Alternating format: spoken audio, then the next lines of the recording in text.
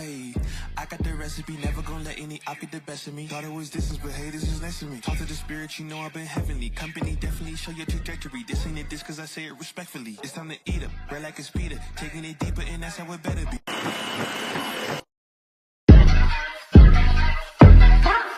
Ayy, I got the recipe, never gonna let any op get the best of me. Thought it was distance, but haters is next to me. Talk to the spirit, you know I've been heavenly. Company definitely show your trajectory. This ain't a diss cause I say it respectfully. It's time to eat up, bread like it's Peter. Taking it deeper and that's how it better be. I never let the comparison get to me. I just remember the promises meant for me. I know the enemy and that he's sent for me. I keep the blood of the lamb as my centerpiece. I cannot trust in no crystals or energy. Look at the chemistry, it do not even mix chemically. Most of the tricks they be gimmicks, they mimic the truth. It's poison and we got the remedy. There is a bomb, apply it, the fire can stand to the tallest of giants, the tyrant and all the suppliers are scheming and lying. They selling this dreams and we buying it. Show me the chicken, I'm frying it. Show me the dough and I'm prying it. Ain't never lacking it, so what I'm packing, he taking it, he magnifying it. They say you ain't bout it. Tell them that you finna make it, but they doubt it. But you rose like a flower. Tell me what it's like to live with superpowers. I don't know, but I'ma get it. I'ma get it. I'ma get it. Get it. I just know that I'ma get it. I'ma get it. I'ma get it. I'ma get it. I'ma get it. Ayy.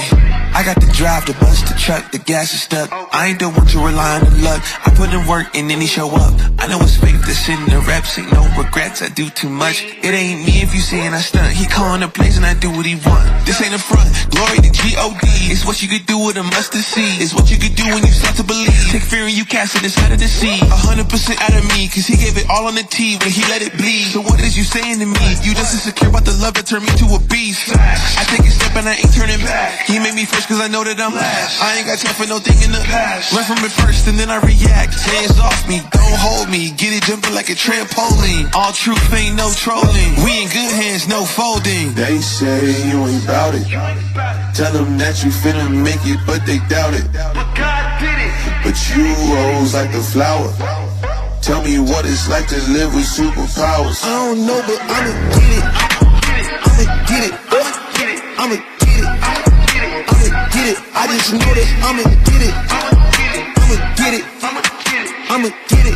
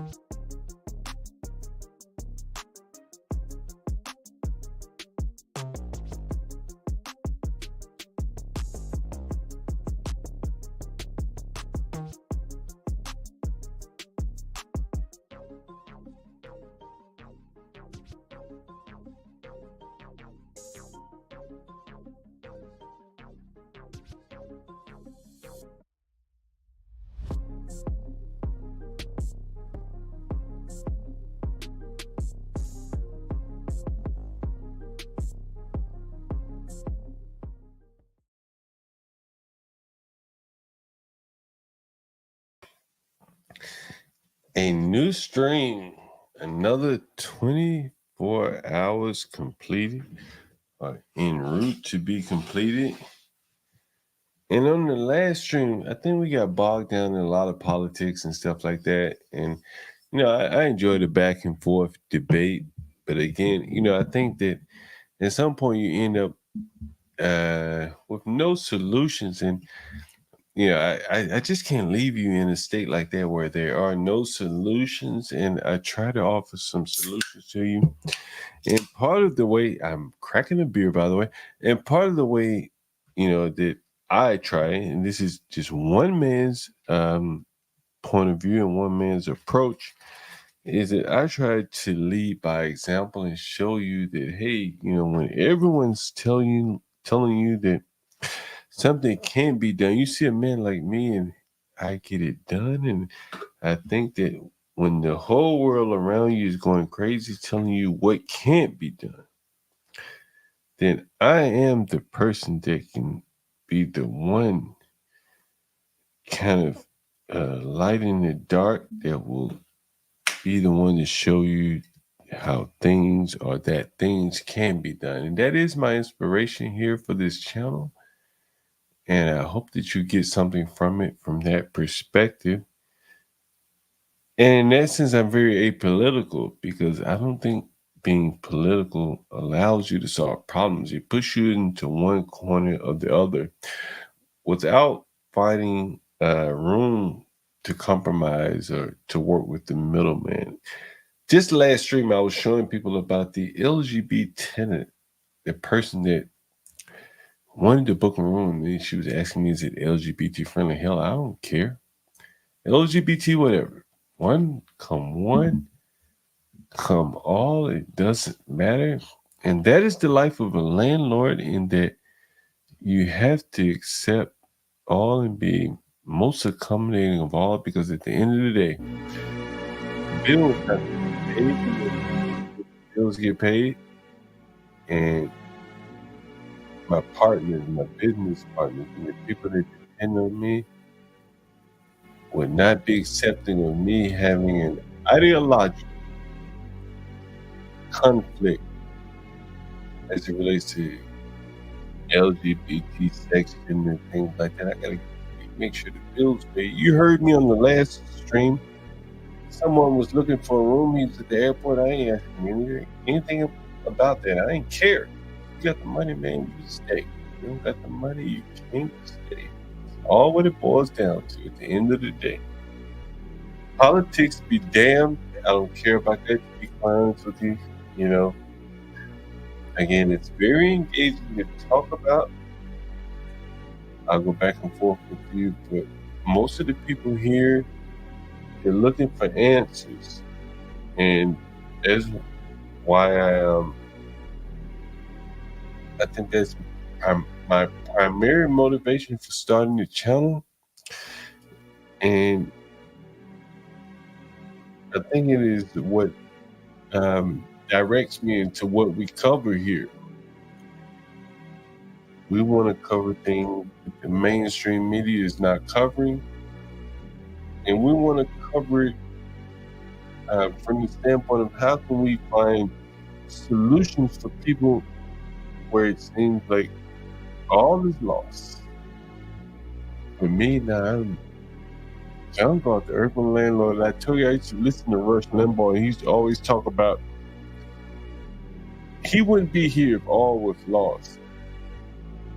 If there were no hope, he wouldn't be broadcasting on the radio. And I'm kind of like in the same position here.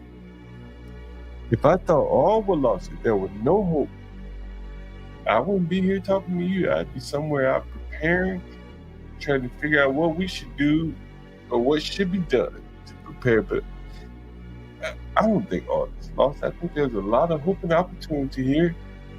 And so what I'm here to convey to you every day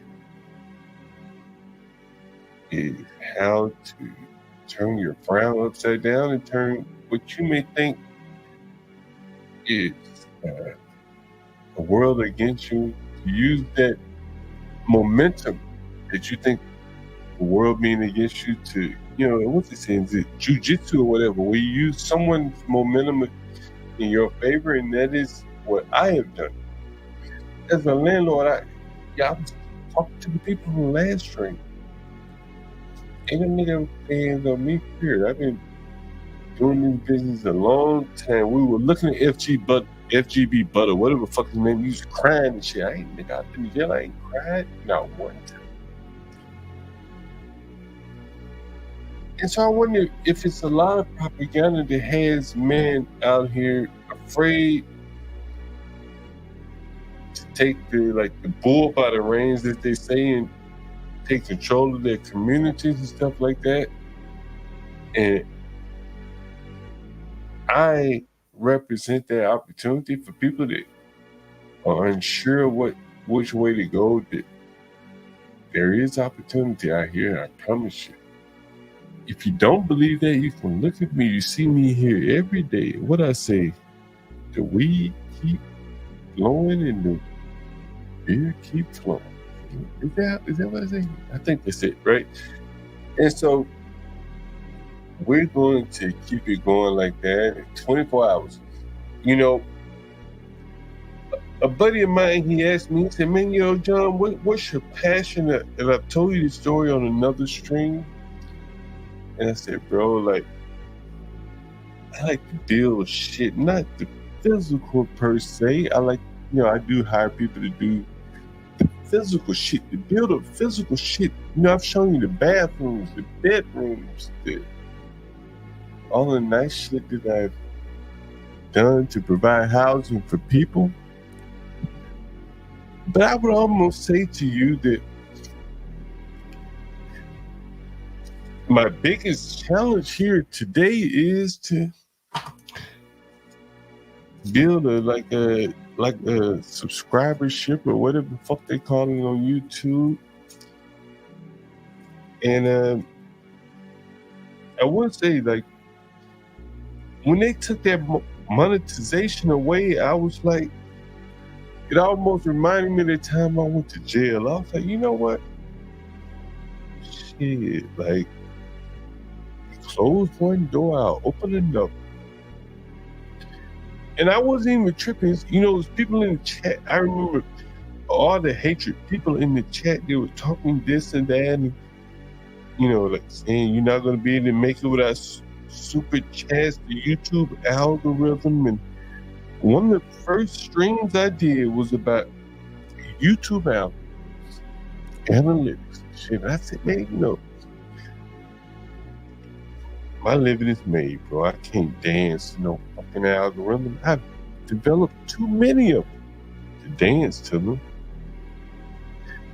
And then I talked about the guys Fresh and Fit, how that son bitch was crying on screen. I said, hell no, that can't be me. Nigga, I've been to jail. I saw the FBG drunk nigga crying. I said, man, that can't be me. And so I said, I can't model whatever the fuck I'm going to do, if it monetizes or not, if it becomes monetizable or not.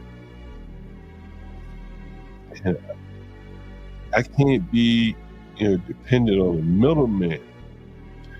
And just the other day, I showed you a motherfucker from Brooklyn, an Airbnb host, just like me, crying about his revenues have been decreased 40%. You never heard me cry one time about my Airbnb revenues. I played the shit on stream where people call me outside of Airbnb. There's no need to cry and whine. There's no need to dance to the middleman when you got that dope for sale. And I told you people, I got the dope for sale, and I've shown you examples. And when you got that dope for sale, well, the middleman, you go right around it. And just like the super host on Airbnb, I never gave a shit about being a super host on Airbnb when I first jumped on this. I said, man, I don't give a fuck about that. I got that dope. Like, they can make me a super host or not. And I'm not going to dance to be a super host. And I'm not going to dance to be a super chatter. So you can send me super chats. And I would say that my kids don't watch this stream, but if they ever do, at some point, they will say, like, my dad, he built this 24-hour stream, and he did it as a labor of love. And I told you guys, all of you people that couldn't understand how passion could manifest itself, I would want to show you better than I can tell you. A lot of times people say, well, you hear all the time, have a passion, and what the fuck does that mean? And, well, here's the manifestation of a passion that has been set into play maybe 20 years into play here, in terms of I set myself up to where I can talk a little freely. And I hope I give advice to some of you young people that are listening, and some of the old people like the white John Galt. I love to go back and forth with you. And with that said, I will bring Latinos for Trump up, and we'll have a discussion. I guess we'll cover the scores first. But anyway, I wanted to give you guys kind of a primer for the people. We have 14 people as we just started. I like to remind you why we're here, why we're able to stream 24 hours a day. We started this channel. I started this channel. I've never met Portia, HB, or Stanley, not in person. But it shows you like how you can make connections over the internet. You don't have to be in person. But you have to have a selflessness. I could want to be up here and talk all by myself. But then I only give you 3 or 4 hours, and I can say, well, I'm going to make sure I get all these super chats and cash apps for myself. But every time you hear me mention a cash app, you always hear me mention Portia, our wonderful editor, and HB2N.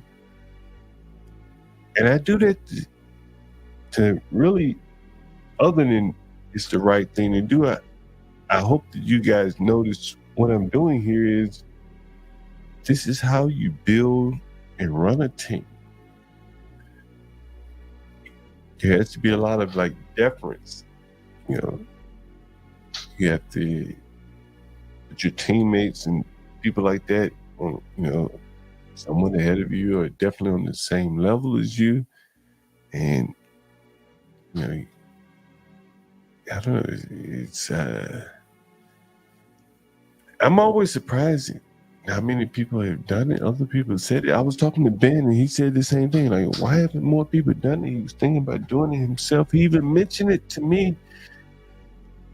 And I said, you know what? I'll do it myself. That is the type of nigga that I am. I do it myself. And I say that to all of you guys that feel like there's no hope or you can't figure out a way to do things. You have to start with yourself. All the voting and all that comes downstream from you doing it yourself. I shared the quote from Booker T. Washington in the last stream. The man who owns your property will determine the politics no matter where he is. And that's why I'm apolitical, because it doesn't really matter to me. And I would suggest you be the same way. And this channel is here for you to find solutions instead of complaining about your problems. All right? Let's go. What's up, Latino? What's going on?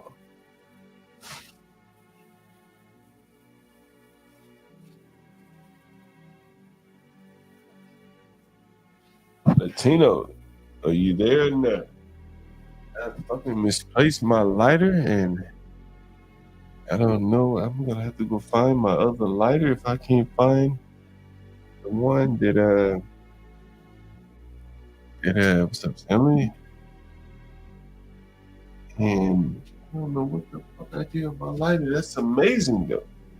These fucking lighters just get up and walk away from you sometimes. What's up, Jaden? I love to see you keep the chat engagement up. You and the white John Galt. I took heed to what you said and I cut the music down. All right. I got to get a barbecue lighter. You are correct. You are on with the urban landlord. That's me. And John Galt, Stanley in the background, Latino on the panel. What's up, Latino? What's up? Not much. I sent you a video. I don't know if you want to watch it. Yeah, I'm about to get out of here. I'm going to let Stanley take control. I got to find my fucking lighter. Give me 1 second, man. Hey, go ahead and drop it in the back. I'm sorry. I didn't copy it over from the last stream. Give me 1 second. Let me look for my damn lighter, bro. Yeah, man, this is amazing.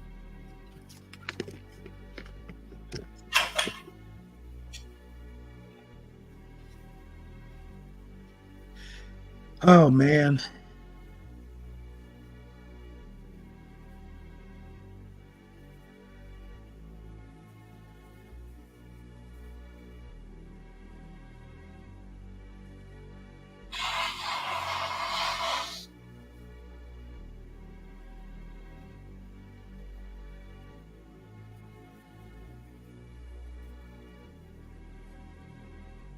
Oh yeah, you know what? There's a default song apparently when we start these streams.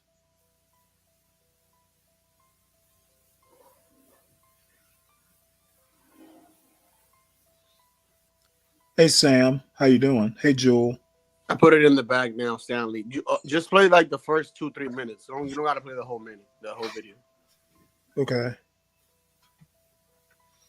Just let me know when you want. Oh wait, we've seen this one before, but I guess we can play it again. John's actually shown this. It's the woke black woman. You remember that one, John? Sharice Peoples or whatever. Yeah, she's in a black t-shirt, a black hat. The one who complained about Kamala, talking about they put her in jail and shit. Here, let me share it right quick. But I know you've shown this one before. I couldn't forget that. Forget that face. I reached out to that woman, that People's woman, the one that talk about Kamala put her ass in jail. Oh yeah. No, she was for Kamala, right? You know what? I don't remember. I didn't pay much attention to her. Oh, yeah. You want to play it, or did you have something to say?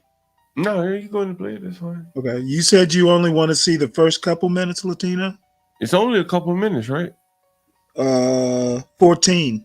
Oh damn, that's a long interview. We only showed the short one.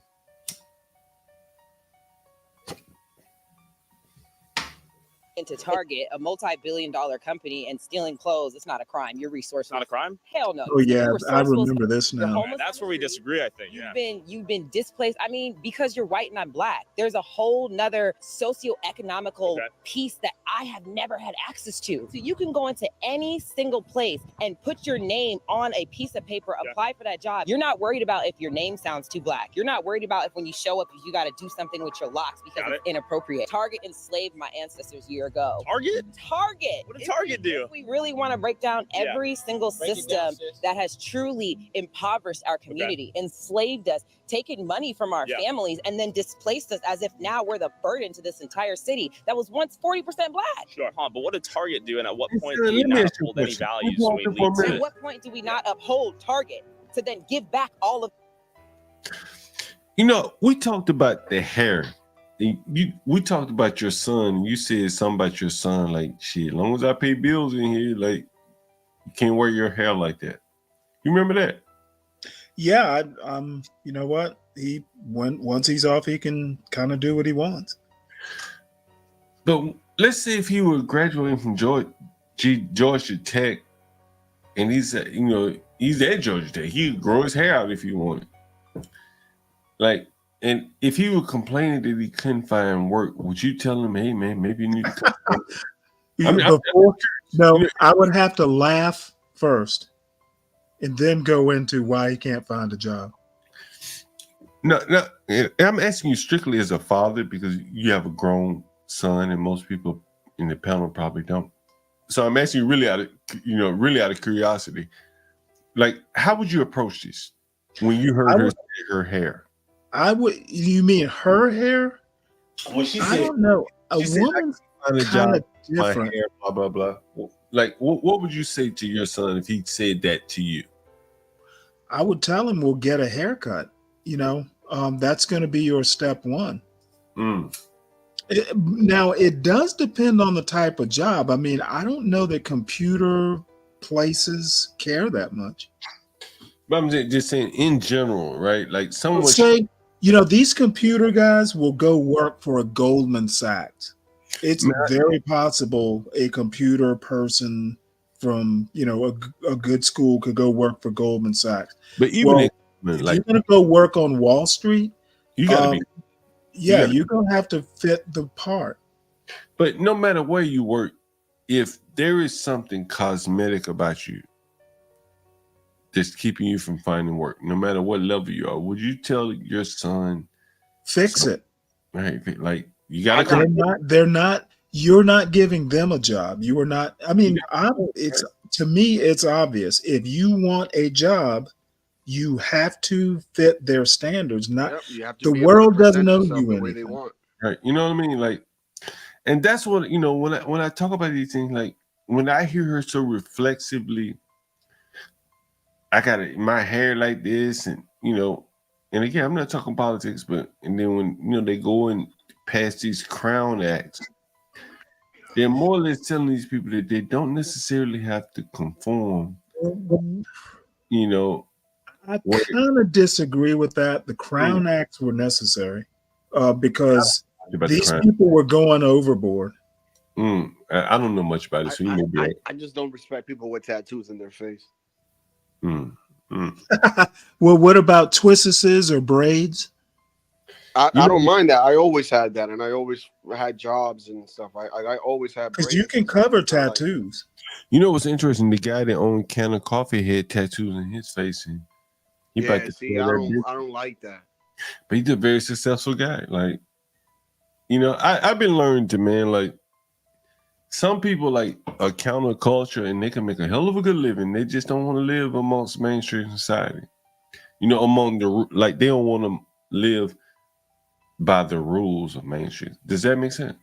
Yeah, and that is perfectly fine as long as you're able. See, here's the deal: you can make freedom of whatever allows you to live the way you want to.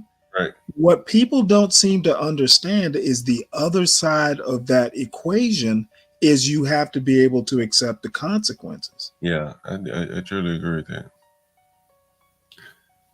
I truly agree with that. Yeah. See, Stanley, I tell you, like, you probably in line up with more that more so with most of these people on here.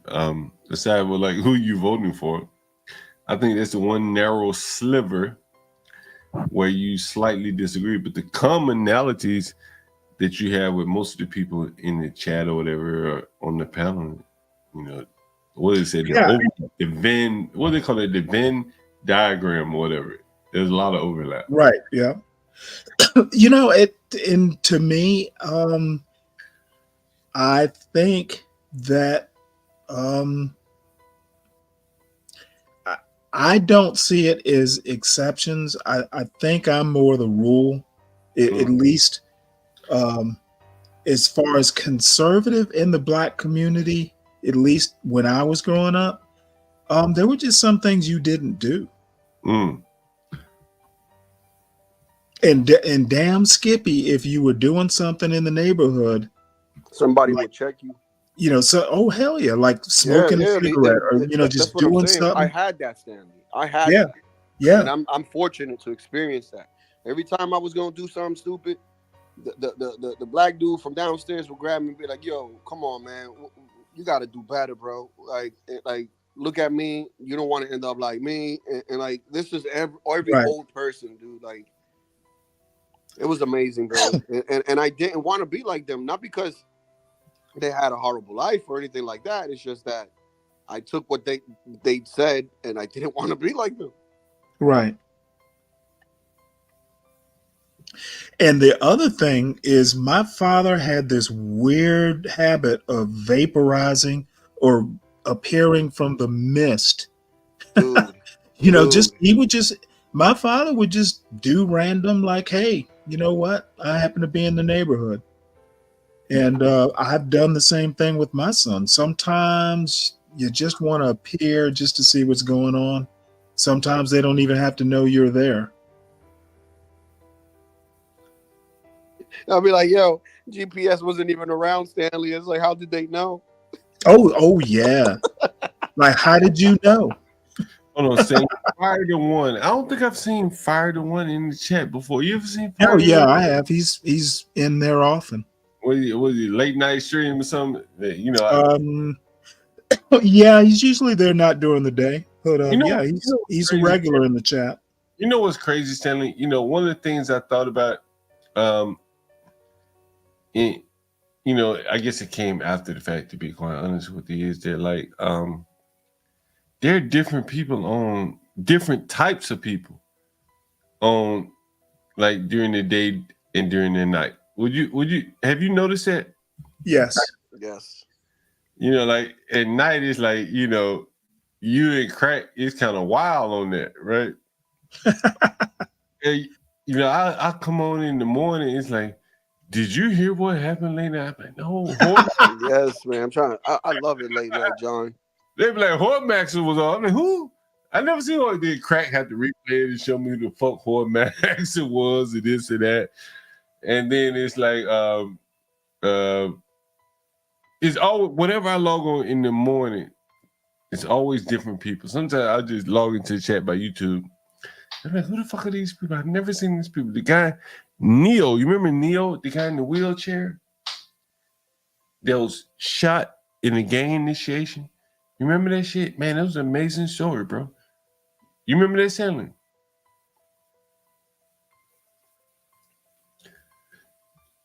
Damn, Stanley dropped off? Okay, maybe he dropped off. Oh, he dropped off, man. I hope not. He needs to continue playing the video because No, I'm sorry. I was on mute. No, I don't remember. I don't remember Neo. Oh man, Neo was shot in a gang initiation, paralyzed, bro. Wow. Yeah. Neil, the guy that was on the other day, Stanley, that was talking about the situation. Yeah, he was shot in the gang initiation, man, and he was in the supermarket or something. But yet he powered on, man. And I think his screen title is the best grower in YouTube or something like that.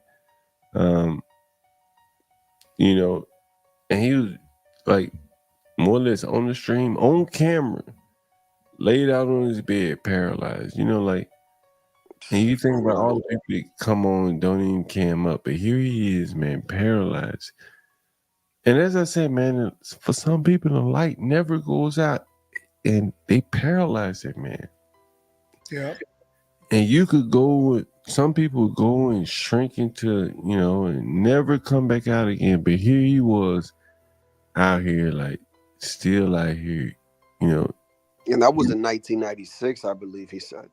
The light never goes out for some people. And Neo is one of those people, man.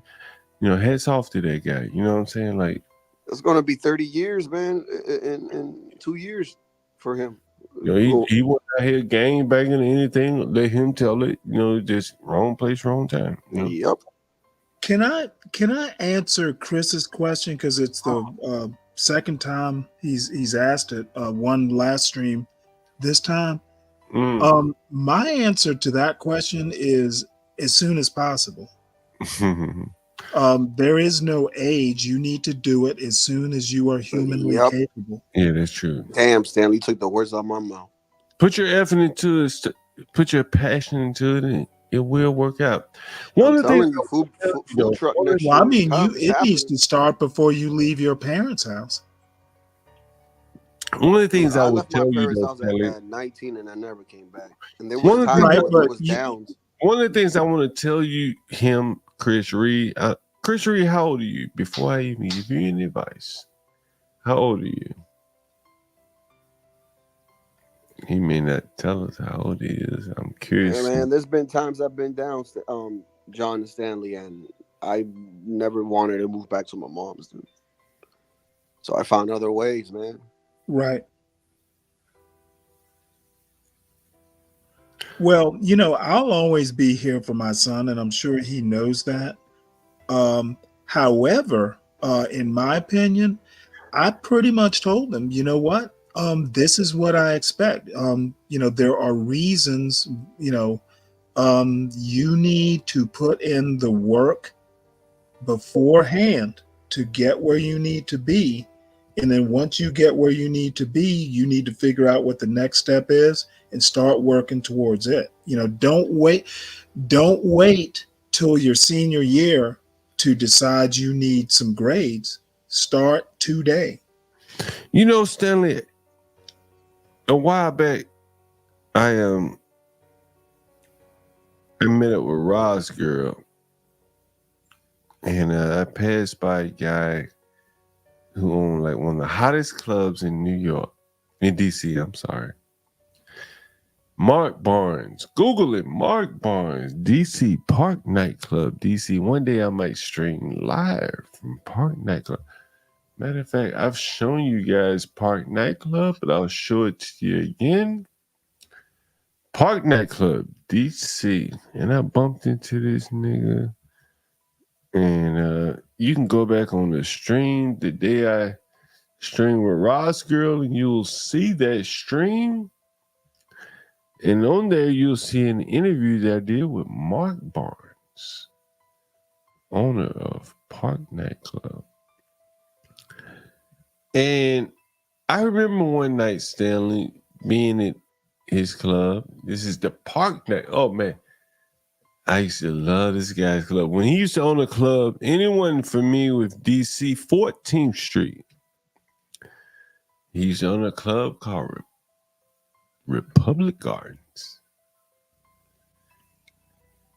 I used to love that club, man. I spent so many days, so many nights in that club.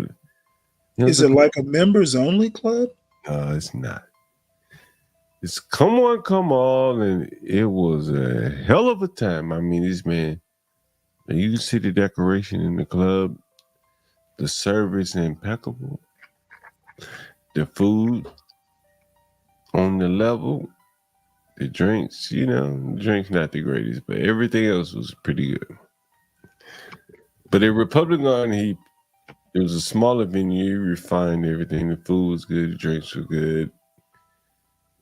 And I was on the stream with him. I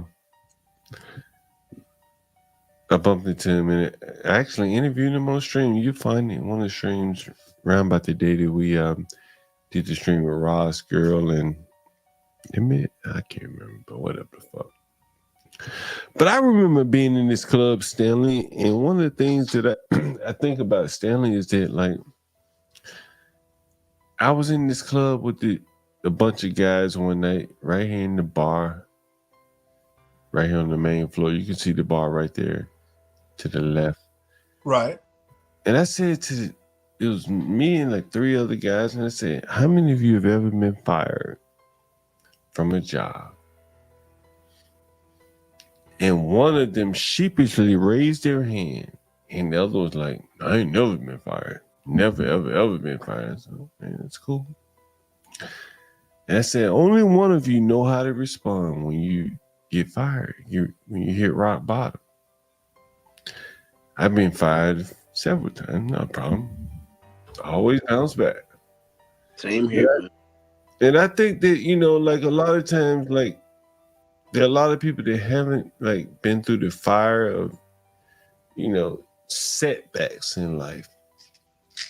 And they don't know how to, respond when there are setbacks in life. And I carried that example with me as one, just kind of one example. Like, very few people know how to deal with like setbacks in life, and I'd be interested to hear you guys' opinion. You ever had any setbacks in life? I know you have, Stanley. Your wife died. Yeah. Right? Your wife died. Yeah, that's yeah. tough. And luckily I had my son to deal with, so I don't know if distraction was the right word, but basically it was a mission. My goal was to basically not have him skip a beat, and it wasn't easy. But it was. I had to make sure, basically, I didn't want to let her down. You ever met any rich people in life? Who, me? Yeah. Yeah. Went to school with him. And when you meet a rich person, I'm not talking about a child of a rich person. I'm talking about a rich person who built the wealth on his own. Yeah. Yeah, actually I have. And all that still to this day, he's my friend. If you talk to that son bitch, all he gonna tell you is stories about how he failed fucked up on something. Yep. How he All the learned time. from his failures. All the time. You know what I mean? Like, that's how it works, right? You could always almost tell a fraud by the person who doesn't talk to you about his failures. That's true. It is. I'm giving you some A1 game here. You ever hear me talk to you, get on here bragging to you niggas about anything? Hell no. I don't get on here and brag. I give you the straight. Damn, John, that video was good. When you want to find a fraud, you look at them niggas that's been accused of fraud and people that can they show you a dreadlock coming out of a drain? Hell no. Can they show you the tenant that they woke up 2 hours late? Check out. Hell no. All they can show you is the planes and the fancy jewelry that they wear. Nigga, I show you their hard work behind it. As Booker T. Washington said in the last stream I showed you, like, one of the saddest things he saw was a piano in one of these shacks. And the people didn't recognize the 100 years of toil that preceded that piano. And I'm here to show you the toil that goes into like making money and being able to do what I do every day. The people like American Man, the ones that you shit on, and you want your children to be better than him, but he's the man that you call to preserve your quality of life. That's what this whole channel is about right now. And John, huh? In the video, it was a part where she goes, "Oh, black people don't steal from black stores or whatever." Da, da, da, da. Yeah, the video continues and it shows like actual robbery of a black store being robbed. They literally convenient. No, hold on. Is that not the most ignorant statement made by this young man today? Well, you know how it's American Man. Like, we're gonna educate these young men. We're gonna educate them. It's the only thing. Hey, John, let me say this, right? They could shit. Listen, to be honest, they could shit because see, everyone shits on a plumber right up until they see the check amount. Until they see the backup. As soon as they see the bill, then they realize, oh shit, this is wild out here. They don't know American Man. Like as soon as they see the bill, they're like, oh. But as soon as they see the backup, they get the calling from a plumber, the mandate. And guess what? At that point, I could charge you as much and as little as I want. Because what you gonna do? American Man, they don't understand that, like American you and Man, I, or any of us, because they probably rent. So at the end of the day, all they got to do is call the landlord, and he has to handle it. American Man, let me tell you a funny story, bro. You're gonna love this, American Man. You're gonna love. Let me just say this real quick, John, before you go to that story, right? My daughter, right? I had to take her dress shopping yesterday. Right now. That anyway, right? And then she's like, "Oh, and we got to get her a gift, right?" Right? And it's funny because as she's saying we got to get her a gift, I'm thinking to myself, we or I have to get her a gift. But guess what? It was no problem for me to be able to provide. American Man, I'm sorry, I'm gonna stop. These fucking niggas is driving me crazy on this chat, and I gotta get out of here. But this is an educational channel, and I want you to educate this motherfucking nigga. I'm so sorry. I've been drinking, and I've been smoking. I've been drinking, and I've been smoking. But American Man, this nigga here put a comment up on the chat. He says that annual wage for plumbing in the United States is $61,000. America, man, that's probably. Let me ask you this question. There are 52 weeks in a year. You work 5 days a week. How much money could you make off the books? Well, that's where the money really starts piling up at. That's why I'm asking. So give me a number. Give me a number. What could you make on any given weekend if you just put the pedal to the metal? At 52, how much could you make? You can easily make on any given weekend. You could easily make between $3,000 and $5,000 on any given weekend. Is that counted in that median annual wage that this nigga here done put up on? No, and that's like in this and these fucking niggas. I'm trying to explain to you. And here's the thing, right? Let me ask Jaden. He can say that, but is he making more than $61,000? Man, listen, these niggas. I doubt it. American man, these niggas. I only make about American man. Let me explain to you.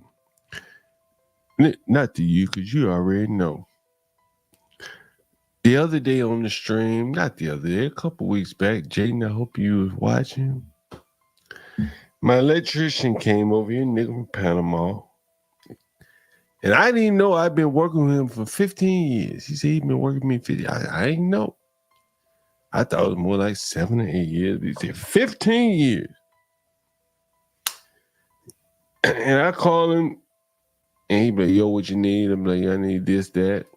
And he said, all right, I come when I get off work. That nigga probably making, ain't no motherfucking telling. When he get off work, bro, ain't no telling. Electrician, just running fucking plugs and shit. Ain't no telling, bro. So that number you got, that I got up on the screen, a motherfucking plumber could easily double that shit in the gray market. He's doing something legal, not illegal. He ain't selling no dope. And you wouldn't even know. Am I wrong, American man? Yeah, 100%. Like I said to you, John, I do side jobs where it's 45 minutes and I'm walking less than that, 30 minutes, and I'm walking off with an easy $400 or $500. Are you reporting that to the government? Is that? I'm sure Jaden ain't seen $400 and $500 in under a week. Is that number represented in 45 minutes? Hold on. American man, is that number represented in the 61,000 that Jaden is talking about? But no. Because hold on. Because the government's always listening. Yes, it is. Okay, fair enough. let me ask you this. But there are a lot of plumbers that doing freelance shit on the weekend. Right. Of course. And they're making cool bucks. And that shit ain't being counted in that number right there that Jaden's talking about. Let me tell you. But even with the 61,000, that's about $10,000-$11,000 over the over the median income in the United States. And the other thing is, there's many people making above 61 as below 61. That's like $11,000 over the average. Yeah, what he doesn't understand is that's just one man. His wife could also be working. Exactly. Right? Stanley, here's the thing with Jaden, right? We're dealing with,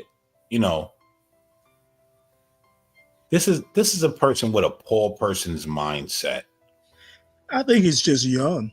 Yeah, I think he's young. I think I think this is a poor person's mindset. I mean, but I think overriding all that is youth. He may have a poor person mindset, but overriding all that is youth. He doesn't understand the way of the world. Nope. He doesn't understand that you could double your motherfucking income as a plumber off the books. Now, I'm also going to add something that's going to be a little controversial. And I don't know him. Who knows? He could have rich parents.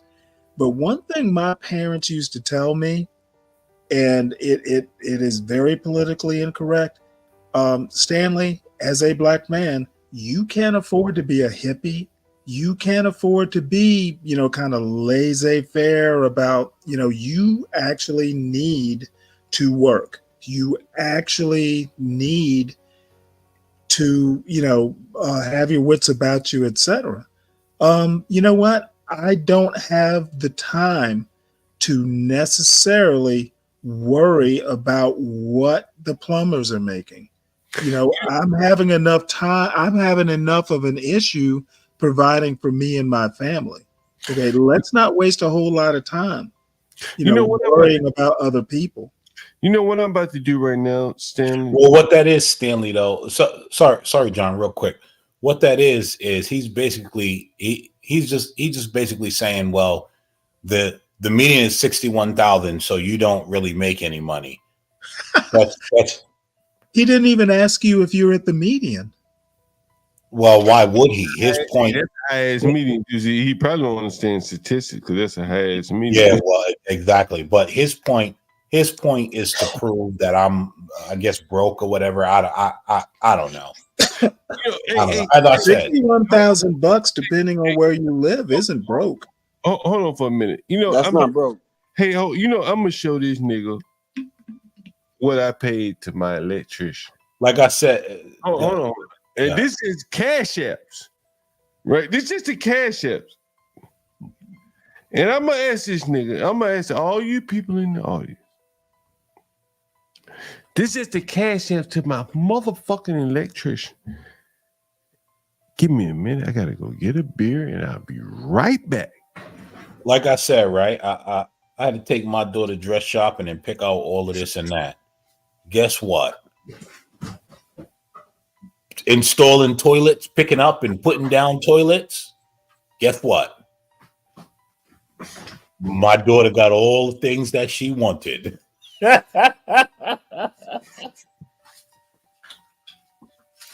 gonna show you niggas the cash apps. And you know what, American man, like, bro, I got so much respect for the trades because y'all niggas help me make money.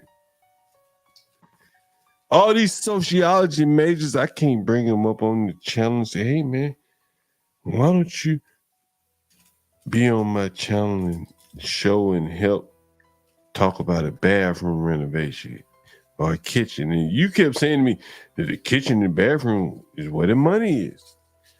How many of you niggas work where the money is in your profession? Am I wrong, American man? Right? You're right. You work where the money is. Well, motherfucker say, yeah, and they on a $700,000 purchase based on where you work, almost specifically. The bedrooms don't change much, but that bathroom. Nope. Yep, that kitchen and that bathroom. You ain't lying. Those are the next things on my list. That's what make that woman say, yeah, and they on a purchase. Am I wrong? Yep, that's right. Yeah. As a matter of fact, I'll tell you what. Right? You know how many times it is 8 out of 10 times. You know who's making the choices on the kitchen and the bathroom renovations? Who it goes by? It goes by the woman. Let me ask you this, American man. So these niggas that really don't understand the way of the world. A kitchen, and I imagine you may have worked in a kitchen that done the kitchen that was being done. There may have been more than most of these niggas' salary. Oh my god! Oh my god! Let me tell you, when I worked in New York, John, there was one contractor. He said, "I don't touch anything under 70,000," and that's just a kitchen renovation. American man, a buddy of mine, he was getting a house renovated here in DC, and basic renovation. Motherfuckers told him, say, bro, like, we ain't taking nothing less than 200. Yeah, I'm telling you. For nothing else. That's true. So when you people think that Kamala gonna be able to give your ass a voucher so you can go ahead and buy you a house, nigga, the contractor, they ain't wasting their time for less than something for 200. I bring him on the street and let him tell you for himself. Nigga, ain't no house being built for under 350,000. We done talked about that, right? There ain't no houses at that American price. man, American man, you gonna go out? Have you ever worked on a? Have you worked on a house in the last 3 years that was being sold for under 300? Or that was nowhere near. Why not? Nowhere near. My friend is looking at the market and he ain't finding that. Well, tell me why not? So how is Kamala gonna be able to help these people with a $25,000? Let me tell you something. $25,000. That's just the cost for the plumber alone. Thank you. And a boiler or some shit. You still ain't paid the electrician. You still ain't paid the HVAC, and you still ain't paid the framers and the cement and all of that. And so and the permits that come with it. And the permits. So who's gonna benefit from all this shit, American man? Who you think gonna benefit from? The government, man. Well, there's always a kickback. Yes. Well, also, right? It's first of all, if American people think they're gonna get any of that money, they're dumb. That's for immigrants. Yeah. Not only that, they have to pay for it, dude. Let me pay for it in the long run. Let me ask you this, American man. I got a question for you. I do have a question. Since you are a tradesman and all that, and I want to ask you a question. How many of these niggas and liberals and motherfuckers with sociology and all these bullshit degrees could go make $100 a month without a job with what they know or what they know how to do? Not many. Not many. Not many. The government done trained these some bitches for at least 16 years, college including. And they were fired from their job. They couldn't go make $100 a month. Nope. What they've learned in 16 motherfucking years. Is that right? Nope. That's what you're telling me. Right? Yep. Hey, John, I could quit my company tonight. I guarantee you I'll have another job by tomorrow night. Would you need another job? Because you think you can make it without a job? Oh, if I just solely work for myself, absolutely I can.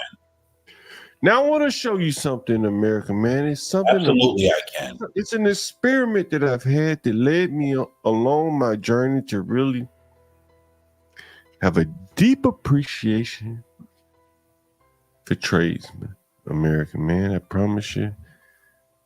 And this is why, honestly, why y'all have an affinity for Trump, aside from me being political.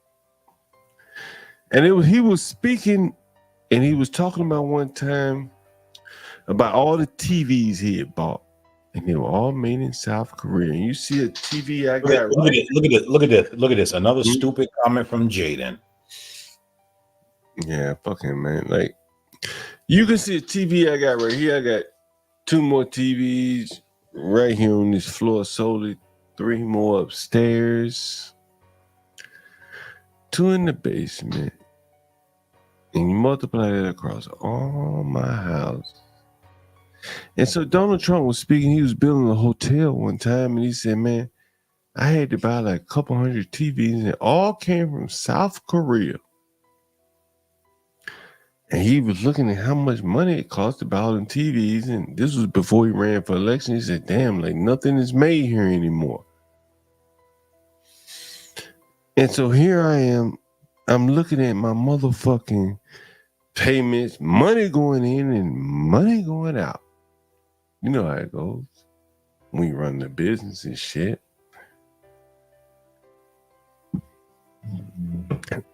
And I one day looked up and I said, what the fuck am I paid? Just an example, one of these motherfucking tradesmen and shit. And as Booker T. Washington said, if you got something to offer to the marketplace, you would transcend racism and race and all that shit. He did say that. And so I was looking to see how much if I paid my electrician solely by Cash App alone. I paid him in cash. I paid him by Zelle and Venmo. But I pulled up my Cash Apps and boom. How many of you niggas can make this amount of money? Yeah, Jaden, there it goes.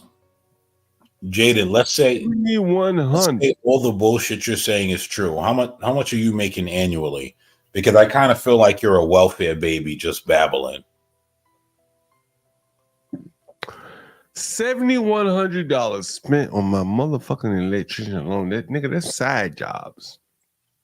He do real electrical work, and then he come to me when he off work. So when you quote that $61,000 an hour, that's almost 10 grand extra right there. And John, that's you. What about all the other people? All the other people, all the other jobs. Sometimes he go from my house to another house after work. Jaden, bro, I'm trying to teach you the way of the world. I ain't here to criticize you, man.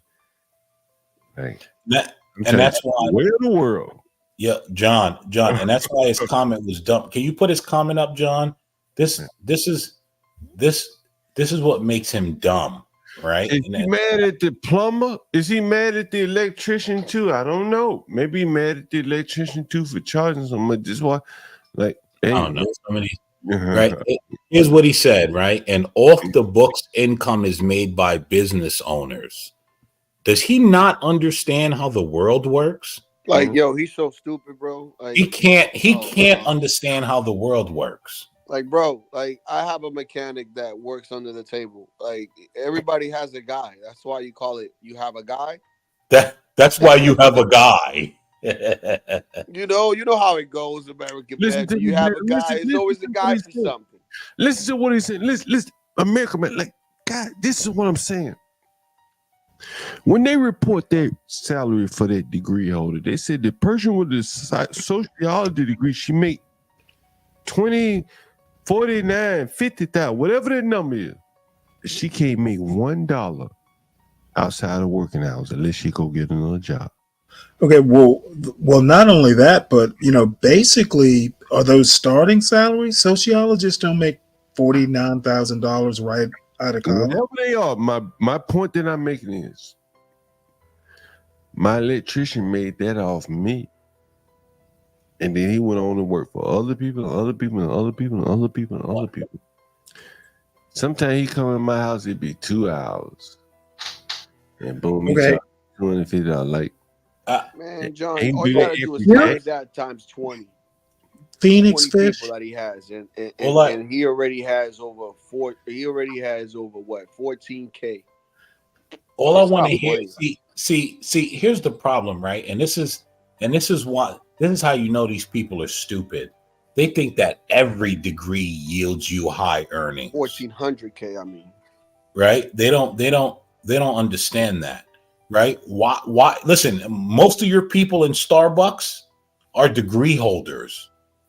Yes, they are. Well, I wouldn't say most without statistical backup. Okay. Oh, okay, Stanley. Right? I don't want to get lost in the weeds of it. Is 40% sufficient for you? Is 40% sufficient for you? Well, I don't know. I wouldn't venture a guess. I would stop with many are. Okay.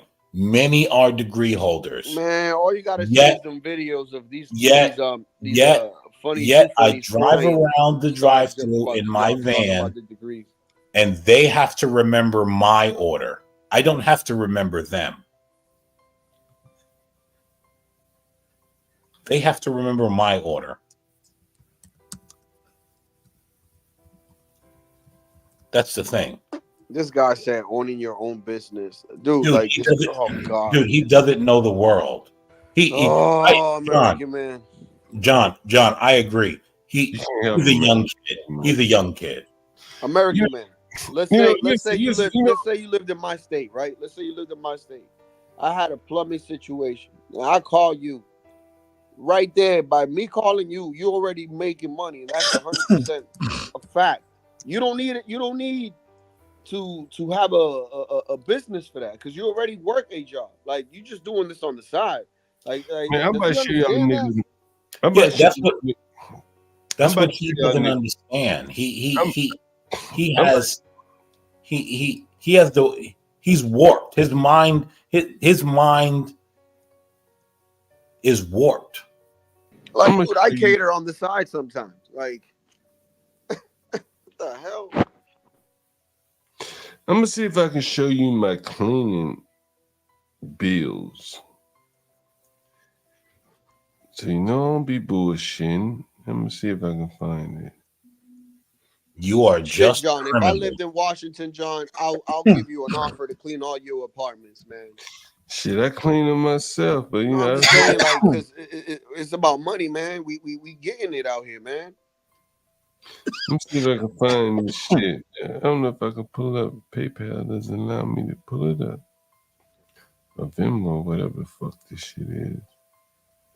Let's see if we can pull it up. I want to show you guys. I'm just curious to know, how old is Jaden? Are you in college? No, I think I think Jaden might be like one of those college kids that's like sucking on a Democrat cock and believes everything that comes out of them. Well, you know, I can imagine how he's taking statements like that. Yeah, I don't really care about his feelings, Stanley. Well, you can hurt his feelings with constructive criticism. Stanley, unicorns don't stop blaming Democrats. He's a Democrat idiot. Stanley, you can tell. You have to at a certain extent. I can barely hear you, Latino. You have to, though, at a certain extent, dude. Like, come on. You're not going to say that these people are doing what they're doing in college, indoctrinating. Well, and stuff. I honestly think that people don't quite understand what college is. You know, going to a seemingly it's an indoctrination camp at this point. I'm sorry. No, I don't agree that it is. I said, hold on, Stanley. Make sure you listen carefully. Seemingly, it's an indoctrination camp at this point. Well, it can be if you don't understand what college is and should be. You know what? You're not going. I mean, it's good to go to college if you're going to have a quote traditional experience. I mean, you want to enjoy yourself, but you know, you're actually not going there to party. Can I ask you a question? No. Can I ask you a question?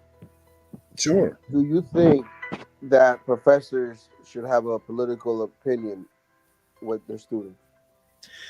Wait, a political opinion when? With their students, or talk about anything political, period. Well, I think there's freedom of speech and, you know, all that stuff. But if you're going to college to be political, you're better off probably just working for a campaign. You know, if you're going to college to study politics, I guess you can be political, but college, honestly, college is for learning and to learn how to learn. You have to approach it, in my opinion, with a mindset. And I went to college, had a good time, etc. But I didn't know money when I got done with college. Hopefully my son won't. And my parents didn't pay for college. I did. And it wasn't all work. Yeah, I had jobs, but you know, mostly it was scholarships. It can be done. And quite frankly, you know what? If you have to shell out $100,000 to go to college, you're better off. I agree with you and John. You're better off getting a trade or go the Ryan route.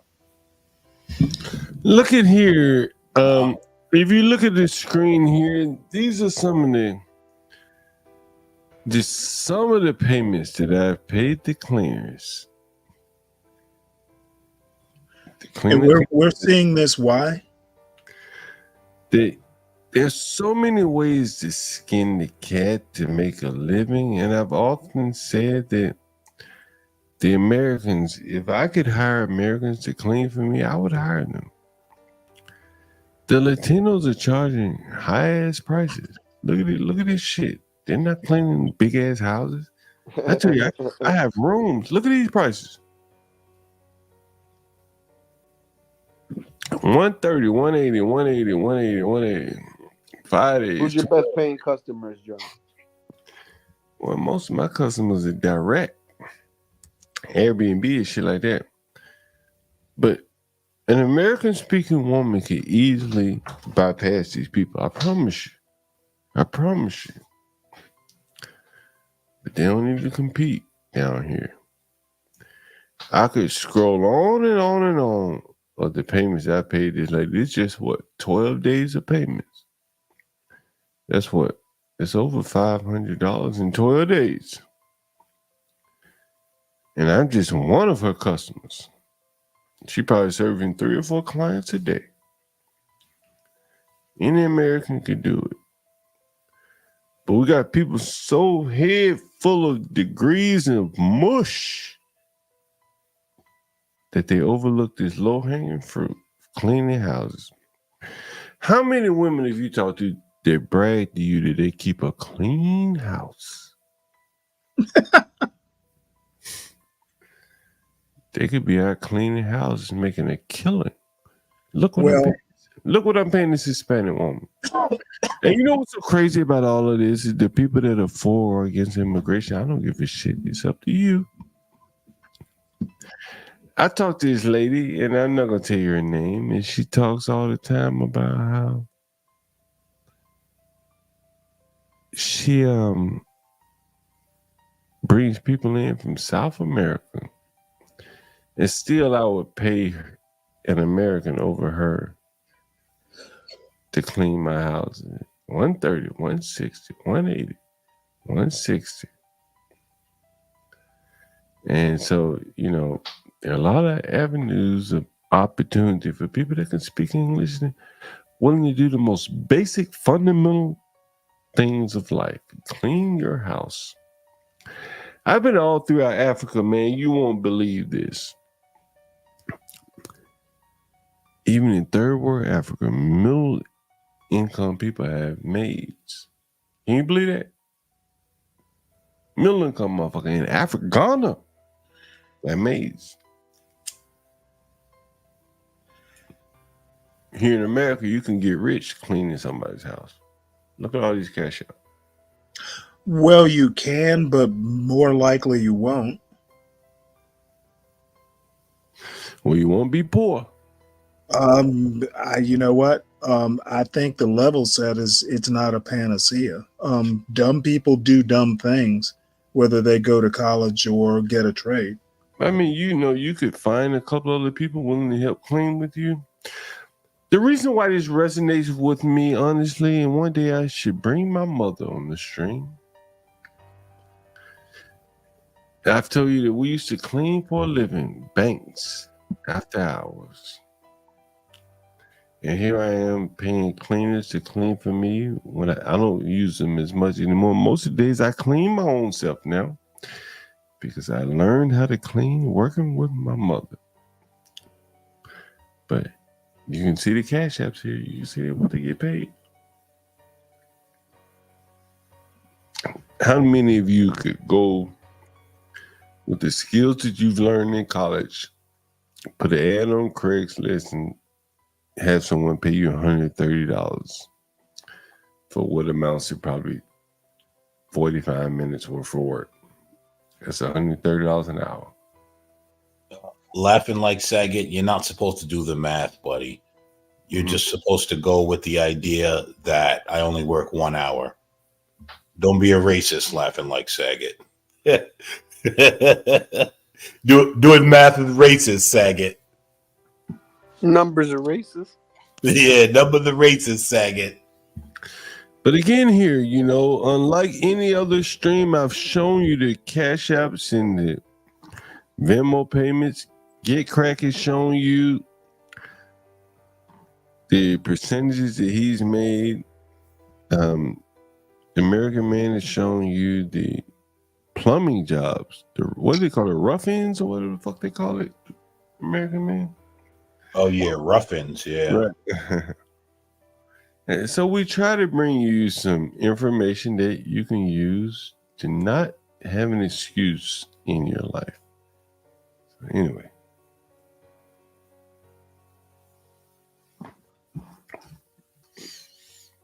Don't all be quiet at the same time, guys. Here.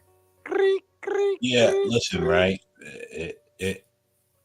Here's the thing. Now, Damn, now I wanted look. John to play that, Now look. play that video so he could see that when the black people loot that store, man. Now look. Shitting on the janitor. Shitting on the janitor. Bro. Damn. Some janitors be making more money than the teachers. Dude, again, man, these people don't know the way of the world. These are all hanging on the tit of Democrat ideology monkeys. That's it. They don't know the way of the world. I wish I had me a good janitor right now. I wish I had me a good janitor right now. Like, a dude, super, like American man, you know what a super is, don't you? That's what I was about to tell you, man. Like they do it all. I wish I had me a good super right now.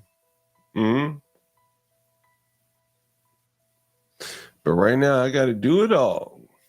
No, Artie, that's way too far out. The only way we would ever take a job that far out is if it's a job that's going to be about a year long. I would hire a man right now. 100,000. You know what's crazy, American man? You know how dire shit is right now, and I'm being straight up motherfucking honest with you. If a nigga could put on smart locks on doors, screw in locks in beds that are getting loose. I've shown you niggas the streams about the nigga who bed was loose and they had to come over there and tighten up. I got the Allen wrench for you. All you gotta do is go tighten the beds up once a month or so. And every now and then make up a bed, sweep up a room. I'd have a job for a nigga. But you know how hard that would be to hire somebody? So I had to go it alone. I've hired 2 people, more than 2, maybe 2. It's very hard to hire people and keep employees in America. Their standards are too high. John, you want to know what's interesting? You want to know what I thought about the thing that I thought about taking up, which I would never pay anyone to do, but there's so many people that are willing to pay to do it. To hang TVs. Yo, don't hemp do that shit. If you can't do that by yourself, you're an idiot. Dude. Yo, but Latino, you know how many people are constantly looking for people to hang their TVs? Yeah. You can make some money doing that shit. Hemp does this shit, right? I don't know what hemp does for a living. So I think that's hemp business. Right, but I'm pretty sure he hangs TVs. But you know, but John, if I wanted to do that on the weekends, me by myself, I could probably make a good $2,000 on a weekend just hanging TVs. Look at that. Yeah, no, it ain't hard. No, I hang TVs. I hang them all the time. Hanging TVs is not hard. It's an hour and a half worth of work. But that guy will pay somebody though. Which is fine. But I'm just saying, like, hanging TVs is no work, and people pay for that all the time. American man, I heard you saying something about getting paid to set up TVs. Oh, like, and I'm about to put a fireplace right here. You see that little area? There's gonna be a fire. Am I gonna be stepping on your toes if I get into it, Gary? Nah, I'm about to prove your point, John. When I was in college, a couple years right before I was about to graduate, this one old nigga in a Section 8 project called me and said, "Hey, Gary, do you mind if you could come over here and set up my TV and Roku?" And I was like, "Yeah, sure. How much?" "Oh, I'll give you about $300. Damn. Took that shit up right after class. And apparently that nigga said I did such a good job because I was able to get it done in about 30 to 35 minutes. I'm He telling you, told these people don't whole understand. block and gave me 3 more jobs after that, man. I made almost $900 something doing that. That was good for you, but sad for them, man. I'm telling you, it's ridiculous. People can't do things by themselves. They can't even change the I'm carburetor. But Latino, no. It was mainly old people who asked me. They didn't really have the physical capability of lifting those big ass TVs. but Latino, that's the way of the world, bro. You That's either against gonna my sink or personal health. swim. Hey, before I get out of here, guys, I am getting out of here. I promise you. This time, again, I always like to show you kind of the paradigm of thinking outside of the box. And I want to show you this. I got the hiccups here. Damn. Excuse me. This is not Rick Ross I'm showing you, but I'll scroll up and down wherever we need to go. Excuse me. You can see the headline on the screen here. This woman grosses $1 million per year in 4 months of work. That's a hell of a gross. What does she do? She decorates porches with pumpkins in Dallas and Houston.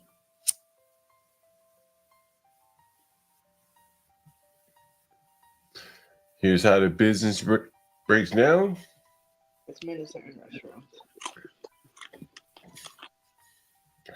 Here's what she does.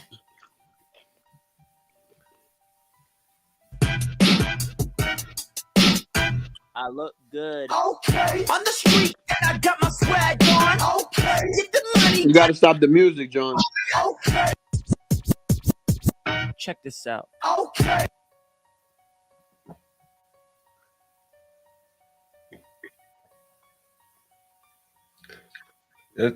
That's what she does for a living.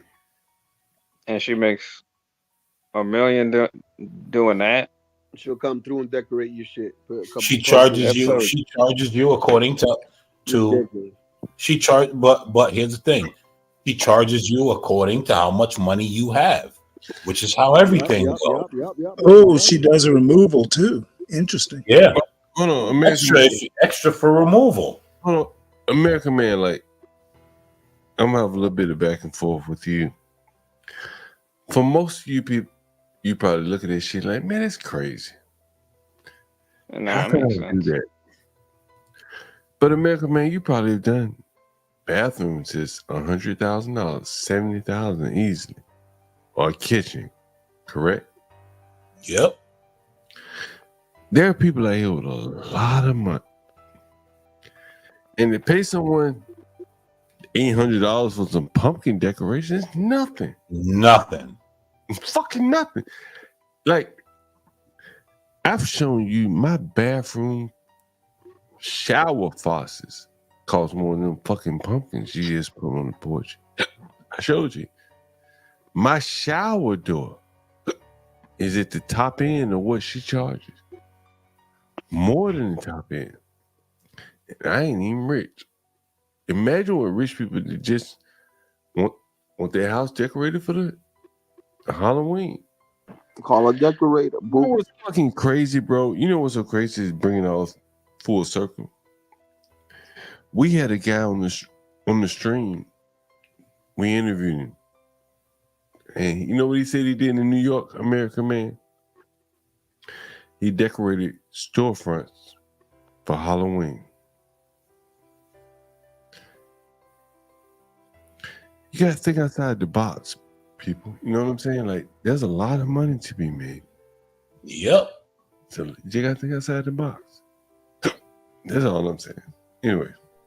Man, there's a man, right? That he saw some seniors that he needed their trash taken out.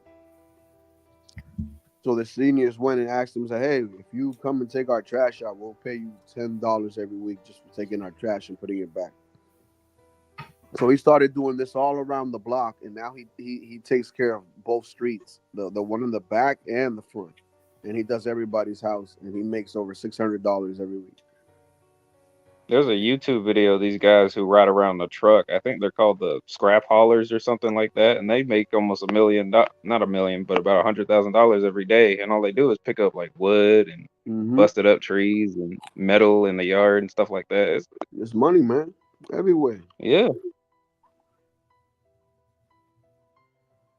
I ended Yeah, up making like them a couple I do have dollars one yesterday question clearing out about trees that $1 in some million people's yards. though. Now, is that like her take home, or is that just her business? no, that's probably her Said that's business. That's Okay, business. Yeah, it said because to it be said her honest, it said she grossed it, so that's probably her business.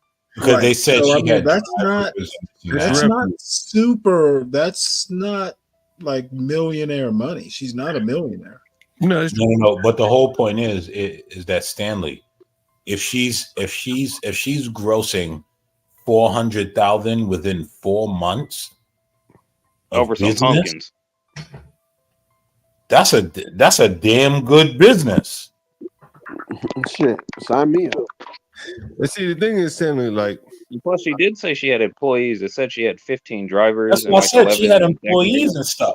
see, That's what I said. So here's the thing. Stanley, if she's taking in 400,000 in 4 months, that's damn good business. Like, here's the thing, Stanley. Like, and Master Kim talks about a lot. Like, Exactly, Phoenix Fish. That don't sound like a lot of overhead. John, you good? that could be two bit. That could be two businesses. I got the hiccups a little bit. That could be two businesses, right? And one of them is, let's say they are, I don't know, her business, right?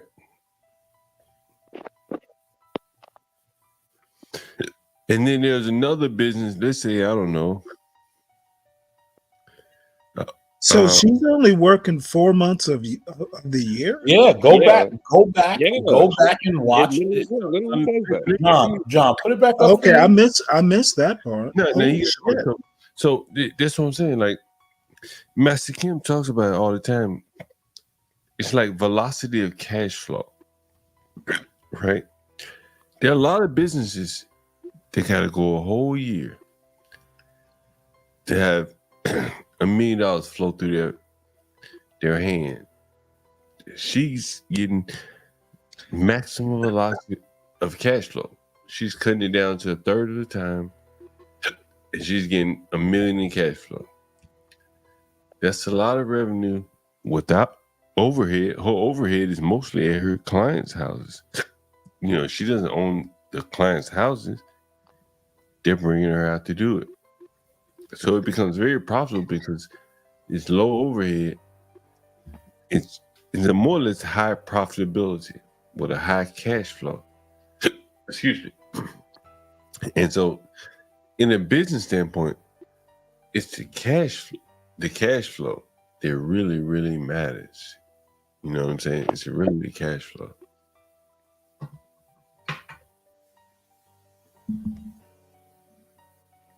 Again, right?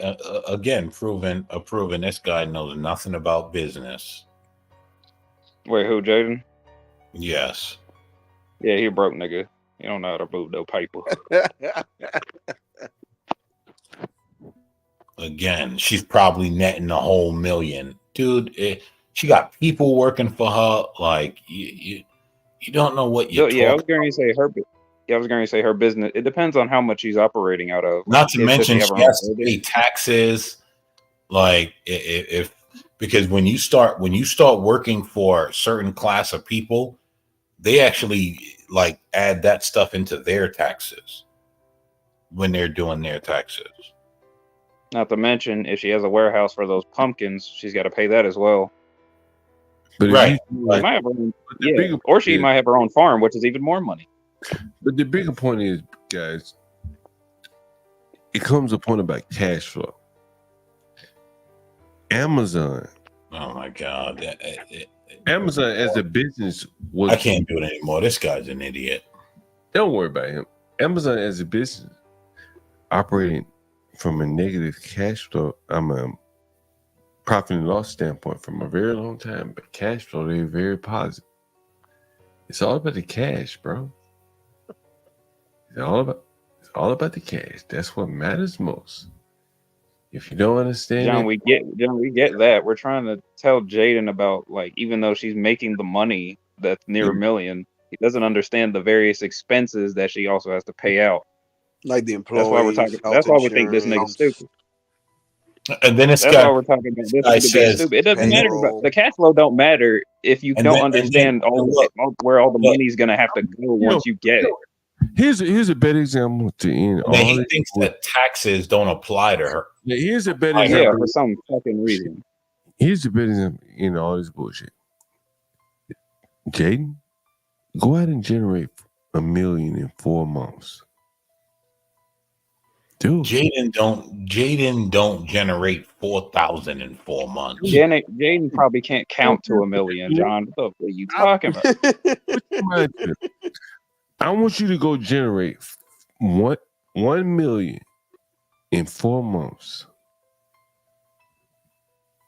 That's what this woman is doing. Can you do that? Can you put your mind to it? Can you appreciate what this woman is doing? $1 million in 4 months, bro. Delivering motherfucking pumpkins. And decorations. Motherfucking pumpkin. The world is your motherfucking oyster, bro. You out here telling me what the fuck you can't do, bro. And this white woman out here delivering goddamn pumpkins. $1 million. No, John, it's her fault. It's her fault. She's white. $1 million in 4 months. You over in the chat telling me I can't deliver no pumpkins. All right, well, fuck. Yeah, you can. All you gotta do is create an efficient system. Nah, bro, that's gay, bro. I ain't delivering no pumpkins. No, nigga, systems aren't gay. You gay. Stop using the bathroom if you think systems are gay. Says I can't fucking do it. I can't deliver pumpkins and deliver on the porch. Even though the woman is showing you that it's all possible. No, but that's what they'll say, John. Pumpkins are gay, bro. Like, why would I deliver? Yeah, I don't care about that. I don't care about that, nigga. That's what it is. I don't care about that. I don't care about that white woman, man. Hey, why I look like a girl? Why I look like a girl, John? What you want me to do? You want me to give pumpkins to people, bro? That's gay, man. I ain't no faggot. Dude, listen. People pay people to walk. HB, yo, hold on. HB, there are richer people in Chicago than in Dallas. Trust and believe. Them rich motherfuckers getting their houses decorating in Dallas, in Chicago, spending big money, bro. There's some real rich people in Chicago. We showed the list of other houses, you know, like you can make money almost anywhere serving the rich. That's for sure. If you would have, John, if somebody would have told you 15 years ago that dog walking was a big deal, would you have dog walking is a big deal? Great. Yeah, it's a big deal. Yeah. That's a stupid amount of money in dog walking. Hold on, guys, relax. 15 years ago, if someone would have said to you, dog walking would be a big deal, y'all would be saying the same thing these idiots in the chat are saying. That's fake. It's a scam. Ain't nobody paying nobody to walk nobody's dog. And guess what? Dog walking is a big deal. Well, it can be dangerous too. I don't disagree with that. But it's still a big dog deal. walker who got shot. Stanley, if somebody would have told you 15 years ago dog walking would be probably a $500 million industry. Well, $500 million, I probably would be surprised. But I mean, if you've ever been like between everybody that works at Stanley, yeah, I mean, dog walking has been a thing for a while. Yeah, it's just the fact that not many people capitalize on it because they either just don't think it's worth it, or a lot of times they just don't like dogs.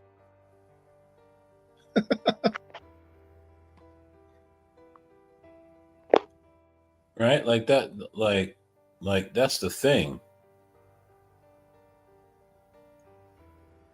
That's right, Artie. So Lady Gaga's dog walker. So now your name is Toilet Man? Listen, that's what he wants to push. I listen, I'm gonna let him have it, man. You know? I'm gonna let I him have mean, it. I think He this wants it. hurricane was a pretty If decent. I acknowledge it, then he's gonna think that there's something for him. Call me Toilet Man. He's the guy on the internet not telling us how much money he's making, but complaining about everyone else making money. So that tells us I all bet we y'all. need to. I bet y'all he don't know how much a toilet costs. Yeah, they're pretty damn expensive. Yeah. You-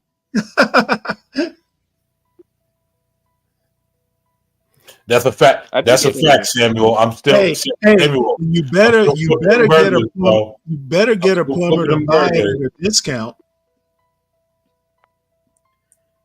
You know, you won't be walking into Walmart or to Home Depot and getting that toilet the same as the plumber will get it for you. Yeah, is Oh that true? wow. Do plumbers get their toilets on a discount? Hell yeah. When you deal with a supply house and you have regular work, right? And you buy a lot from them, yes, you do get things at a discount. It's tools and everything. Like I went to a supply house to buy a Friday. I went to buy a cork gun, and first thing the guy at the counter said to me was like, "Do you want me to put it on your company's account so you get the discount, or do you just want to pay it outright?" And I was just like, "Well, I'm gonna pay it outright." He was like, "Yeah, but do you want to put it under the company so you get the discount?"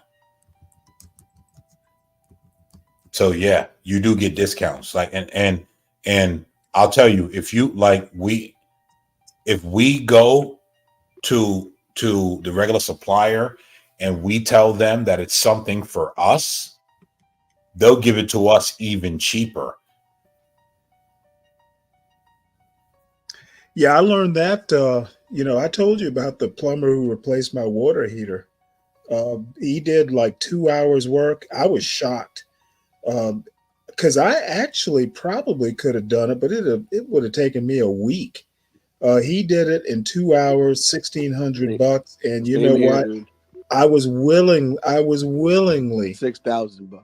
Can you say that? Hold on. Say that again, Stanley. What were the No, numbers? I told you before. I mean, the No, plumber I had. no. But please, Stanley, say it for the idiots in the back. Say it again. You mean the part about I probably could have done it myself, but it would have taken me a week? No. How long it took him and how much you Oh, he paid him? did it in 2 hours. He probably a little less than 2 hours. He and his nephew. Now his nephew, you know, he had as an apprentice, but no, he was serious. You know, he's like, hey, you know what? This is my price. Because I asked him, hey, you know, can you do it for 15? He's like, nope, 1,600 is the price. He looked me dead in my eye and said, I'm not going lower. And I said, you know what? Well, I believe you now. So, you know, believe me, I literally in the review told him if I could give you 6 stars, I would.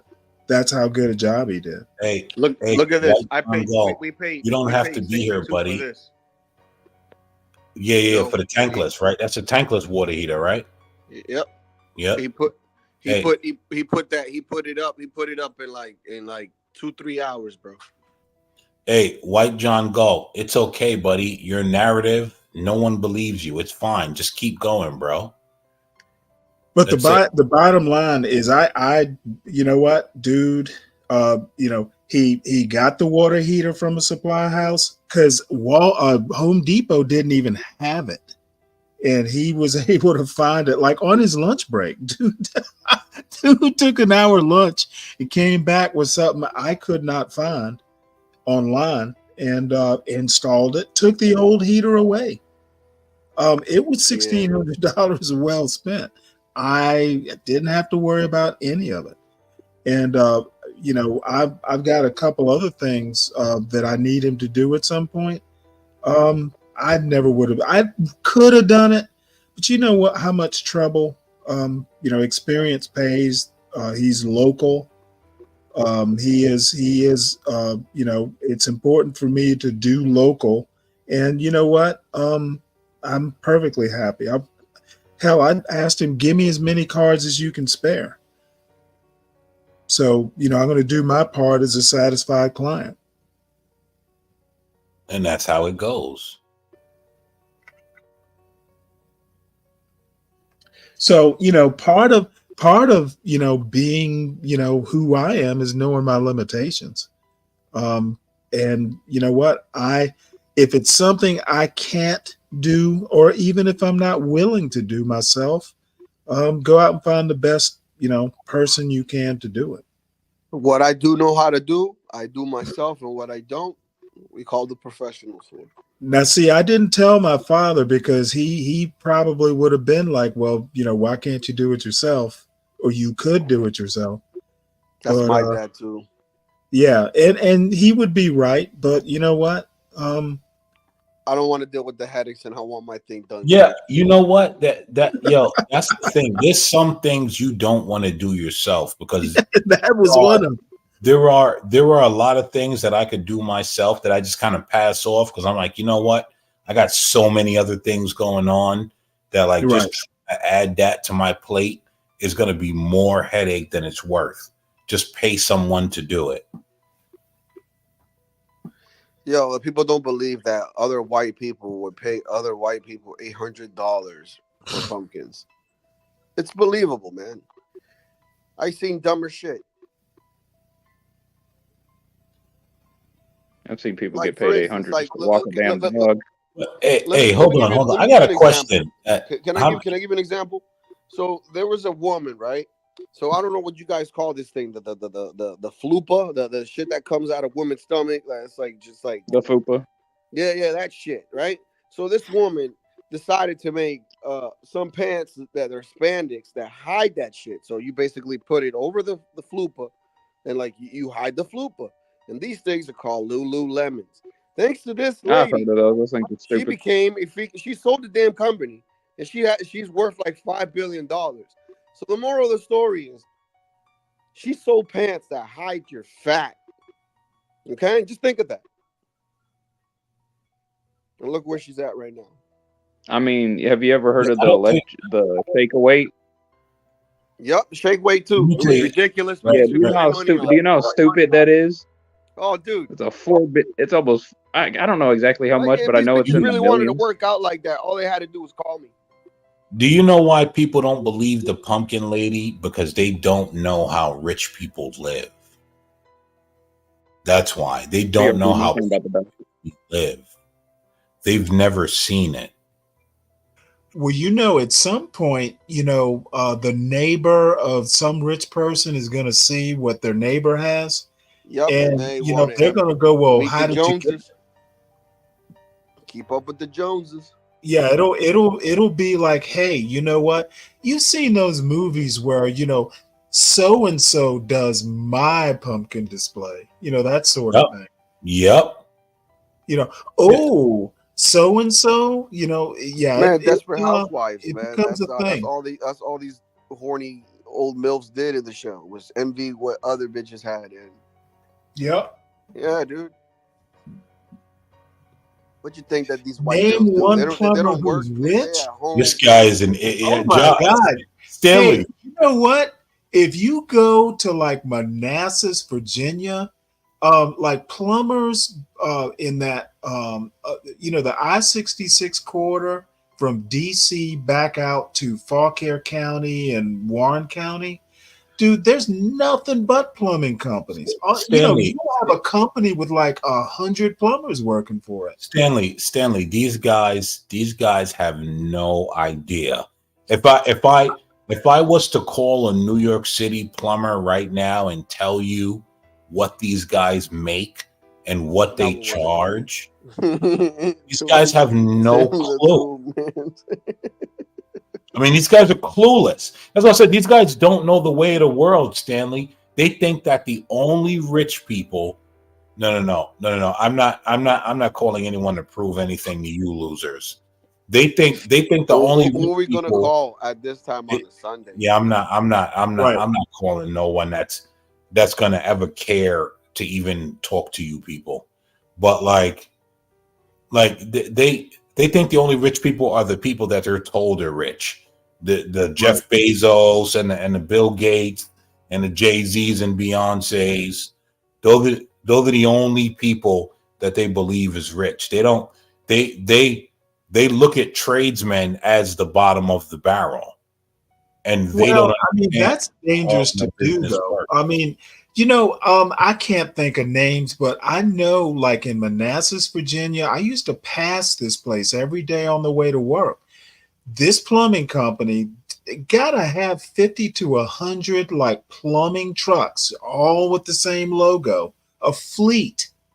Man, over here, it's like 3 major in a companies. brand damn new building. It looked like a car dealership, except it was a plumbing company. Yo, Over man, here, there's 3 major plumbing companies, and the one that did our work, I believe, was Blue Rhino.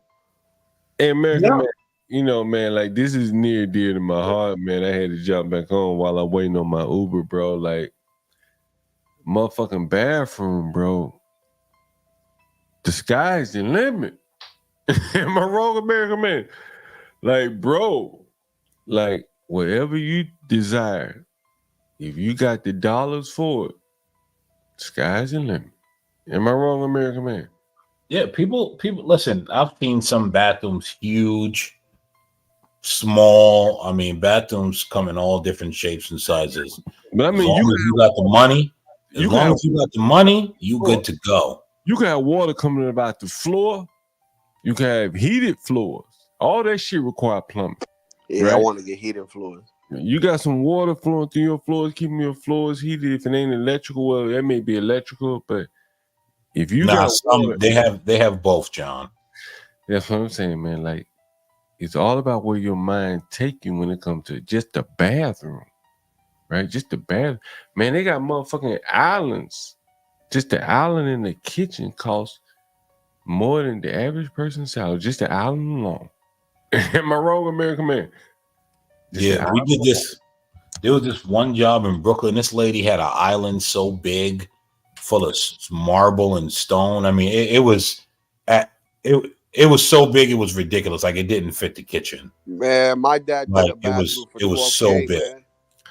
man. And wherever there's water, there's got to be a plumber. And you hear me? My father did a bathroom for 12K, marble and everything, man. It was beautiful, beautiful ass bathroom, man. 12K. And I think they really don't. I think people really don't understand, because most people have just a regular bathroom. They're regular people. But this shit had a jacuzzi and everything, bro. They're fixtures. American man, like, they're $2,000 toilets, aren't they? And I ain't talking about no gold toilet. Man, Toto toilet is about $2,000. Yep, them Japanese joints. Well, the total toilet, it depends on which total toilet you get. I've installed fucking $7,000 total toilets. That's what I'm talking about. Bro. Yo, there's one that's black that costs like $15,000. That has like a gold tip that you press the button on, and it has a whole bunch of features and shit. Like, but that toilet's like heated. Listen, all that toilet's heated. Man. It fingers you. I'm like, why you need Bluetooth? It cleans you after it's done fingering you. I'm like, God damn, man. It does everything, that toilet. Your wife will leave you for that toilet. Yeah, that's a fact. Yo, that's a fact, bro. We getting divorced.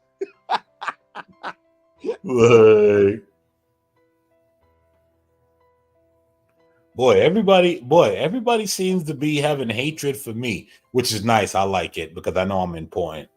You guys keep hating on me. Thank you very much. I'll take a bow. That lets me know that I'm living rent free in you guys' head. Thank you. But yeah, dude, yo, listen, man, those toilets, you damn right, Latino, your wife would get up out of there quickly for them toilets, bro. Like, them toilets fucking expensive. Like, shit. They don't play no games, bro. Like, the shit that rich people do, and that's why I said these people do not know how rich people live. They are clueless. They don't know how the other side lives. If you see how the other side lives, you would realize all that shit that you're talking is just nigger babble. The other side lives very, very different.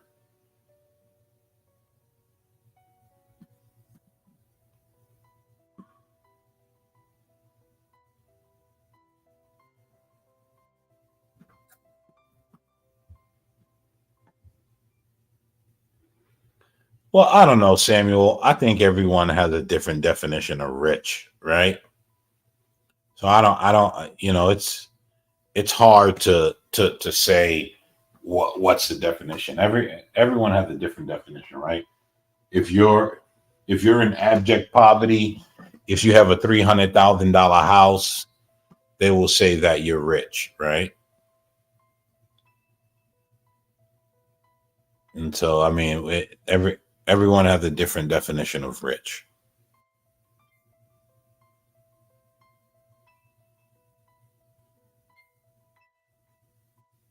And so I think, I think it's hard to give a definition of what one believes is rich.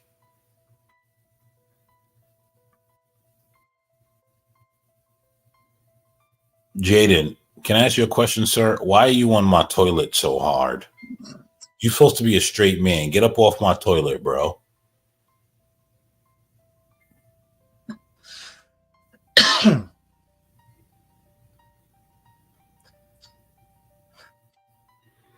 You're not going to be anything but a hater, sir. White supremacy is holding you. Stanley, in the back chat, I sent you a link. Just pull it up if you don't mind. Just so this guy can see the toilet I was talking about.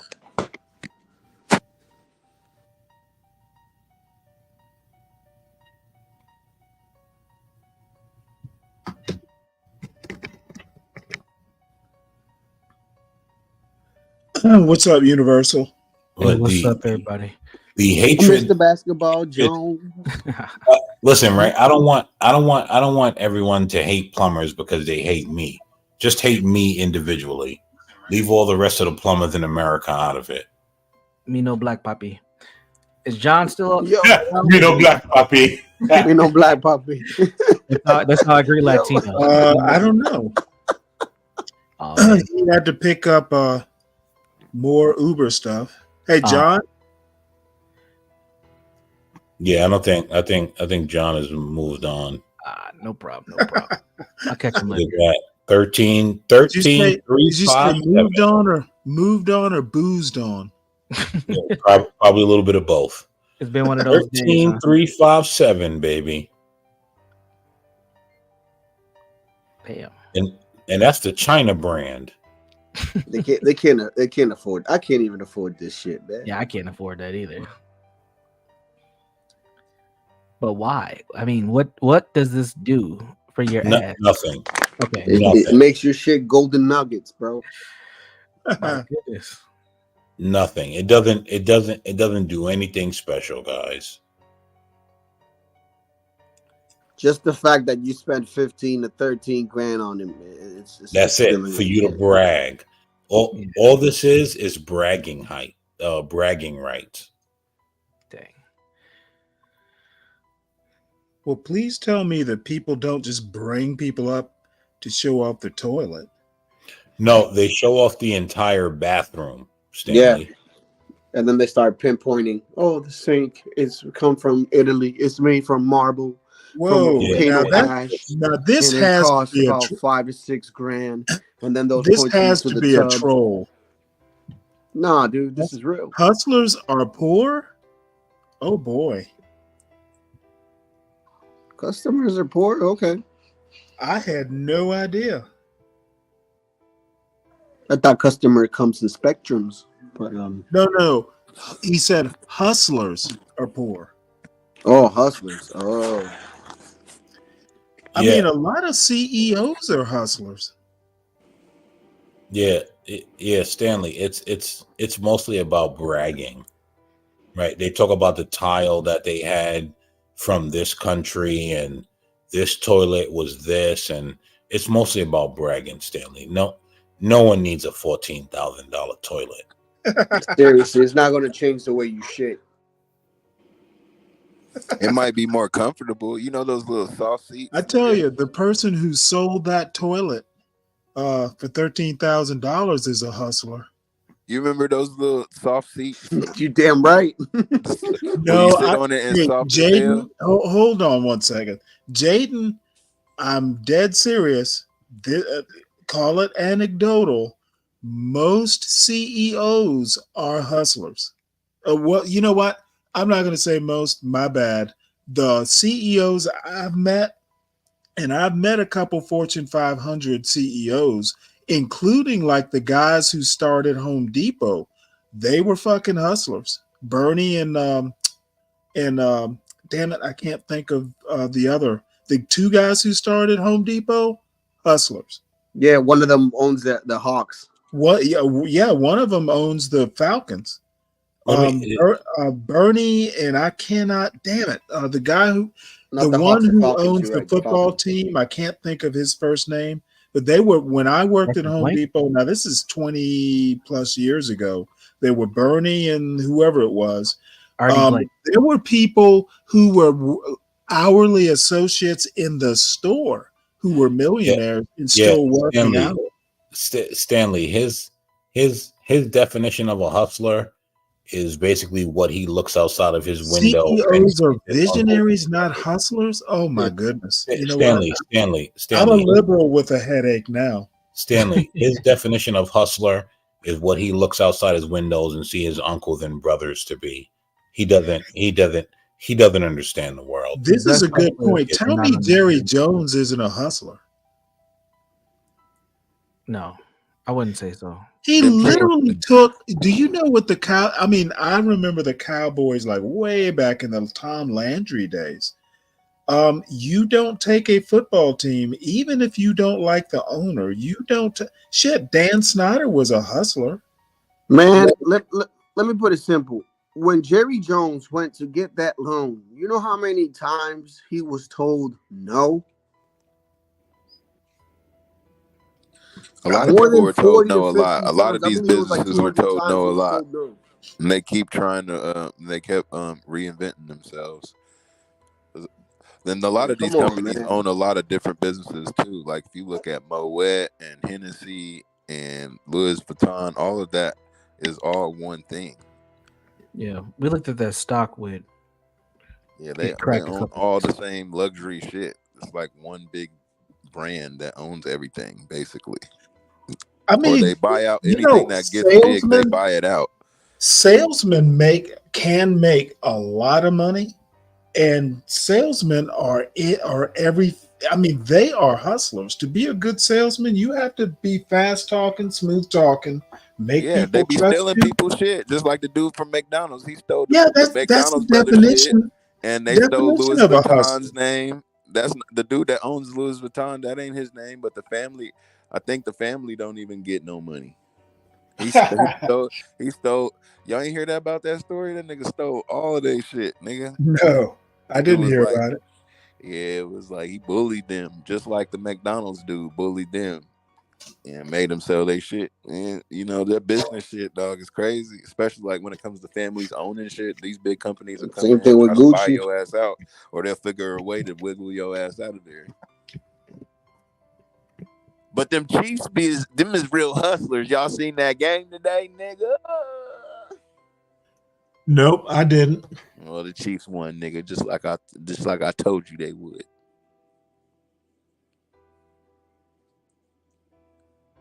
Don't get quiet now, Stanley. You was talking about the Falcons, like nigga, like you know what? I have no idea. Tell me about it. I've been on here all day.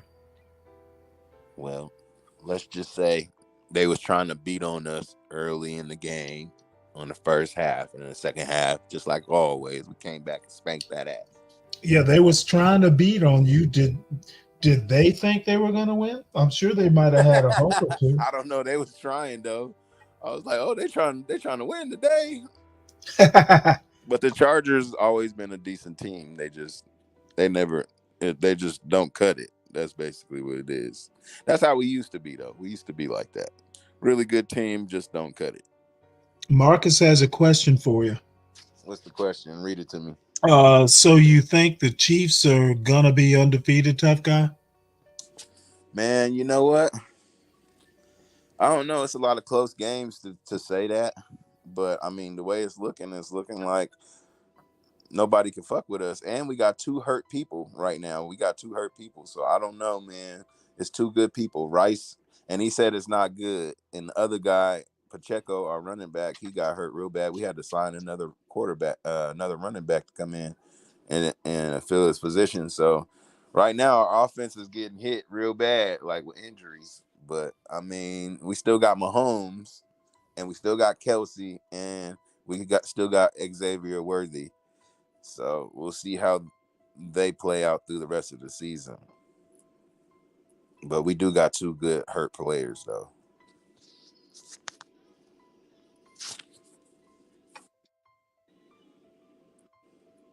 Yeah, Chargers lost. Well, who else has football talk? I don't have any. That nigga saying stupid. Shout out to cheeseburger eating ass tough guy. He just like how I say that, man. When I say yo cheeseburger eating ass. That's funny. You know, I don't even know what that means. Well, that's why I say to you, Stanley, when you're getting on my nerves, because you know you're a little bit overweight. I always call you a cheeseburger eating ass nigga. So you know what? I'm not trying to date you, so I don't give a fuck what you think. That's gay. Why would you even say something like that? Stanley, you weirdo, man. American man, come get your homie, man. Where the fuck American man go? Yeah. All these niggas asleep. Y'all niggas going to bed already, nigga? Nah, it's like you mentioned 10:30 my out name. there. What's up? Ain't you on the East Coast, nigga? Nigga, I'm where I need to be, nigga. What's up? Shut your bitch ass up. I'm where I need to be, yo, faggoty ass West Coast nigga. What up? How about them Chiefs, nigga? I don't give a fuck about no Chiefs, nigga. I only care about the Giants.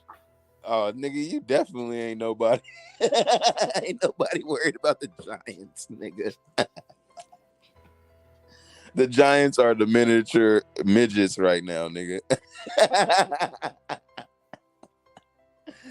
Y'all need to be called the miniature midgets. That's how bad y'all Bet are. the money that rolls through says different. Okay, well, y'all ain't gonna make it to the Super Bowl. I agree with that. They're not going to make it to the Super Bowl. I know, nigga. Trust me, I know. I mean, I think if you just watch football or even pay attention, you know who's going to make it, who's close to making it, and I who's not. said NFL, so I just thought I'd come in and, let y'all niggas know who the boss is. What up, Bob? The boss of what? What are you the boss of? The NFL game, nigga. What you mean?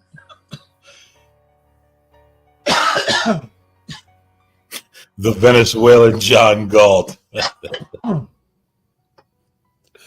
The fuck is going on?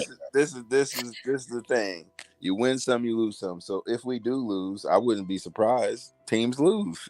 I mean, you can't win every fucking thing. I mean, if you become undefeated and beat everybody, I mean, you went on a streak. You know what I mean? You went on a roll, but every run comes to an end. You win some, you lose some. I'm still gonna have the same energy. I've been a Chiefs fan since I was 8 years old, nigga. When we used to go to the preseason games, because we was broke then, a motherfucker, nigga, but we still used to go. So I remember the Chiefs going to the Chiefs when we had Marty Schottenheimer, we had Marcus Allen, we had Joe Montana, and everybody old came to the team. Like everybody that was good and had they run would come to Kansas City. Warren Moon, we had everybody, nigga. You know what I'm saying? We just never had a good quarterback like in the game, and now we do, nigga. So now, you know what I'm saying? Now we the truth. Now niggas be hating and all that shit. But nigga, I've been with the Chiefs since, nigga, we used to lose all the time, nigga. All the time. We was like the Chargers, because the Charger fans, niggas that live out here in San Diego, they hate it. Them niggas lose all the time. But the niggas still love the Chargers, and they left and went to LA. So you're a Kansas City. Niggas in San Diego still love the so you're Chargers. a Kansas City So Chiefs fan. You say what? Got it. You're a Kansas City Chiefs fan. Oh, that's right, nigga. Yeah. Okay. Yeah. No You better one believe cares. it, American man, Forward. motherfucker. You better believe it, nigga. Oh, KC, baby, all the way, nigga. Every day, nigga. All day, nigga. Oh, Okay. What that KC like, nigga? Okay. Yeah. Okay. Well, I used to care a little bit, but after today, I don't give a shit. I'm going to root against them just because tough guy's talking too much.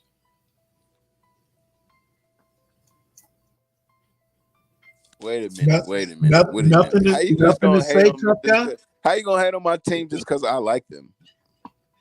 You know what? Because you talk too much. I talk too much, Stanley. Stanley, how dare you, nigga? How motherfucking dare you, nigga? Yeah, all right. You got a point. All right, shut your ass up, nigga. I The shut fuck is my you ass. talking about? I shut my ass I up. talk too much, nigga. You talk the most, nigga. You talk the most, nigga. You talk about I talk too much, nigga. You talk the most, nigga. Y'all lucky I gotta take my daughter home, nigga. But yeah, I came in to talk about them Chiefs, nigga. Cause we winners, nigga. Everybody else, I don't know about y'all, but we Super Bowl champions twice over. You better hope they go to this. And we're on the road to doing the three-peat, basically, because we haven't lost yet. And when we lose, then we talk about that at that time. But right now, nigga, we 4-0. You better. I hope for your sake that y'all win the Super Bowl. That would be dope. I don't think anybody has done 3 in a row. I think there's been 2s in a row, but not 3s. It's gonna be dope if we run 3 in a row. 3-peat. What if they don't make it? Then we just don't make it. Okay. You Just know how many checking. teams? You know how many teams don't make it? I thought I was hearing I guarantee. Shit, I mean, that's how it's looking. I mean, I'm just going off of the facts. Yeah, okay. Only thing is we lost 2 good players, like I said. So I don't know. Don't have to see. Yo, Stanley, ain't it funny how so many people been long-time fans of these teams that start winning, but you ain't never heard nothing about them being long-time fans before? Well, no, I've been a Falcons fan since I was literally like 5 or 6. I My remember cousin was a Falcons fan, and he liked the Denver Nuggets. Out of all teams, he liked the Falcons and the Denver Nuggets. Those were his teams. Yeah, so if they ever win the Super Bowl, and you know what, they came close and then tanked the following year. So I'm about to take my baby home. I'll holler at y'all in a little bit. All right. If they ever win a Super Bowl, I'll be happy about it. But I'm going to remember all the barren years, barren decades. Yeah, listen, man. I'm waiting for the Knicks to finally win the championship. I done been through so much heartache with this team. I could name players that I don't even think ain't played basketball in the last 10 years. I'm telling you, boy, once that parade come, boy, it's gonna be a fucking shit show. The entire city's gonna be shut down.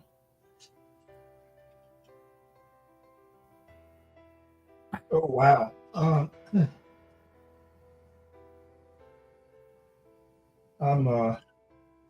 I sent you guys an interesting video from China with a whole bunch of drones making a whole bunch of displays in the air. Kind of reminds me of Spider-Man Homecoming, when they had all the drones and stuff. Yeah. Yeah, kind of similar situation.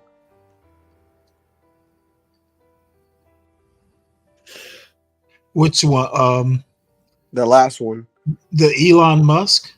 No, there's an Elon Musk. Yeah, the Elon Musk one. Okay. Oh wow. Yeah, I know, right?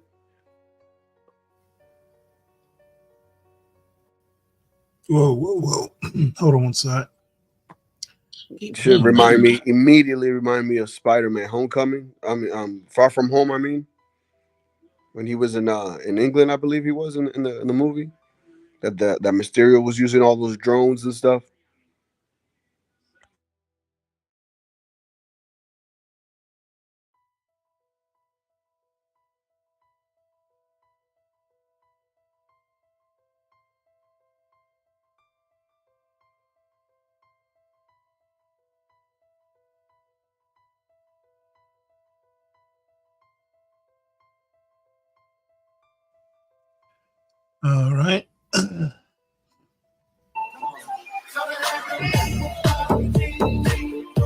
You should mute the music. You should mute the music. Say that again. You should mute the music Oh, so you won't get striked. gotcha.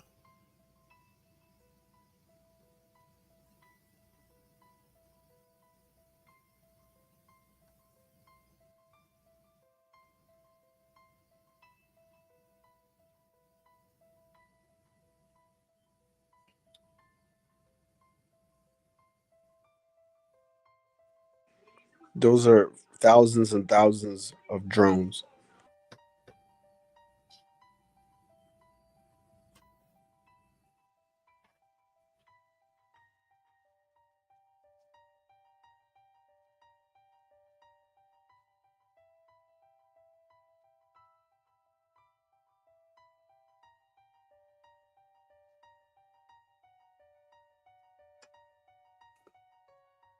You said this is in China? Yup. Interesting.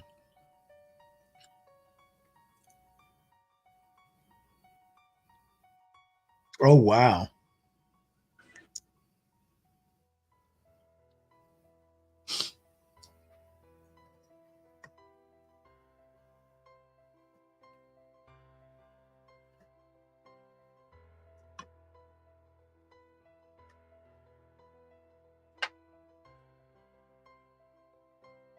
Damn it.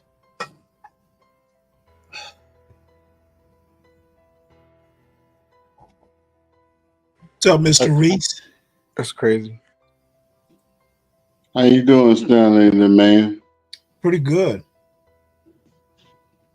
Hey, I just want to come up and just maybe not throw it off or whatever, but I see that those drones that he has shown, that is really going all over the world, and I really think that is something that China has, against us on the defense side, but not nonetheless. I'm speaking in your tone of voice, Stanley. Nonetheless,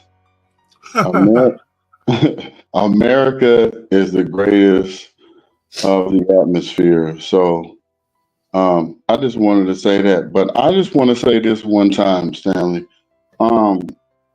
Never on the channel have I ever heard you push being in a relationship with a woman or marriage. Really? Yeah, I mean, I know your situation, we all done, dispose of what's going on in our household a little bit here and there. But Well, no, you know what? As a matter of fact, I think the best thing that ever happened to me was getting married. amen, I feel that. And I remember you speaking about that the first time I even had a conversation. A lot of people were against you, Stanley this, Stanley this. And I think we had a few minute conversation there where we came to an agreement and we was like on the same page. And a lot of people was against you, but I think your point of view, Stanley, is moral. Is what, and not an educated man, but a man with common sense. Well, I try. No, I appreciate that. No, I'm maybe, I don't want to sound like who was a tough guy the other day. I asked him, if I could be a pimp like part-time as a retiree. And he was like, no, you're too square.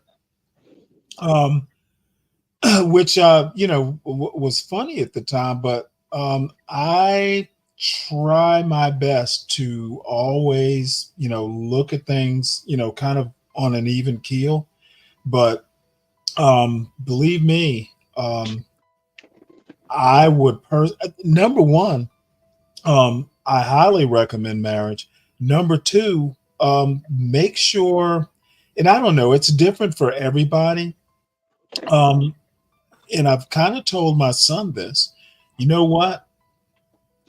You're gonna have your one night stand or two, but you really have to be careful, especially, as a quote, I'll sound like Kevin Samuels, as a high value black man.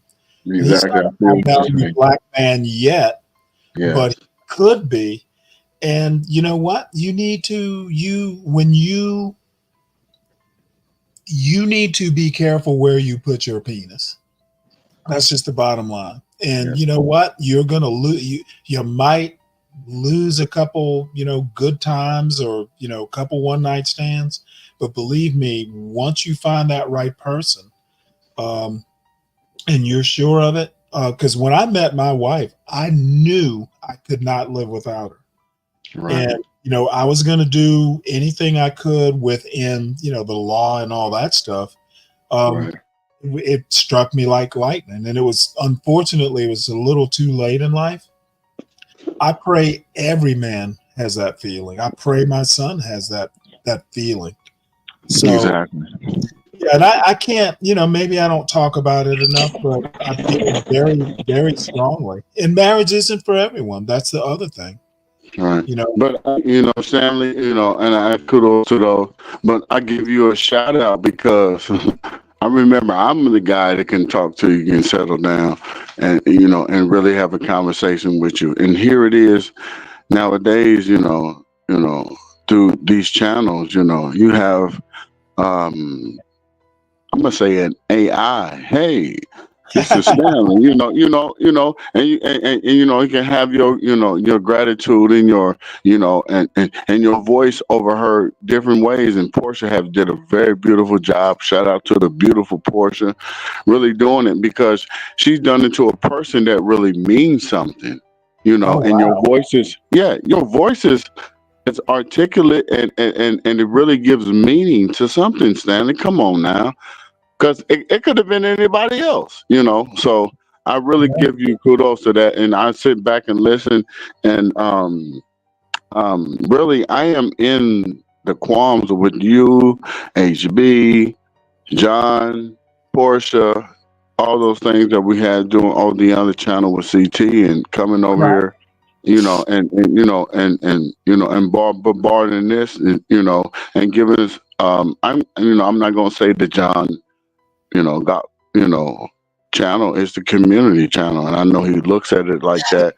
And when I come up here and I've been doing a lot of things, and I hear Stanley, I like Stan the man is in the building because you really mean something to the channel, Stanley.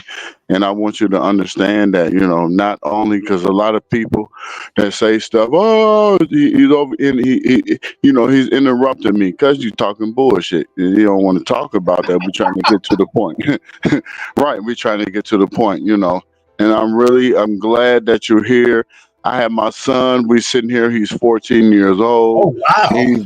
He's been on CT channel portion, HB, all them people know that, and he's listening to not stuff that we really need to listen to, but it's the things that you put out as far as community wise, as to give us insight on what we really need to really pay attention to. It's not always politics. Well, But that's true too. it's all about family. Because they'll be like, oh, I hear Stanley saying this. I say, but family. I say Stanley has a family. He had a son, military base, just like you are, in the same way that we are. But he's sitting here listening right now, and I Oh told wow. him, I said, we're Shout gonna out, come up shout and out to your talk to son. Stanley. Yeah, we're gonna talk to Stanley because he does a lot, Stanley, and John can tell you a lot that my son's been cut. I have him cutting hair. Also, he's been in the Oh business really? now. Yeah, he's 14. He's been cutting hair since he was 11. So I have him in a point where he's making money in putting it in his pocket, and I'm also having him as doing his culinary situation, even though I do that as well. So it's when I heard your voice, I was like, Stan can give you insight on really what's really going on, not as just the lower base, but base is higher. Because a lot of people, oh, Stanley, oh, he's talking like a nigga. No, he's talking like people who know who he's being. Yeah, well, So, I mean, the thing is, I think, and it's no, come one here. of the. Listen to what Stanley's saying. Go ahead, Stanley. Go No, ahead. I was just saying, you have to be yourself, no matter how you talk or whatever, and Exactly. you have to try and be consistent. And people just, people aren't going to always agree with you, and it took me a long time, and I'm often not very good at it on this channel. Yeah, and I do interrupt people too much. I'm working on it, folks. But being who you are and being the best who you are you can be. I know that sounds weird, but you It really, sounds very good. yeah, you Yeah. you really have to work on yourself, and you're always a work in progress. And that's pretty much it. And you know what? The other proud thing is, my son was home this weekend. You know what? When he was walking away, I'm like, damn, that's a fine young man. And he's done a lot of the work himself. Right. So That's it, good. it Hey, was it was a Stanley, Kodak. It was a Kodak moment. right. No, that's right. Listen, this is what I want to do because it has not been done. My son has been on CT's channel. He has not been on John's channel. I want to have it to where we can have the youth somewhere to create their own thing aspect as we have doing our own. You understand what I'm saying? And it can be Right. the first.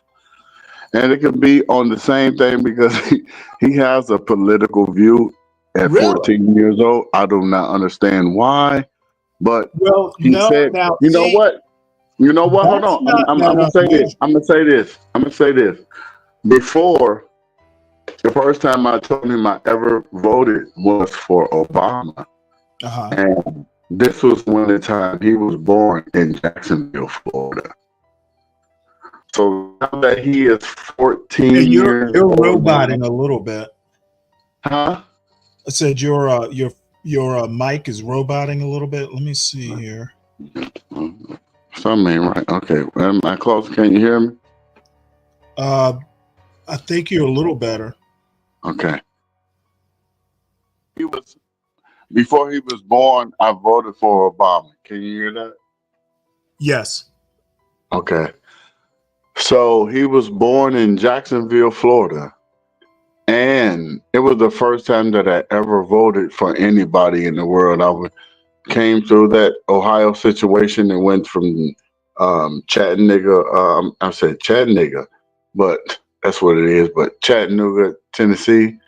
And then I floated to Jacksonville, Florida. And the first person that I had saw when I seen the sign, and I had shirts that were from Cincinnati. They got the Dream with the Obama shirts and all the stars and glitters. I had Right. it already. It was just in the closet. Didn't even say anything about it. But the place that I was in, I have a family member that's in the Jacksonville Mayport In the Navy? facility, naval In the facility. Navy, really? And Yeah. him and his wife, they were going stationed to China. So I Oh, yeah. had 5 years of free labor, free whatever I wanted for 5 years, and it was all paid for. Whatever the labor, anything was paid for 5 years. In that time, I had my son, and most of the people there were George Bush. And I was ashamed to wear the Obama shirt. I promise you, Stanley, I'm telling you the truth. Oh, wow. Well, Yeah. I mean, I really was because I didn't know what the hell was going on. And I thought just because because he was a black dude, I thought, that's what's up. But here now in 2024, my son looked on the wall. He like, Dad, you got three presidents' books up here. You got George Bush, Obama's, and you got what's his name? Clinton. Right. I read The Secret Life of Bill Clinton. Now I haven't heard that book. Was it good? Ooh, you have not read? Ooh, you need to read that. He just like George Bush is. Their book is the same. Country hunkies, smoking dope, just like a country nigga, smoking dope, doing your thing, and your people was the best people in front of you, and you was a whoring and doing all that. You know, you being whatever you want to be, and your daddy was the man, and you got in. Clinton, The Secret Life of Bill Clinton. He was a crack addict, cocaine addict, got a baby by a black woman who for real, that's why you see him online. He didn't fuck the prostitute. Well, we called it, CT said we used to say it in Ohio, we call them strawberries. You know, she do anything what she need to do and do whatever. But nowadays, everybody is a strawberry, so they can, whatever they need. If you got some money, you can do whatever. But nowadays, we have the stuff that Trump is doing. The same stuff that people was doing back in the days, the same stuff they're trying to bring up people that's doing what's going on nowadays. Well, the thing is, at Trump's age, he actually was back in that day. I mean, he's pretty much, he's a contemporary. That's why I'm saying it. That's why I'm saying it. So I'm trying to get it to where people can be like, dude, this was what really was going on. You cannot take the person back in the Studio 54 days. Huh? Back in the Studio 54 days. Yeah. Yes, Stanley. Yes. You know it. Yeah. So now they're trying to do it now. Like I tell my son, he's like, oh, Dad, you got these George. And believe you me, I have maybe, I'll say the first of all the 23 Jordans, I have the 23 Jordans, the first 23 Jordans. Wow. After the effect of other things or whatever, retro or whatever, my son has the retro. And I'm trying to tell him on the business. This is how it started off. Listen to Stanley. And this is how our conversation started, Stanley. You are the man. I said it in the chat. Stan the man. I'm gonna get it now. Listen. As soon as you stop, the chat's gonna hop on me and listen. I had to take it to where he didn't understand. He just going blah blah blah blah Jordan this, blah blah blah blah Jordan this, blah blah blah Jordan this. I said, but if Stanley was standing here talking to you he was like, what you trying to say? As a military man, I say his voice is military, but you don't understand. So that's why he talks slowly, like he's a pimp. No, so I think I just talk slowly, naturally. Listen. When he understands, he'd be like, "This is how a pimp talking to you. It's a bitch slap." So, so I told him this: anytime that you put your hand on another man's expand, you holding his dick. He's like, "Huh? What? Dad, listen." He said, "What, Dad? You don't talk to me like that." I say, "Listen." I'm saying this. I said, remember I told you this. Don't go with the flow. Be the flow. He was like, you have told me that. I said, I was really telling you that to not be on nobody's dick on what they got going on. I didn't want to tell you that, son. I say, but when you listen to Stanley don't know that's what he's saying, but that's what he's saying. Don't go with the flow. Be the flow. Yeah. I'm telling you, and I told him this. I said this is military because you have your own. He said, what? This is military. You have your own single mind. It's all one team, so it's not no bullshit. Don't be on no other man dick. So I keep my son away from those situations, so he knows you, Stanley, Right. as the man. Well, As the thing don't go is with the flow, be the flow. And I told he said Jay-Z made that. I said no, Stanley made that. no, don't be doing that. Jay-Z is gonna sue. No, no, no, no, no. Let me do this though, because Okay. Black Knight. I had a news pop up. I didn't realize you lived that close. There was a big chemical fire. They shut down I-20 in Atlanta. Well, outside of Atlanta, and apparently they're evacuating folks near where Black Knight lives, saying they're ordered to stay in place, windows, doors, and vents closed. Damn. That's yeah, man. Now, a hurricane, now a chemical fire. This has been a weird weekend in Atlanta. So yeah, Black Knight, keep us up to date on that. The swamp is being drained. There was someone else who had something here.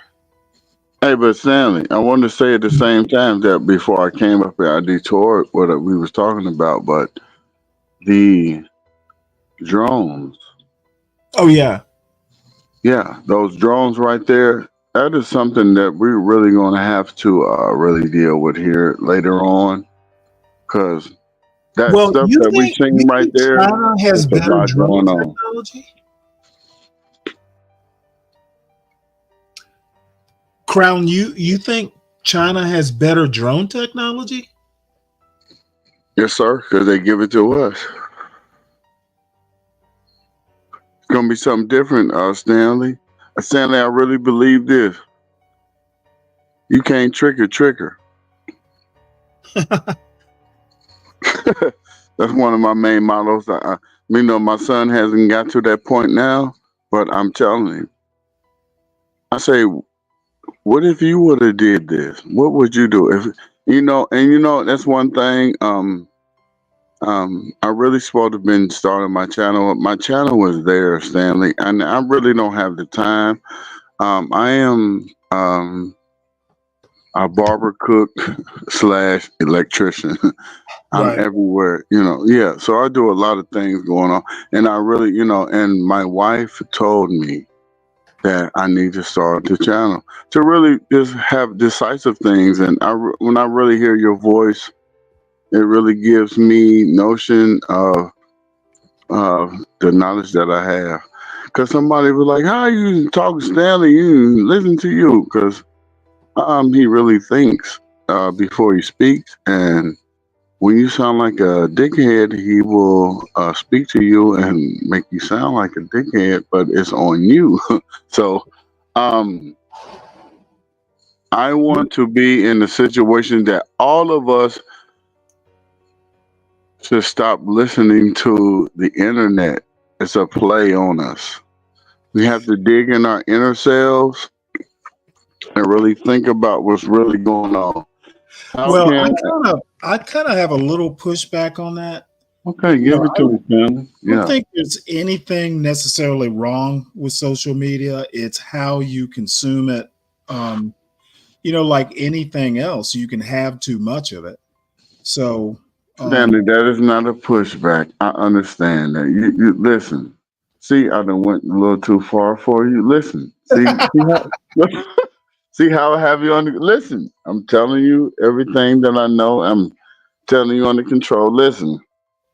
I have been in a situation on YouTube to where I have not been in a situation to find a voice. Stanley, you have gave me a voice. well, thank you. I really am. We're going to have to give somebody else a voice now. Okay, listen what I'm telling you. Listen. The chat's about to take a pen to my head. You made it so big. I'm telling you. So listen to what I'm listen what I'm finna say. I'm finna make a shirt. What I should have been doing on thing. I have my own studio. Everything I should have been doing. My wife, just like I'm coming back to you. That's why I'm telling you about. This is what we need to push. The people who are behind us, our wives. Stanley got a wife, and I know you have. CC has a wife. We pushing it. The people that's around us don't even communicate that, but I want to communicate that to be in a positive situation where it comes to family, and we can do it all as one. So I want to have a channel to where me and my son is doing our thing. It's been a big thing, long time. Shout out to Jay Rillo. Really gave me shots out to really do the same thing that I need to do, Stanley. And I really give you the shout out that my son speaks about you and Well, we say need that to. why can't we take the notion of what Stanley say, Dad, and put it in the concept? And I said this.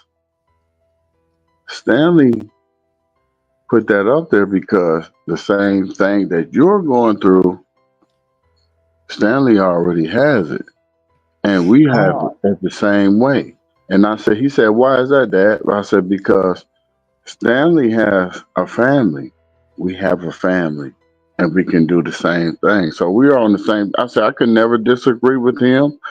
I can never be on the situation that's something negative because he's going to be in the same line as we are. Well, And there are many who disagree. Actually, we won't get around to it tonight, but we actually ought to talk because I'd be interested in talking to your son. You know, it should probably be one day this week, just to because when I was his age, when you said he's kind of into politics, I kind of was too. I watched a lot of political shows. but I'm So gonna tell you, listen, I'm gonna tell you, Stanley, why he's in that.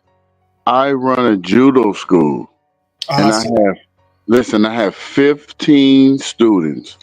My son, since we've been listening to TT, he's been Tai Chi and Kung Fu. He's a black belt in Tai Chi Kung Fu. He's also a black belt in judo. So I run a judo school here as well. So it's people, it's the families that come in who speak about politics. So when he speaks his class and he gets personal, the same way I'm getting personal with you, he gets personal with his students, and it's younger people who are really asking about who should we vote for. And I try not to get that done inside of the sensei of our school, but it happens. And I want to try to get that pinned away of what we got. I have a voting thing that's going on at my house now here. I wish I can give out the information and location, but I can't. But here in Ohio, we are not voting for what we want the people to think. We need to have our own voting He's telling me situation. So 14 and 15-year-olds aren't voting. Is this like a mock thing or? it's like, yes, it is because it's so much pressure that the grown ass people is talking about voting instead of it being something sacred. When you walk into the voting booth, close the curtain, and ain't none of your damn business. Right. And they're bringing this inside of our business, and I can't turn the people away, Stanley. I can't. Right. So I made up something that you guys had. It was a vote for what you think about Kamala or Trump, and I put that up there, and that was from the channel. They don't even know it, and I made a screenshot of it. I put it up there, and I just put it in the box and just let the people go. And I did the box, and there was a lot of people on Trump's side. So I'm not to give away people bad side or whatever, whoever you want to do it, but when we vote for people, I don't want my son to be a part of that. It's that's scary. You're a child. You know, You know, and I the thing. want everybody to just think this. This is what I want to say, Stanley. You can have it. When I voted to go in the booth, and wasn't nobody in the booth. I pushed the curtain back, and I take this as I brought it from the street person as ever was before, and brought it to a room person, and I Well, put let it me all ask you a together. question. Hold on, listen, Stanley. When I Okay. put it all together, and I went behind the booth to vote. And you know, when I went inside there and I put the curtain in back there, that mean that ain't doing none of your goddamn business of who I vote for. My emotions of what going on in the world don't have nothing to do with you. I'm finna take it out on the ballot. So people, you need to stop talking to the other people about who you vote for. That ain't none of their goddamn business. It's Yeah, not. but you gotta be Listen, careful about that. People can. Stanley, listen. I'm gonna say this. I have to say this, and I can, everything I'm on. When I say something, it's documented. Right. My family did not vote for people to, they didn't go through this busting in the head and all that for you to vote. They did that to give you the right to vote. Now, if you don't take the right to vote to put it in your hands to use that as a bullet, then that's on you. Well, that's very ballot or bullet. That's on you. Because that's what the law. Didn't they do that, Stanley? Didn't they just they didn't say, well, every nigga gotta vote. We're gonna put it in the air to that. We're gonna march and put water hoses on us and dogs chained on us and everything, and everybody is one. Put it in the sense of you have a right to vote. So now that you have the right to vote, you got bit up and chewed up and spit up. Now that you have the right to vote, why are you talking to the next person about your vote? That shit ain't dog biting. That should be dog biting. To stand behind the curtain and say it ain't nobody's business. Or who I vote for, who I talk about. That kills our conversation. Because we all talk about a lot of stuff. What the hell do it mean? Well, here's the deal, though. I mean, you go, the history nerds coming out. I mean, I think that's how people, talking about politics is actually how or helps people to kind of solidify their choices once they get to the ballot box. So, I don't think there's anything wrong. I agree with Black Knight. There's nothing wrong with, kind of talking about politics. It's up to you whether you want to reveal who you vote for or not. But I think the conversation about politics is awfully important. That's my whole thing, Stan. You see how it quieted it up and people just be so different about what you speak about politics because it really started off with me and you with family. Right. So, right, exactly. So that's my whole thing because I am a person who owns his own home and I have a family. I have a 14-year-old. This is modern day. Um, Am I the person? And I own my own business. I own two businesses. So, and my wife works half time, and she wanted to do something totally different for her own thing to make her own business. So, do I be the one to vote for Carmela, or do I vote for Trump? Well, That's what I want to say about my silent vote. Because anybody who goes behind the voting ballot, we all have a silent vote. We should never scream about it. That way we wouldn't have a conversation about Trump this, Trump that, Kamala this, Kamala that, about a race or anything. Remember, we're the ones that really makes that shit happen.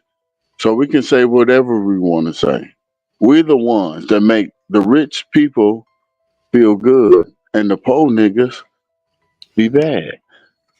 The poor niggas is the one that make them Diddy and all this. We keep looking. Listen, go ahead. I mean, I don't want to go off and do something different. This going down the line. I don't want to go too further, but this. If you don't know who Diddy is, I do.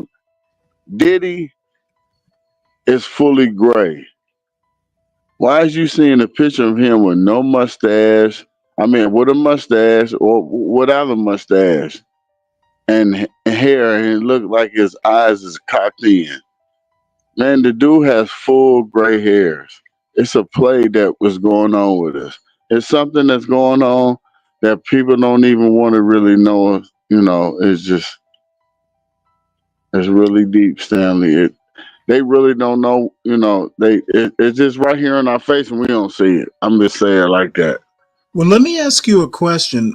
Phoenix Fish just put just made a comment that I put up on the screen. Mm-hmm. And I agree with him. If we never have a conversation about it, the schools will indoctrinate our children. I think that if the topic comes up, you do talk to kids about it. If they're political, my son isn't particularly political. And I never really had like a politics talk with him. But, yes, sir. Then who you said that was? Oh, Phoenix Fish. I put his comment up on the screen. Okay, listen, Phoenix Fish. The same way they indoctrinate us about what America is back in their days, and in our days. Remember, they showed us how to pledge allegiance to the flag. We was all indoctrinated in our times that we went to school. I pledge allegiance to the flag, United States of America, to the republic, which it stands one nation under God, indivisible, which it stands for one nation under God, individual with liberty, with just. If don't nobody black, you say you black in America, and you don't know that, and you didn't say that shit in the 70s. You was born in the 70s, born in the 60s. If you don't remember saying that, you're a damn lie.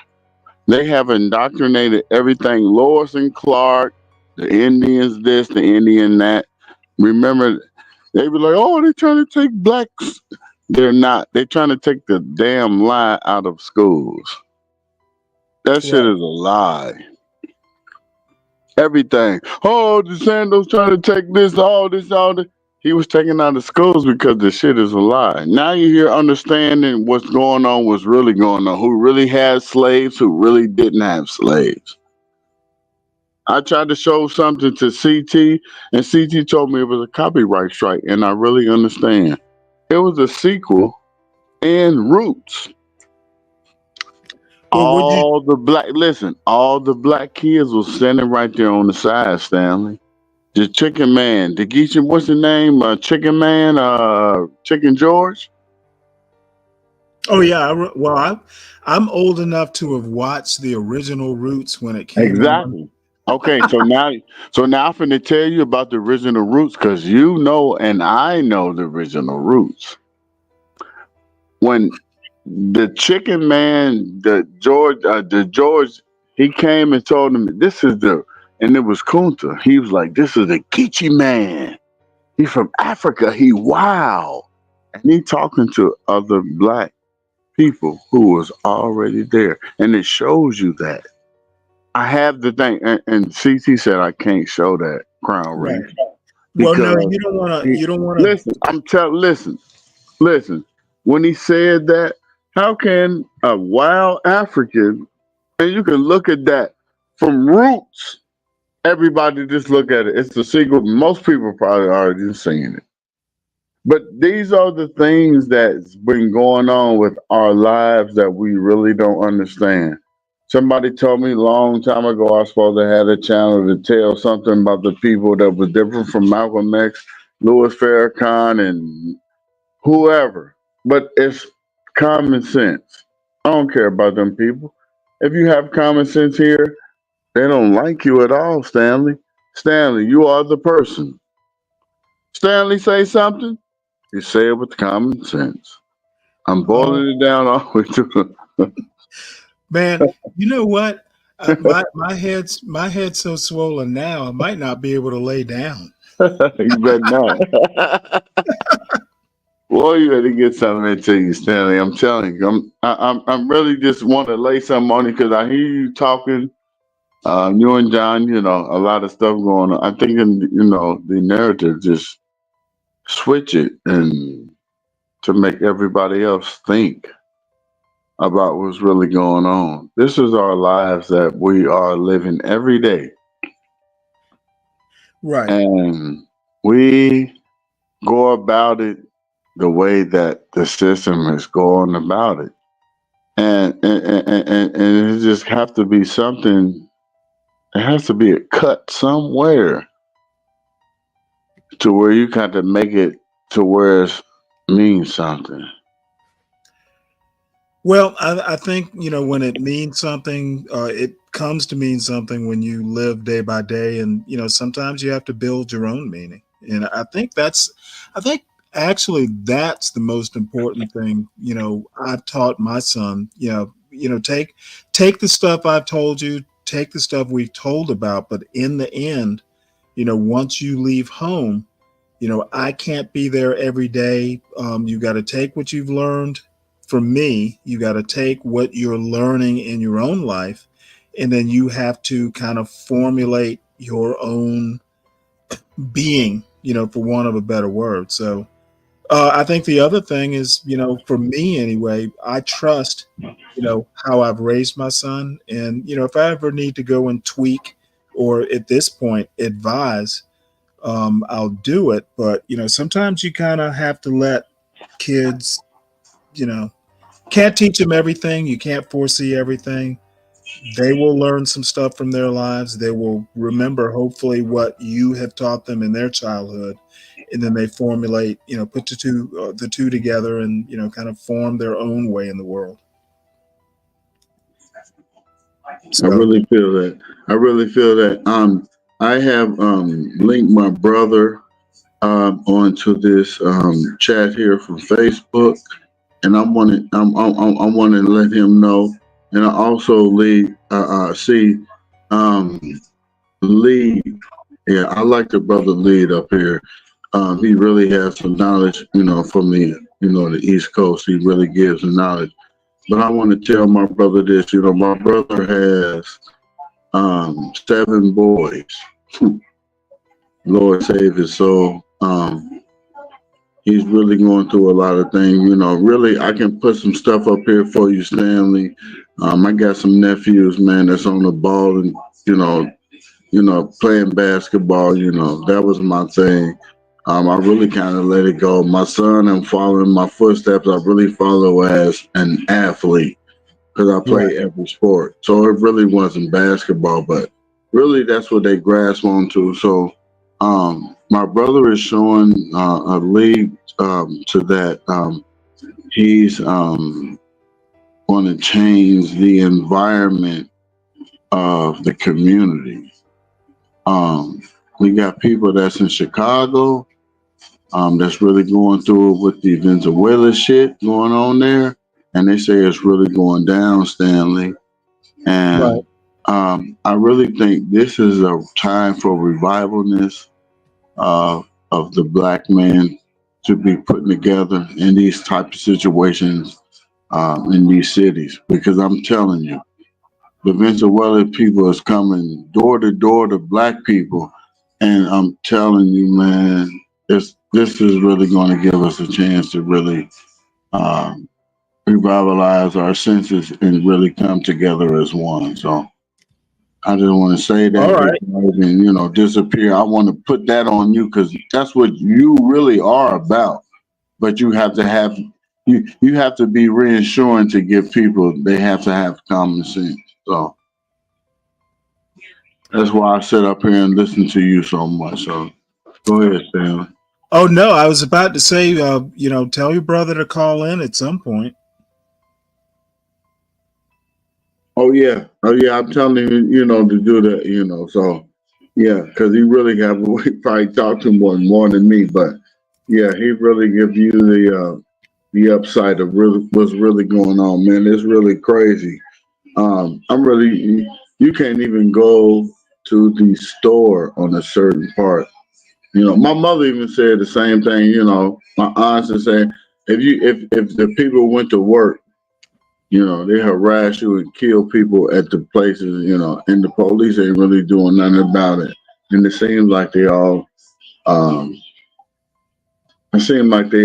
in, and with the same cohesion of a situation that's really going on, and they really not saying nothing about it. Right. Yeah. All right. Well, we probably need to wrap this up. We have had our own time. And poor American man has been so patient. American man, are you still there? Well, American man is now. Yeah, He should be. I like to hear from him. How about your American man? Yeah, he got real views. How you doing, brother? I'm just listening to you guys. There's no I'm just listening, letting you guys do your thing, man. Well, so many compliments. I'm walking on clouds here. So yeah, I mean, you about to be the first man on the moon soon. first black man.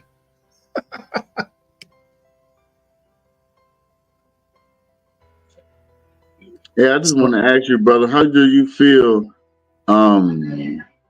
as like going forward on the political side? Because I really listen to you when you up here on the political side. I really ain't no political person, but I really wanted to just say this as to hear your give on political side. How you think it would affect us on the political side, people, as people, not just as a race of people, whatever. I just want to say as a people, because I'm gonna say this: every presidency that's what's going on, shit ain't never even affect me. So I really want to ask you, brother, as what do you really think? I'm just saying this. What if Carmela became president? What would really happen? You asking Stanley or are you asking me? You. I'm asking you, brother. I already know I'm asking you. I'm really asking you because you really have a voice to be, and people really don't know. You really have a voice as an American taxpayer, LLC person of stature, and I really want to hear your opinion on that. If Kamala wins, I think that people are really going to see something that they don't want to see. I think that black people are definitely going to see something that they don't want to see. And I just think that, to be honest, I think most black people are playing the color game with Kamala. They're not really playing the what is she about game. They're playing the she black and she a woman. And look, right? I'll say tongue in cheek, all of a sudden we know what a woman is, because a couple years back, no one knew what a woman was, right? And now all of a sudden we know what a woman is. So I find that odd, but also the whole we black thing, I think that's been a big hindrance to black people, to be honest, because they let too much ride on that. They let way too much ride on this we black thing. And they just think that, well, someone is black, so we all have the same agenda and we're all for each other. And it doesn't work that way. It's nonsense and it's false. And so I think that, listen, to be honest, I said this before and I'm saying it again, right? And I got crucified for it then, and I'll get crucified for it now. I think America has to live in their choices at some point, for good or for bad. You don't think we are now?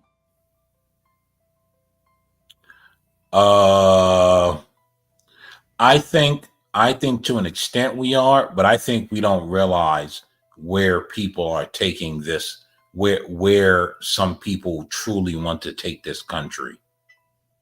I just don't think people realize that. I think there's a lot of, oh no, it'll never get that bad because everyone has been kind of used to the white man saving them. And I think those days are over. I think those days are gone. Hey, I really think you're saying the same thing that's right. I hope I ain't choppy or whatever. I came outside, it's nice and feeling really good. It's raining. Have a lot of that rain coming from the south, but I just want to say that is it all the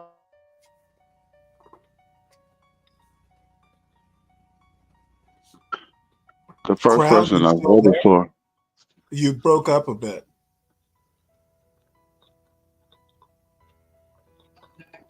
Hello? Yeah, we're still here. Okay, You can you hear me?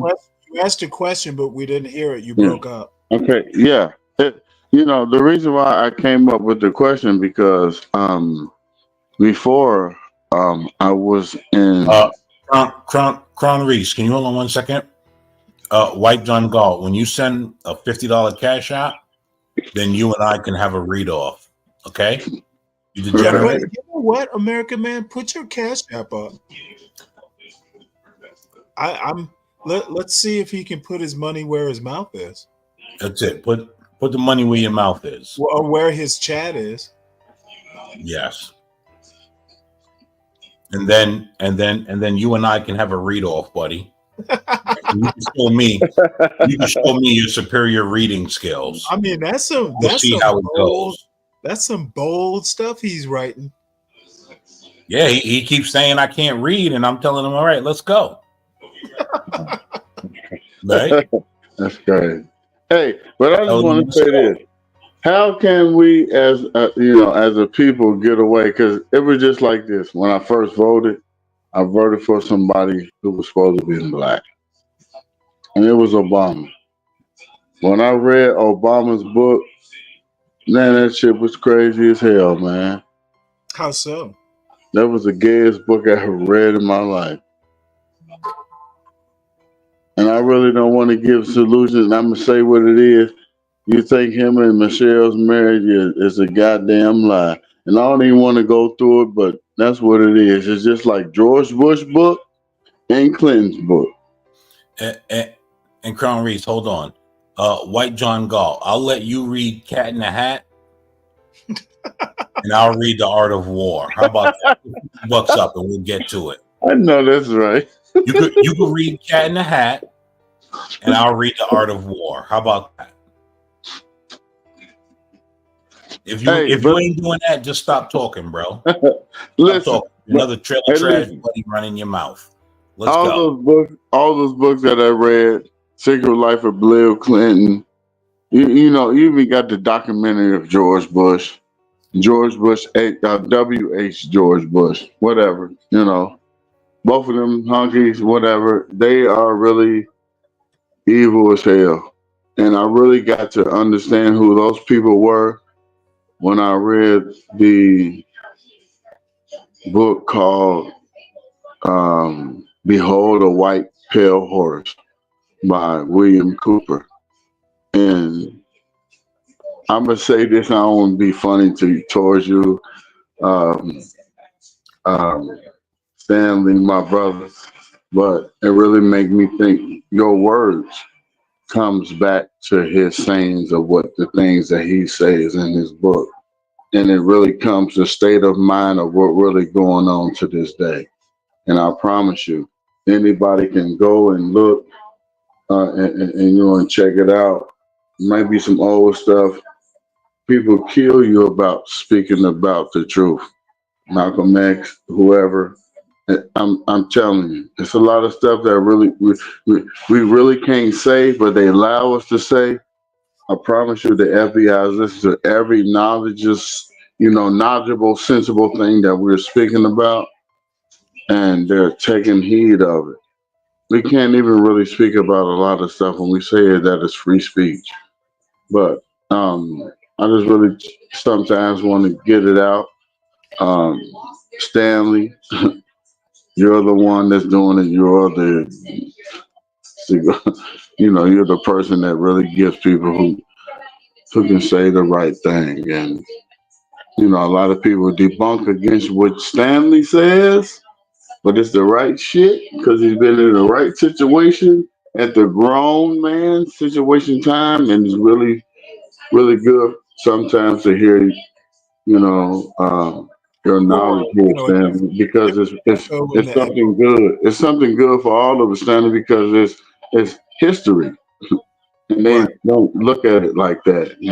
Even though it might sound like blabber, I get it.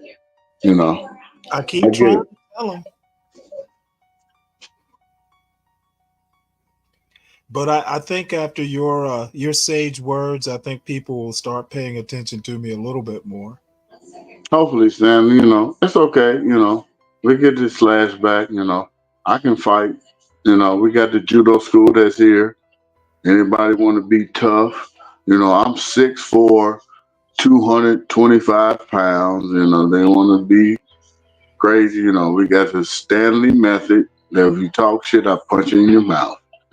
That's right. You hear that, right, John Galt? No, but we mean all good though. But Stanley, I think the good word is the really good word that we really need to have. One of our mottos is each one, teach one. Right. So that's something that we can give each other. No matter if we disagree or we agree, we still have to come to agreement at the end of the day where we still can go home and come back and say the same craziest shit we said yesterday and go back home and come back. That's all love. And I really think that you really mean that. A lot of people don't know, that's not on your team, but I'm on your team. I'm bombing shots. So you can call me. Crown Reese is in the building. You can call whatever. You can just call my name out. Just like Batman. I ain't gonna say Batman because Batman, he was like a vampire in the night. So I'm gonna say I would say I would say Superman with a little bit of Credible Hulk. I love it. I love it. Yeah, you already know, Stanley.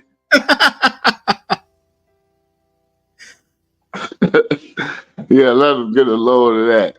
Yeah. So all right. Well, we have taken too much time from American Man. He's melting at all this praise. Hey, Hey, listen, yeah, the American man needs the truth, man. I hear him up here. He He's does back. need the truth. American Yeah. Man needs some truth in his life. Hell yeah. I give him a problem. He be up here battling these damn demons, man. He stab them. I told him he need a sharper knife. Just make that knife sharper. Start cutting their ass, and they, cutting their necks, and you'll get through, bro. I really, really hear for you. I hear you. yeah, listen, I ain't got nothing against you guys. Just talking and doing your thing. Listen. Listen, right? Stanley and I go at it, but I got nothing against Stanley in real life. Yeah, Sometimes I I'm just have trolling, utmost respect for American Man, actually. like sometimes I'm trolling Stanley. Sometimes I'm a little bit serious, but most times I'm just rocking out with Stanley. To be honest, like I don't have any you know. Listen, Stanley. Sometimes he's genuine, sometimes he's disingenuous. But I think, look, here's the thing. I think Stanley's doing what the rest of us is doing, and I can't be mad at that. What are the rest of you doing? Now I'm curious. Hey, do any of y'all think that getting to speak out to each other is creating something that we really don't even know about? Because remember this, we couldn't really speak out to each other to really even give each other a notion of how we feel of being with each other on different sides of the planet. Do you think that's something that's going to put us in a situation to where Say it loud. I'm black and I'm proud. You think it's coming back to that? Say it loud. No, I I'm think black and proud. no, I think this is most of America, to be honest. And I think we've been led to believe that it's not. I think we've been led to believe that we're more divided than we really are. Interesting. And we're not. Right? You As know much what? as I would tend to agree with you on that.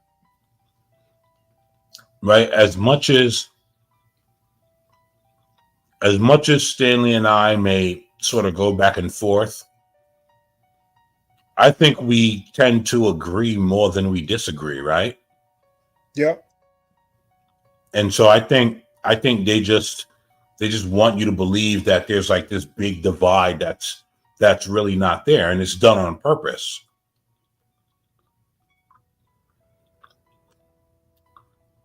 Wow, that's deep. I just want to say this, and they can flip this portion. Me, Stanley, and America, man, we on the same page. This has never happened in YouTube history. Please clip this. You can bet Portia will.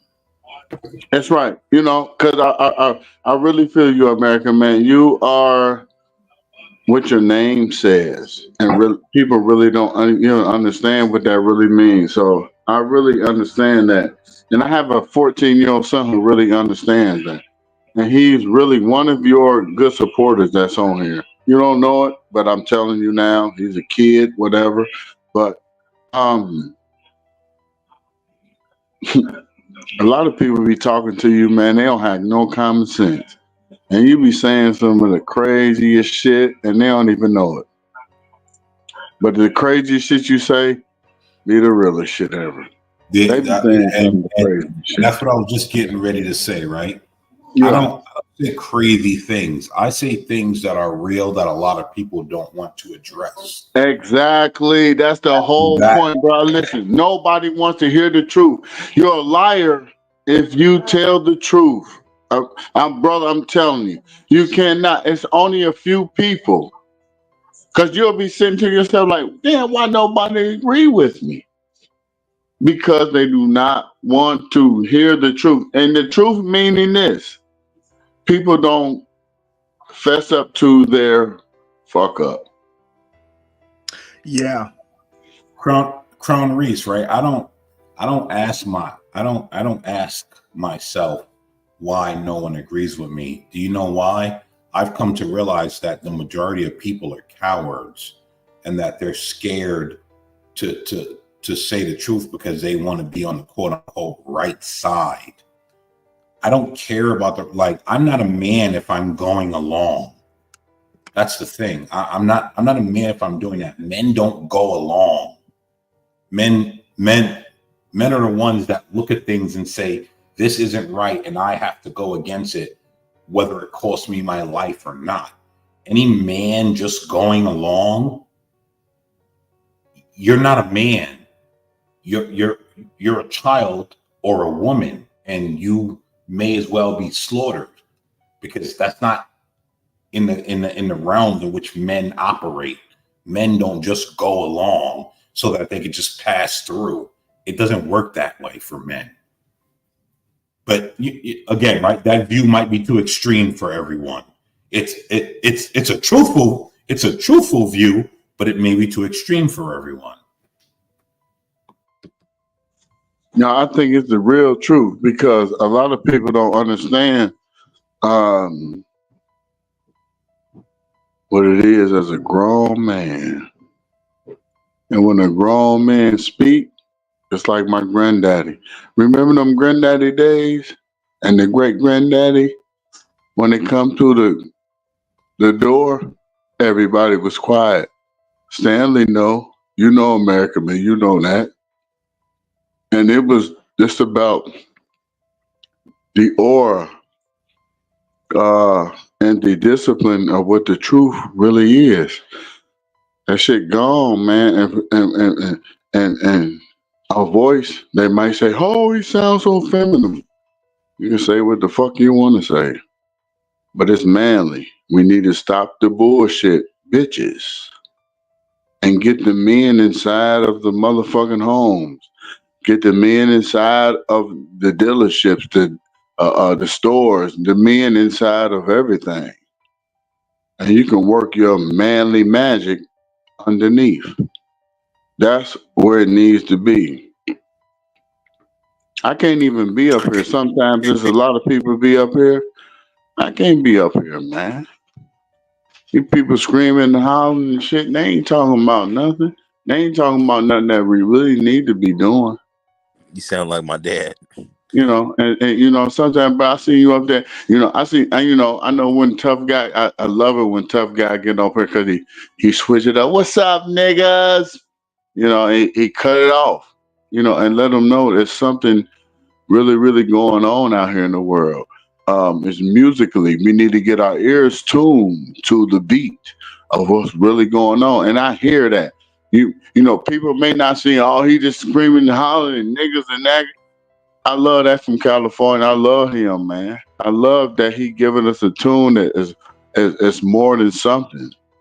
We can have a conversation and a channel without motherfuckers screaming and hollering and they ain't even getting no tune in.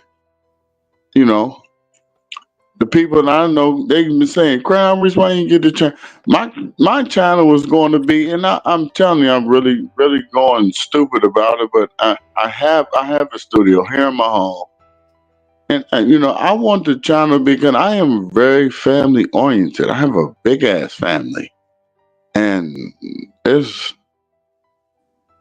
a situation where I tell people in my family, they go with the black family, this black orange. You're a damn lie. I went to school. I got a business degree in business. It ain't got shit to do with no black business. If a person telling you these days there's a black business about to do black this, you're a motherfucking lie. Your product is worth everybody's love and comfort. Ain't no black dollars. Ain't no such thing as no black dollars. It's green shit. That mean to help you to get your credit together. Get all your demeans. All the things that we're talking about on this channel right here. These three brothers that's talking on this channel. We're talking about family. Even if it's off subject, it's family. And really, it's as a point to put us in the direction that we need to be. I know that's what it is. My spirit would never even be up here with none of them. Stanley is the person that really got me up here. American Brother is the really got me up here. Woo-wee. Look at that motherfucker. I told you, goddamn, look at you. I'm telling you, listen, California nigga, I'm telling you. My family living in Sherman Oaks. But I'm telling you this.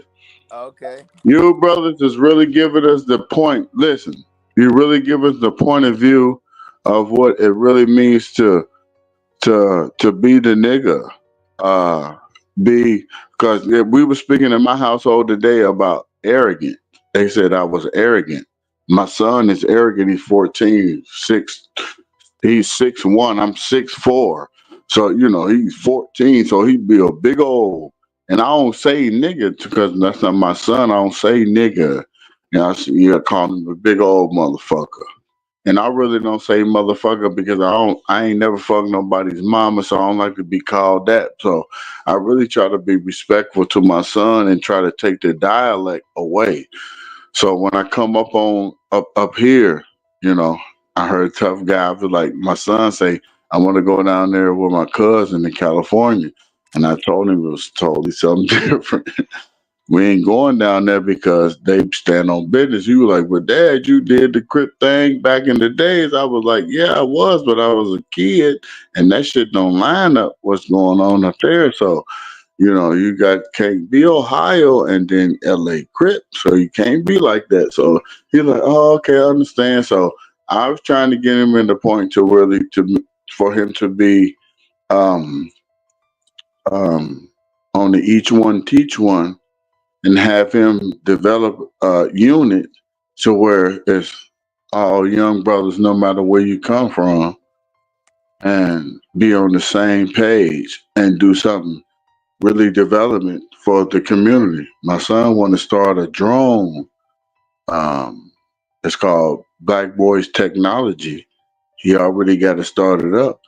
So we want to start with some people. I already got some people, tough guy that's from California. So I already know that you up here and I know that you do your musical thing. I'm a drummer too. I've been playing drums since I was 5. So, I'm 70s baby. So yeah, I was trying to do that same thing. So that's Do the you know reason who why I Clyde popped you up, bro. Stubblefield is? That's why I popped you up, cuz. So, it's all good. Do you know who Clyde Stubblefield is? Huh? Do you know who Clyde Stubblefield is? No, I don't even know who that is, bro. I ain't even on bullshit. Yeah, he's a drummer for James Brown. Okay, yeah. I think I heard you talk about him a few weeks ago. Yeah, I do know. Yes, I do. I ain't gonna lie. Yeah, I do know who you're talking about. Yeah. You play drums? Yes, sir, I do. Hey, I played since I was 5. I played from 5 to about I played some other stuff when I was 19, 20, about 25, 30. Well, I was born in 73, so What kind of drum set have you owned? full. Huh? A full drum set because my family we own we own the Baptist Church, St. Andrew's Church, Shiloh Baptist Church in Dayton, Ohio. Oh, okay. So I was a drummer at the age of 12 to about 16. Shiloh Baptist Church in Dayton, Ohio, and I was also a drummer from 5 to 9 at the Church of St. Agnes Church. So, Okay. yeah. Stanley, where you go? Oh, Yeah, I'm so I right there. got that. So I'm trying to get now. I got acoustic guitars downstairs right now. I'm trying to get my son to play that, and I'm on my way now. We on the way. I'm playing the bass guitar right now. So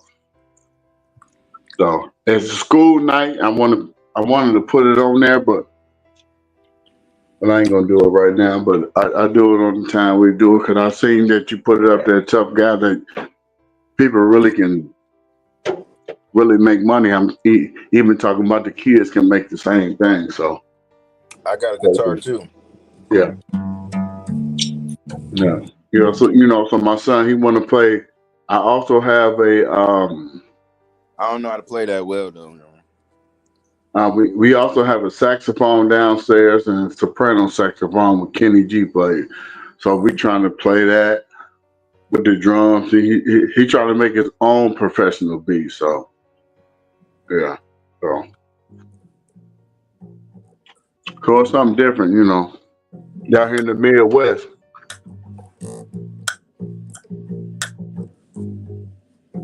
Yeah.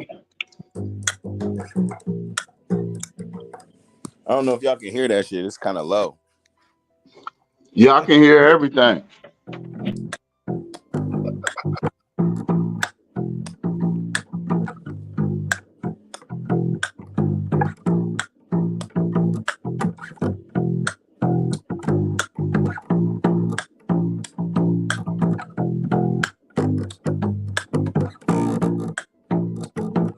I don't even know how to play the bass. Is that Ozzy Osbourne? Nah, I'm just fucking around. I was just making something up.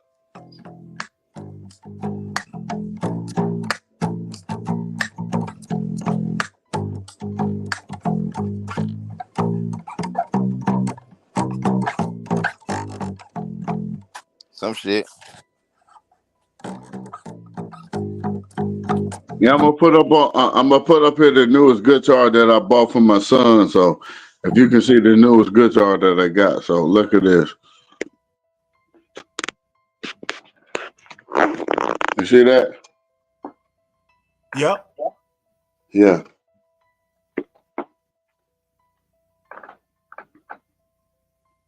Okay. Yeah, this is one of the newest guitars. We about to play. We got something that's a little stuff that's going on or whatever. But yeah. So you play left-handed? Yes, sir. My son is left-handed. So, my dad was left-handed. So I began to play like that. And then, when I played ball, I decided to, go that way because growing up with a daddy that was left-handed, I had to play left-handed and I was right-handed. So I can play both sides. So, and then my son is the same way. He grew up left-handed, but he can play both sides because he played my side because he's right-handed. So, yeah, real shit. Yeah, and this is the song. Listen, and listen, and I don't even want to be, demise on anything.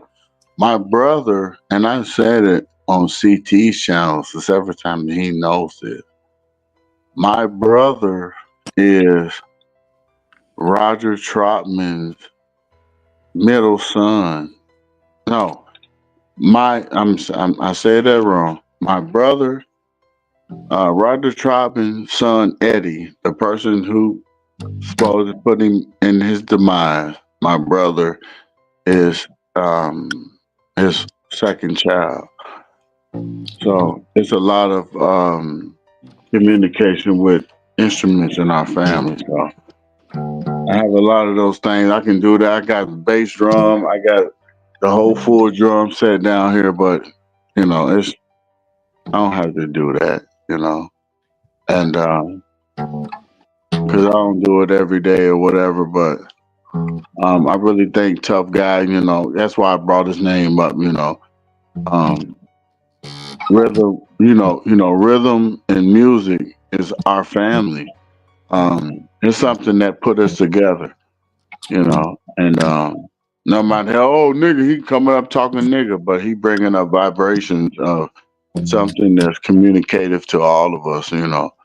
So I appreciate Tough Guy coming up here, and showing that because he ain't the only one. He was the only person come up here showing you got music. I can do it. I told you, like I said, I got studio stuff upstairs. And I really don't do it. And people tell me, hey, create your own channel. Jay Rillo been really saying it. And when I come to the point of doing what I need to do, Jay Rillo is one of the persons I really would give him something that he really desires for him and his family. So, and I really would do that, and that's the type of person, just like Tough Guy.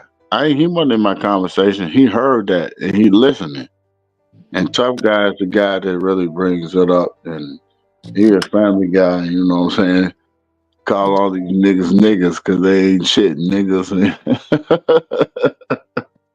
But he really giving you the notion. It's like I say with you, American man. You are the truth. You're really going to give us what I want to say. I don't care what they say. You give up the real truth of what people needs to hear. Maybe if they won't be on their own coordinates, but the shit is right. You ain't gonna tell nobody nothing. And I suck. I do not play bass, man. I'm a drummer. They fucked up. And I just like to say that that Stanley noticed that if I say something, it really means something. It's like they say, if I got a number I'm gonna give, I promise to God I'm gonna come up here and give everybody the number so they can have some. Cause at the end of the day, man, these motherfucking people are really against us. And we really have to tune in to our families and really give our all in all. No matter if we going through the bullshit with the baby mama shit, pay the bill and get the fuck away from her. Pay the bill and so you can do what you need to do and get on, because the life is different. We don't know what's really going on at the end of the day, because you can be dead tomorrow. So just like I said before, I don't want to take it off or nothing. Each one teach one. We have to love and learn and love each other's Hey wrongs man, tell and good. hometown French toast to bring their ass up on the panel with their bitch ass. Yeah, tell them, bitch ass motherfuckers. They don't want to hear the truth, tough guy, because it's real shit. And motherfuckers getting flooded out, lights and shit is all. People are going through situations, they going through this bullshit ass election shit, and ain't got nothing to do with none of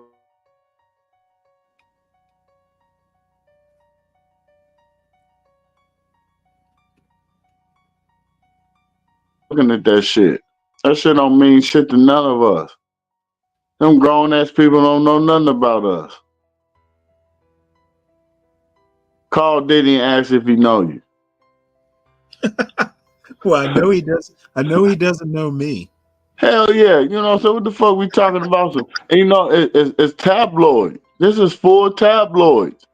If you don't remember going to the store with in the grocery store with your mama back in the day, the tabloids, please stop it, people. Come on, it's tabloid. He went to jail. You saw Hometown French toast. everybody saw R. Kelly go to jail, didn't he? You Want seen me to him in the come up on court the and all panel? that, right? You seen him in the court and all that, right? Diddy is full gray hair, beard and hair. If your ass don't know that, you're the stupid ass person.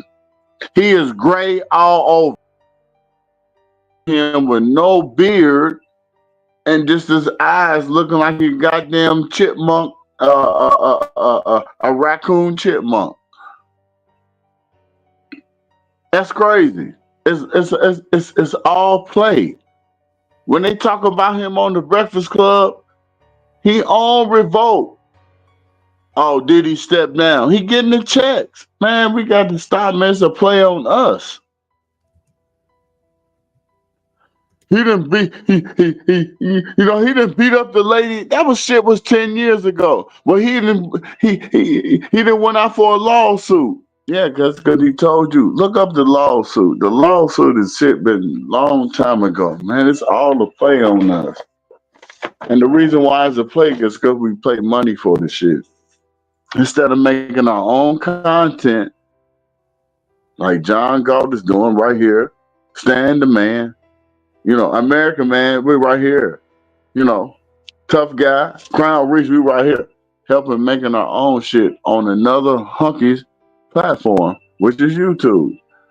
So that got to let us know that we need some bullshit.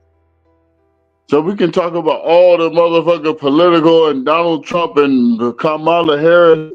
What the fuck is we gonna do? If we so-called black people like Malcolm X say, why we ain't got no motherfucking gas station? I'm in the city right now. I ain't even know the motherfucker had a black gas station. But it ain't a black gas station, it's just a gas station. Well, Ain't got to do nothing but no goddamn color. Cause the black don't mean shit. I'm looking at a black TV. I'm looking at the TV. I ain't that motherfucking color. It's a lie. Just like I told you when it came to the thing about the roots. Chicken George say he go a Geechee, a black African. And it's already black people that's right there. So we say, we Indian people. My grandmama name is Indian. Stanley is Indian. You see Stanley's hair. They see Stanley's hair, and they're like, he look like he go. Stanley is full Indian. He Sook's Indian. He don't even know it. And I'm gonna tell him that right now. So your it's hair, the Stanley, first I've heard. is Sook's Indian.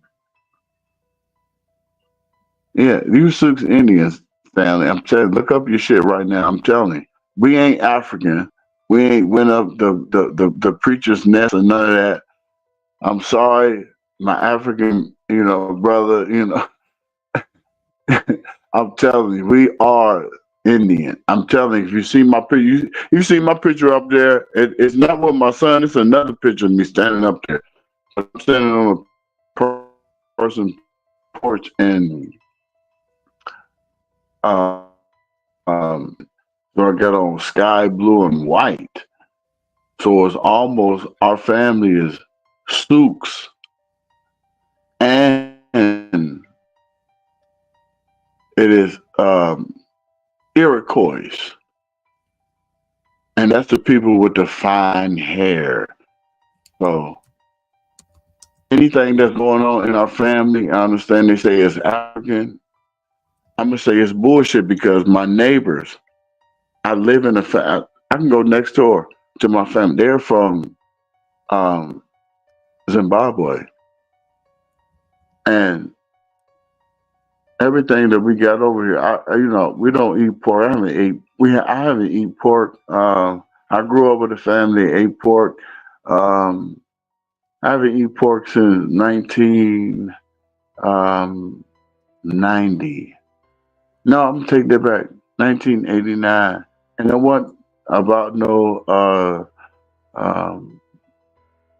Louis Farrakhan, all that. My grandfather was Black Panther.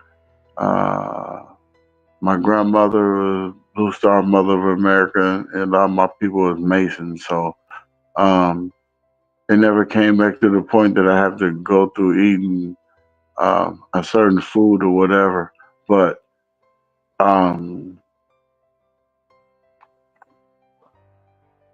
we as a people have to think about what we really need to do as our own person. We keep letting the TV, we keep letting the next person next to us dictate what's really going on in our life that's going on.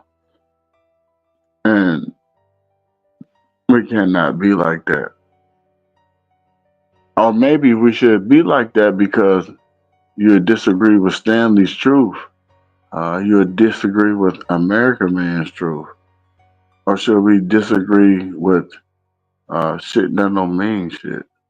Well, see, you gotta understand, American man's truth is American man's truth.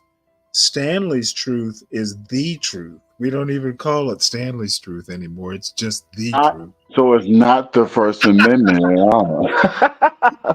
So it's not the First Amendment at all, right? It's Stanley's amendment. Right. So that's the thing. I'm getting back to come back to what you're saying, Stanley. We have to have our truth. And everybody's truth is the truth. And it shouldn't be debunking nobody's truth. You had your truth is the truth. You have your truth is the truth is the truth. And I think we have to be upon that because our First Amendment rights are being debunked from us. And we really have to understand that that is in jeopardy. That's something to shoot somebody for. Freedom of speech. And this is what the channel, John,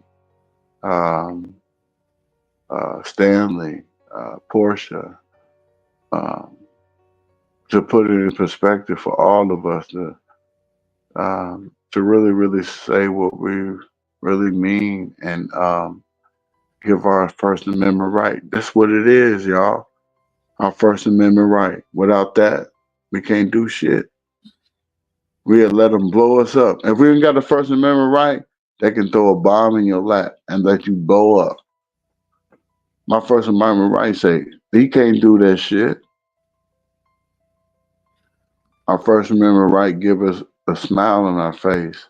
Our First Amendment right give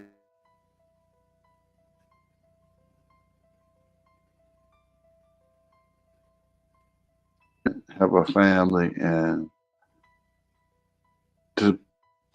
that nobody else can be a part of in other countries. They don't have that right at all. So, well, oddly enough, it's funny. Somewhere like England actually has like general hate speech laws. I didn't even realize until maybe it was the last few months, last few years that England, the United States is the only country on earth with a free speech law. There are caveats in places like England and France. And it's actually something I never thought about until I don't know. There was some news article I read, and I was talking with a friend of mine about it. Some school kid, basically like a high school kid, got in trouble with the law because he took a Koran and like threw it to the ground or something like that, and it caused a big stink. And he actually like he didn't quite go to jail, but he got into trouble. And in America, if you took somebody's Koran and threw it on the ground, it wouldn't be like any sort of hate speech sort of violation. So when I heard that, it just amazed me. I didn't realize that high school kids could even be. First thing I thought is, you know what, these are boys. They're just going to be mean to each other.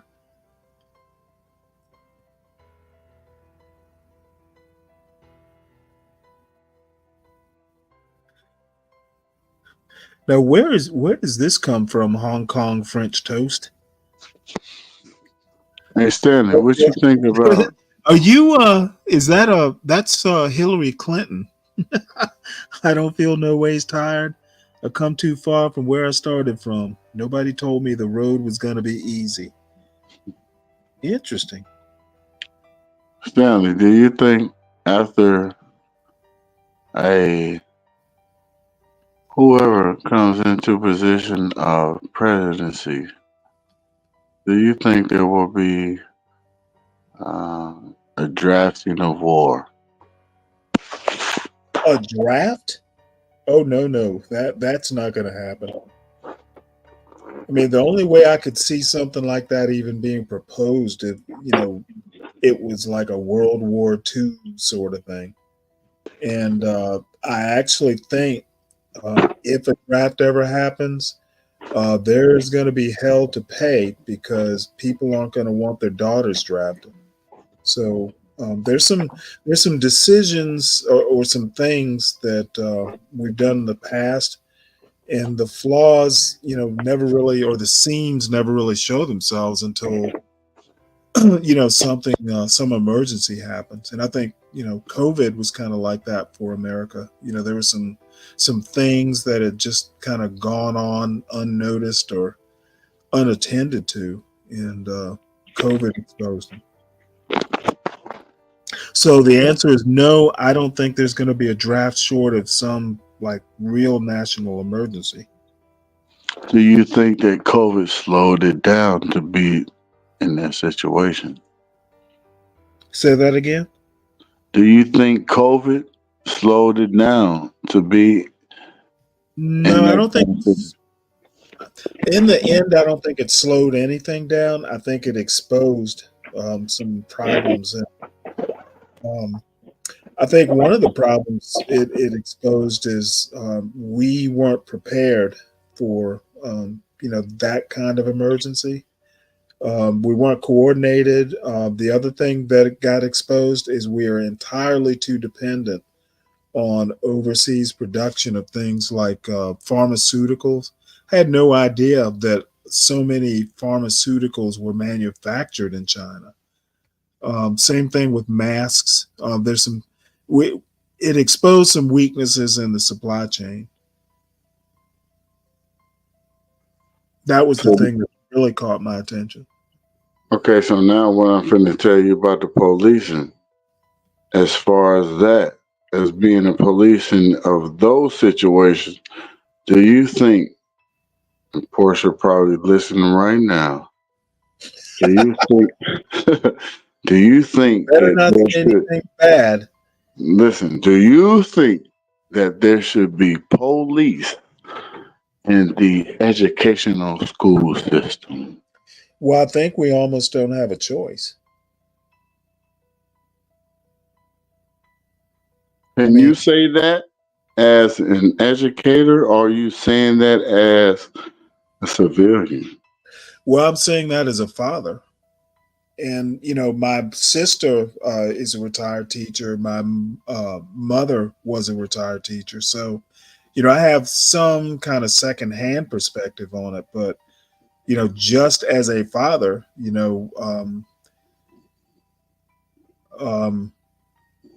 we have so many school shootings now. I think we almost have to have somebody, who's armed and trained to deal with this sort of stuff. Do you think that a parent should be in a situation? Just say this. Say they have a school shooting that's going down. What do you think the parent should be doing in this situation if the student calls you while they're in that situation?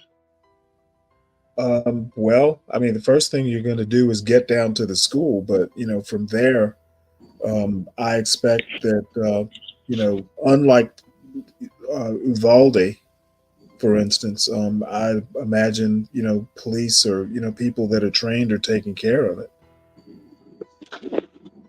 Dan, What surprised me is that there were no metal detectors or anything like that at the school. How did you get the weapon in is what amazed me. My point being exactly. See, that's the person of a father that I would think. So I kind of was chuckling a little bit, though, like he was saying the same thing I would say. But my son, they had a school shooting situation here in Ohio, even after all of the spills and all of this and things going on. But my son, school had the FBI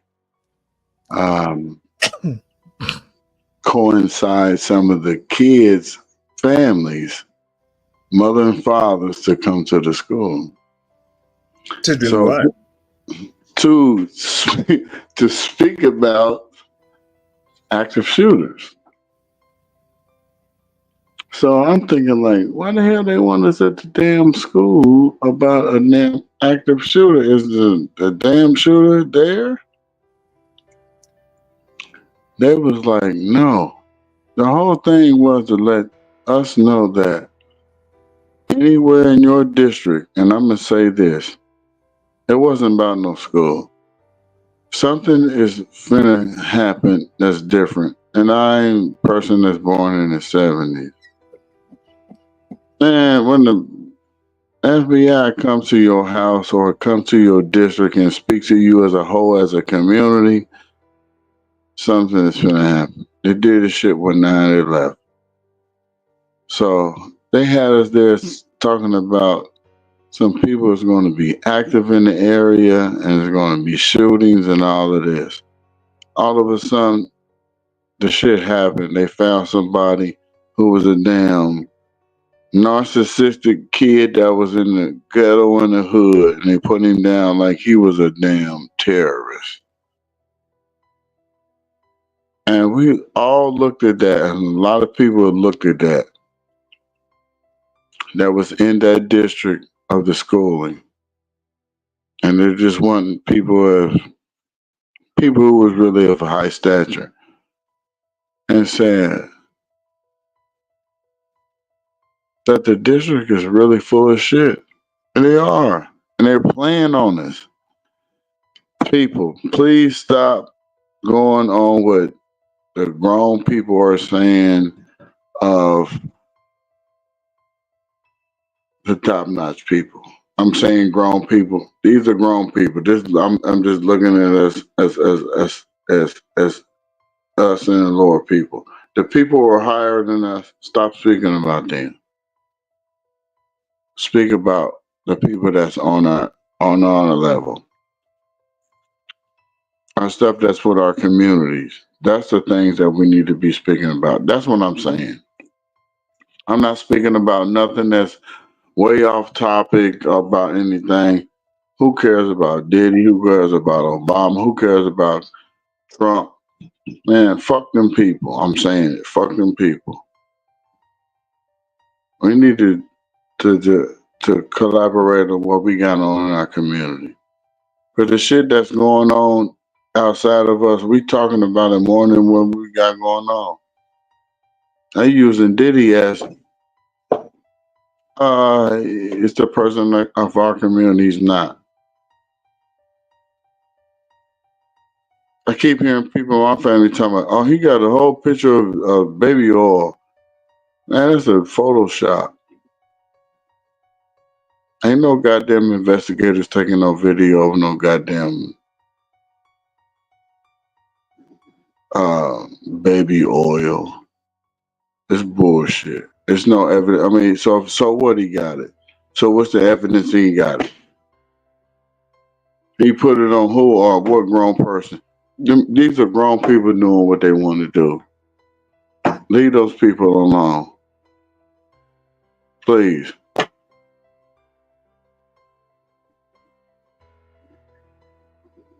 They did us like the Jews. I said it before. The Jews, this is how the Germans killed the Jews, and I don't want to say it like that, but this is how they corrupted those people. They got them with false advertisement. Because the news said it, that mean that shit happened, you better stop. You have to have your own common sense. Have your own common sense. If the shit don't make sense, then the shit don't make sense. I don't have anything against the Jews or anything like that, but they're doing the same thing to us. The Jews are doing the same thing to us. Niggers, black people, I'm not saying who you are, colored people, light-skinned people, brown-skinned, whoever you want to be. I'm not the person that they say black and color and black and white. I don't go about what my grandmama and them used to do. My grandmama used to say, they got a white drinking fountain, they got a black drinking fountain. We ain't black, because I was light skinned, my mama and them was Indian. But they say the water fountain is for the black and the white.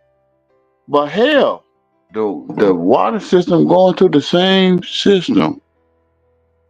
And we sitting up here talking about, man, stop it.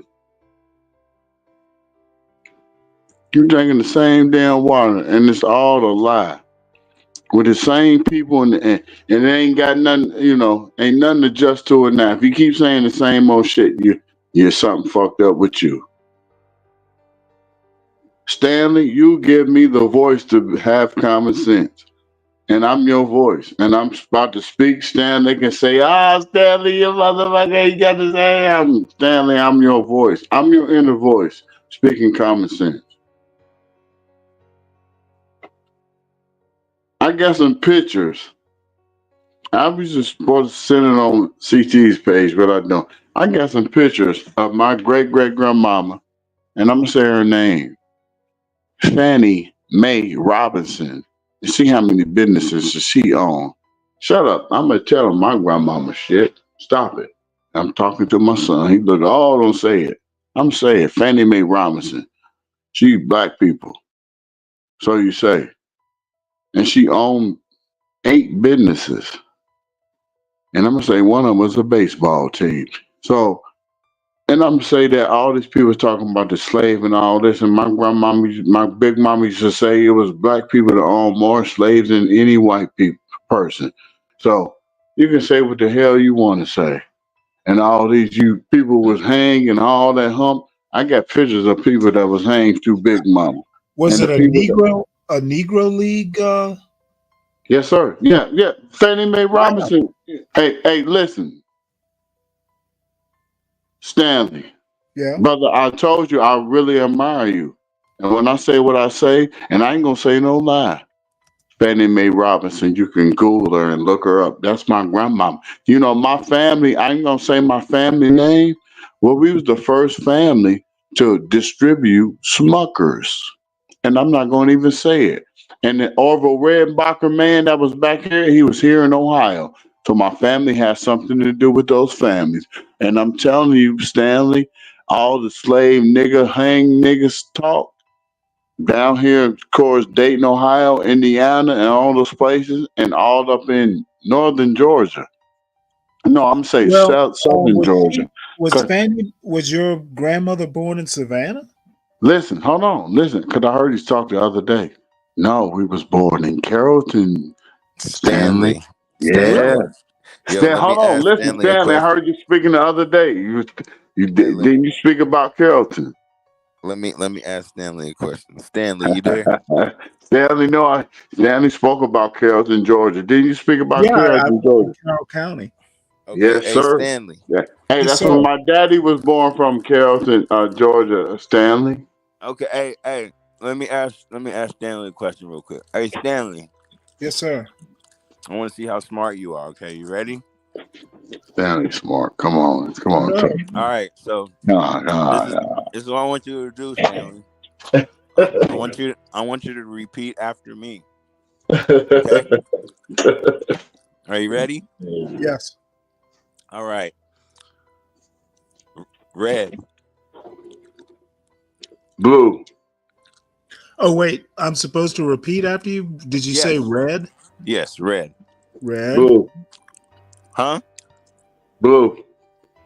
No. It's just Stanley. Okay. Okay. Okay. You All right, want me to Stanley. say? You want I'm me gonna to see say how smart red? you are. Just repeat after me, okay? All righty. Okay.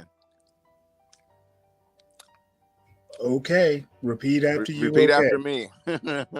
Repeat Red. after me. Okay. Red. Ready.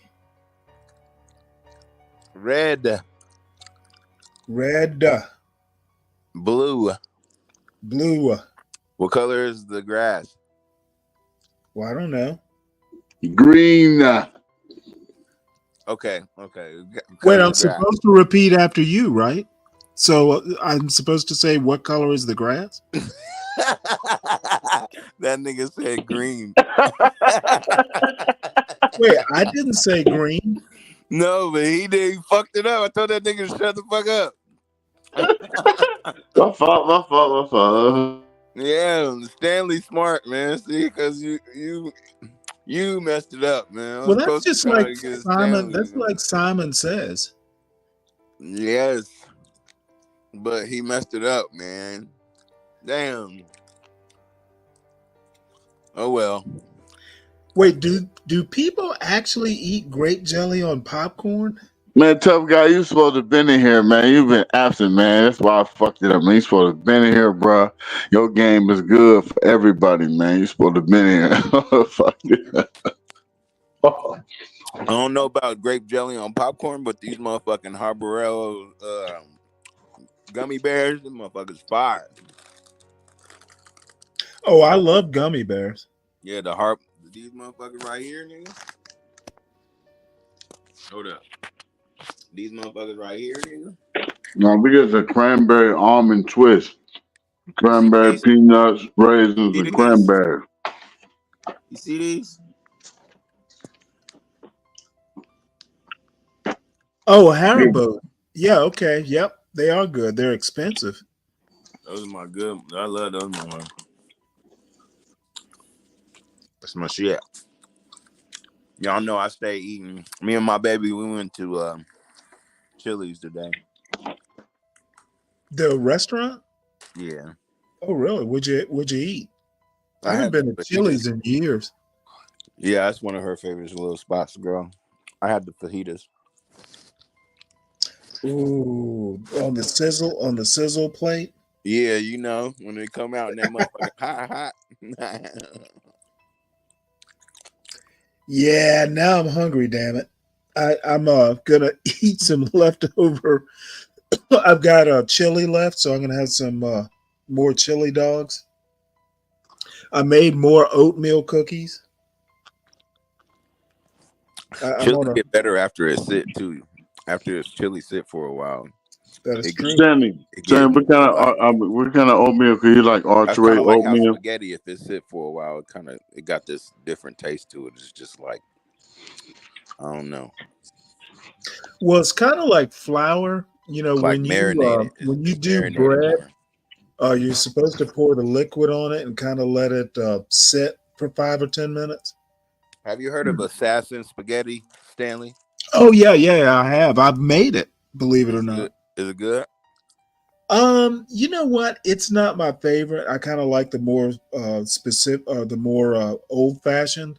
Mm-hmm. However, the assassina, I think it's spaghetti assassina. Um, it is different. You basically fry the spaghetti, which Yeah. is kind of I don't know. You know, it's a different taste. It's a little bit more of a charred taste, and then it's supposed to be fairly spicy. So I liked it, but you know, I can say I've had it. I don't know that I want to make it because it's a little bit of work. It's not as easy as just regular old spaghetti. I bet it would actually be really good with homemade pasta. Maybe one of these days I'll try that. And I've seen somebody barbecue spaghetti once. Like they barbecued it on the grill. It was weird. But he said that shit was fire. I don't know. Hey, Jordan, if you cook, it's worth trying. The And for assassin me, spaghetti? did you make it yourself, tough guy? No, I seen it. Oh, okay. I Okay. was like, I wonder if that's good. So that's why I asked you. No, I actually made it. Saw it probably had been a year since maybe it was last summer. It's worth trying. I just didn't, you know, you got to boil the noodles first. Yeah. I'll I'm be thinking watching these you cooking do shit homemade on pasta. these You know, reels. if you make homemade pasta, you just basically put it in water for like 5 minutes and it's done. I'm thinking, you know, if I did it for 5 minutes, the homemade stuff, and then fried it, it would probably turn out better. Mm-hmm. Because the box pasta, you know, the normal box pasta, that's just flour and water. Um, the expensive stuff, like the stuff you buy in the freezer case or the refrigerator case, you know, that expensive stuff. Yeah, yeah. Or when you make it at home, it's egg pasta, and egg pasta is way better than your normal box Yeah, because pasta. it's the real deal. Right, but you know the flour and water, the water pasta keeps better. You know, if you do egg pasta, it'll spoil at some point. Yeah. Well, I like that. I like pasta is my favorite food. Like Italian food is my favorite. But I eat Mexican food all the time. That's just regular living in California. But Well, see, I cook Mexican, or at least my version of it, like chorizo and rice. As a matter of fact, sometime this week I'm going to do chorizo and rice. Then I make homemade tortillas. yeah, once you have San Diego Spanish food or Mexican food, when you come to San Diego and have Mexican the taco shop in San Diego, Right. everywhere else ain't gonna compare. So I guarantee. you think the I San guarantee you. Diego You come here and have a California burrito. You're gonna go somewhere else and you're gonna be like, it ain't the same. It's something about here. I don't know, man. It's the ingredients or if it's how they cook it or something, nigga. It's could just just be how they cook it. maybe because nigga, them Spanish people, they be knowing what the fuck they doing. And I've done been to different places. Like even when I went back home and they had like a little Mexican little restaurant drive through Woofy Wop, and I was like, Uh, I'm gonna check it out because I wanted to see what they was working with, and I had a California burrito from there, and it just wasn't the same. Nigga, it wasn't hitting. I mean, I was hungry, so I ate it. You know what I'm saying? It wasn't bad, but it wasn't the same. You know what I'm saying? you know what people sleep on as far as tacos go? Fucking fish tacos are amazing. Yeah, I like fish taco, but It's ridiculous. You know, fried just fish like taco, or if you you like, can get like the fish actually fresh fried, yeah, yeah. with like cilantro. You know, you don't even have to put like heavy stuff on Pico. it. It's Yeah, put some pico and cilantro, maybe a little cabbage. yeah, it's ridiculously good. And you know, I haven't had like a good fish taco in years now. By now, every now and again, I'll do it myself with like catfish.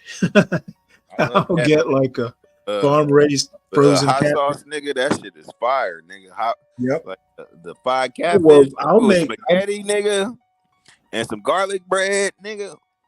Oh, nigga, you ain't Yeah, yeah. My son, you know, I've had so much spaghetti in my life that you know, I make it. I generally make it if my son is here. I generally won't spaghetti make it is for the myself. best with catfish though. Like catfish and spaghetti is like the best combination with the Really? garlic bread or the rolls. Hell Well, yeah. tell me about that. I mean, what do you do with the catfish? Fry it? Yeah, you fry it up, you know what I'm saying? So you get the egg, you dip it in some egg, wooty wop, Yeah. you know what I'm saying? Then you put it in the seasoning with the catfish fry seasoning. So not no regular flour, but you know the cornmeal Right. wooty wop. Right. And then you get that batter. Oh, what's that? A low country boil? I don't know. It's like country fish fry. It's like it's like a blue. No, I'm looking Pico. at Crown Reese's. Looks like. Would you do a low country boil? And now we had a whole crab boil with crab legs and Oh wow. it was crawfish and um it was potatoes and corn and yeah, like you said, it was almost like a low budget, but you know, here we have like 4 different kind of crabs and um we had potatoes, eggs and shrimp and turkey sausage and yeah, it was pretty good. I'm sitting here with you. I done fed about my whole family. I'm still like, I ain't ate now, so I was just showing you what I had left. You know. Yeah. Yeah, I actually haven't eaten since lunch. But tell me, I mean, so basically, you just fry the fish. Is it kind of like you know, what is it? Like a You on your like computer? You on your like a computer right now? Parmesan? Yeah, I am. I'm on my Okay, computer. okay. So I'm not. I'm go in the to garage. I'm go working to out, so I'm talking to y'all. go to Google and put in Mad Jacks in Kansas City. Mad Jacks. Mad Jacks. Okay. Mad Jacks in Kansas City. It's like fish fry, and then what you Said do? Mad Jacks, tough guy. Yeah, Mad Jacks. Mad Jacks. Okay, Mad Jacks. It's in Kansas City. But yeah, man, my uncle used to run that motherfucker, but I remember they tried to rob that motherfucker, and the nigga had the gun, and my uncle ain't scared of shit, and he ran So that. that's the flour, the seasoned flour you use. Yeah, it's like cornmeal, like Oh, okay. Louisiana. It's like a blue packet. If you go Yeah, I'm to looking the at it. grocery store and you'll see it says Louisiana on it, and it's like blue, and it's like cornmeal. I think it's like by the deli and it's by the deli and you know where they have all the produce and shit. Okay. Yeah, so that's Mad Jacks. They got all the shit right there.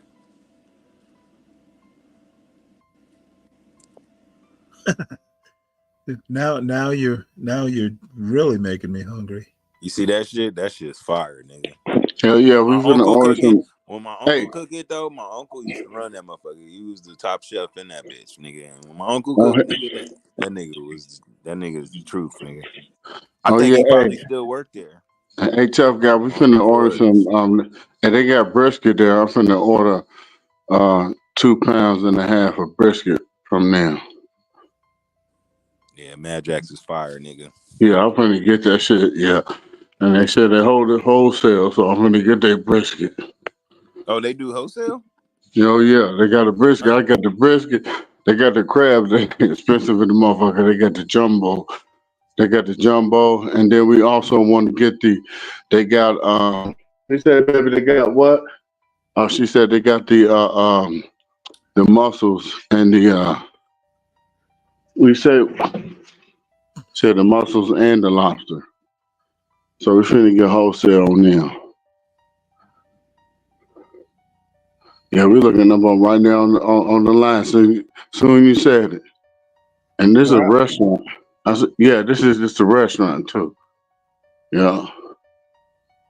That shit is What so you say? fire. What you say, babe? How much for the mussels? Yeah, we get 3 pounds. She says $150. Okay. Yeah. Oh yeah. Yeah, we want all them shit. Look, you got to look. Yeah, we got all the see. We already looked it up, so Hey, you fucking with that, Stanley? he ain't fuck with that. He don't know But nothing about you that. are Stan, you gotta ordering. go back to your roots, baby. Listen, Stan, you get all Oh, to your whoa, roots, whoa. baby. Hold on now. You I'm get from the real Savannah. shit. I catch my stuff. I don't order it from Kansas. You get the real Stanley. Hey, Stanley, boy, you make your physique look good. No, Your hair I, be silky I and good. literally go home and grab a fishing rod and go down to the Wilmington River and catch some of this stuff. Hey, Stanley, have you seen the new sequel of Kevin Hart? It's he's the Chicken Man. No, I Listen, don't think I saw the first one. I listen, haven't it's seen a him. Kevin Hart. Listen, it's him. Samuel Jackson. I really have to send you the link. I really have to tell you what it is. Probably have to go in here, walk in here, and ask somebody. But listen, it's 5 sequels. You will love it. It's all characters in there. It's Terrence Howard Jr. As uh, um, it's Samuel Jackson. A couple other people that's top notch, and I know you. It's Tahaji. She's in there. It's a few people in there, but very good. You will love it. It's very very good. It's a sequel. Hey, What um, what was the name of the original movie? it is called. Hold on, man. Hold on. Give me a second. Hold on. Hey, Stanley, do you believe that the real aliens are in the ocean? I do. I think the ocean has the real aliens because we don't know what's in there. What do you think? Uh, well, I think some of the fish you see real deep look pretty alien. I mean, we don't know what's down there. All that pressure. Yeah, well, you know what? What was that sub that got crushed going down to look at the Yeah, Titanic? the millionaires, the billionaires that went down in the pod. Yeah. Yeah, they probably got killed by the thing. Or something down Well, there and then smashed it. now you can order the seasoned flour online. Yeah, the seasoned flour is fire. Mad Jacks is so good, bro. Man, that shit make me want to go home just to eat.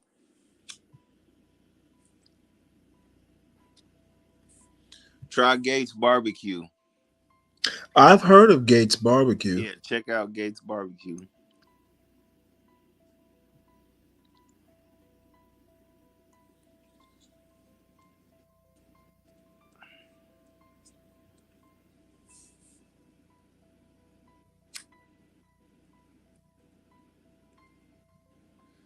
Gates Barbecue is real fire. That's what we known for. Kansas City. You remember? You remember that song back in the day? I'm going to Kansas City. Kansas No. City, here I go. Bop, bop. Santa Cruz, I'm gonna get me one. You know who that is? Nope. Michael Jackson, nigga. Really? Yeah. I'm going to Kansas City. Kansas City, here I go. No, I can't say I remember that song. Kansas City. He said he got some pretty little girls there, and I'm gonna get me one. Here we go. Gates and Sons. I've actually heard of this place before.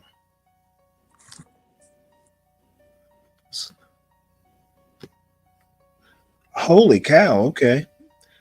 2-pack of ribs, only $20, shipping included. I can't believe that. Let's.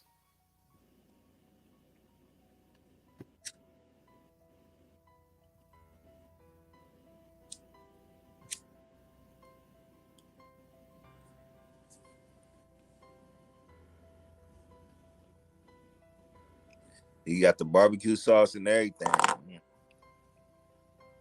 You know we got the best barbecue because even KC Masterpiece. Yeah. That's the biggest barbecue sauce that everybody use. Or you're gonna use Baby Back Ray's or some shit like that. But other than that, Baby Ray's or whatever. But Now I want to see what the ribs. How do I get the ribs?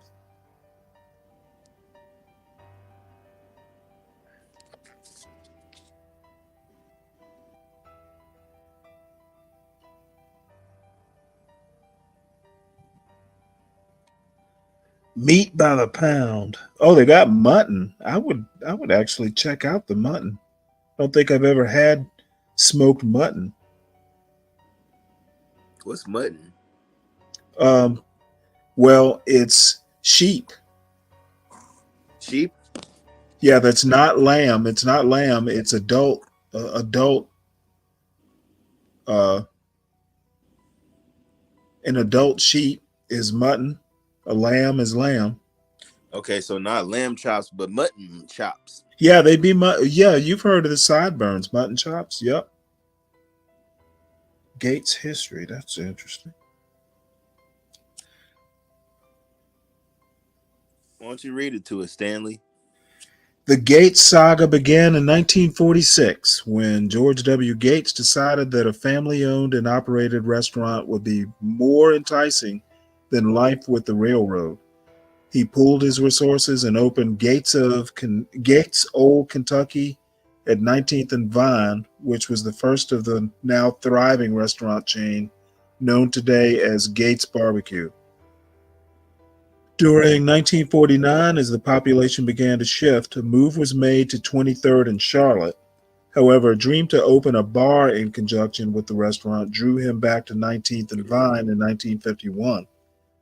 This dream was short-lived. A major fire occurred in 1951, forcing him to move the business to 24th and Brooklyn and remained there until 1957. Despite all adversities, George Gates continued to persevere and managed to maintain the high quality of food and the same distinctive flavor of the barbecue sauce. In 1954, a second restaurant was opened at 12 and Highland and operated alongside the 24th and Brooklyn facility. The year 1956 proved to be a decisive year for the Gates family.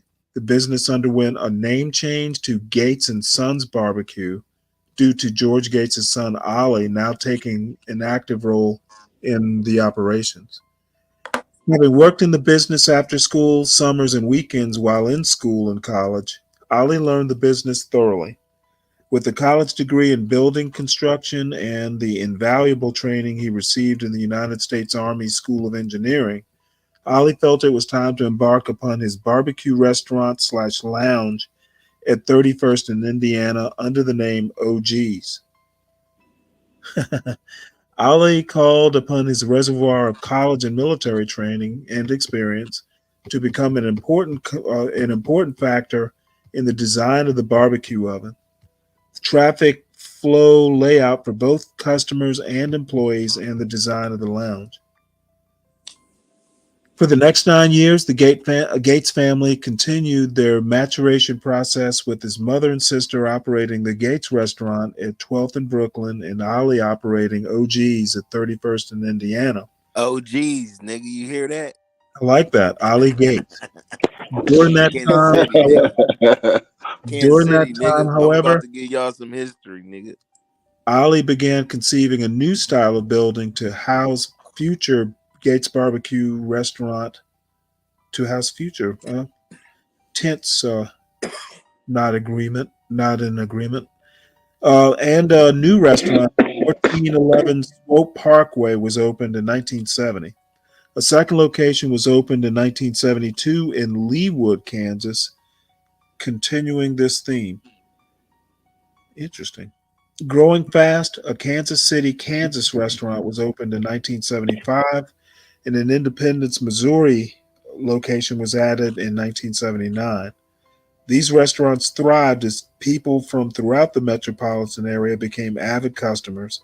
But more importantly, two milestones had been passed. First, the myth that Kansas City could accommodate only a few barbecue restaurants had been destroyed. And secondly, that barbecue had been elevated to a respectable industry. Ooh, look, George Bush Jr. Hey, Stanley. Hey, I found what I was looking for. That's It is gangster, ain't it? called Kevin That Hart. nigga called this Finish shit reading OGs, this. nigga.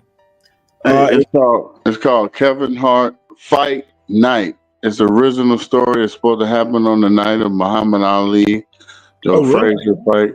Yes, it's called Fight Night. Check it out. Samuel Jackson is in it. I'm at the sixth episode. Look at it from episode one all the way they got it to six, so they're not showing it all. They're going every week with the episode, but What? if you don't have Net, Peacock or whatever, but it's really good. It's is it Kevin on? Hart. Is it Hey, on Kevin Netflix? Hart is doing You it. said it's It's on really Peacock. good. Yeah. Hey, have you seen the Kevin Hart story No. about him? And it has also what's the guy that played Blade? Oh, Wesley Wesley Snipes. Snipes. Wesley Snipes played the movie that is called something about Undisputable. family. Boy, it's really good, and it tells you about his ups and downs and how family did what they did to him, but they used Wesley Snipes as a character. But oh man, it's really really deep. Have y'all seen So, that old movie with Wesley Snipes, Undisputed, where he was a boxer oh in yeah, jail? but you In know they jail? got a new movie. He was out. Hey, they brought Wesley Snipes out in the new Deadpool and Wolverine. Oh, dope. Yeah, All he right, walked hey, through. look this up, Stanley. Look up. We looked at Mad Jacks. We looked at Gates Barbecue. Now I want to show you the Foundation. The Foundation is a music venue in Kansas City, It's and just called the. It's just called the Foundation. it's yeah. You might have to look it up on Google. It's called the Foundation, but it's a music venue. It's like an old jazz club, and they sell liquor until 6 a.m. So Where's it at, Toga? you can't. It's in like the heart of Kansas City. I was in Kansas City. Yeah. All right, I'm about to look that shit up. Kansas City. What you say it's It's called? called What? the Foundation. Is it open 24 hours? Oh no, that's a gym. Hold on one sec. You might have to look for it though, because it's old. I don't even know if it's open still, but there's a lot of history there. It might still be open. Hopefully the family kept it open. If they did, that's dope because Charlie Parker played there. Everybody played there, nigga. I played. Miles Davis. I've heard about him in Kansas City. Yeah, everybody. Because Kansas City is like a jazz and blues spot, and then food. You know what I'm saying? The barbecue. You know what I'm saying? It's just like the atmosphere. Oh wait, Foundation Event Space. It says was it on Union Avenue? I think so. Yeah, it says it's permanently closed. They probably closed down during COVID. That's the same thing I'm getting, Stanley. Does this look like the place? Oh wait, hold on. Let me share it.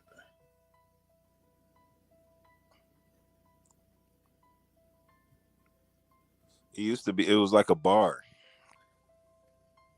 Does that look familiar? It's old school. It's got stairs to go upstairs. Yeah. Yep. They closed It's it. short stairs. It's not like a long staircase. No, Hold it's on, a like let me enlarge this.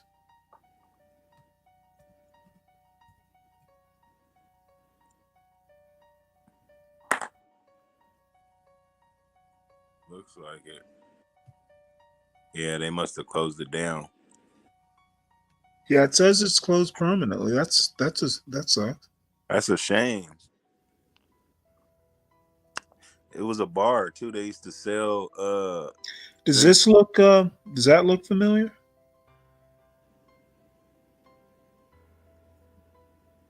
It's like a No, big kind of warehouse looking thing.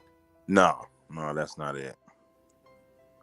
It's like it looked kind of like a house because Kansas City is like a.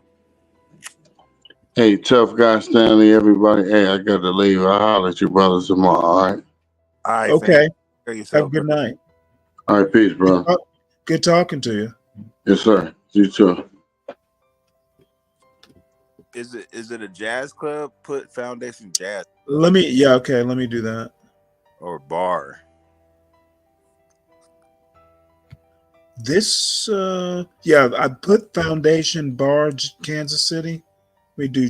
Oh wait. Foundation Jazz Kansas City. Let's try that.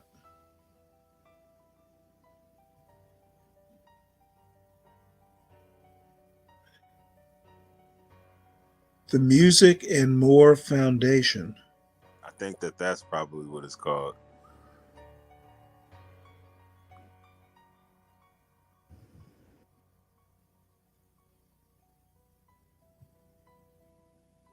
On Highland Avenue. Yes, let's see what that look like. Okay. That's more like it, actually. How about that? See that picture? We go in and it's upstairs. Now this is a street view. I think the building was white.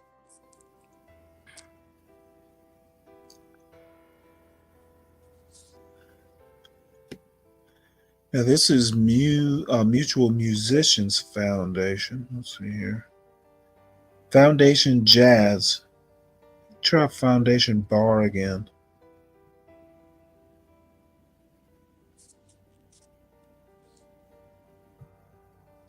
Or just put jazz club. I don't know, man. It should be still be open. That's what I'm tripping off of. It should still be open, but COVID. But I'm thinking they probably reopened because Kansas City is booming right now. It's a lot of shit going on in Kansas City right now. So I'm just hoping the family didn't close it down because there was just so much history there. The Charlie Parker and all type of shit. Or just put like a jazz club Charlie Parker used to play at in Kansas City. Okay. Maybe that'll show it up. What about just did popular bars in Kansas City? Because there's a whole bunch of new shit now because of Westport, and now that we've been winning Super Bowls, they've been building it up, and they made a new airport and all type of shit.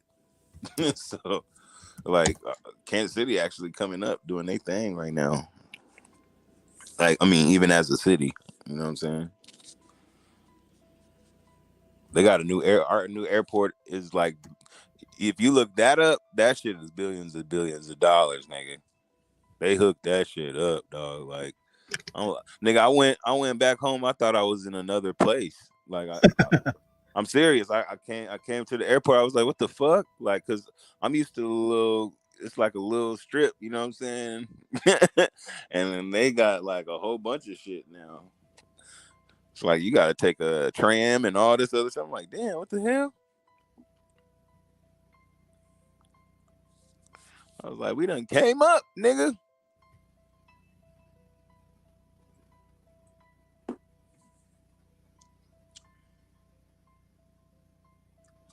What'd you find? Let's see. Well, let's see if either of these look familiar.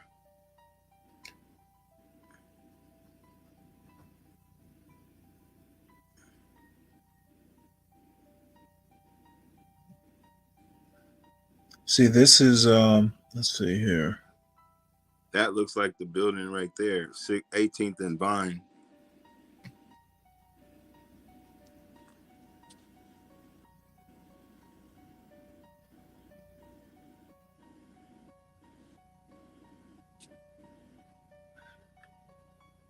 That kind of looked like it is. See how it's two See, that stories?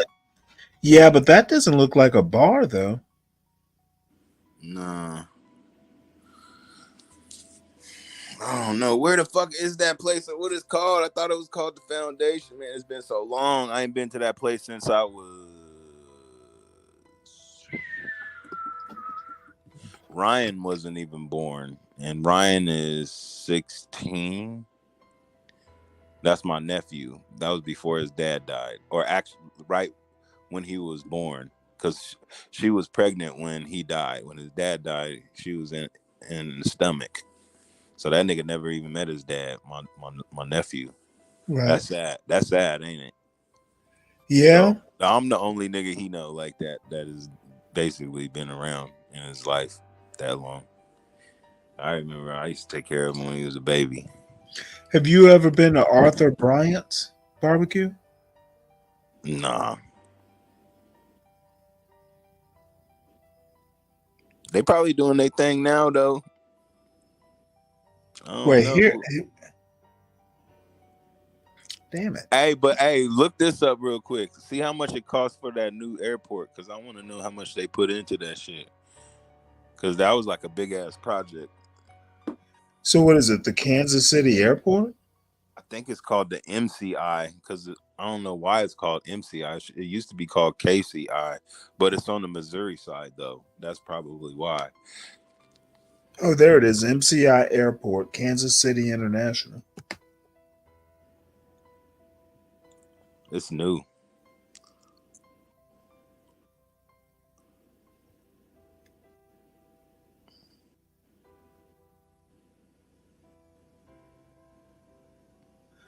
Flight Airport Guide.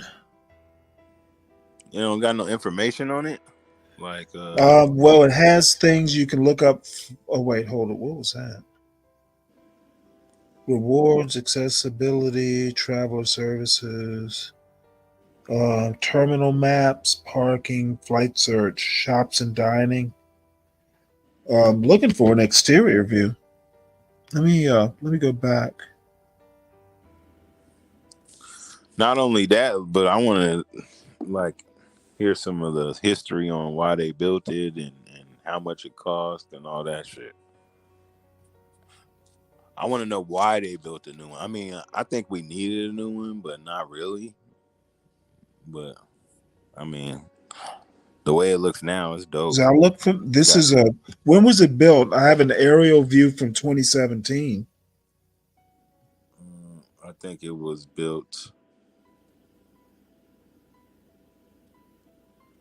You see that?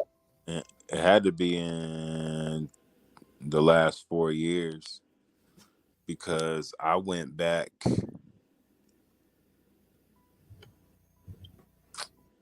like 2 years ago with my daughter and we went to the old airport.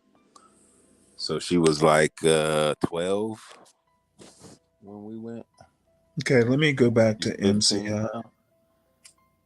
She's 15, about to be 16, and we went when she was 12, about to be 13. So I forget what year that was. Had to be like 2020, 2021. 2021. We went back and it wasn't built yet. So it just had to get done around like 2022, 2023.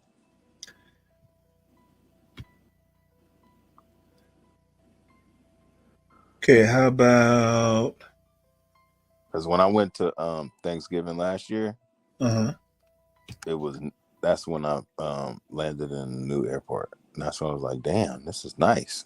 I was like, what the fuck? I literally thought I was in another spot. I was like, this is Kansas City. Okay, how about this? Kansas City opens long-awaited new terminal.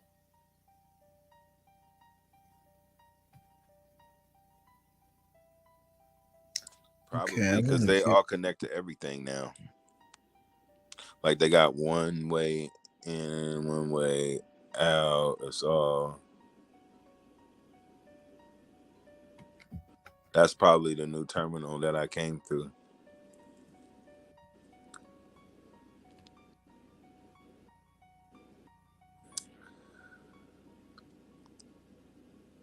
That shit is nice now, dog.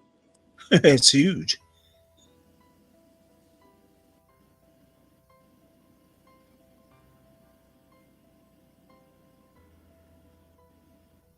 Wish I could. Let me see. Can I figure out how to get rid of these borders? Who's Botrix? Who? Is that an AI? Oh, that's some bot that that they're using. Oh, somebody not laws. Let's see. Thank you for the follow. It's a bot that they're using to do stuff. Oh, Some wow. sort of monitoring bot. Oh, okay.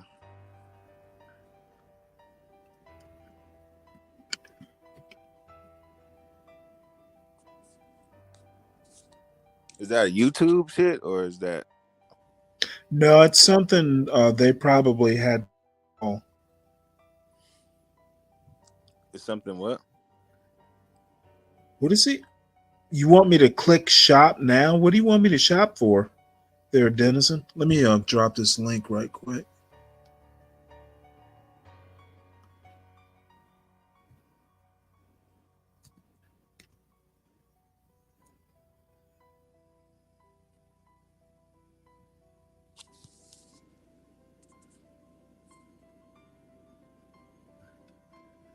All right, let's see. What is this? Surely we can get a better picture than this. Our entire website ad free. It looks nice. That's all I know. They hooked that bitch up. Nigga. I was like, nigga, I thought I was in a different city. That's all I knew. You know what? I thought I put a tool in here to get rid of ads and stuff.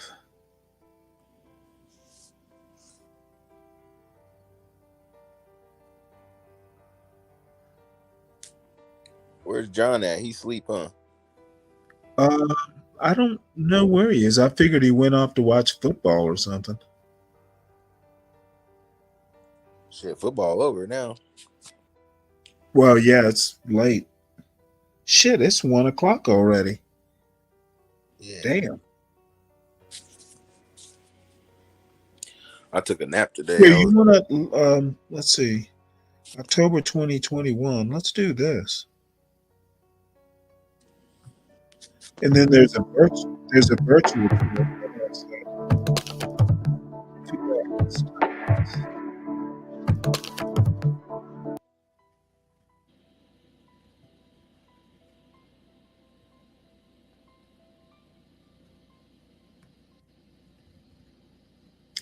Nope, that's not what I want.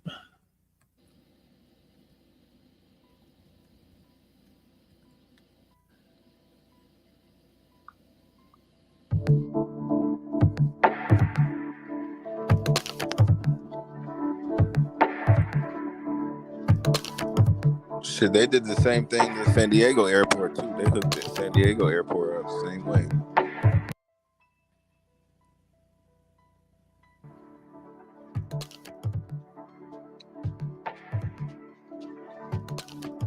That reminds me of the Salt Lake City airport. I'm sure it's not as big.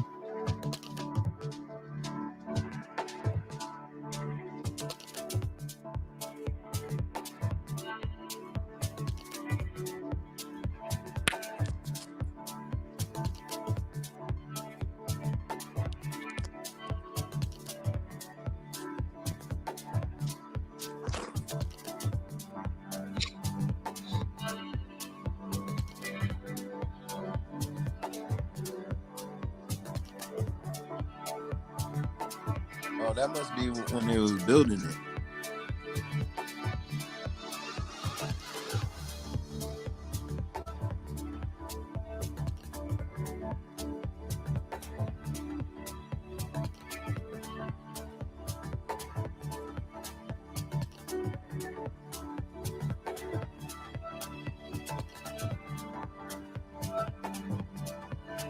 Yeah, that was that long ass hallway. Okay, let's see what they're doing. So they made it all one thing. Easier, and the parking's to the left right there.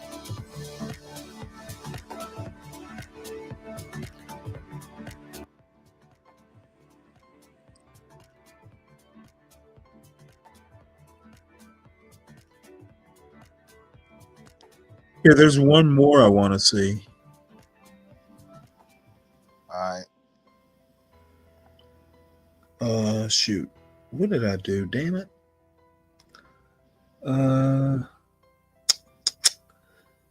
Was it this one?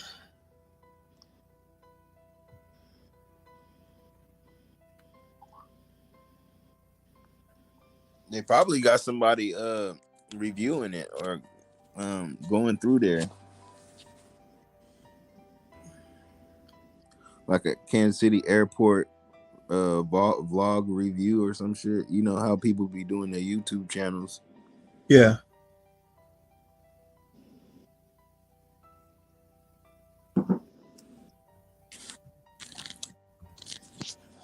Some people be really hooking their shit up. Their media channels be, you know, they do their research or have drones and shit.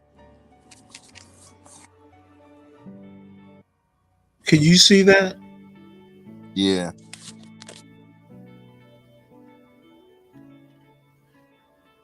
Yeah, that's the new joint. Turn it up. Let me hear it. Okay. I am so pleased to welcome you to the new terminal at Kansas City International Airport. After 5 years, more than 5 million hours of work, and the contributions of hundreds of local businesses and thousands of Kansas City craft workers, this remarkable new facility I'll be has been right cleared for back. arrival. Run to the bathroom. All right. I can find my. Oh, there. Hello and welcome to the new single terminal at Kansas City International Airport. My name's Justin Meyer, and it's my pleasure to have you with us today to take you through this brand new facility. Here on the roadway, passengers will notice a difference as the roadway becomes double stacked, meaning departures taking place on the upper level and passengers looking to be picked up or pick up someone from the baggage claim, that takes place on the lower level. Passengers, as they're getting ready to be dropped off or dropping someone off, on the upper level of the departures roadway, they'll find 4 vestibules that access the new terminal check-in hall. There'll be airline signage on the curb so passengers can see which airline they need to be dropped off by. Also, on that upper level is the entrance to valet, a service we will offer in the new garage.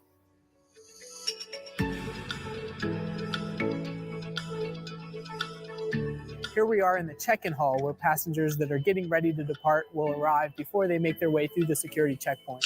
On the north end of the check-in hall, it's Delta, United, and American Airlines, and all other airlines' check-in positions are here on the south end. Travelers in this space will make note of the hemlock wood ceilings, which serve as an incredible backdrop to an art piece called The Air Up There by Nick Cave. On the south end of the check-in hall is an art piece called Let the Music Take You, large-scale ceramics by George Rodriguez, complemented on the north end by an art piece called Wings, another large-scale ceramic piece by John Bellistreri. In the new terminal, we'll consolidate the security checkpoint, so we'll have 16 lanes total, all in the center area of the check-in hall. Passengers that have their boarding passes or after they've dropped a bag and checked in, head to that centralized area to go through the security process. There will be 8 lanes on each side, one side for TSA pre-check and one side for more standard security screening. We will also partner with Clear, a known traveler program, to help expedite people through the process. As soon as travelers make their way through the security checkpoint, they'll be here in Concourse A amenity node, which features some really special things, including this amazing piece of art called Fountain by Leo Villarreal. There's an information desk. If you've lost anything or need help finding something, one of our agents will be happy to help you.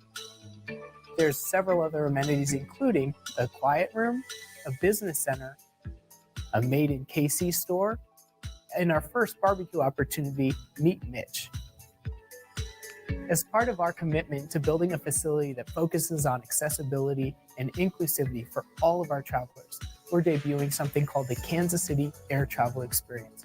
travelers can simulate scanning a boarding pass, walking down a simulated passenger boarding bridge, and then onto an aircraft where passengers can practice stowing suitcases, buckling seatbelts, even how to lock a lavatory door before they sit down and watch a simulated air travel experience to help everyone become more comfortable with flight.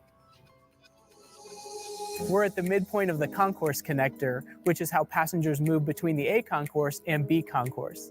On the B concourse will be Southwest, Spirit, United, and Delta, and all other of our airline partners will be located there on the A concourse. The distance of this concourse connector, 635 feet, intentionally spaced to give enough space for movement behind aircraft tails between the concourse. There are moving walkways, the first time at Kansas City International Airport, to expedite the movement of travelers between the two concourses. Below us is the baggage makeup area, where airlines will be sorting checked bags before they make their way to the departure gates. Above our head on the concourse connector is a really nice piece of art called Cloud Gazing by artist Michael Spivos and the SoftLab team. There's a great airfield observation area for travelers to look out and see what's happening as airplanes move in and out. Likewise, there's some very interesting historical displays here that tell the history of the 10,000 acres where Kansas City International Airport sits, as well as the history of Kansas City International Airport as a whole, and the story of aviation in Kansas City, things like Charles Lindbergh dedicating the downtown airport. Once you get to the end of the concourse connector, you're into the Concourse B amenity node, which is a city market theme on so many of the food, beverage, and retail opportunities that are here, including Taste of Brazil, Bo Ling's, and Brown and Low Restaurant. There's also some great amenities here, including the Delta Airlines Sky Club and a sensory room for travelers that need a slightly different experience before departing. Behind me is also a really neat art installation called Ornithology by artist Willie Cole.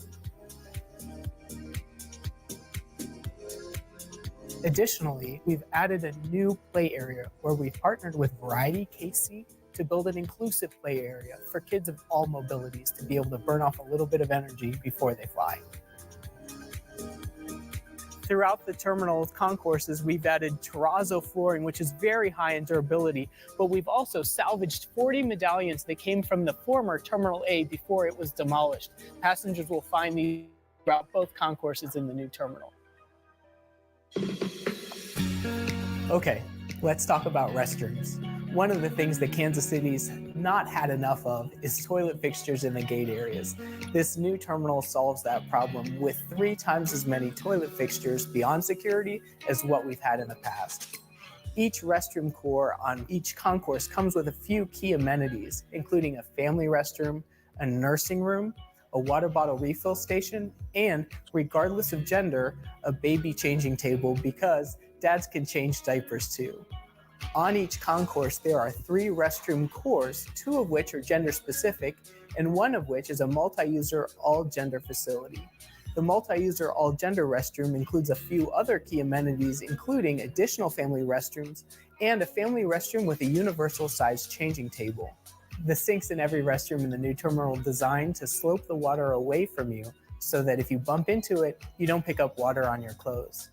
Additionally, every fixture in the restroom is touch-free, be it a paper towel dispensers, air dryers, soap, and water. Here we are in the multi-user all-gender restroom on the B concourse, and I want to point out a few things about how this restroom was designed. Primarily, every stall is fully enclosed, floor-to-ceiling separation for full privacy. Every stall door swings out, so climbing over your suitcase to enter a stall is a thing of the past. Every stall includes several hooks as well as a shelf for hanging purses or setting aside a water bottle. Additionally, you'll notice the red light, green light technology that indicates whether or not a stall is occupied. That information is actually taken to the front of the restroom so that users walking by can identify how many stalls are occupied and whether or not they should turn to the right or turn to the left upon entering this restroom. Passengers traveling with a service animal will be able to make use of service animal relief areas, one located on each concourse.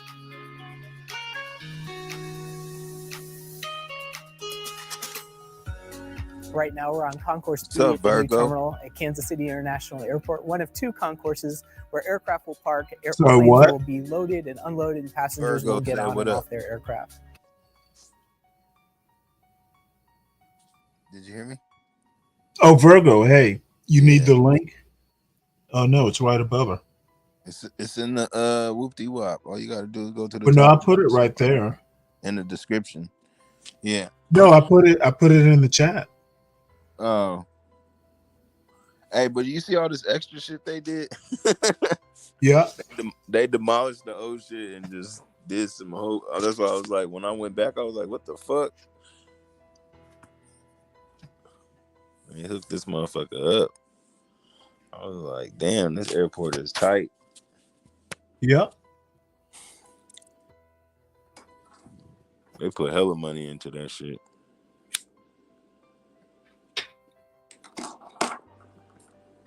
You want me to start it? Yeah, go ahead. We can finish it. It's almost done, I guess. Yep. About 3 minutes. There's a lot of neat things in the concourses that passengers will experience. One of the most notable will be a significant increase in the count of seats in the gate area. And these seats aren't only comfortable, but they also deliver lots of high tech, including charging opportunities for all of your devices, USB-A, USB-C, and 110 volts. There's also high-top working stations with wireless charging that'll be a great amenity for travelers. Also in the concourses, travelers will experience new local art. There have been 19 local artists selected to be featured in the concourses with amazing artwork that I'm sure you'll enjoy. As we wrap up here in the concourses, the next stop is going to be getting on an aircraft. So let's go and check out one of those new glass passenger boarding bridges.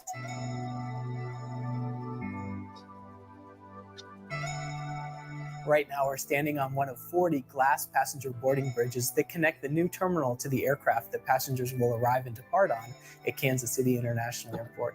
The glass sides on these facilities are really spectacular in that it opens the airfield up for travelers to observe all the neat things that are happening as aircraft arrive and depart. Things like fueling and baggage loading, and even providing an opportunity for travelers to make eye contact with pilots on the flight deck as they prepare for departure. Yes, these are climate controlled. They'll be cool in the summer, warm in the winter, and they're US manufactured. We'll be the largest all-glass operating airport in the United States when we open. Arriving passengers will find their way to this location between the 2 sides of the security checkpoint, which is the way down to baggage claim and ground transportation. Right behind me is an amazing art piece called Molten Swing by Sue Sunny Park. Here we are in the arrivals level of the new terminal at Kansas City International Airport, where the baggage claim devices are. There's 7 large bag devices here on this level, and 1 additional space in the International Arrivals Hall. We've also partnered with Missouri USO for our first ever USO facility, which will provide a comfortable place for the military community. The arrivals level is also where passengers exit the secure area, so families and meeters and greeters, this is where you'll meet your arriving guests. Once arriving travelers have claimed their baggage, they'll step outside here to the private vehicle pickup curb where they can tell their friend or family who's picking them up where they're standing simply by referencing the signs wrapped around the columns. For travelers that need to make use of commercial ground transportation, which includes rental car buses, economy parking buses, airport shuttles, and other options, those lanes are right across this road on the commercial curb. There will be wayfinding to help you get to the right location. Thank you so much for spending time with me today. I hope to see you in the new terminal soon.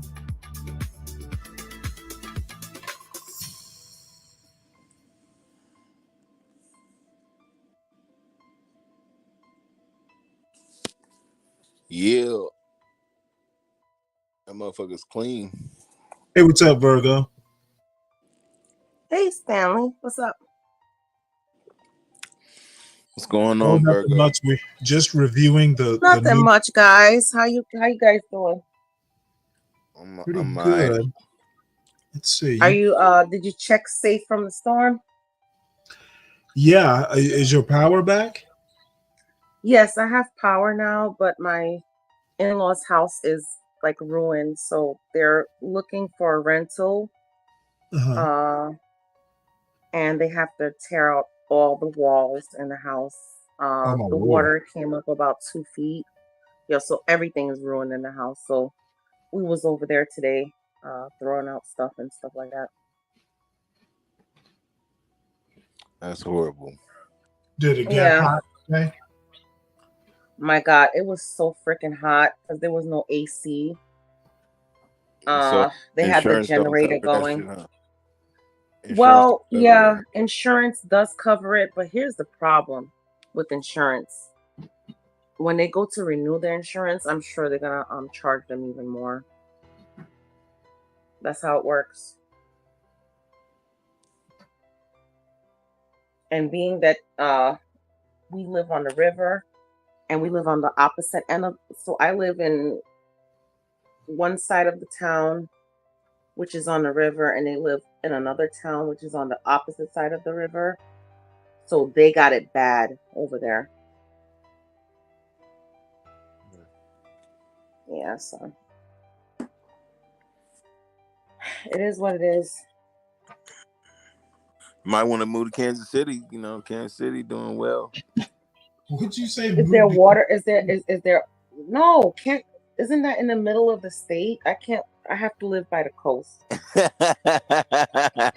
I love water. Hey, that's the thing about Kansas City. Hey, Kansas City is boring as fuck. It ain't nothing.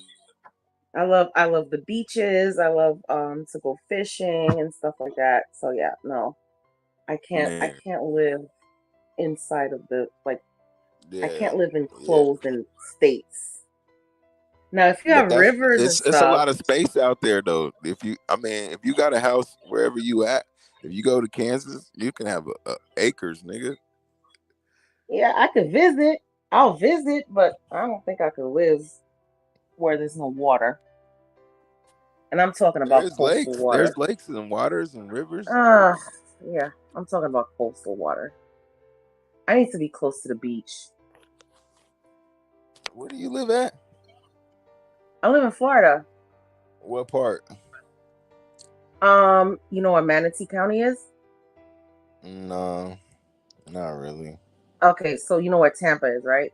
Yeah, Tampa. You know where Sarasota is? Okay. All right, so I live like right in the middle. Okay. I'm like 20 minutes away from Sarasota, and I'm like maybe 45, depending on where in Tampa I want to go. I live between 45 and an hour and 15 minutes from Tampa, depending on what part I'm going. Okay. Yeah, I live in a small town. Nobody's ever heard of it unless you live here in Florida.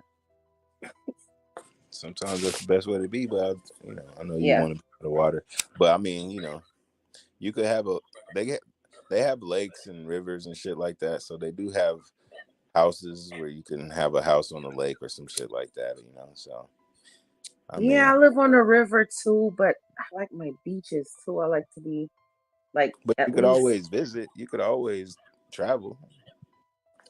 man, that's what I said about New York. Man, I haven't been to New York in what, 4 years? And then have a big ass house somewhere else in the middle of nowhere. Yeah. And I'm not retired yet, so I'm not a snowbird yet. So Because you do shit remote a lot, right? A lot of your yeah, work is remote. yeah, but that's only because I had my surgery and now I'm at home working. But once I'm done, once I'm done healing, I have to go back to work.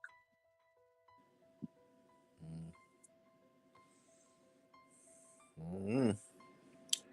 Well, I guess it's our choices, because I know once my daughter turned 18, I'm leaving the fuck out of this. I'm done California. It's just Oh, you're like, in California. yeah. I always wanted to visit San Diego because I heard it never rains there. Yeah, right. Nigga, it rain all the fucking time. It never rains in Southern California. All the fucking time. No, I heard the weather Especially in is the great in San Diego. yeah, in the winter. In the winter, it rains. That's our rain. That's our winter is rain. But Oh, okay. we have a lot of nice days. We have the most nice days out of anywhere else. But a lot of it is overcast. So I know if you in Florida, you know what overcast is. Oh yeah. Oh yeah. So it's always Yeah. like that, cloudy in the morning, and then it burns off probably around like 3 o'clock.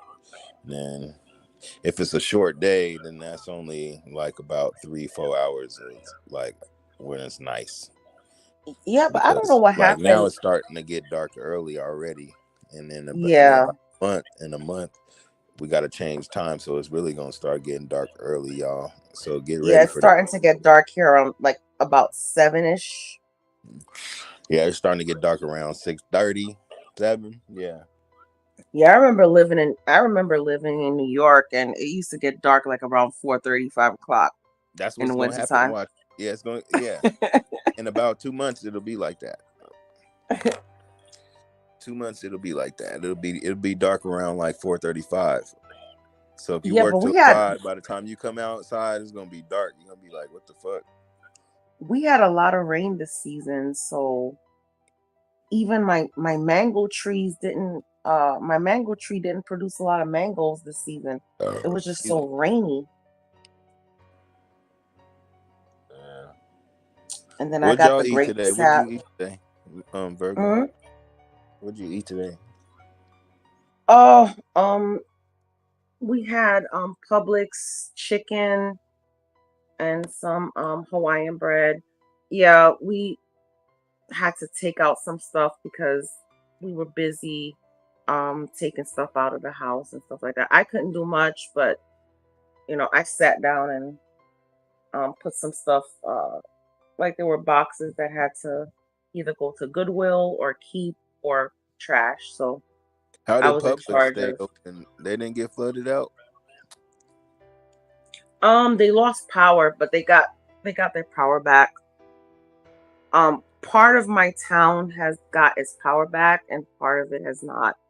So luckily I got my power back. So is the storm over? Yeah, it's over, but it's the aftermath of it. It's all the trees that fall because we got huge, gigantic. Oh, Stanley, I found out what kind of tree. It's oak trees with the moss hanging down. Oh yeah, Because that threw me off. With the moss like hanging down from the trees. Spanish moss. Hmm. So that kind of threw me off because I was like, well, what? Because I've never seen those kind of trees in New York. They're oak trees, but what you won't see is the Spanish moss. That's a southern thing. Yeah, you won't see it in New York. Yeah. Hurricane, but you can call me Hurricane. Hurricane. Okay, you need to save that for karaoke night. I'm looking for my ODB so I can do fantasy Mariah. So I'm looking for ODB. ODB. Mm-hmm. Old Dirty Bastard. Hey, dirty. Yeah. Me and Mariah go back like babies and pacifiers. Yeah, I'm looking for my ODB so we can do the duet. Baby, I got your money, don't you worry. I say, hey, baby, I got your money. Baby, I got your money, don't you worry. I say, hey, baby, I got your money. That's what I need to say to me. I got your money. Yeah, they're from New York too. They're from Shaolin. They're from Staten Island. Wu-Tang. That nigga Stanley sleep. Stanley is not asleep. He just No, said I'm so. not. I'm eating a chili dog. Oh, that's good. Homemade chili, Stanley. Yeah, I made it. Sorry, that's Made funny, it nigga. yesterday. That nigga said, "No, I'm not. I'm eating a chili dog." And I So you put. made more oatmeal cookies today. I ain't mad okay. at you. You gotta eat, Stanley. You gotta eat. I ain't mad at you, player. Gotta eat, my nigga. Gotta eat. But how you? Hey, did you do No, your Did you walk your 3 miles today? I Huh? barely. I went to the kitchen for the oatmeal cookies, but I'll have to get some sleep because I did get some sleep today, Mm-hmm. but I spent an inordinate amount of time All right, we're on gonna this. start tomorrow because tomorrow Monday, so this is a new week coming up, man. So Yeah, I know. you need to walk 3 miles tomorrow, nigga. Well, I hope it's a nice day. Today was kind of iffy. Yeah, man. Because if you start walking, then you can start jogging. No, I'm not going to be jogging. Well, if you start walking, then you can start taking your ass to the gym and hitting the steps, then and riding the bike. Tomorrow.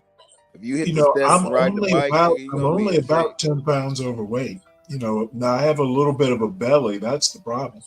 But what I'm saying is, if you hit the gym and hit the steps and get on a bicycle, you're gonna be straight. If you start walking now, then you'll get yourself pumped Why up would to I do want to those. go to a gym? So you can get on the steps. They got the steps and the recliner treadmills, and then they also got bikes in there where you can hop on a bike and you can pedal, nigga. Get a Peloton, Stanley. I The have a Pelotons. bike. I actually have a bicycle. Do you Yeah, the use it? Pelotons work so good. I love my Peloton. I put my music to it. I hook it up to my Bluetooth with my phone, and I play my music, and a lot of times when I'm doing karaoke, I get on the bike too. It just hypes me up, Well, I figure I'll bike around the country roads and interview cows. Mm. Well, you need to do something, nigga. I'm just trying to help your ass live a little longer, shit. Yeah, I gotta drop this birth control weight off because I was on birth control for a while because I couldn't control my I'm very anemic, so I couldn't control my I was about to say you couldn't control. blood. Oh my God, no, I couldn't control my heavy bleeding, so I had to get on birth control, which I hated because it made it. Man, let me tell you something. Birth control is the devil. It makes you gain like at least 30 pounds in like a month. It's crazy. And I'm not, and the funny thing is, I'm not a heavy eater. I eat light and still like gain like freaking 30 pounds on birth control. Yeah. It was crazy, man.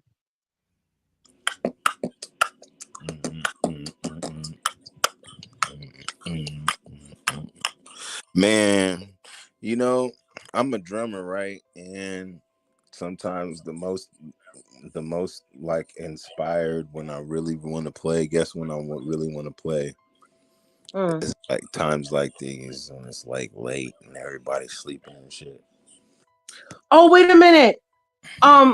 Didn't you didn't John like show you like drumming when you was at the were you at the airport or the mall?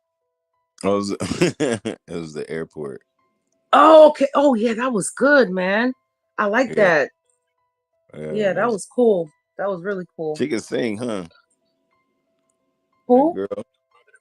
Yeah, she sounded really good. Yeah. Yeah. Yeah, a lot of She should people come like on to karaoke. her. I should Put her try to onto the channel. well, she do it professionally every day, so it's not all like Make her a believer. I gotta get it when she's just hanging out or something, but yeah. But usually when I see her, we working. She Yeah, but that's cool been though. hiring me I a like lot. that. She been I hiring me like that. a I lot think lately. he did like about like 4 or 5 of your songs and stuff like that. like you were playing for like you did a whole set, and it was really cool. I liked it. Yeah, she been hiring me a lot lately, and I think she might do some shit. So you might be seeing her somewhere. Honestly, Okay, yeah, because she does a lot of shit. And I ain't gonna hold you, that's all good. but yeah, I usually deal with artists like that. Like I play with a lot of people. Y'all probably just don't know, but Do you come up to karaoke at all? When we yeah, I do did a song. karaoke on Fridays? I did a song before.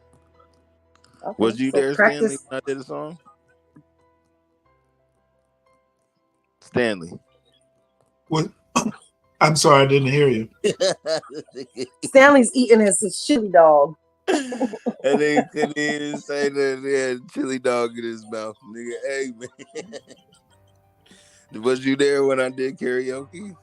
No. Oh, okay. So you gotta practice your ODB for this Friday then. No. Well, he doesn't have to practice being an old dirty bastard. Uh-oh. It comes natural. Stanley gonna have to sing some old shit like 5 Heartbeats or some old ass Robert Townsend song. I'm gonna give y'all a sneak peek. I'm gonna do some Metallica on Friday. Hey, what do you think about Robert Townsend? What Robert about him? Townsend? Yeah, what about him? What do you think about him? I mean, I like him as an actor. What was that show he was on? Shit. Wasn't he in Meteor Man as well? He paved the way for a lot of people. He did a lot of shit back in the day. Yeah, wasn't he in Meteor Man? Yeah, that was him and Yeah. Eddie Griffin. Eddie Griffin, yeah. Gave Okay. him that Yeah. script. Eddie Griffin did a lot of shit too. Mm-hmm. You should check out his Vlad interview. It was pretty good. That nigga from Kansas City too. Oh, he's from Kansas? Okay. Mm-hmm. So is Don Cheadle. I didn't even know that, but Don Cheadle is from Kansas City, nigga. Isn't he married to Angela Bassett? I don't know. You don't know. Is it Don Cheadle that's married to Angela Bassett, or no? It's Courtney B. Vance. Courtney B. Vance is married to Angela Bassett. Don Cheadle just married somebody like in the last year or so, I thought. Yeah, I made a mistake. It's Courtney B. Vance that's married to Angela Bassett, not Don Cheadle. Yeah. But yeah, other than that, shit.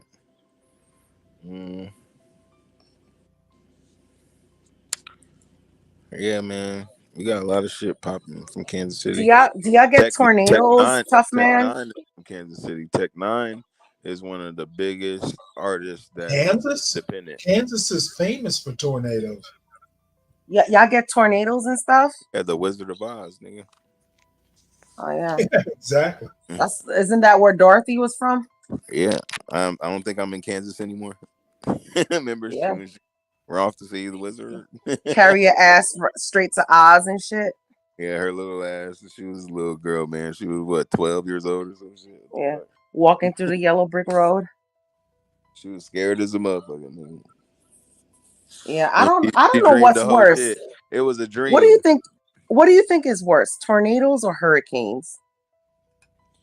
Tornadoes. I've never been in a tornado. Oh, so I don't know. Yeah, tornado would just, you won't live. Nothing would live. Whatever is in its destruction. It fucks up your house, doesn't it? Way, you're done. If it's in your path, it just whatever is in its path is done. Like, if you survive a tornado, that's like 1 in a million. Literally, like that doesn't happen. I think like 1 person or 2 people have survived a tornado. I think those storm chasers are freaking crazy. Hey, like can you look that up and see how many people have survived? an actual tornado, like being in a tornado. Like in the path. I don't even know if that's possible, but I'm sure And like then there's no warning. Isn't somebody like lived through that. at least the hurricane, at least the hurricanes here in Florida, Imagine you being know the tossed hurricane's coming and you can evacuate, right? But tornadoes, is it like that too? Like, do you get like warnings like, okay, there's a tornado coming next Yeah, week? there's a Like, you don't get tornado. that, It's right? like you'll hear a siren. Yeah, but by that time it's like too late, right? No, that's If to you're in let a you know path. to take cover. Yeah. So they give you time. That's why we have basements in the Midwest. We Yeah, have we don't have basements in Florida. yeah, we got basements in the Midwest. So I you had go them to in a New York. basement, or you go to a tub, or you go into a structured hallway where it's like the door frame. You go in between. Yeah, but if you're in the basement, the house could collapse on you and you're stuck in the basement and you can't get out too. You probably have a better chance of surviving than being outside. True. You know, if you're in the basement, then it's gonna take the house. Look, hopefully it don't take your ass and suck everything else out. You know what I'm saying? Take you 'Cause straight like to I said, Oz. that's how it goes. If it's in this path, it's it's taking you out. It'll throw you a mile. It's like a whirlwind. It's like just imagine like something really fast going like 1,000 miles per hour, round and Oh round my and God. round and round. And then it comes to your house, it's gonna split your shit in half, and it's gonna tear everything apart, and it's gonna throw it yards away, miles away. Like Roof done flew off and stuff. yeah, roof will be like a mile down the street, nigga. Dang. You know what I'm saying? Like for real, I'm serious. Like whole house be split in half. You know what I'm saying? It'd be like one couch that ain't been touched, and everything else is just fucked. Have you ever suffered from a tornado? Mm-mm. Oh, thank God. We always had the warnings, but I never seen them. We never had them like real bad where I'm from, but like around the round cities, but not in Leavenworth. Not that I know.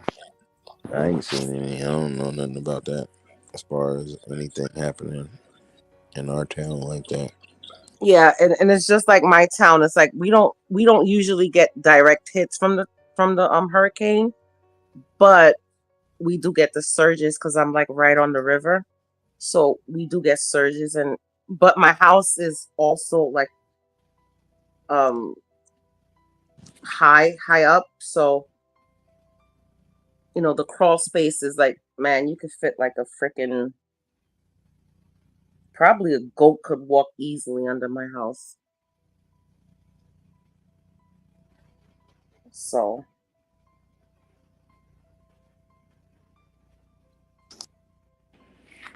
I wouldn't buy a house that's like on the ground and stuff like that. And that's what happened. My in-laws' house was on the ground, and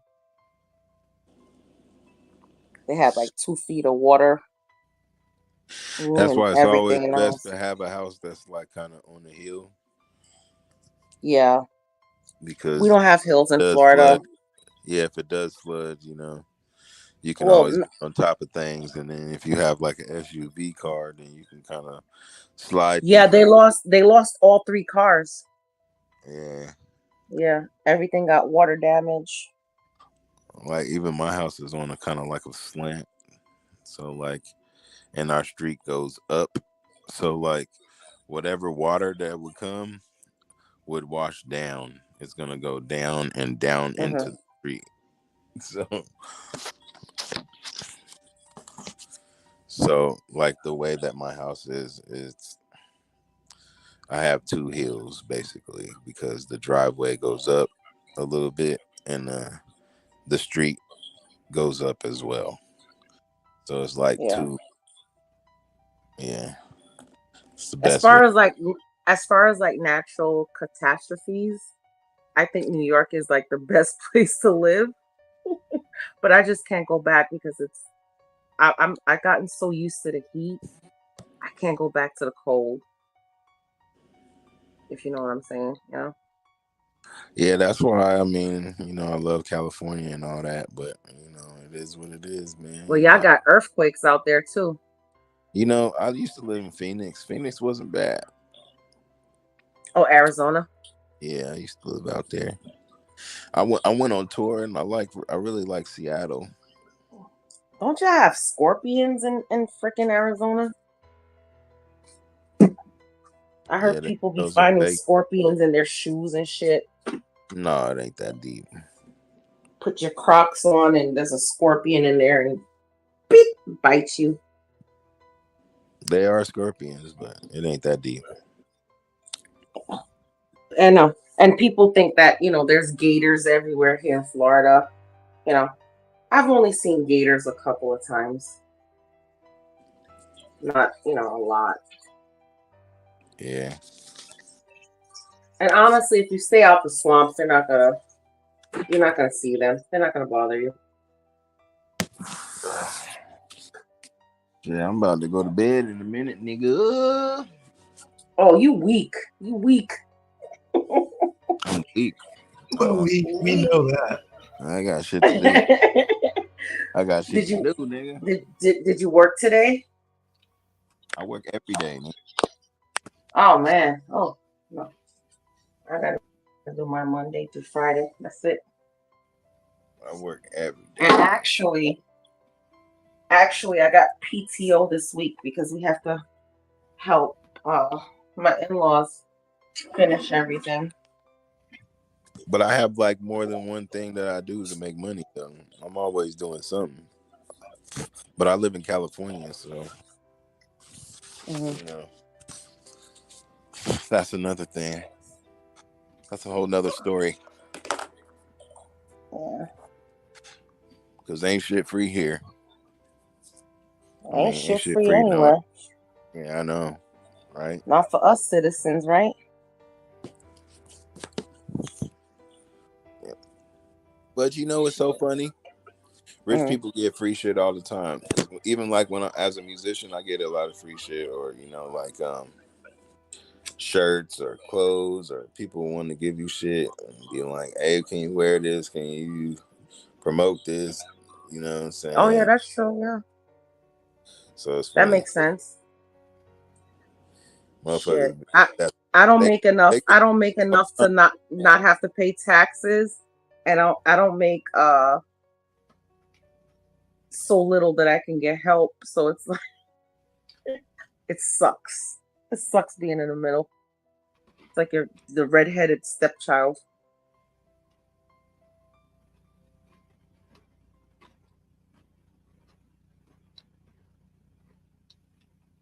So when's your next gig?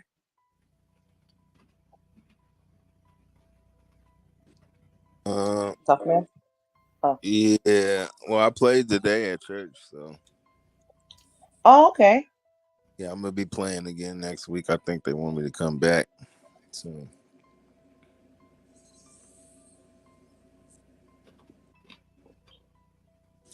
So you only play the drums, or you play some other instruments? No, I'm a drummer. I was fucking around on the bass earlier, but. Oh, my husband plays the bass. I'm a drummer.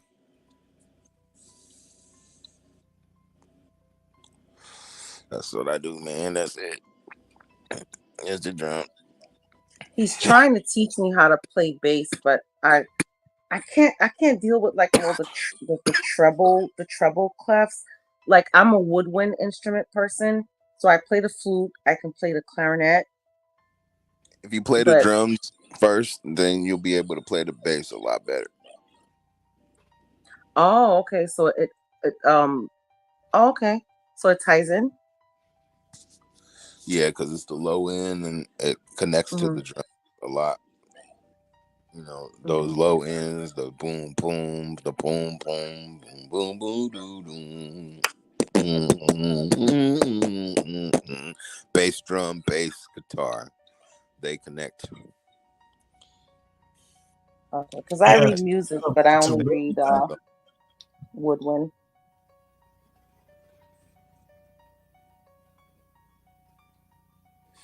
That's how you get the low end shit. You know what I mean? Every good boy does fine. That's all I know. I don't read music like that. I do, but I don't. I still get paid. I've been getting paid since I was 15. God just blessed me with that gift. So Yeah, some people are just blessed. They don't have to read it. They can just play it by ear.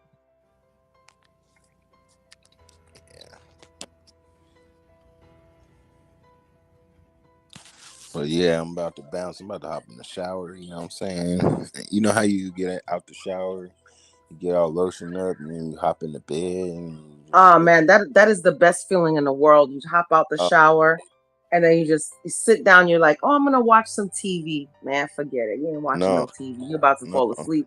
No, I'm going from the shower to the sheets, nigga, to the fresh sheets. Yeah.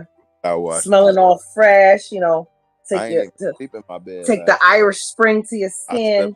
I slept on the on my little couch thing right here, man. I don't know why. Sometimes I just like to sleep on this thing, but tonight I'm sleeping in my bed. I hear you. Fresh and clean and just yeah. You got to get the Irish Spring though. That's the best. I like Irish Spring. I don't know why a lot of people don't like that. Dove, Irish Spring, but I'm using Dove right now, so I know that sounds kind of, but I like to smell fresh. Yeah, my husband uses the Irish Spring, and let me tell you, men, you gotta clean your booty cheeks, man. You know what I'm saying? I can't resist him when he puts on when he uses the Irish Spring. I wash the shit out my ass crack with the motherfucking oh Jesus, because men don't really take care of their damn ass and balls, nigga. You know. Well, don't say men. No, because say some men. Because there's men that are very clean, Stank ass. Niggas be farting and not changing damn drawers for like 3 days, nigga. Yeah, that's nasty. Exactly. That is nasty. Exactly, nigga. I gotta take a shower at least once, twice a day, nigga. Yeah, I take a shower twice a day. Took one this morning.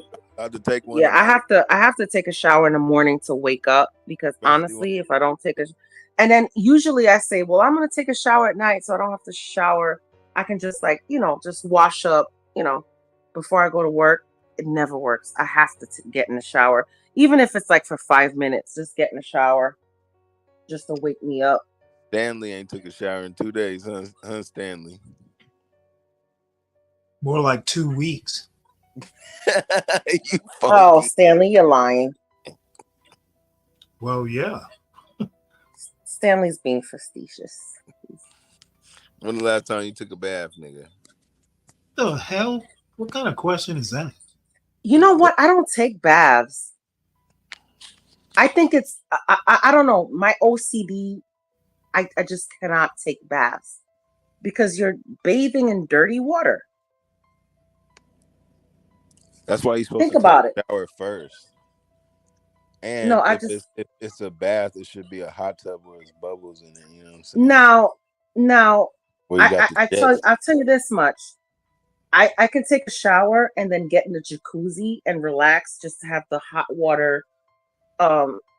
Because I had a back operation back in 2003, I think, and sometimes my back gets a little cranky. So if I get in the jacuzzi and that hot water with the jets start going on my back, it feels really good. But I have to take a shower before I get in the jacuzzi. You gotta take one after too. Shit. I usually don't. I'm bad with I don't do that. I don't take a shower after I get out of the jacuzzi. You're supposed to get in the jacuzzi first, then take a shower. So try that next time. All right. I usually take a shower, get myself all cleaned up, and then get in the jacuzzi. You're supposed to take it after. Woman, what's wrong with you? I don't know. The jacuzzi got like chlorine, some more shit. People be farting and shitting and pissing. Well, I don't have people in my jacuzzi. Oh, you have your own. Okay. Yeah. Well, I'm just saying, just make sure you do it first because jacuzzi water is different from shower water. Yeah. And so you should be getting into that water first, and then rinsing off that Yeah, water. I don't even like going Go to when to I the lived beach. You have to rinse off that salt water. You know what I mean? when I lived in an HOA.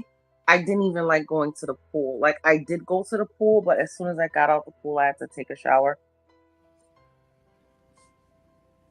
Even the beach, when I go to the beach, I gotta wash that salt water because I have very dry skin, so I have to wash all that salt water, and I use Dr. Teal's body oil and lotion my skin with that because I have very dry skin.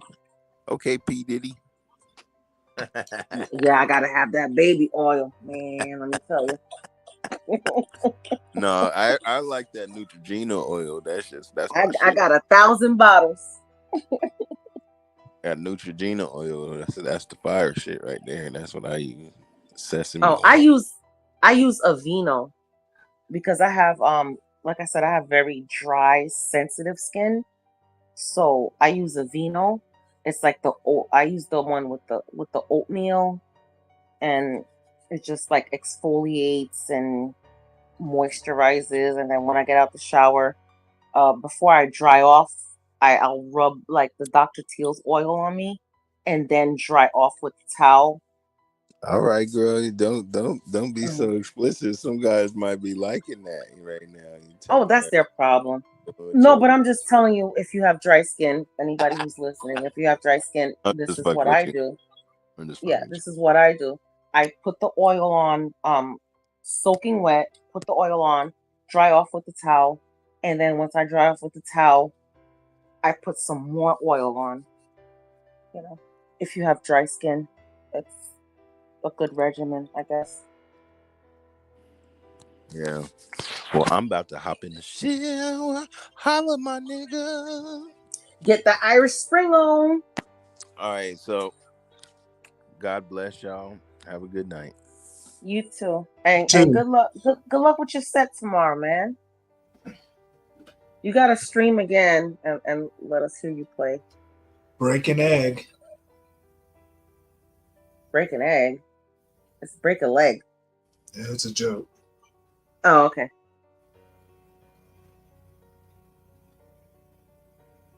See you, tough man.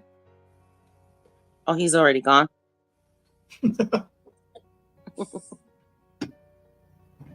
Who else is on the chat with us? Stan, is John on here? No, Or did he walk away? Well, he walked away hours ago. I figure he's asleep by now. Oh, he's still on it though. I still see his Yeah, and American Man is probably falling asleep too.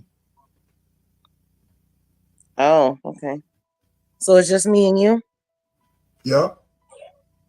All right. So let's Well, ask the audience what they want to talk about because they hate when we talk about our cooking. So is there still an audience? is there? I don't know. Well, I had Crown Reese come on and just talk me up. Who's Crown Reese? My head is so big, I'm just going to float away.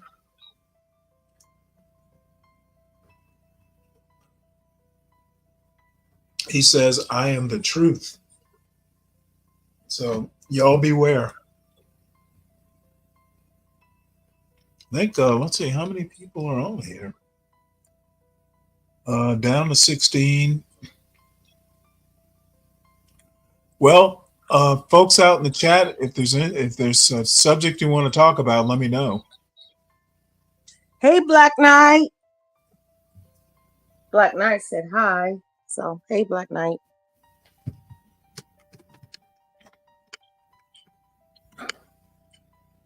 Why don't you come up? Black Knight? I actually have a couple stories, but I really want them to go to the next stream. Well, for Portia, one is how fentanyl enters the United States. Apparently, there are American drug mules. Ooh. So it's not just immigrants bringing the stuff in; it's Americans. Mexican drug. Did Portia win her game? Did she win? I haven't been on all day. I don't know. She didn't say. Actually, I haven't seen her today. Oh, But probably then tired.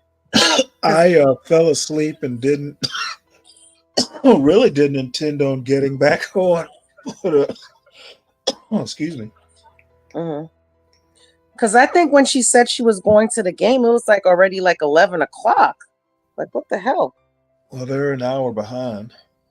She's in Central Time. Yeah, but still, even 10 o'clock is late for a game. So she probably's tired.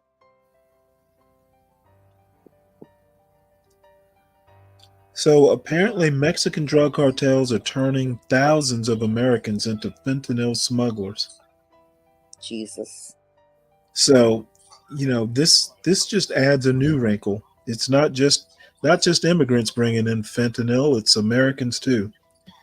And I want to hear their analysis. Because apparently it's not just not just an immigrants problem, which I think is hilarious. You think fentanyl is the first shit that was smuggled into this country? No, I'm sure there's plenty of other things that have been going on for like 100 years.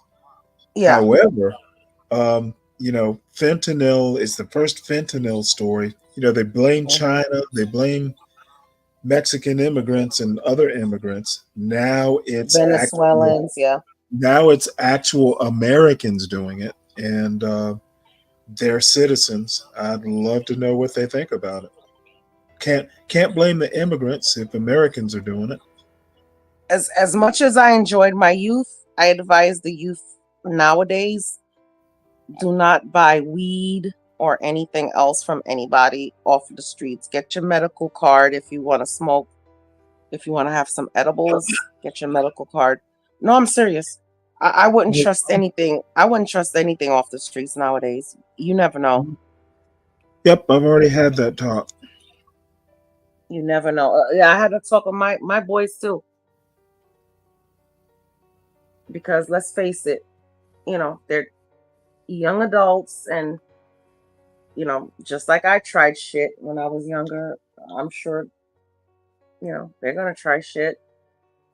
But I had to have the talk with them, like, don't trust anything in the streets. Don't trust anybody.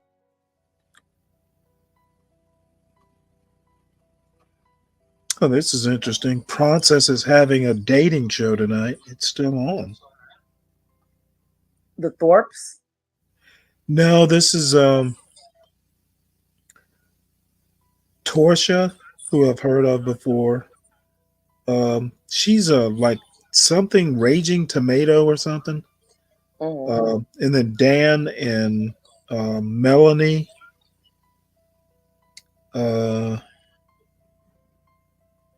Dan. So I know I know 3 of the 6. Actually, 4 of the 6. Debating free will, determinism, and compatibilism. Some heavy topics. Bunch of red pill swallowers, I bet. Well, Princess certainly isn't. Neither is Melanie. I'm talking about the guys. Well, no. Princess is a guy. He's Oh, okay. I thought that was a woman. Oh, sorry. Well, now Dan and Tommy, I don't know. Raging Tomato, I have no clue. And then there's a girl I don't know, Ghostin, or is it a guy? I can't tell. I think he's a guy. Yeah, I don't know those channels. Well, I know Princess. He comes over here every now and again. He's in that Thorpe Ava sphere. Oh, okay. So I guess that's the purple pill or the pink pill. I don't know. There's so many colors now. I lost track. Well, I don't really care one way or the other. Yeah, but I know. The determinism it's just satire for me. Well, the determinism free will stuff is relatively interesting. Yeah.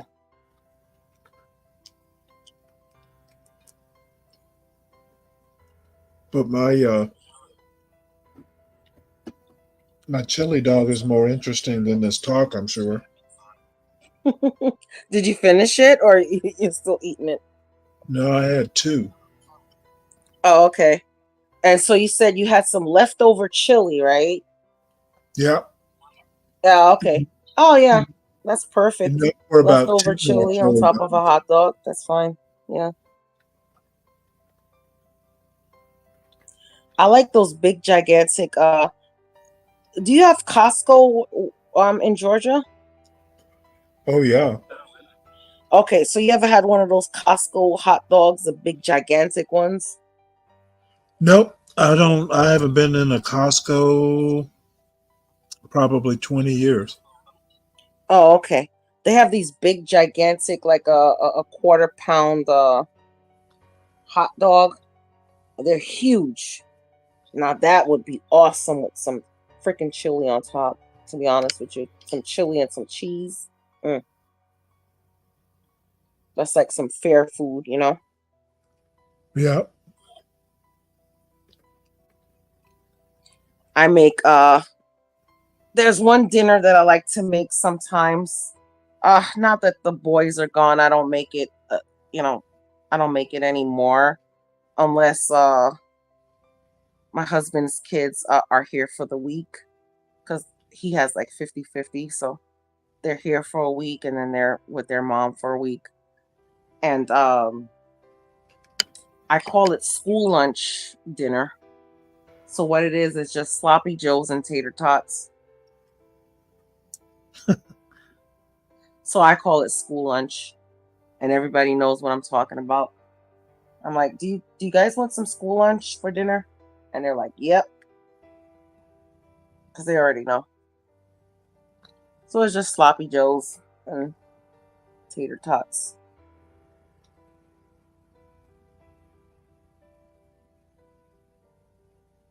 And I even get the Capri Suns to, like, you know, make it real, like, look like school lunch. Huh.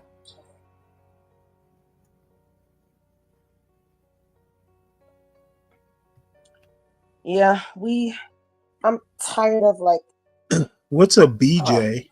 I prefer. Oh, BJ's is in the opposite of Costco. oh, we have BJ's out here in Florida too, but it's in Sarasota. I don't have a BJ's close to me. It's in Sarasota. So it's kind of I'm not gonna drive all the way to Sarasota to go food shopping. Well, Black Knight, Red Pill for me is kind of difficult. It's basically like to me, it's like men's rights and misogyny. And there's some other particulars. No, Black Knight, red pill swallowers hate women. They think all women are whores. They think all women are disgusting. They're just undercover gay guys, to be honest with you. And men are oppressed. Yeah. They're just undercover gay guys. You know what? I think Red Pill, no, incel is kind of different here. I have to look it up because these people whine so much. No, literally, they're undercover gay guys. They take one experience. But here's the thing, Stanley. The red pill guys, they date these kind of women. They date that make women look bad. So they're attracted to these women that is not like your normal women, right? They date these. I have no idea what that means. I'm gonna explain. They date these women with the BBLs. They date these women, you know, that are high maintenance, and then they turn around and say, "Oh, well, these women are high maintenance. They're this, they're that." Well, why are you attracted to these women? It has to say something about you. You know, they don't date normal, like down to earth girls. They date these high maintenance women. I think you might suffer from basically the misogyny part is right, and the men supremacist sort of deal is right, but it just depends. It seems like red pill people are all over the place, and I never think about who they date. It's like, who would want to date one? Well, it's the same thing. It's the same thing as if I have a bad experience with them. I'm gonna give you an example. My ex-husband was a freaking cheater. He was a cheater to the point where if he went to the bathroom, I thought he had a girl hidden in there, right? So now I turn around and I say, all men are cheaters and I hate men. It's the same. This is what the red pill guys are doing. So they date these women that are just, you should learn to look into yourself. You should learn to see the red flags within people. I would have never met my husband if I was so angry at men. I don't know. That's just me. You have people that are bad, but not all. Not all men are bad, and not all women are bad. It is what it is. See, incels can be red pill, but red pill doesn't necessarily have to be. But red pill person. No, red pills are a special kind of people. Trust me, Black Knight. But a red pill person doesn't necessarily have to be an incel. And if you followed the red pill, you'd be single for the rest of your life. You'll never find a wife. You'll never date. You'll never have a girlfriend.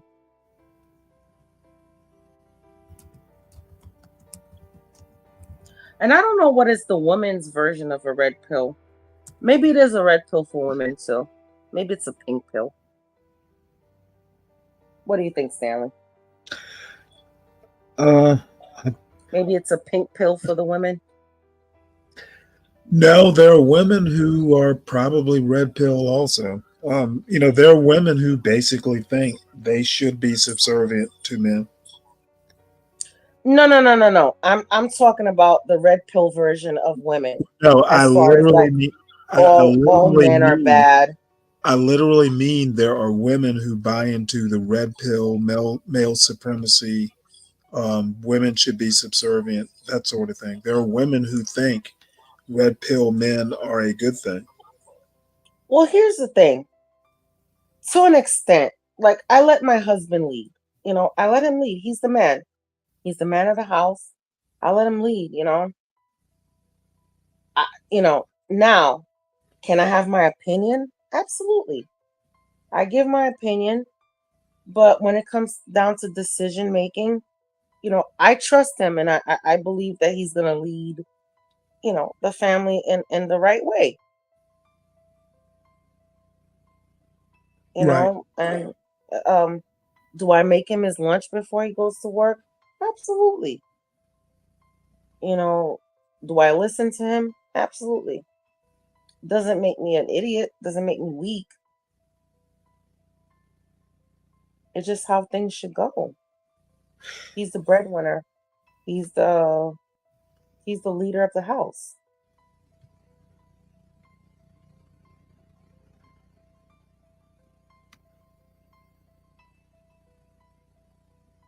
I honestly do believe in traditional roles, And if you don't want to live in traditional roles, that's your business. It's none of my business. Let's just say. Well, I actually don't tend to think. I think traditional roles are basically rooted in religion. I don't particularly think the term traditional suits necessarily, and I could be wrong about that. I think that what women did, how women have been in American culture isn't necessarily, the same as it's been in other cultures. Yeah, and I was about to agree with you. So Um, when we say traditional, people are just never specific about this sort of stuff. yeah, I was about to agree with you as far as like traditional roles. Yes, there are traditional roles. Women are supposed to do this or supposed to do that. You know, you know, respectfully. You know, and men are supposed to do this and do that respectfully. But here's the thing: if a traditional role doesn't work for you, there is nothing wrong if I'm the woman and I make more money. It just makes sense if we have a child together Well, see, that I the don't man think stays at money home. has anything to do with traditional roles. I mean, you can still have traditional gender roles and the woman make more. Um, I No, no, don't no. No. Here's what I'm trying to say. Like usually the man goes to work, right, and the woman stays at home and takes care know of the that's kid. not usual. That's how it used to be. Pretty much since the 70s, women have had to work. Right. But here's So what I'm saying. it's stay-at-home moms are actually unusual these days. But here's the thing. There's nothing wrong with the stay-at-home dad. Let's just say, okay, let's just say, um, of course I'm too old to have a kid. Oh well, I can't have a kid anymore because I got rid of my uterus. But okay, let's just say, for example, we have a kid together, me and my husband, right? And I'm the one that makes more money, right? It just makes sense if I go to work and he stays at home with the kid. It just makes sense. What makes sense? If you want a parent home, if you don't, because I don't believe in. I've never had my children in daycare before they were like preschool. I never did. I just don't believe in that. You know. So let's just say me and my husband have a kid, right? And let's just say, I make more. So it just makes sense for me to continue working and he stay at home with the kid. There's nothing wrong with that. Like, so I'm agreeing with you. It's not a gender role. Like, because usually when you think about a gender role, it's the mom that stays at home with the kid. Like, no. No. But Uh, a lot of people. Oh, go ahead. Sorry. Go ahead. I think gender roles have nothing to do necessarily with who stays home and who doesn't. Mm. So it is unusual for moms to stay at home these days because the way the economy is, especially if you're not Yeah. fairly well off. You both have to two work. two parents working or two income household is more the norm than single income households. And what I'm saying is that who works and when and all that stuff doesn't necessarily translate into gender roles. You can still be the leader of the house and be a stay-at-home dad. Right. And that's what I was getting to. That's what I was getting to. Because a lot of these modern women, if the man were to be the one that stayed at home What's a and they modern were, woman? modern woman is you got to pay this, you got to pay that. And if the man is the one staying at home, then they would disrespect him. Let's just be honest. A modern woman would disrespect a man staying home. Yep.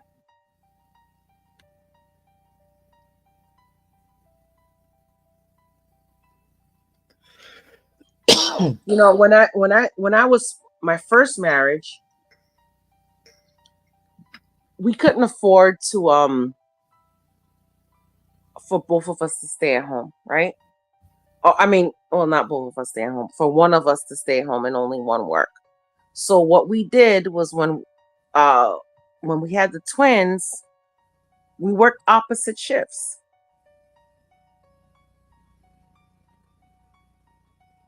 We had to do what we had to do, and we sacrificed not seeing each other or just just being tired all the time and just putting everything into the kids because we wanted kids. And I was married at 22 years old. I didn't get pregnant until I was 26. So I had the twins at 27. Yeah, we tried for a long time. I didn't think I was able to become pregnant, but and we couldn't afford to do because back in those days, IVF was so freaking expensive. All those things were expensive. Even going to the doctor to find out, if there's something wrong was expensive. So, because insurance didn't cover that. I was fresh out of college, at the lowest, just the, whatever. So,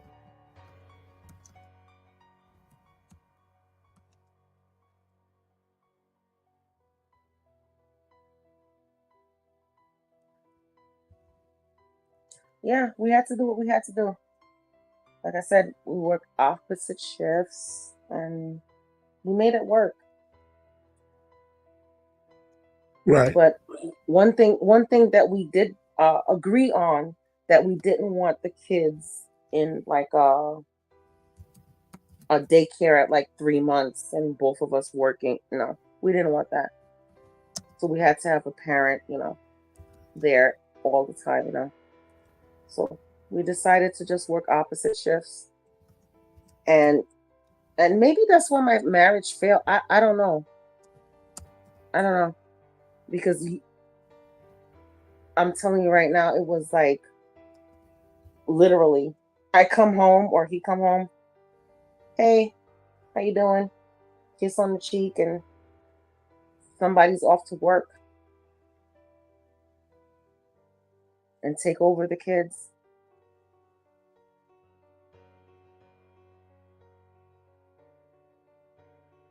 I mean, I was fine with it because I knew, as a mom, I had that maternal instinct, everything is for the kids.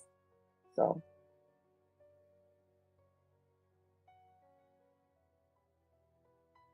Well, I think people just overcomplicate their lives by worrying about definitions.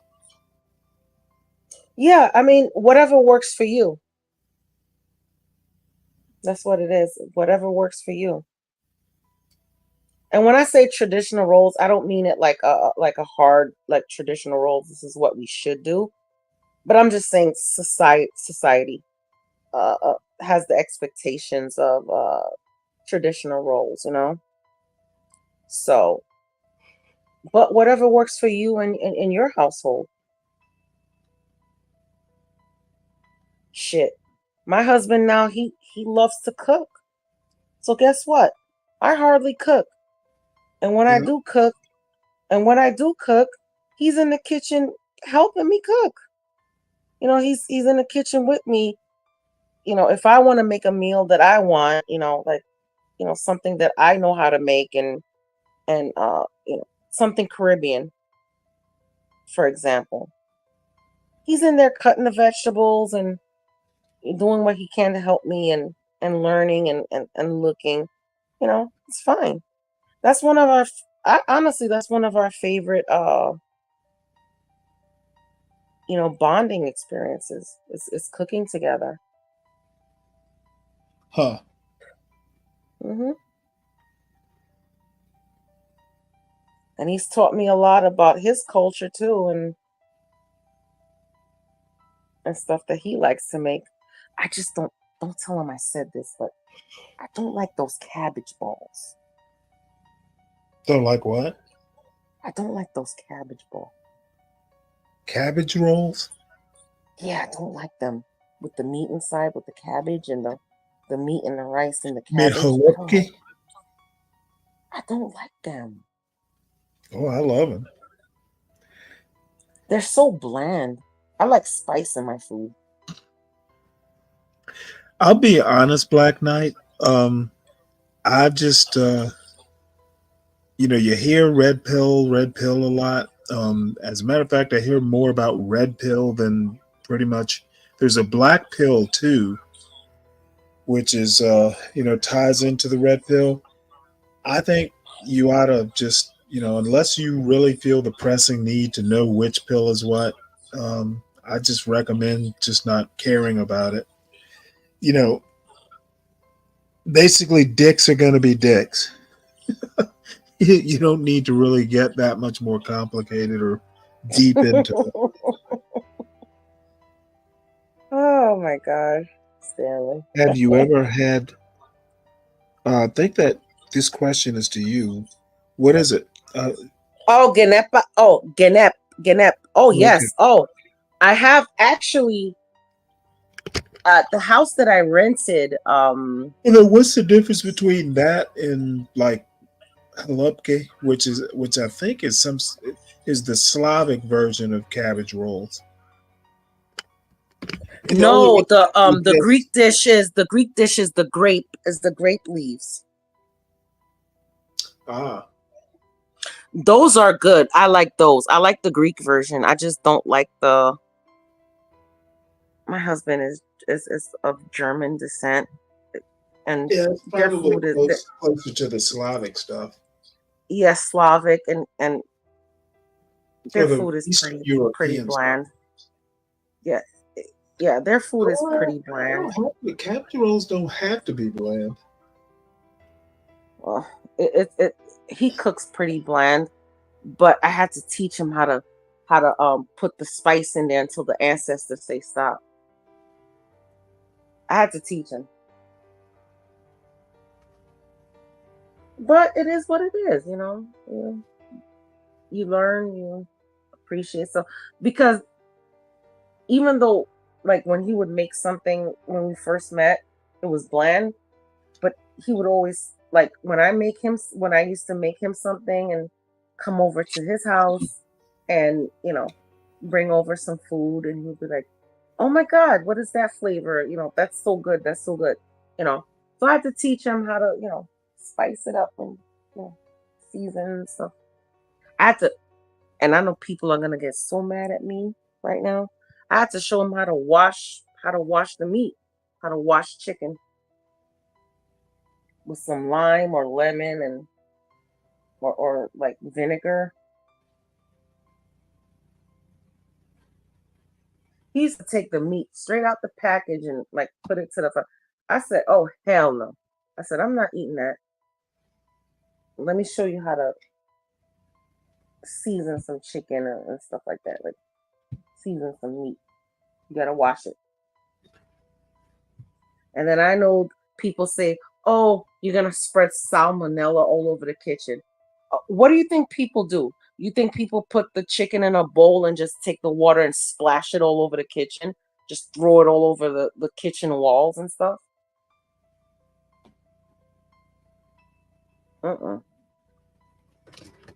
What is this about washing meat again? Yep. Do you wash meat, Stanley? Nope. Tell me you don't. You don't need to. Oh, Lord, Stanley. You know what? I'm a pull a Stanley right now. I'm a pull a Stanley. Sometimes you do, but most times, you know what? if it's coming right out of the package, you don't particularly need to. I mean, just rinse it off. At least rinse it off. I can understand if you don't go the extra steps of boiling water and putting the lemon on them and then put the boiling water on top of the meat and then let it cool down and then season it. I get that. Well, sometimes I'll actually brine chicken. So yes, Black Knight, you don't like that fresh taste, right? And Black Knight knows exactly what I'm talking about because I'm talking strictly Caribbean to Black Knight. He knows exactly what I'm talking about. I don't even know how to say it in English. You don't want the freshness of the chicken. right? You don't want to taste the freshness of the pork. And he knows exactly what I'm talking about, right, Black Knight?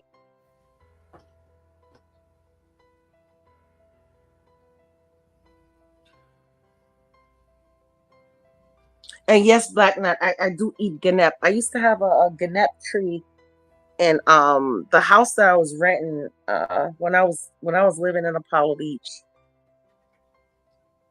we had a ganep tree. Oh my God, they were so good, so good.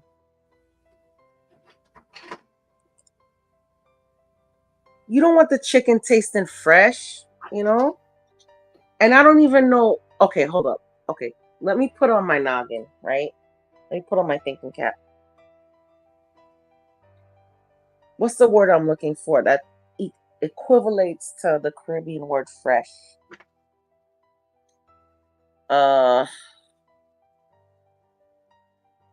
Gamey. Gamey.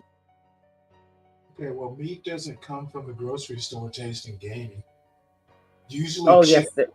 yes, yes, it Chicken does. is gamey if it's been sitting like uncovered, either away from refrigeration, or sometimes if it sits too long in the refrigerator, it'll get a gamey smell. Then you do need to rinse it off. But generally,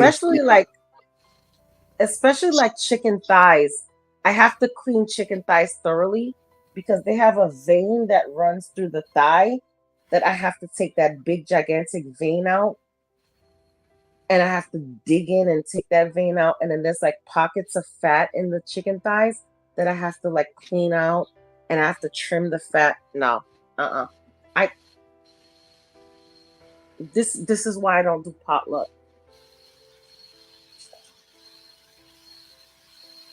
This is why I don't do potluck.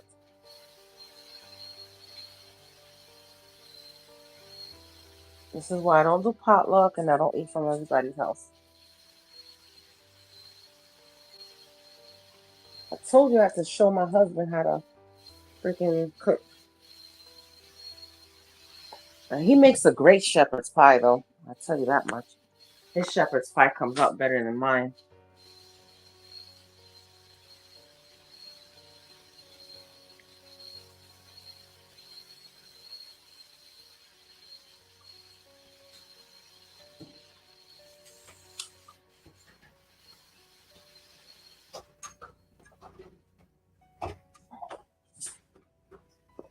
So did your son make it back to school, Danny?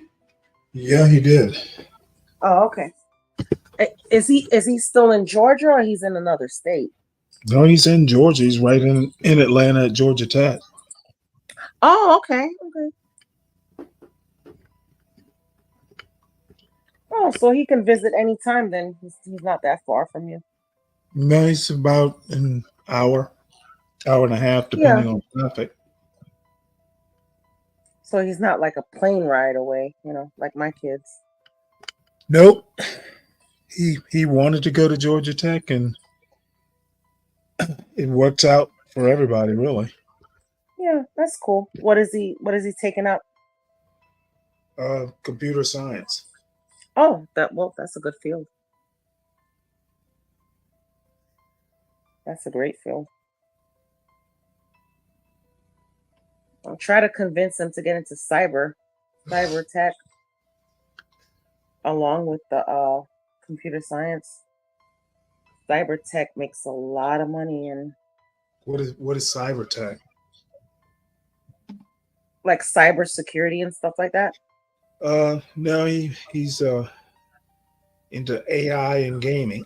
So Okay, that's still a good field. well, I know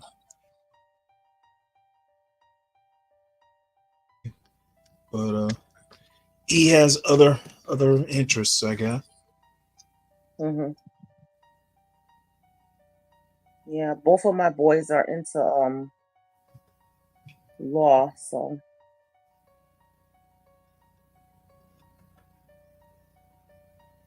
my daughter, I don't know what she wants to do. She changes her mind every day. You know, girl children are so different than boys. My boys were so fucking focused, but my daughter's like everywhere. She's like You know, 1 minute she wants to do this, 1 minute she wants to do that. And I told her, I said, if you're not sure of what you want to do, I'm not going to spend the money to send you away. You can stay right here in Florida. There's a community college right there. Get your associate's degree in liberal arts. You can get into some company and work and figure out what you want to do after that. That's what I told her, or learn a trade.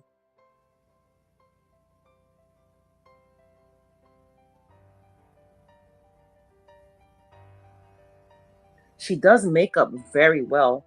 So I think, this is just my opinion, I think she should go to cosmetology school, you know.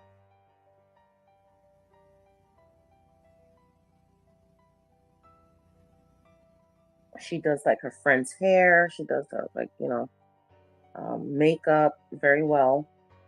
So Well, cosmetology is a trade, isn't it? yeah, it is. And it could be very lucrative too. If you're focused. You could own your own shop. I have a couple of friends that own their shops out here. And they're doing pretty well.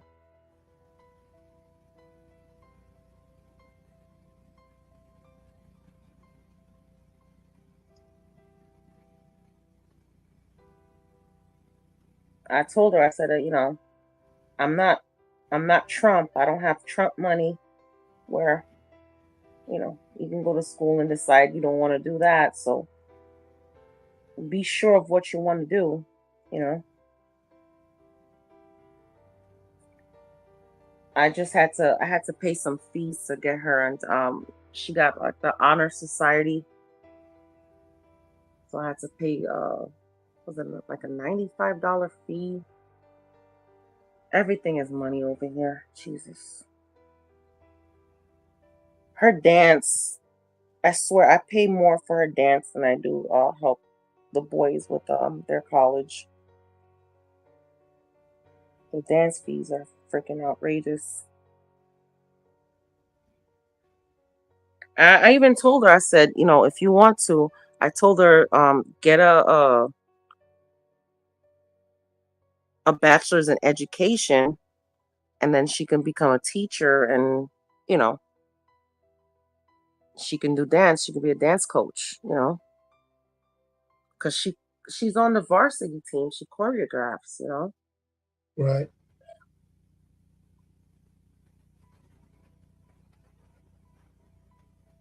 But she's all over the place right now, and I'm telling her it's coming down to crunch time because she's a senior, so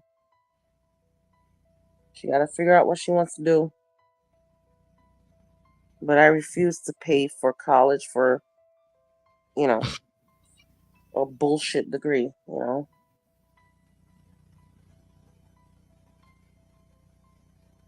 Which I got. My first degree was a bullshit degree.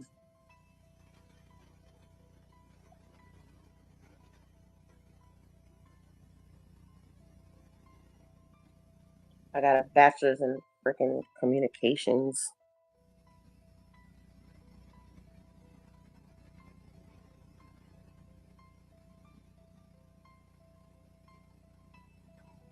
And then I went back and got my accounting degree.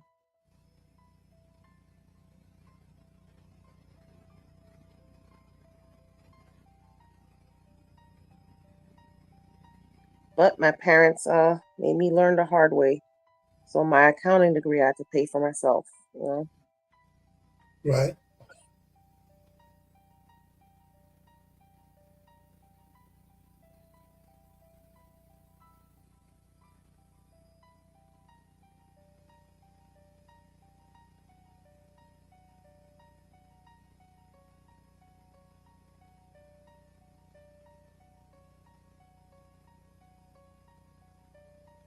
I thought I was going to be some sort of newscaster or whatever, some writer. I used to love to write and stuff like that, but Yep, that's a tough business to get into. Yeah, I used to have my little typewriter, and it's so funny. Now kids go away to college with their laptops and stuff like that. When I went away to college, I had a typewriter.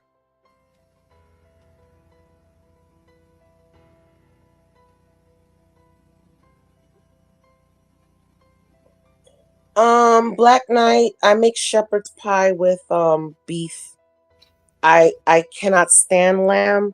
I can't even stand the smell of lamb. It's so gamey. No matter what I do to it, I don't care how much lemon I put in there and clean it. Once it starts cooking, I cannot stand the smell. I cannot stand the taste. There's something about me and lamb. And it's funny because I eat goat. And goat is pretty gamey too. But I don't know, something about me and lamb.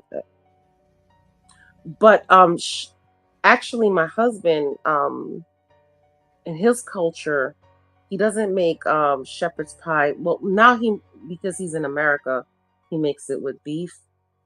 But they use mutton, which is like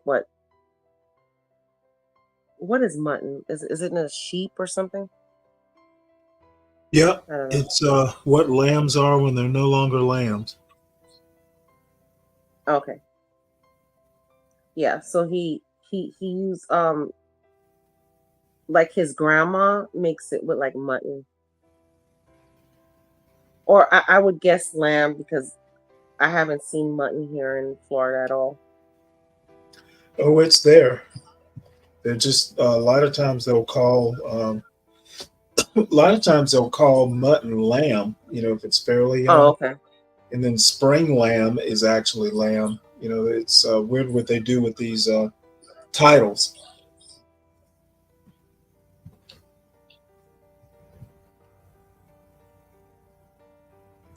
Oh yeah, acupuncture is very big out here. Um, but I tell you this much, not to be racist or anything, but the Asians have it on lock. Have what on lock? The acupuncture and all the like all those kind of like holistic medicine and stuff. The Asians have it on lock out here. It's just like it wouldn't make sense for me to be a nail tech. Like my daughter also does nails. Like she can do people's nails, and like the Cardi B nails. She knows how to do that on her friends and stuff like that. But she wouldn't make a lot of Wait, money hold it. because Can you hear me? Yeah, I can hear you. yeah. Okay. Hey, what's up, Black Knight? What's going on? Nothing Hey, much. Black Knight.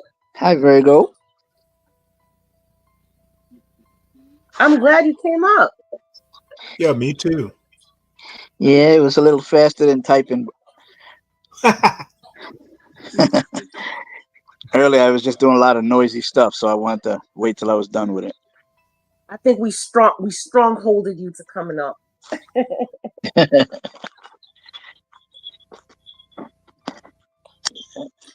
Yeah, I was saying Black Knight, like those kind of stuff, the Asians got it on lock. It's like it doesn't make sense for you to be a nail tech out here.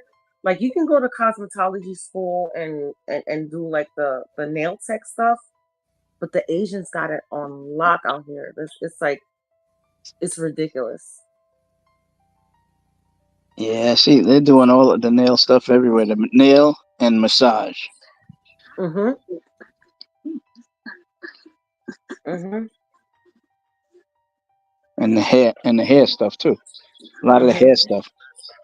Now I have seen people that are non-Asian that works at the salons, but for some reason, when I find somebody that I like it was this Hispanic girl that used to do my nails really good, and I like my nails done a specific way. I don't like the long nails. I like it short and just like a cute little manicure. And I do the powder dip, which lasts longer than just regular polish, and it helps your nails grow and stuff like that. But I keep my nails pretty short because I have to type at work a lot. But they disappear. Yeah. So the Asians got it on lock with the nails. So if you want to do nails, now you have people that do nails out of their house and stuff like that, and not in the nail salons.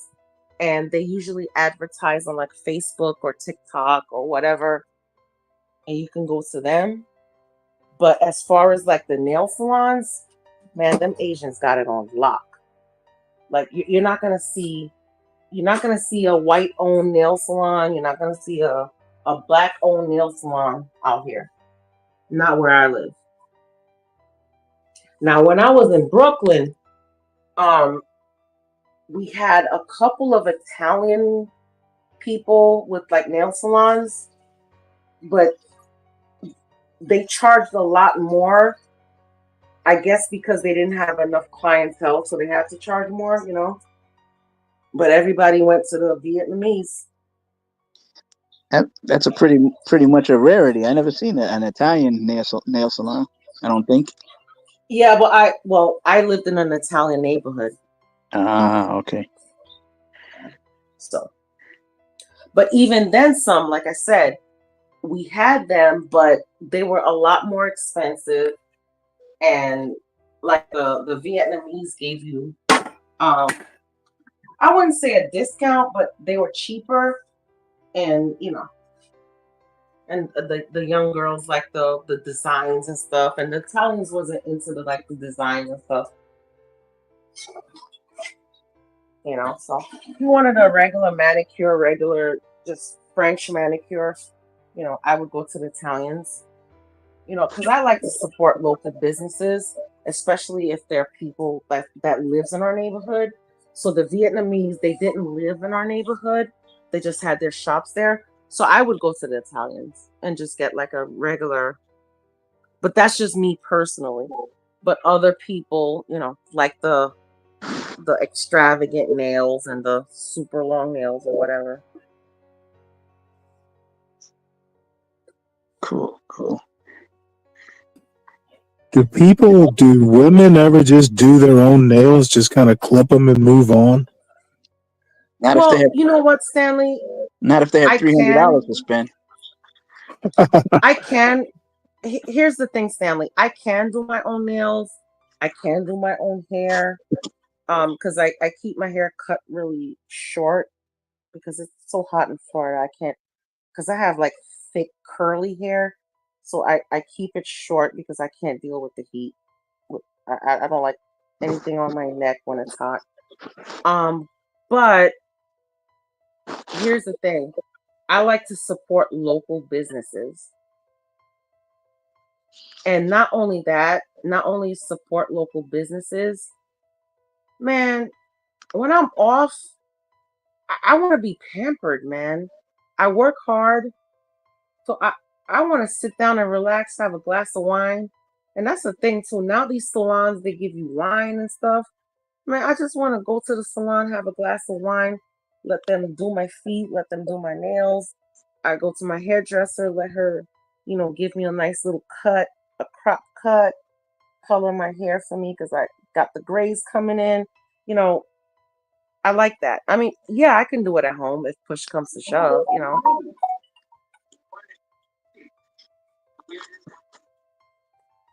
But I like to be pampered. Yeah, okay. And let me tell you, but here's the thing. Let me tell you. You know where I get my hair done, Stanley? Walmart. Yep. My hairdresser, and she's one of the best.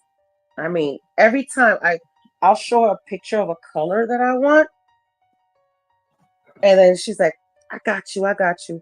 And it comes out exactly looking like yeah. And she cuts my hair really good. And I tell her I just want a little bit, shaved off the side, and I just want it like, taped up in the back, and I want the top to grow, whatever I tell her, she She knows.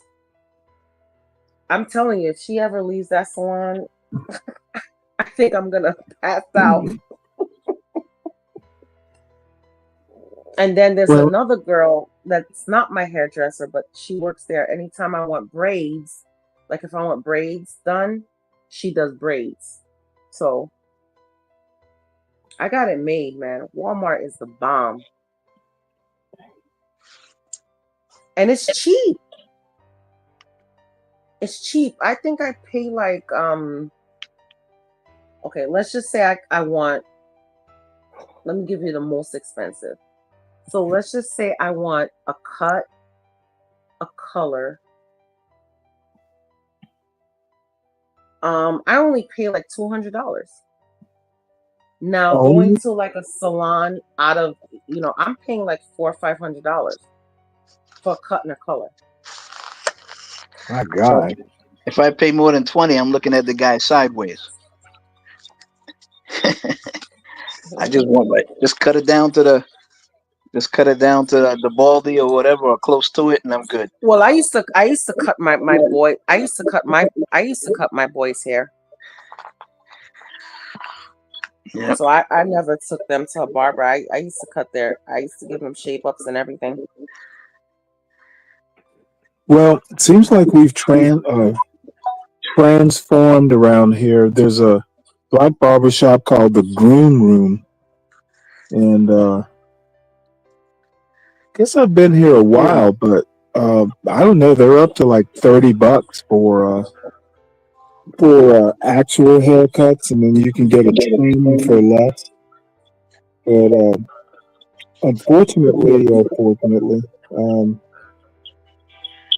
my son, has his hair kind of grown out, and he'll have the $30 cut because he's got a lot of damn hair.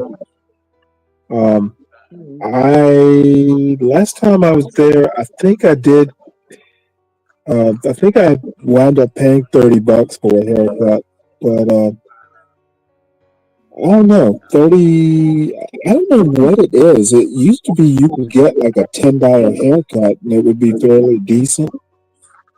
And apparently, inflation has caught up with haircuts. Yeah, that's back in the day, Stanley. $10 haircut. That's back in the day. Well, I would say just maybe even 5-6 years ago. No, which is, I guess, back in the day, relatively speaking. But luckily, you know what? I don't go to the barber that much these days, mainly because it's hard for me to just sit still for 30 minutes. I think you like your hair longer, Stanley. Well, I do now. Didn't always. Oh, when you're in the military? No, I mean, I would literally say up until maybe again like 5 years ago. It's like at my age, I'm just happy to have hair, so I'm gonna wear it luxurious until it falls out. And that is true. I mean, what you're over 50 and you don't have a receding hairline, so that's a good thing. Nope, don't even have a bald spot. Yep. Yeah, that's what I said. That's a good thing.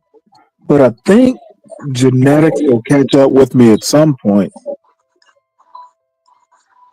Wow. Not everybody goes bald.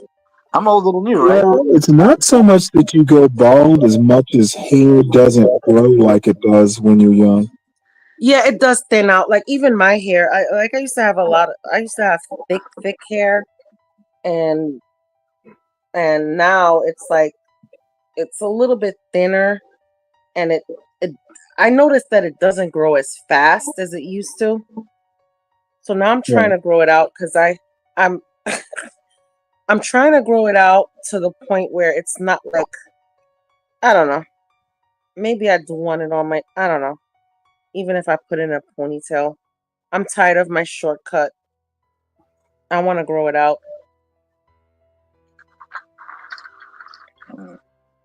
But one thing I do hate is my grays. Because I have like this one big gigantic patch that's like gray, like it looks like a skunk. Like if my hair wasn't dyed, it would look like a skunk, like right in the middle of my head, all the way to the back. It's like a skunk, gray. Well, thank God I'm a man. I don't really care. That's why I dye my hair blonde, because blonde is so easy to blend in with the gray. Like when I dye my hair brown, I have to color it like every 2 weeks. But when I dye it blonde, I can go months without having to dye my hair, because you don't notice the gray when you're blonde.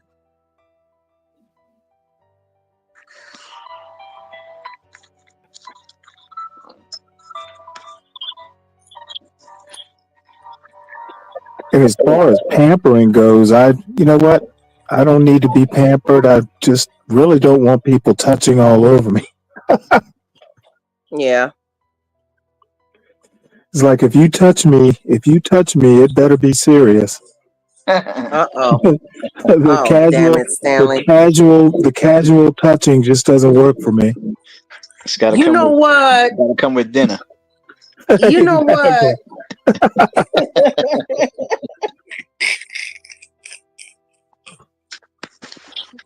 Oh my God.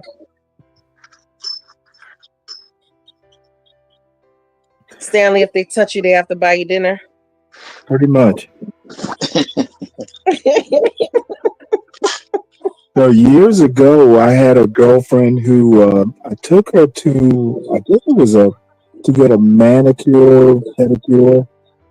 And we're talking quite some time ago. And I was just going to wait in the car for her. You go take your time. I'll just sit here and read a book or something. And she insisted that I go in and at a minimum get a manicure.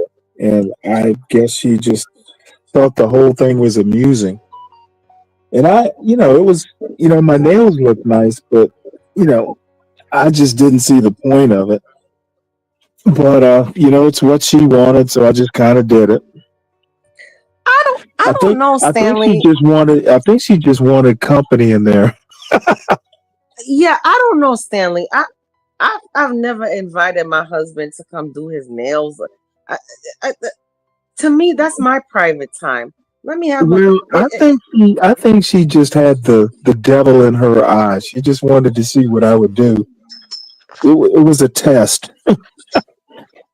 Yeah, it's just like if my husband wanted to hang out with his brothers, like I fall back and like, yeah, hang out with your brothers, whatever.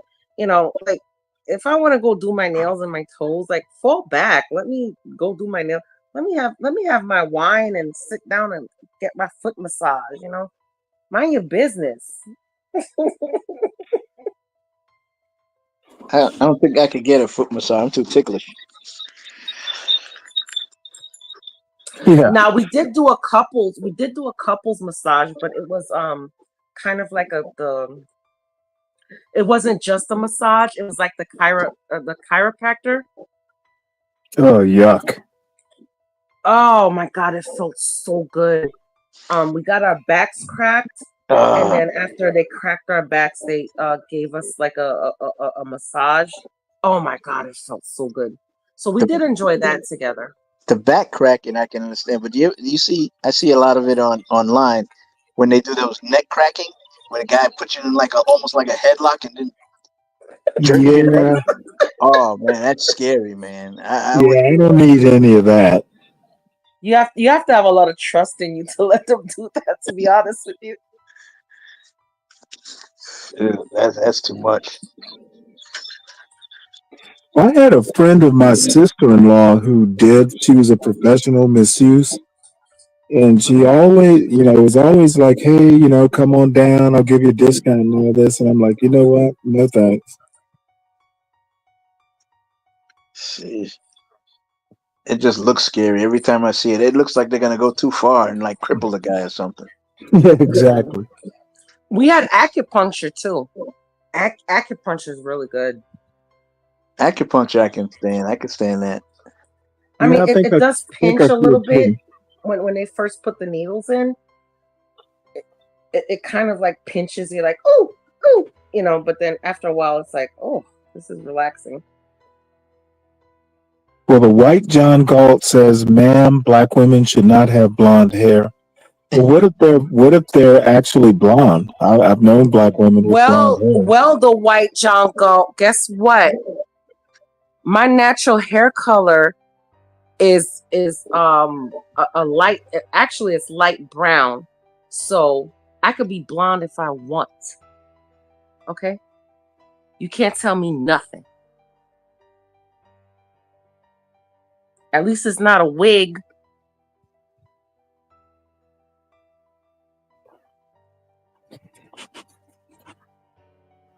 I wonder what his basis for saying that is. Why shouldn't black women have blonde hair?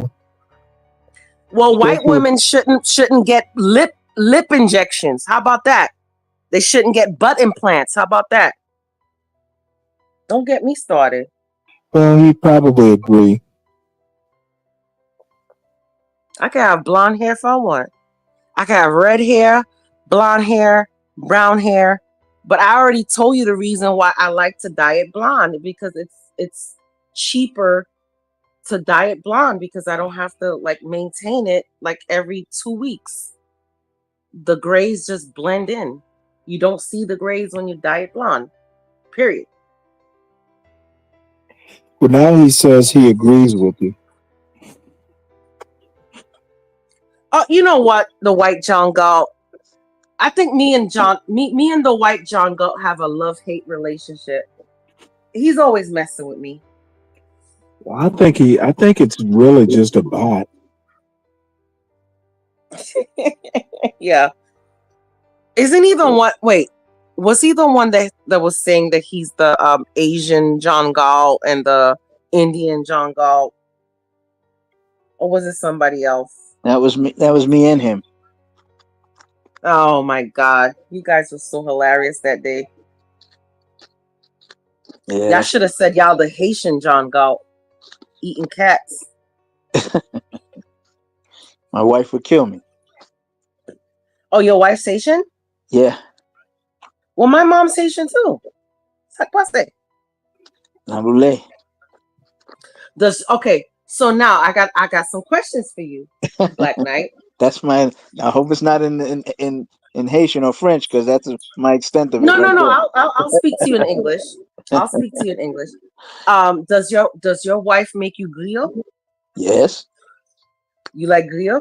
I love griot, especially with the pepper sauce they make over it. The pickles. Yeah, pickles. Yeah, right. I love that. Yeah. Okay, so does your wife make you lumbi? She doesn't make it. She's allergic to shellfish and fish. But I go out and get it.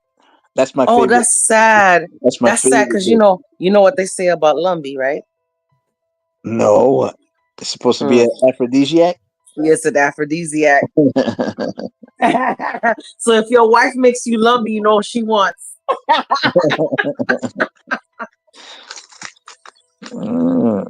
Oh, I have to call my mom, and ask her to send me some jonjo. Does your wife make you jonjo?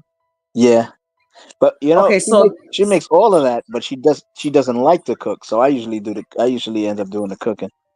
But I don't know any Haitian dishes though. She'll make. Oh, then you have to let her teach you. She doesn't like it. She has no patience. No. Well, how about your mom-in-law? My mother-in-law, she passed away a while back, but we weren't friends until she was on her deathbed. Really, she used to bring my wife's old boyfriends over and everything. Oh shit! You know what? Can we be more blatant? Hold on a second. I don't know if you can hear that alarm. Can you? Not is that really. Your ghetto bird chirping? That's my. I got one of those things in my arm. For diabetes and stuff, when your insulin goes high or something like that, and it went high, so it's letting me know that the insulin's high. My sugar. Oh man. See, now this is what makes me want to do a cooking channel so I can show people how to make these dishes. Like the That's what I jonjon is want. like the jonjon is so easy to make. Like I'm gonna I have to call my mom so she can send me some jonjon because my daughter was asking for it. Uh-huh. My wife's best And, friend, she's the one that used to really, she took time cooking. She loved to cook. mhm. And And she, the real John Galt loves the black rice too, because I've heard I him say it love a black couple of rice. times that he dated a Haitian girl and he had the black rice. I love black rice. That's my favorite. Hmm It That is and good, isn't it? with some lambi. Oh, I put that, I make that black rice and I put some blue crabs in there. yeah, Mm. yeah, yeah. My wife's friend would put the blue crab in it because, like I said, my Hmm wife couldn't deal with the shellfish. Oh. Yeah, that's why I was wondering why we don't have like a what do you call it? What do you call that? A Yeah, Discord or we got something. some idea. We got to run this by John, man. We got We to got get a some good. Is ideas. We there a were reason talking he doesn't about have a doing like a Discord? Game of Thrones, a Walking Dead, kind of chat on Thursdays. So now we got to do an Antilles cooking channel, Yeah, and all Caribbeans, not just Haitians, all Caribbeans. I love Trinidadian food. I love Jamaican food. yeah. Well, You know, I, my parents are from Antigua, so we oh have yeah. yeah. But hey, Stanley, is there a reason why they don't want a Discord, or they don't have anybody? I actually suspect, there was CT's Discord. I had never actually joined CT's Discord for some reason or another, but just have a feeling that there are a couple of people around who think it's really just a it can become a den of iniquity. Where's HB? Well, I don't know. I guess he'll be along at some point. Where's get I kind cut? of, I kind of agree with the Discord thing now.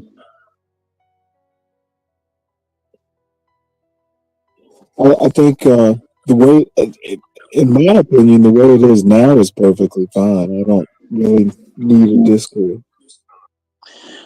But when we have like these off topic chat type things, or like like the recipes or something like that, it's a lot easier to trade recipes and send stuff. I mean, we could always just I Right. guess give each other our real What IDs. state And are you in, Black Knight? What I'm in state are Georgia. you in? I'm in Georgia. Oh, so you don't get the joint. Okay, you don't have a place where you can buy the joint then. I'm trying to remember because I think I saw some place that has Jean Jean down here, but I'm not sure because I go You back know and what? forth to New York every once in a while. So it might have been while I was up in New York I saw it, but I could have sworn one time when I was shopping I saw it down here too. The Hispanic stores sometimes they'll have the joint because the Hispanics they make a lot of food like us, but they don't do like okay. So my dad's Cuban, right? Uh-huh. So like I'll go to the Hispanic stores and I'll get like the Hispanic stuff, but Making sometimes they do have Haitian stuff too. Viejo, what is it?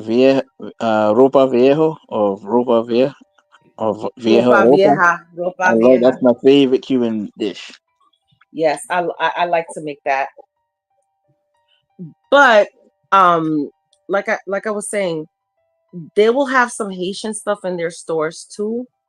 But the jonjon, man, it's like hit or miss. Like you can go there like for months and not see it, and then all of a sudden you're like, man, fuck it, they don't have it, they don't sell it anymore, and then boom, you see it, and you're like, oh, let me grab it. But the problem is when they do have it, it's like a little tiny little bag, and it's so expensive. So I just have my mom like buy it in Brooklyn and send it to me. So if you want me to, I can ask my mom to send me some extra and I could send some to you, and then we can link up and we can do our private chat, me, you, and your wife, and I'll show you step by step how to make it. Sounds like a plan. I should be going up to New York in the next couple of weeks. I'll probably get some Well, Jean. whoever gets some first, send me. If you can send me some, or if I can get my mom to send me some, I'll send you some. Whatever. I don't care. But I can show you step by step how to make it. Okay. It's easy. It's very easy. You just boil the mushroom, boil it down, and then you strain it. You get all the mushrooms out. You squeeze it, and you make sure you get all the brown, the juice. black. Yeah. Yeah. And then you use that water to cook the rice. That's it. Then you throw That's some it. crab in there. Mm-hmm. And I like to put I like to put lima beans in there. And I don't like to put the sweet peas. A lot of people put the sweet peas. Yeah. I put lima beans in there. I don't like sweet peas. And then I put the crab on top to steam, like when the rice is like cooked down. Yeah. And then you put the crab on top, and you put the lid back in. Yeah. Or you could put some shrimp. Some people like to put shrimp too. Yeah, any shellfish is good for me. I love shellfish. I just had some. Yeah, the only thing is your wife don't eat it. Well, she doesn't live with me. When I go to New York is when I visit her. She stayed up there to take care of her brother. I came down to Georgia to take care of my parents. Oh, okay. Now, does she eat? Is she okay? So she doesn't eat shellfish because she's allergic. Because that's a whole other story. Allergic. Yeah, she's allergic. Oh, then you can't put it in there at all. Even if you don't give her the piece of shellfish, you can't put it in there at all if she's gonna eat it. No. Anytime I have shellfish, she's really allergic to it. The first time I took her out on a date, we went to some place and she didn't tell me she was allergic. And so we went someplace and it wasn't a seafood spot, but I ordered seafood. And she got allergic reaction just for being at the same table and smelling it. Oh, so she's really allergic. Yeah. And let me tell you how I'm allergic to shellfish, right? I'm a whole other allergic, right? So you know that black vein in the back of the shrimp? If they don't clean that, my face will puff up. Wow. So I don't eat shrimp unless my mom makes it or I make it. Because I don't only clean the vein in the back and in the front underneath too. also. Yeah. Yeah, I clean all the veins out. Yeah. All the veins out. And I wash it in lemon. And everybody's like, don't wash your meat. You don't have to wash your meat. Fuck that shit. One time, let me tell you something. One time my father-in-law made shrimp, right? And he just took the shrimp out the shell. He didn't clean the vein out. And he made something. I took one bite of it. And then my husband was like, what's wrong with your face? And I'm like, what do you mean what's wrong with my face? My face fucking became swole. And then I was like, I'm not eating. And he got upset. He was like, you're offending my father. I was like, well, shit, he didn't fucking clean the shrimp. I said, that's why my face is fucking swollen. Yeah. Yeah, I get like that from, get this. I'm allergic to carrots. So you don't eat legume? No, I do. Well, it has to be treated a certain way. Because I think what I'm really allergic to is whatever they treat the carrots with. Because I'm allergic to carrots, mango, guinepas, all the orange type stuff. I don't know what it is, but I love mango, but I used to be really, really badly allergic to it. It would close my throat almost instantly. Well, if you have space, you should grow your own vegetables. Well, now it's weird because now I'm not allergic. I've had carrots lately. I've had I tried mango in a small amount. I wasn't sure about it, so I didn't continue. Because I have a mango tree in my yard, and I grow peppers, I grow onions, I grow herbs, and What else? Tomatoes I have. And I have eggplant. Oh, eggplant. Let me tell you something about eggplant and kiwi. Kiwi I cannot eat at all. I'm so allergic to kiwi. It's because of the seeds. But the eggplant, I had to ask my mom how to clean it because it's the seeds that I'm allergic to. It's not the eggplant itself, it's the seeds. So when my mom makes it, I eat it and I'm fine. But if I go to an Italian restaurant and I order eggplant parmesan, my face puffs up and my throat closes up because it's the seeds. So I have to clean the seeds, and my mom taught me how to like clean the seeds out of the eggplant to put it in the legume. Oh, so you like legume, right? Yeah, yeah. That is some good stuff, isn't it? Actually, I had that right before the storm. I had made it, and I had some leftovers, and then the storm came, right? And I was like, well, maybe let's warm up the rest of the food, and I made some sauce pois. You know what sauce pois is, right? No, I never heard. At least not by name. What's that? Sauce pois, the bean sauce. Oh, okay. Yeah, yeah, yeah. Yeah. So I was like, okay, let's warm up the sauce pois and the legume, and then, but we didn't have any more rice. So I was like, oh, let me just make another pot of white rice, whatever. Man, why my power went out right in the middle of my rice. So we didn't even eat the rest of it. We had to throw it out, and I'm so mad because that legume was so good. Mm-hmm. Okay, so that's the plan. So now we're gonna have to get some jonjon, and then we're gonna have to find a way to like link up, like do like a FaceTime and like Trade. cook it. Yeah. Yeah. Sounds good to me. I'm trying. I love to cook. My father is a chef, and my sister was a chef. Let me ask you a question. Do you put potato in your fish cakes? Yes. Well, sometimes, not always. Yes. But yeah, that's how Guyanese make it too. Yeah. Yeah. I like it. Yeah, I like it. It adds a lot of texture and flavor. I like potato. Yeah. Haitians and Spanish people don't put potato in their fish cake fritters. Yeah. Yeah. But I know a lot of other Caribbean islands do put potato in it. Like Well, Guyanese do. I don't think Yeah. that Antiguans do. Because my father never made it with my father and my sister, both of them. They don't make it with potatoes. But I used to go to church. With the church I used to go to in Harlem was a lot of Antiguans, a lot of Guyanese, and a lot of Trinidadians, and some of them made it with potato in it, and I like them both ways. I like it with the pits. I had it with the potato too. It's just not my culture, but I've had it with the potato too, so it's good. Yep.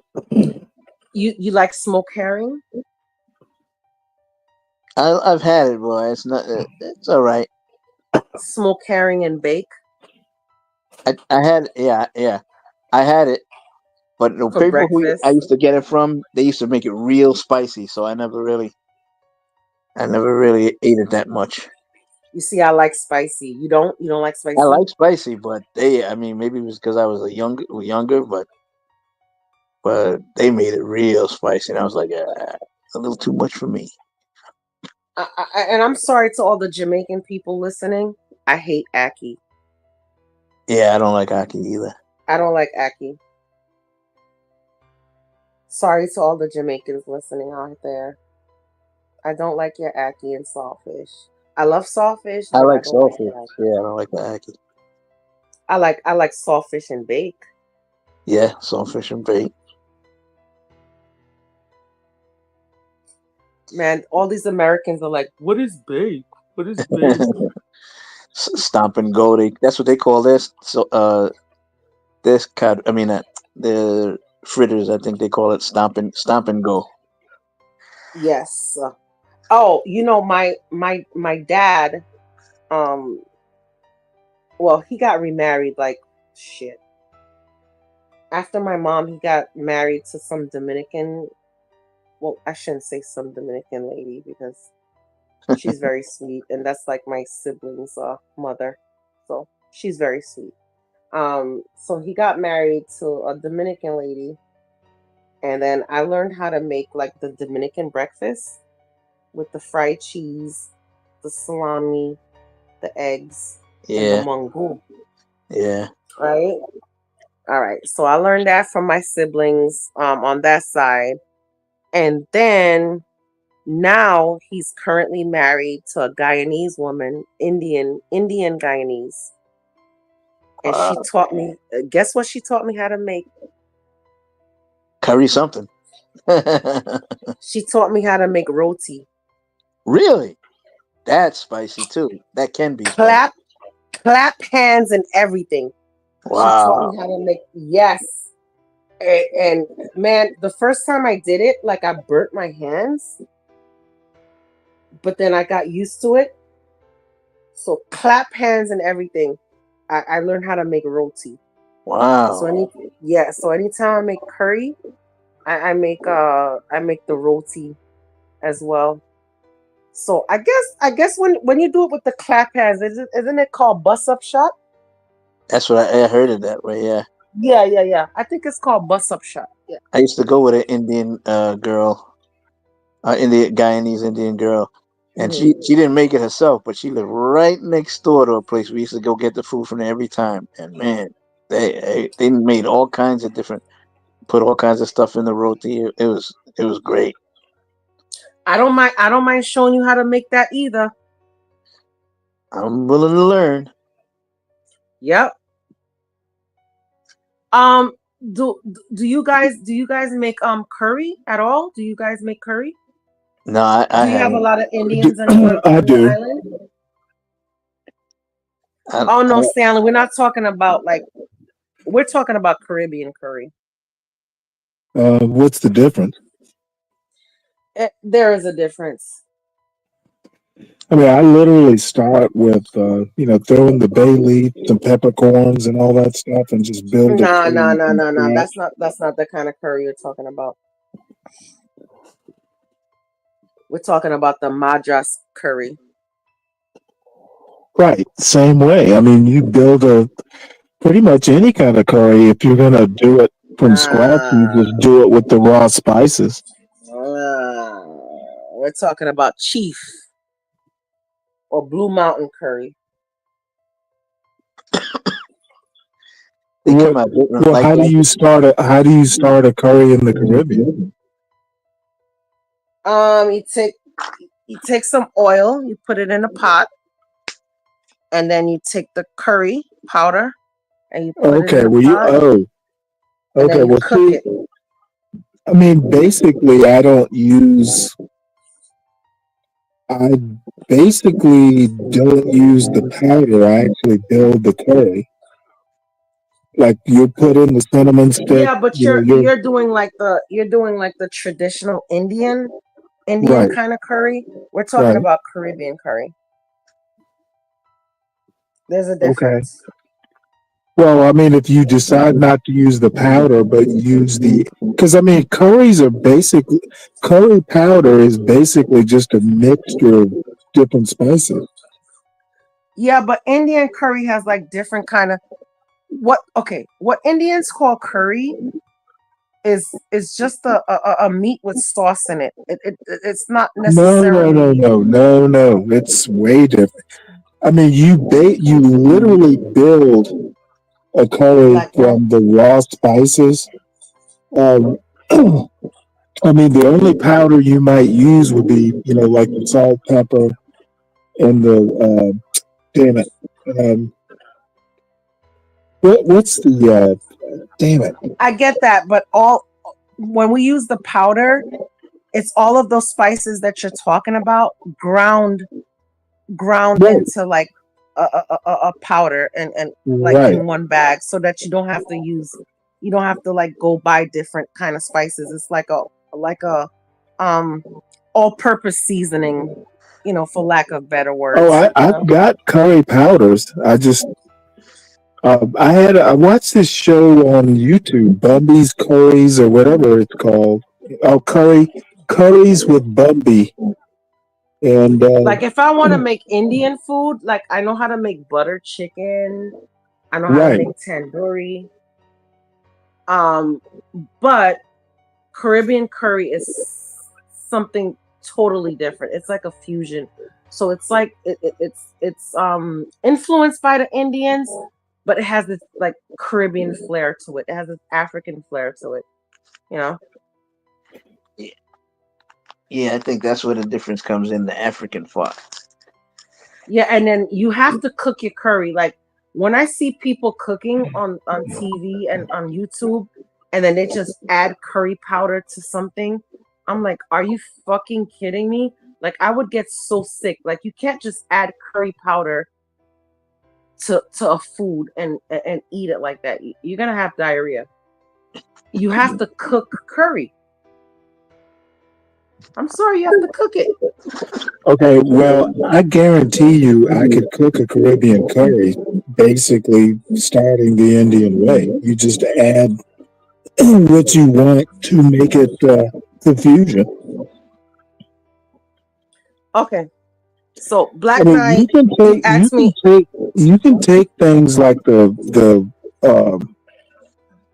like the cinnamon stick. Some of the stuff you wind up just kind of removing. You just use it for the flavor. Um, Things like the peppercorn, basically all of it. You put it in the oil, and you're basically just flavoring the oil. Mm-hmm. Sounds like we're gonna have to have a cook-off one day. Well, There is no no, such thing as There is no such thing as Indian Caribbean jerk. Jerk chicken was made from well, right, Black but I mean, Jamaicans. jerk chicken for like I literally make jerk seasoning from scratch. No. I was answering DiCapriano, not you, Sam. I Oh. wasn't. Yeah, because he said something about Well, jerk. I mean, jerk isn't a curry. No. It's a rub. Yeah. That's why I was letting you know that I wasn't like aiming it at you. DiCapriano said Black Caribbean and Indian Caribbean jerk chicken have different flavors. Yeah, they do. Because there's no such thing as Indian Caribbean jerk. Jerk chicken is African. It's Yeah, it's like blacks, Old Spice. Black It's Jamaicans. yeah, it's like literally you're taking like the allspice berries and all that jazz. Yeah. And you ain't cooking no jerk chicken unless you have the pimento wood. I'm sorry. Yeah, I don't. Yeah, basically, basically making the rub, and then I just put it in a smoker. Well, Indians make it. DiCapriano Indians make it in New York City. Yeah, and Asians also make Cajun food and in the malls too. I mean, it is what it is. It doesn't mean it's authentic. It's just like when I went to Jamaica and I stayed at the hotel, and everything was like freaking watered down for foreigners. And I ordered some jerk chicken. I did not taste not one bit of spice in there. Everything was just freaking watered down for the I hate to say this, for the white folks that can't handle spice.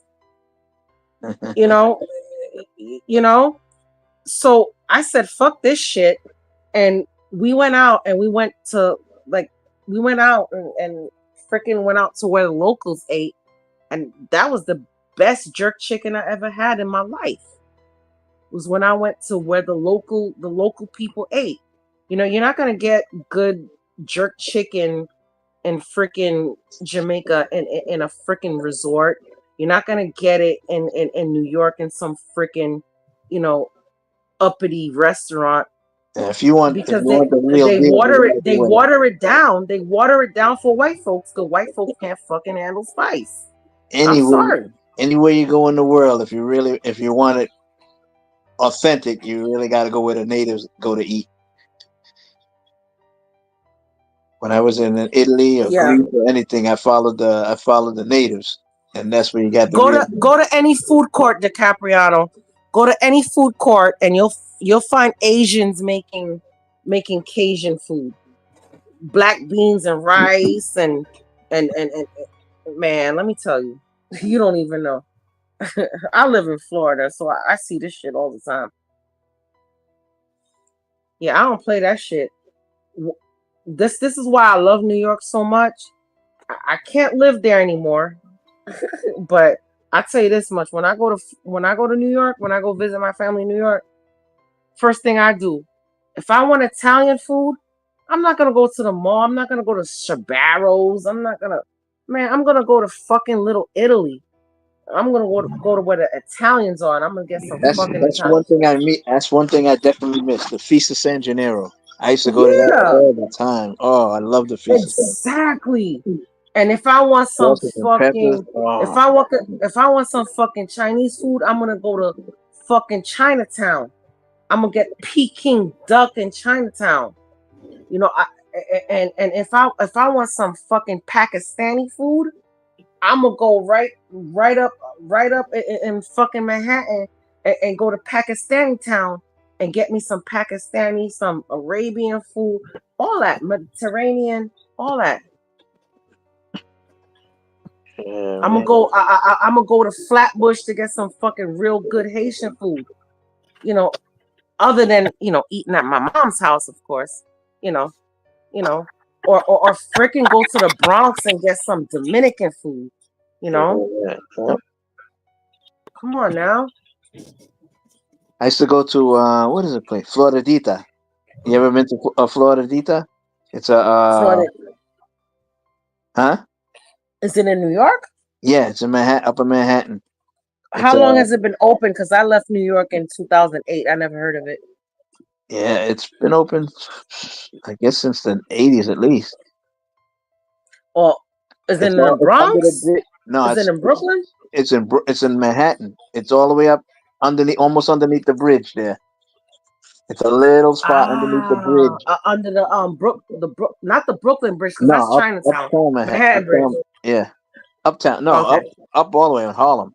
The bridge going over to was it like on 175th Street? What bridge is that? Something like that. It's all the way on the not west side. Williamsburg. No, it's all the way up in Harlem.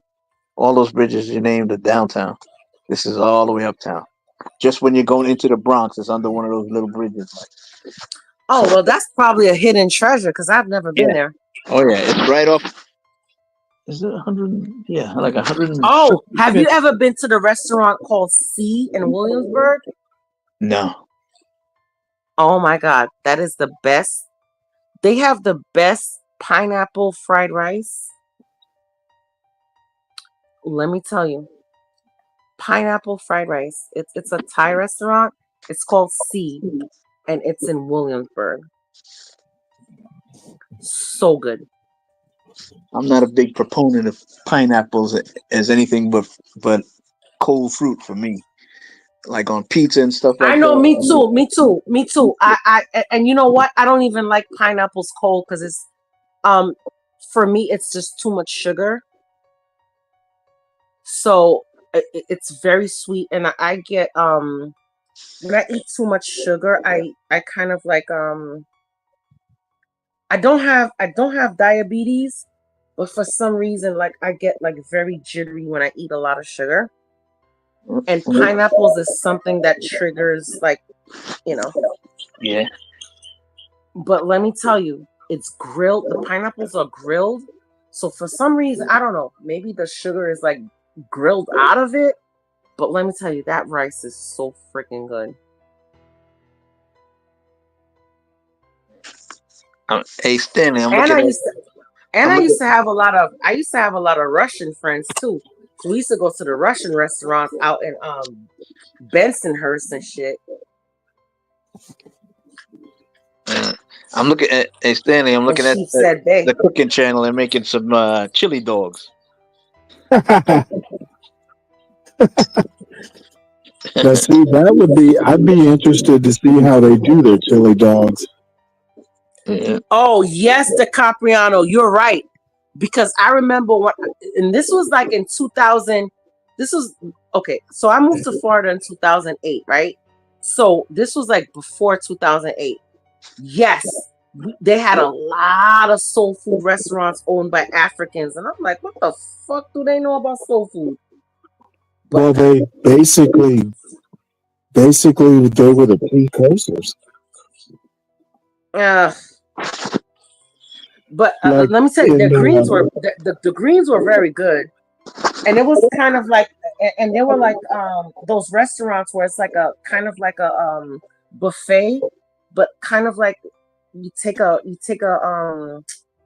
but it's a styrofoam different. plate, and then they weigh it at the end. Africans don't. I mean, some of the soul food, especially the meat, like the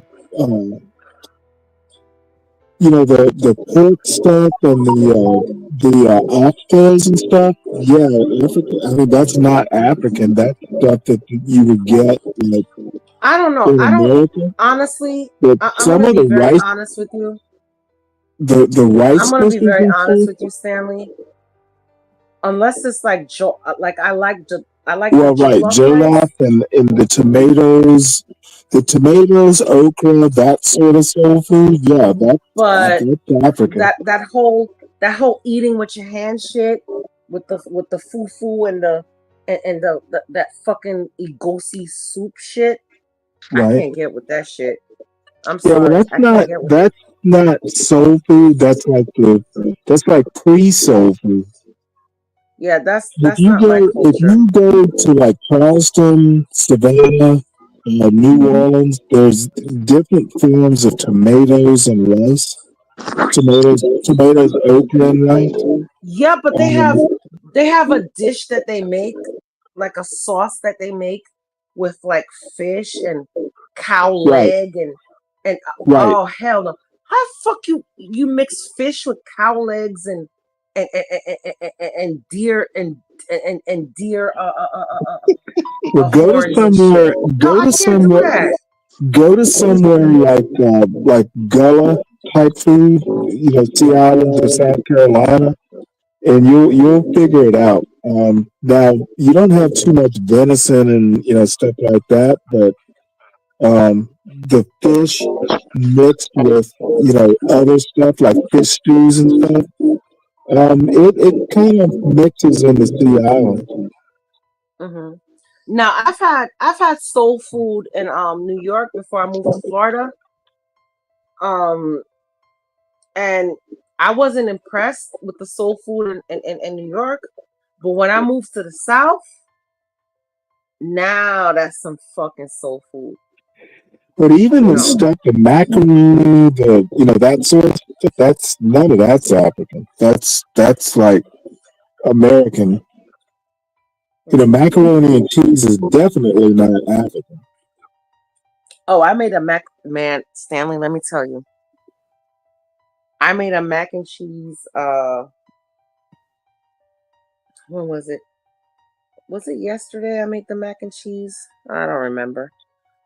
All I know is I was in and out of it because I had to take some medication. But anyway,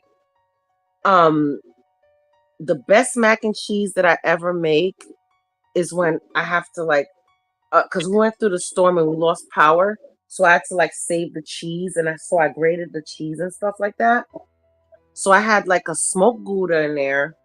I had like a half a packet of like triple cheddar, half a packet of Monterey Jack. Like I had a whole bunch of cheeses. So that's the best mac and cheese that I make, is when I just like clean out the fridge and just use all I have, right? because when I like overthink it, and I go to the store like, oh, I want to make some mac and cheese, so let me get this cheese and that cheese. No, it never works. I mean, it always tastes good, of course, but the best mac and cheese I ever make is when I grab like whatever's in the in the fridge. So I had like I said, I had smoked Gouda.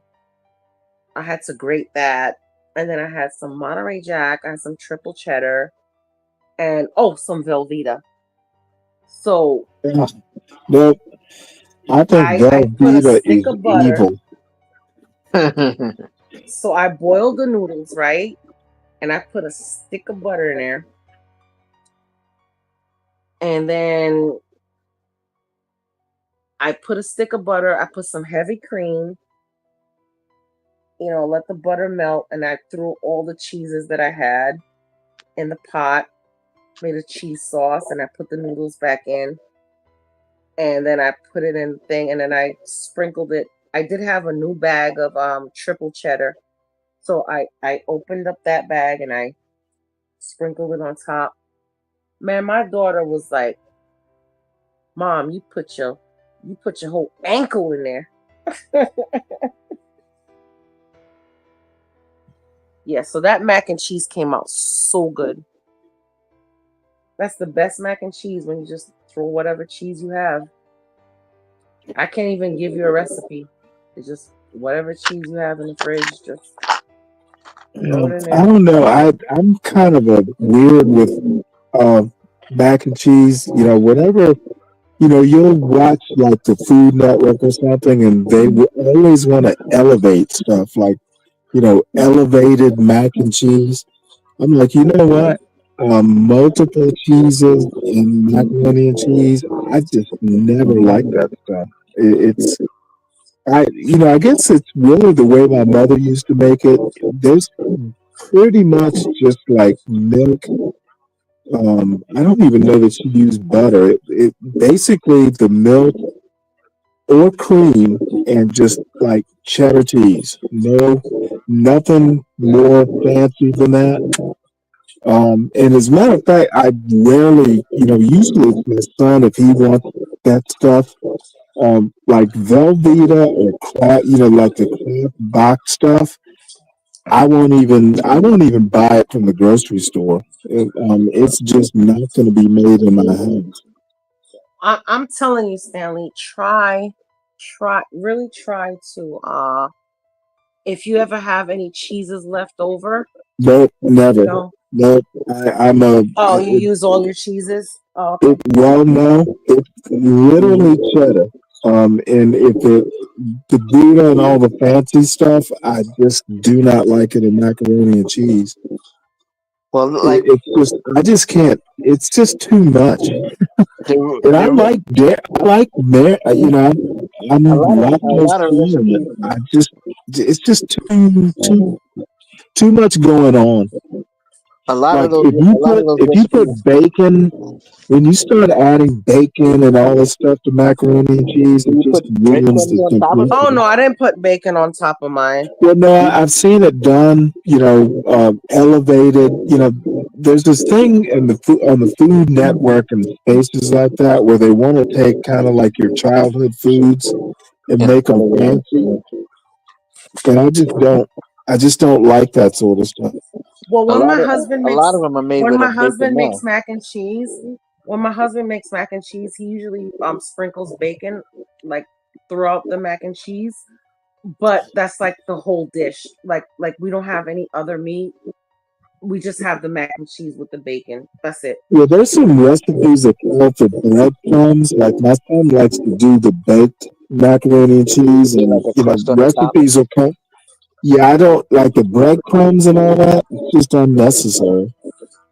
Oh no, I don't like the breadcrumbs either. Yeah, I'm with you on that, Stanley. Definitely. I don't like the breadcrumbs. I And think to the be cheese is honest, just fine. I don't even buy elbow macaroni anymore. I've started using like the shells, like the medium shells. I just like the Everybody in my texture house better. hates the shell. I like the shells, but everybody in my house hates it. They prefer the elbow. I have banned elbow macaroni from my house too. What do you got against elbow macaroni? You know what? I just it's funny. I guess it's just a function of getting older. There's just some things I just don't. I've had it all my life, and I just don't want it anymore. Oh yes, the Capriano. Yes, meatballs with a little bit of. You have to have the right amount of breadcrumbs. You can't put too much, but just a tiny bit. Or here's what I do, DiCapriano. If I don't have breadcrumbs, I'll just take probably like two. When I make meatloaf, I'll take like 2 slices of bread and I'll soak it in milk and let it get all soggy, and then I'll break it up and then put it in the meatloaf if I don't have like breadcrumbs. My father-in-law likes to put saltine crackers, like he'll crumble up saltine crackers and put it in the meatloaf. I don't like it like that. I'll still eat it if he makes it. I'll still eat it, but I prefer it with either a little bit of breadcrumbs, or like I said, if I don't have breadcrumbs, I'll take some bread and I'll soak it in milk. And then when it gets like really soggy and nasty and gushy, and I'll break it up and like mix it into the meat and stuff like that. I That's a actually binder. the milk and bread. I think that's better. It just adds moisture. I found breadcrumbs just kind of dry it out. Yeah, it's supposed to be a binder because meatloaf is supposed to be a poor man's meal. So basically, back in the day, probably like in the 1930s or whatever, when we were going through the Depression, 1920. When did we go through the Depression? 29, 1920s? I think. Was it 29? It was 29 through the mid 30s. Yeah, so you didn't have enough meat to feed your family. So you would put like breadcrumbs to bulk up the meatloaf and stuff like that. But nowadays, we could afford meat for the most part. So I don't Well, really do you care make for it with all? binders. Do you make it with all beef? Because some people I know make the meatballs with a combination of pork and beef, and the pork. Oh well, I for my meatloaf I use pork, veal, and beef. Yeah, right. Yeah, you can actually get that from the grocery store, like the Yeah, combo. Publix has like a package where it has the pork, beef, Yeah, and for pork. Yeah. veal. Yeah, and that's what I use, and and like I said, if I want to put a little bit of binder in it, you know, I'll soak up some bread or put a little bit of breadcrumbs, but not necessarily so much that you can tell that I didn't have enough meat, just to bind it a little bit. But I mean, if your meat is lean, especially if you're getting pork and like veal and stuff like that, and you're getting like a at least a 80/20 beef. Is it 80/20 or 70/30? I don't know. You get the less fat beef, you know, you really don't need all that binder, to be honest with you. So just a little tiny bit of breadcrumbs, whatever, and you could put it in there and just bake it and stuff like that. But I like to use the Mamwich sauce. I mix it with a little bit of ketchup, and then I pour it on top and then bake it. Comes out really good too.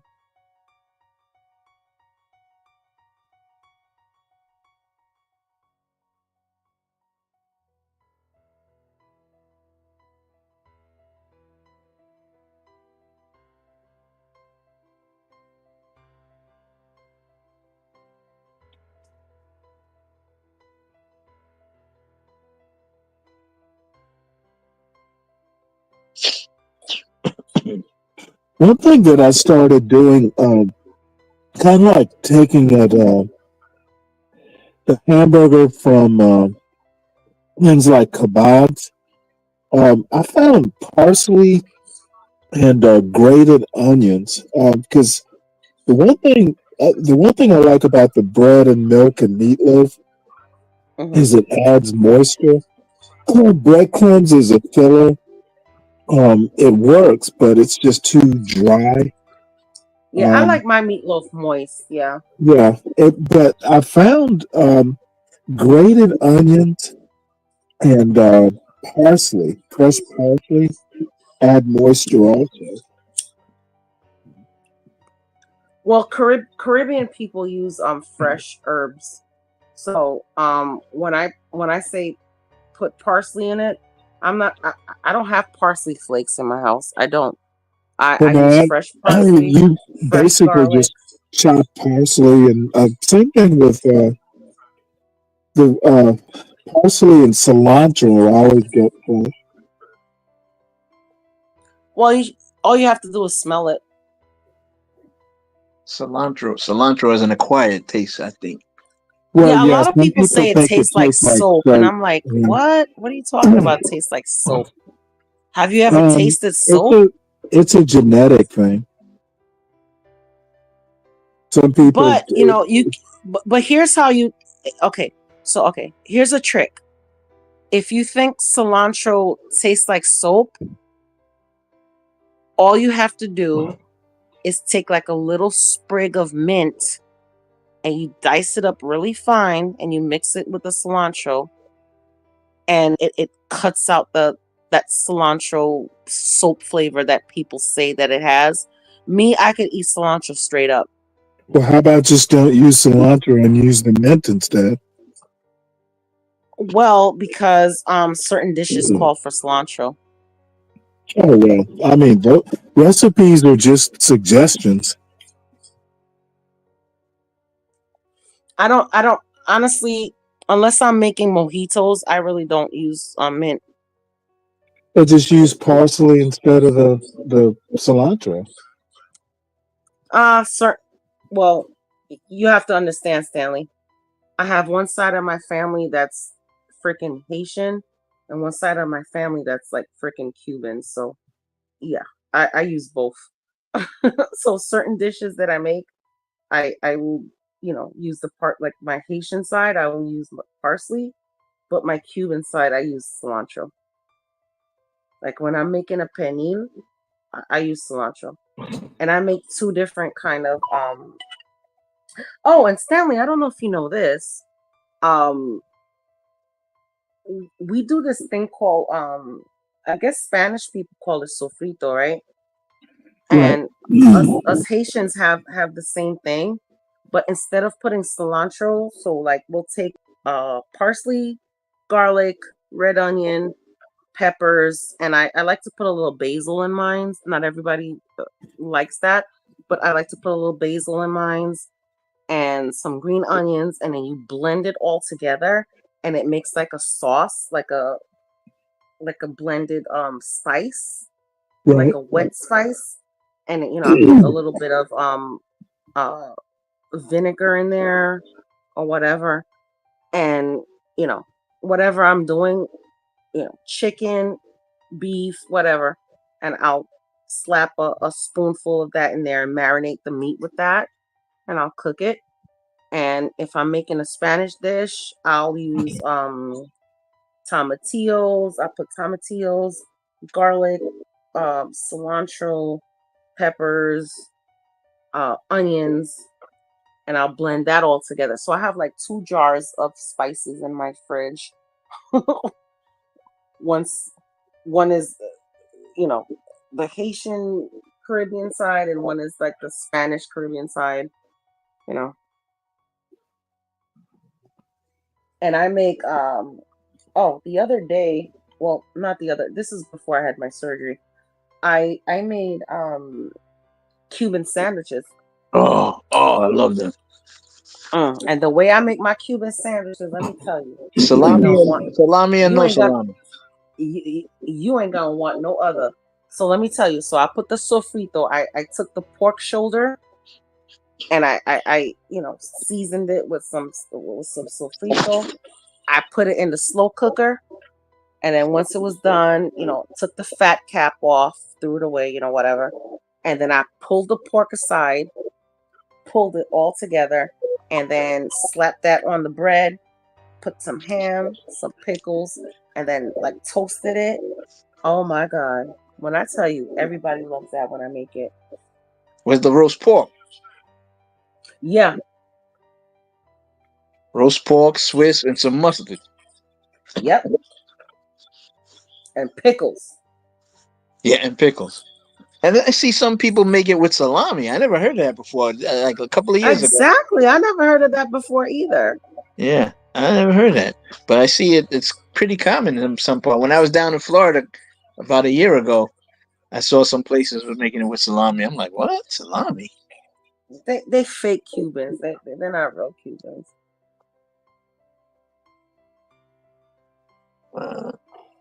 I love that. And you know what else I like? And I make Cuban? I make homemade pickles. Really? Do you make oh, I can't remember the name now. You wrap it in the banana leaves and stuff. What is it? Oh, pastelón. Oh, pastelos. Yeah, I love those. Yeah. Love that. Pasteles. Pasteles. I love pasteles. Pastelón is the That's the like the lasagna thing, right?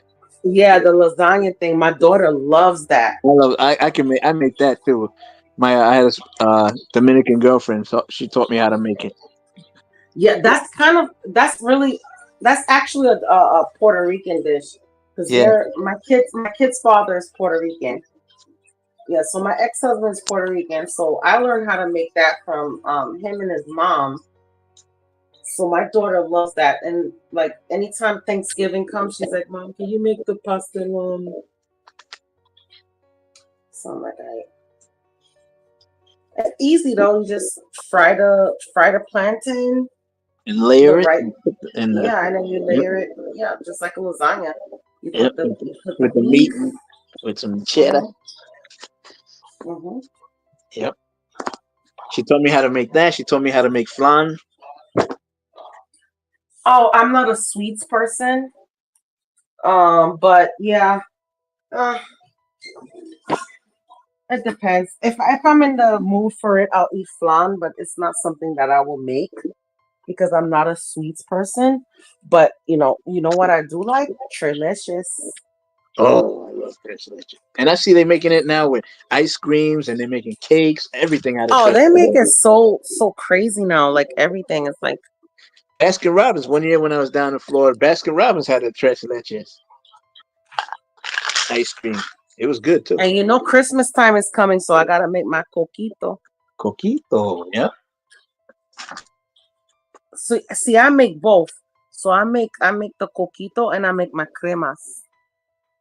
Yeah. I like coquito. Cremas. It's actually the same thing, but just different liquors. Like, okay, so coquito takes like the Puerto Rican rum, right? And then the cremas takes the barbecue. So it's the same, and I don't put eggs in it. I'm not with that shit. I don't like eggnog.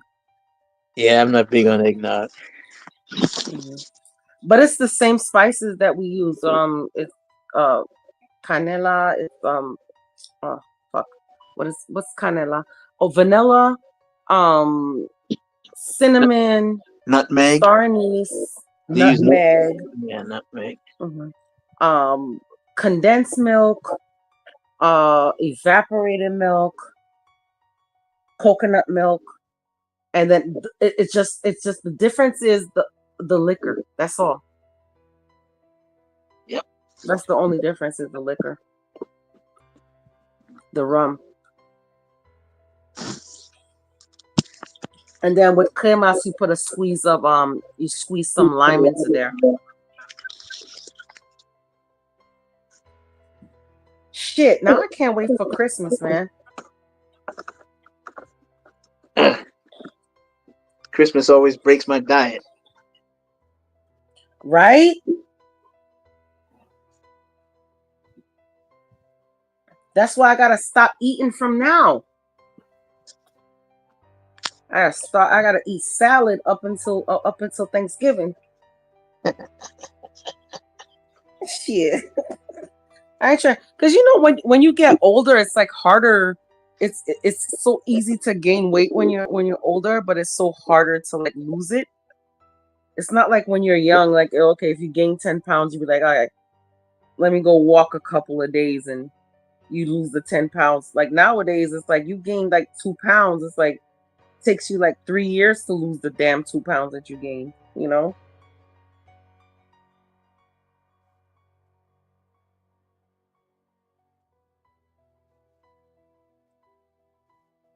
But yeah, the holidays are, I don't know what's going on this holidays because like I said, my in-laws lost a lot of things, so I don't know what's going on. I have a cousin that lives here and she lives in the same town as me actually, on the other side, but I don't know if we'll probably just go over there, I guess. I don't know what we're gonna do, to be honest with you. All I know is I'm going to Bayou Classics on that Friday. I'm taking both girls.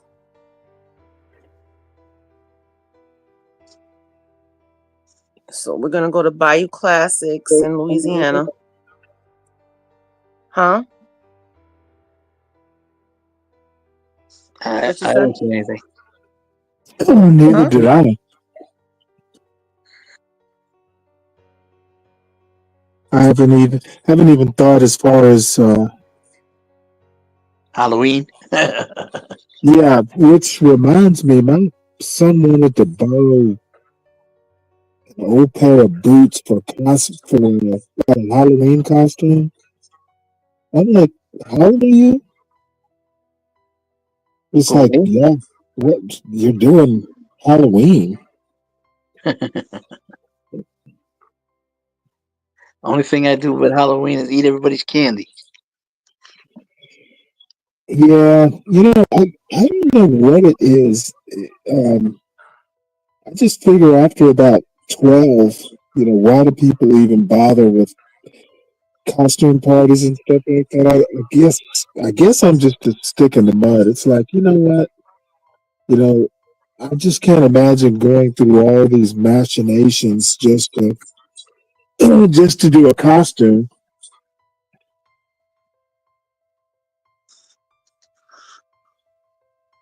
Halloween is actually, I guess, my favorite holiday nowadays. Well, the thing is, number one, why is he doing Halloween? And number two, it's not even October yet. What do you? Why are we worrying about Halloween costumes in September? You know why Halloween is my favorite holiday? You get to be somebody else. No. Well, when I was growing up as a kid, like we grew up in the church and like very religious. And my mother always said that Halloween is the devil's holiday. And like I never got to dress up for Halloween. And even like when the schools had their like Halloween little things and stuff like that, like my mom would not, like I was the only kid like not in a costume. So I kind of felt some type of way. So when I turned like I would say maybe 17, that was like the first time I ever went trick or treating. So yeah. So Halloween is like my favorite holiday. Like it's like the rebellious part of me. So now it's like I go all out for Halloween. I wish I could share pictures on the back chat. I don't know how to do it on my phone. But I was it last year. I had like I had the actual it costume, like you know, it wasn't like from Spirit or whatever. I had got it from like a vintage store, like a one of those like stores where you get real real life costumes and stuff like that. So I got the it costume and instead of like the red hair going all up in the air like his hair was, I had like a long red wig, like a fire red wig, you know. And then I did my makeup, and then I even did my nails to the theme of it. And I actually did long nails. And I don't like long nails, but I actually did it for Halloween, and then after Halloween I got them taken off. But I did the long nails with one of them said like it had the balloon on it, the other one had the it face on it, and one of them had like it floats, you know, like I had like all the it, you know, The one-liners. on my nails. Mm-hmm. Hey, Stanley, I just got another alert. They extended the shelter indoors. Wow. Must still Is be the fire still burning? No, I think they said the fire's out, but the cloud now is sitting over the it's not moving anywhere. Holy cow. What time is? I need a Coca-Cola. See, that's weird. Over here, it's kind of windy. You know, there's a breeze blowing. Yep. Yep. Georgia Emergency Management Agency, Homeland Security, on behalf of Rockdale County, EMA, has issued a shelter-in-place warning until further notice. They had originally it was until 12 a.m., but now they extended it till further Well, notice. what do you have to do if you have to go to work? Well, I know the plant over here where I do some security work, they closed down. They told all the workers not to come in, and at least until the third shift. But I don't know if they extended it past that. And you know, like they said, they closed off 20, and they closed off a lot of the main streets. They really don't want nobody out. Some restaurants were open, and some of the stores are open, but I don't know if they're gonna open tomorrow. Wow. Is this because of the storm? No, they had a chemical fire. Yeah, I know You one. tell them, Black Knight, it's over near you. Yeah, I know one of the chemicals was chlorine, because a lot of people were complaining about it was hard to breathe and their eyes were burning and everything like that. But it's not. But it's not the only chemical, and they evacuated 17,000 people from the area. Shit.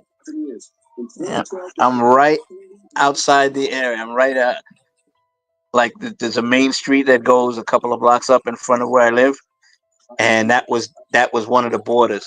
So I'm below the border. So you don't need to evacuate you? I don't have to evacuate. No, not yet. But if the cloud stays over, I don't know what's gonna happen if the cloud. But they want them to stay inside.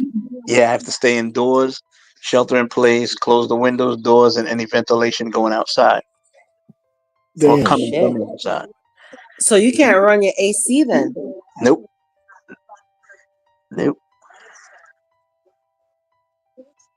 So you shut your AC off? Yeah. Damn.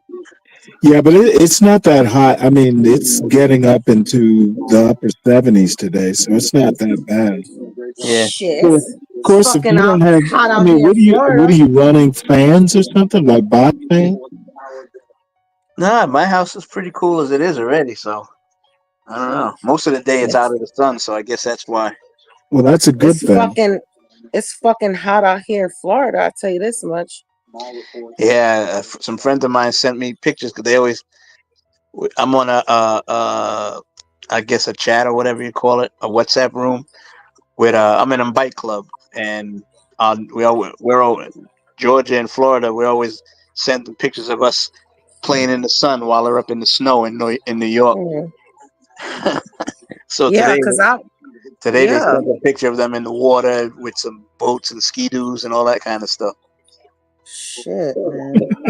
Because I was at my in-laws today, and they had the generator going, but the generator was just like giving power to like a couple of stuff, but the AC wasn't one of them. God damn, I thought I was gonna die. I was praying to God today, man. I was like, Jesus, come help me. It was so damn hot. I hope Because that you know how I don't know if you guys experience hurricanes, but god damn, after a hurricane it is so fucking hot.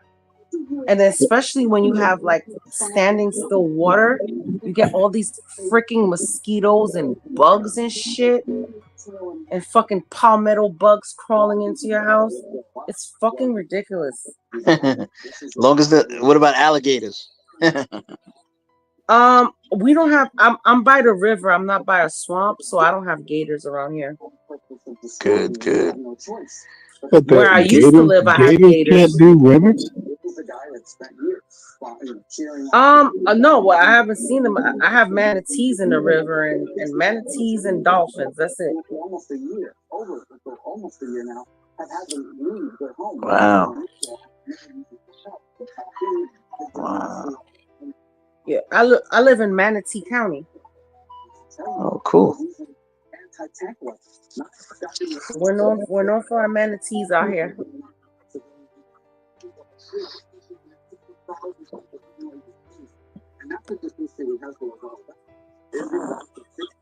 I never see. I don't think I've Well, ever I seen. know they're not crocodiles, but alligators in the Savannah River. Where the in the brackish water and then back into past the brackish line into fresh water. And the Savannah River is a river. It's not a swamp. And they if there's water, they can do it. Now, if I go into Mayaca, because Mayaca is kind of swampy, and it's nothing but like I would say like a lot of farms. So and that's not far from me. So you go there and you'll find gators out there. Trust me, you'll find gators out there. But where I live, nah, we don't see gators. I'd be okay not seeing any gators. Now I've seen gators. It just depends, because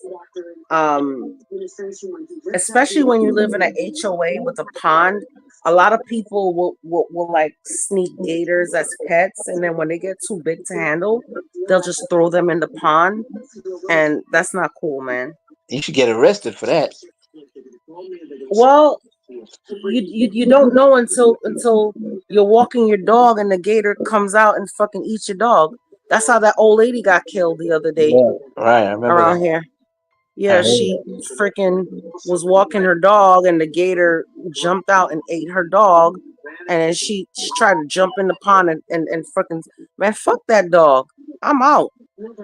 If a gator comes out and grabs my dog, I am running. Goodbye, Fido. The last thing you want to do, I mean, once you're in the water, gators in water, that's their territory.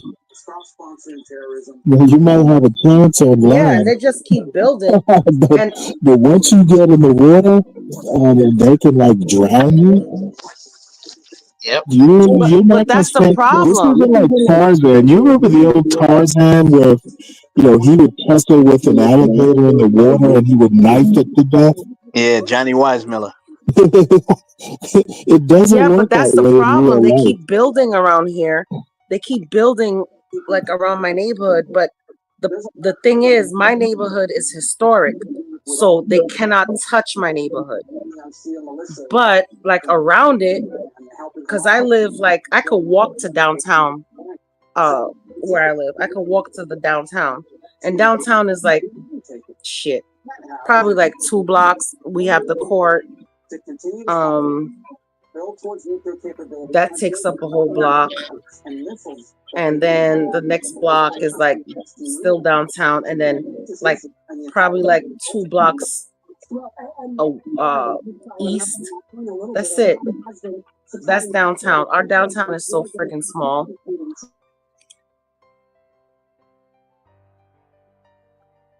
But I do live in a small town, so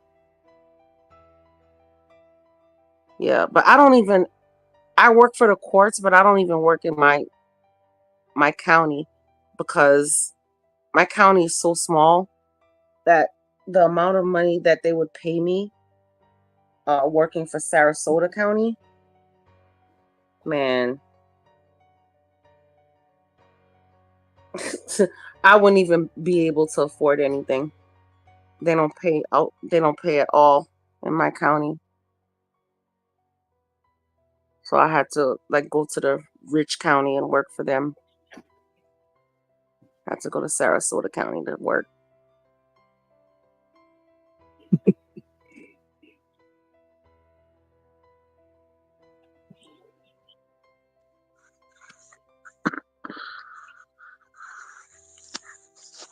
I usually get down to Florida at least once or twice a year, but I didn't get down there this year.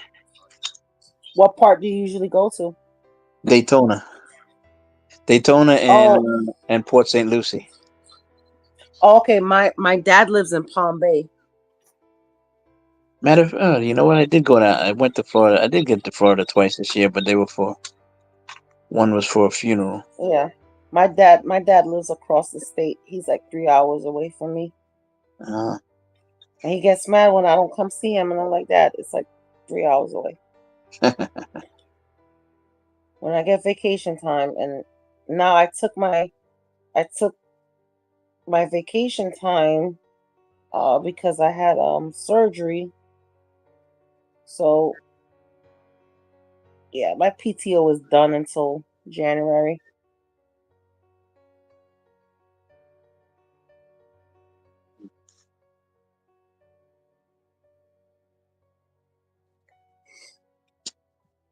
And then after my PTO was done, and then I was able to work from home, thank God, you know.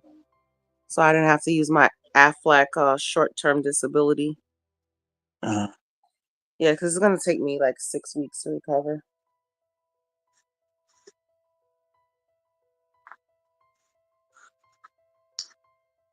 So I can actually get up and walk and pick up shit. And that's why I wasn't much help at my in-laws' house, but I did get to sit down and like sort out stuff and put stuff in bins and stuff like that. That's all I can do. Can't lift anything. Not supposed to lift anything until 6 weeks. So I got 4 more weeks to recover.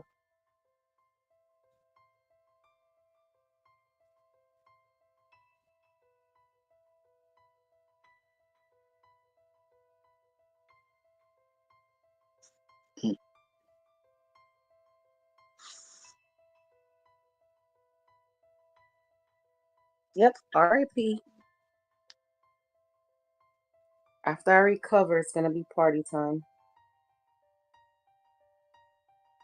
yeah, I know what you mean. I'm getting ready to have a hip surgery, and once I recover from that, I'm gonna be doing a lot of stuff I missed out on in the last 2 years or so. Oh, I don't think you know what I meant by party time, but okay. Yeah, I know what you meant. I know what you meant. I know what I you had got. a, I know what I you had got. okay, I had a hysterectomy. Yeah, I know. I know what you mean. I know what you mean. Yeah, but So different party times, but still party time. no, I get it. I've had back surgery too. I had that back in 2003. Yeah, I think the twins were like 6 months old when I had my back surgery.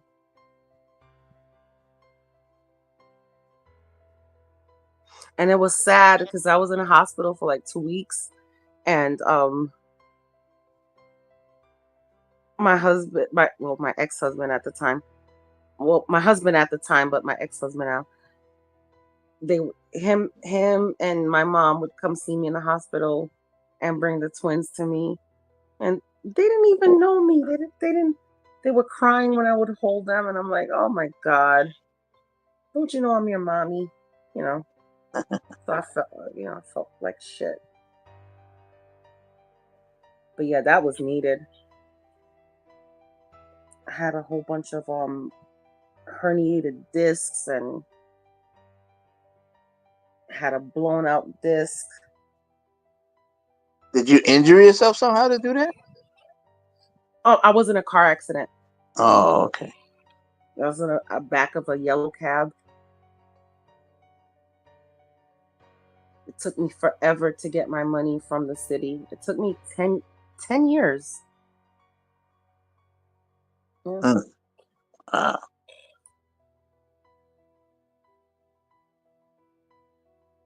Yeah, because I got my settlement 2008. This happened in 97-ish. Yeah, 97-ish, 98. So yeah, it took about 10 years.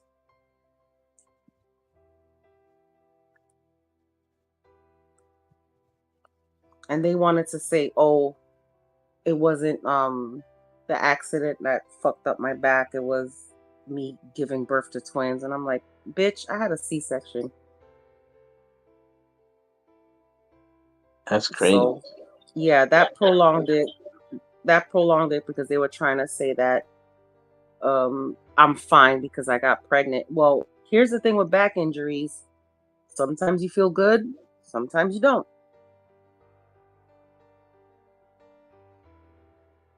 That's crazy. And then you get used to the pain. It's like, that's what they don't understand. You get used to it.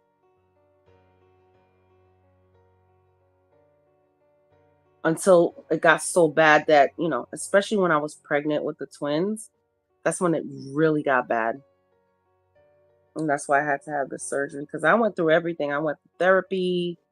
I did acupuncture. I did therapy. I did everything you could imagine. Nothing worked. I was popping Dones. You know what Dones is? Hydrocodone. Yeah, it's like for pain, nerve pain. Yeah, I was popping them like fucking Tic Tacs. Yeah, up till a couple of years ago, I didn't take medicine for anything. Maybe a baby aspirin or something like that. But I try not. I didn't take anything. But now, I'm on ibuprofen, hydrocodone, codeine, everything now. Oh, okay. So here's the funny thing, right? So after I had the twins and I had my back surgery, right? They gave me Percocet. Yeah, exactly. So I took it and I felt so loopy.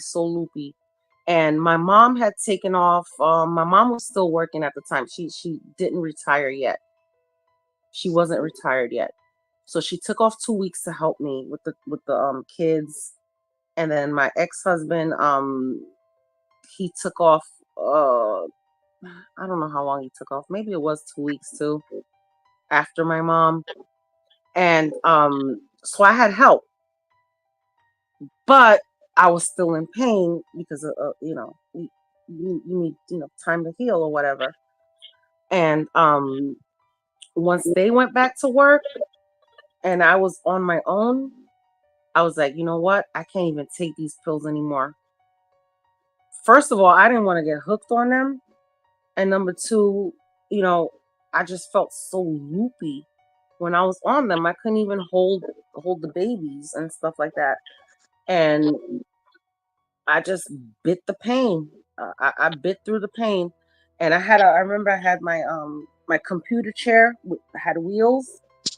So then I make sure that, before my ex-husband went to work, he would like set me up in the kitchen area, and the kids had high chairs there, and I used the chair to like wheel around and cook dinner and cook food and take care of the twins. I couldn't take those medications. I had to bite through the pain and just heal naturally. Yeah, it was painful, but yep. Yeah, I don't take meds if I don't have to. But now the pain in my hip is so much that at least every 2 days I end up popping a pill. I still try Have not they to. given you any cortisone shots? No, when the time I went to it for him, he said a cortisone shot wouldn't help. He said it would Oh yeah, shit. it was already had already gotten bad. I guess I had let it get bad because I could still walk around no problem, run, do everything. When I really got hot on the idea of having the surgery, I was riding my motorcycle and I put my foot down and I just kept going down because I couldn't support the weight. I just kept going until I went over and I was like, oh, I guess it's time. Now, how did you injure your hip? Were you in an accident as well? No, it was he says it's osteoporosis. It's just wore it out. Mm. And my mom, you know what? My mom had arthritis. My mom has arthritis, right? Uh-huh. So she had it in her knees. And I remember one time she came to Florida to visit us and we went to Disney with the kids and we had to get her like a wheelchair because she couldn't walk. So we got her a little like one of those wheelchairs that you like the power ones that you know. Uh-huh. And then she had her surgery. I remember she didn't come down for a year because she was recovering from her surgery. She got both knees done. And when she came back, that motherfucker could walk better than me. Yep. I haven't heard I was like, what the fuck? Yep. I haven't heard anybody with a problem after having hip surgery. Knees sometimes I hear people have a problem, but the hip, everybody said, man, I wish I would have done this earlier. So I gotta That's get generally the consensus. The pain just gets so bad. yeah. Yeah. Yeah, no, you're right, Stanley. It does. It gets I wish I would have had my surgery a little bit earlier, to be honest with you, but the insurance that I had at the time, they wanted me to do everything that I could before they gave me the surgery. Which, you know what? That's just Now looking crazy. back on it, well, now looking back on it, I'm glad because you just don't want to just jump under the knife. The first No, person that you tells you to jump under the knife, you know? hip surgery is the one exception. It just gets it just my original hip surgery was back in my early 30s, and there was an option where they do like drill holes and try and reestablish blood flow. And I told them, you know what? If it's not going to be 100% fixed, let's just go ahead and do the hip replacement Right. because it'll just when you're that young, you want to do things, and I mean I was just in misery. So Yeah. that's the one surgery I'm like, you know what? It's a no brainer. Let's just do it. I should have listened to the guy because years ago the guy told me I woke up one time I woke up and the pain is what woke me up. I moved my hip one way or the Yep, other. I moved my leg yep, Mm. yep. and the pain woke me up. So I went to the doctor and he goes, you need a hip replacement. And I'm like, what? I said, and he was a young guy and everything. I'm like, what? This guy's crazy. He just wants to get me on the night, get the money or whatever. And I ignored him, man. And it's just gotten steadily worse ever since. And Yeah, now, it does not get better. You yeah, might have a good day or two, but overall, it just gets worse and worse and worse. I'm lucky Yeah. if I get a good hour or two. especially Exactly. especially with the back because like I said I had herniated discs and once your discs are herniated it's done, it's over with. And here's the wonderful thing, you know um after I had the surgery, I have a metal rod in my back. And I had my boys through C-section, right? So now, when I had my daughter, I got pregnant with my daughter 3 years later, and they were trying. I had to have another C-section. There was no way I could give birth, you know.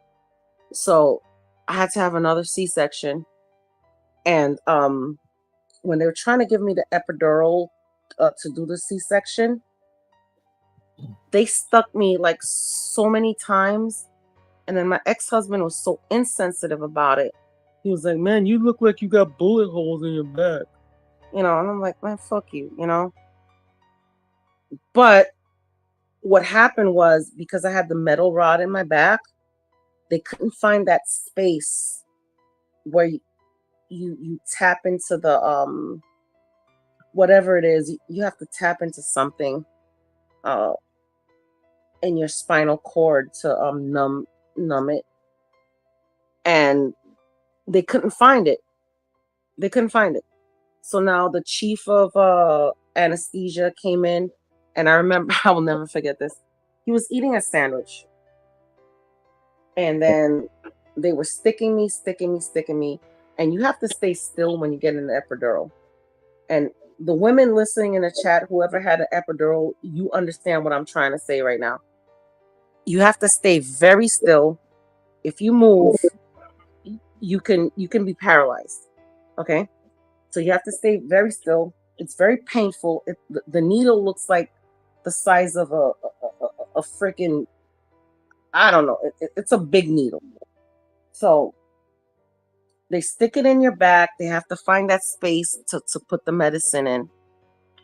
And he came and he was eating a sandwich, and they were sticking me, and he was like, "Hold this."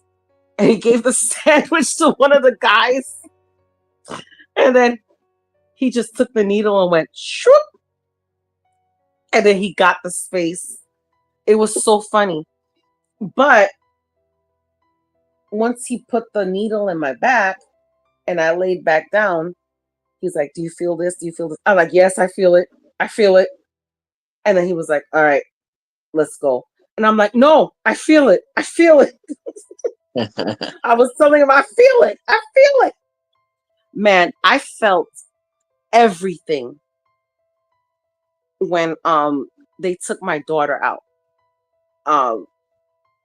Yes, I was numb a little bit, but it fucking hurt like shit. I might as well had given birth. I probably would have preferred that, to be honest with you. Yeah, I felt the tugging, the sewing, everything. Well, not the sewing, they stapled me. Because back then, it was still stapling. I don't think they had the tape yet. When I had my tummy tuck, I had tape. But that was in 2012. Yeah. So when I had my tummy tuck, I had tape. I've never had any type of surgery except for oral, like a tooth removal or something like that. Mm-hmm. So I'm petrified, which is the reason why I told him that I didn't do it originally. Oh, let me tell you something. Let me tell you something about anesthesia, right? They're gonna tell you to count backwards from 10 to 1. Uh-huh. I doubt you make it to 6. So you never had surgery before? Just on my mouth, just like so you've never been put out. Well, they put me out when I was a kid for the not the root canal, or tooth removal. I think extraction. Okay, so you haven't had any recent put out like not in the last 50 years. Oh man, they tell you to count from 10 to 1 backwards, right? Uh-huh. I doubt you're gonna make it to fucking 6. I doubt it. I'm willing to place some money on this shit. You're gonna be like 10, 9, and then you're gonna knock out, and then you're gonna wake up like it's gonna feel like you slept for like 1 minute. You're gonna be like, "What happened here?" I was talking so much shit when That's Every what I'm time I get afraid out of. of surgery, I I talk hear, so much shit. I hear that you talk. I don't want nobody in the room with me. I don't want to say nothing. I don't want to say nothing I ain't supposed to be saying. Shoot. You're gonna be like, what the fuck? Yeah. And you know what? I had to get a well, this is not surgery, but I had to get a just routine checkup, like a what's the thing when they put it up your butt? Colonoscopy. Colonoscopy, yeah. Yeah, so I did one of those, and I did the one that they put down your throat too. So they put you out for that. I haven't even had that yet. My doctor yelled at me the other day. He said you're supposed to start those at 45. Oh 40. no, I'm on point. I'm on point with my shit because, like I said, I'm anemic, and I have vitamin deficiency, so I'm always checking to see what's going on. And another thing with me is my blood type is negative. So when I do have surgery, I have to give my own blood just in case I need blood. So I have to go weeks in advance and like they take blood for me, and I'm already anemic. So when they're taking blood from me, it's like it makes me so weak and so tired. Yeah. And then when I had my kids, I had to have a Rogaine shot. Yeah. So it's rough. It's rough having a negative blood type. And I'm O negative. I'm So O that means positive. So that means I can give to anybody. Anybody. I can give my blood to anybody. Everybody can take my blood. But I can't take anybody's blood. Yeah, I can give to anybody also, but I think I can take from everybody also. What are you? You're O negative as well? No, I'm O positive. No, you can't give to anybody. I thought Because you can't give to negative people. I thought OP was the universe. Yeah, right. I can't give the negative. Right, that's it. Yeah, I'm the universal blood. Oh, okay. Yeah. I'm O negative, so I can so actually when I was pregnant, I was always like on every pregnancy I only had 2. I was always like on bed rest and making sure like I had to go to the doctor like every week to make sure everything was okay, because my blood, because it's negative, it treated my babies as like a foreign object and just naturally wanted to get rid of it. If you understand what I'm trying to say. Yeah. Yeah, because both of my all 3 of my kids came out positive. Because my ex-husband is he's AB positive.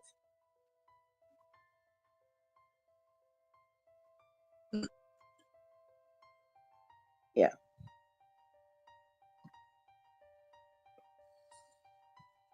Yeah, so I can give blood to anybody. Anybody that needs blood, my blood is worth it. Maybe I should start selling my blood on YouTube. Yeah. I'll probably make some good money. Yeah. But I cannot take blood from anybody unless they're O negative. And being that O negative is very rare, I have a rare blood type. And I usually have to give my own blood. And that's why when I go get blood transfusions, they try to give me the iron infusions. But honestly, I was reading up on it. That shit could fucking kill you if they don't give you the right dose. If they give you too much, it could kill you.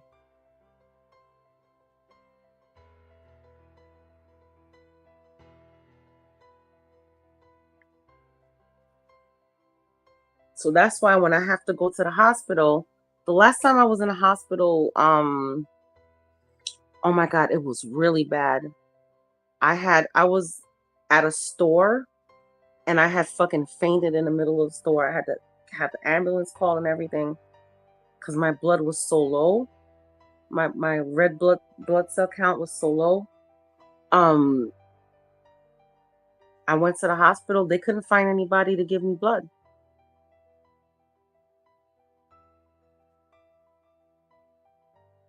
Wow. Yeah, so I was in the hospital for like a month. I was just surviving on IV. I've been lucky. I never had to stay in the hospital. Never had surgery. I broke a lot of bones and stuff. Got cut and stuff a lot, but I never had to stay. Yes, Artie, you are correct. Actually, my blood type is very rare to catch cancer and stuff like that. That's why I drink like a fish and my liver is fine.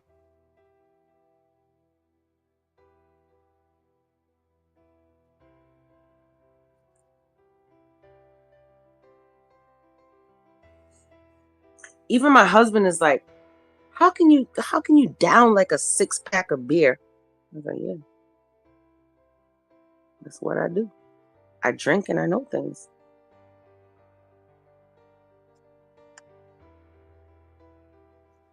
I guess you don't know the Game of Thrones, do you? Oh, me? Yeah. Yeah, I know Game of Thrones. You like the Game of Thrones? The show, yeah. Yeah, that's why I said I drink and I know things. Like Lord Tyrion. Oh, okay. Oh my God, where is Lolo? Well, she's a big Game of Thrones fan. Oh yeah.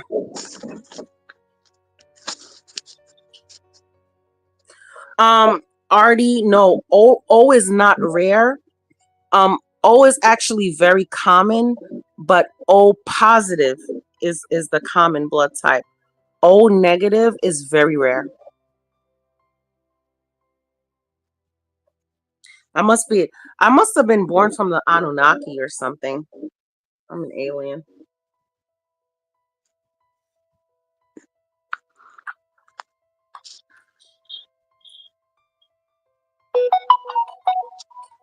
Like even some things that I touch, like I can get a rash. I get rashes very easily too.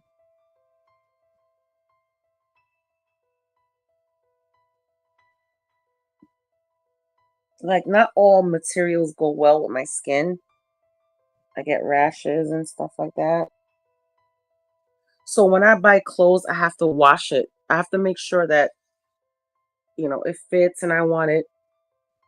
And, I have to wash it before I wear it.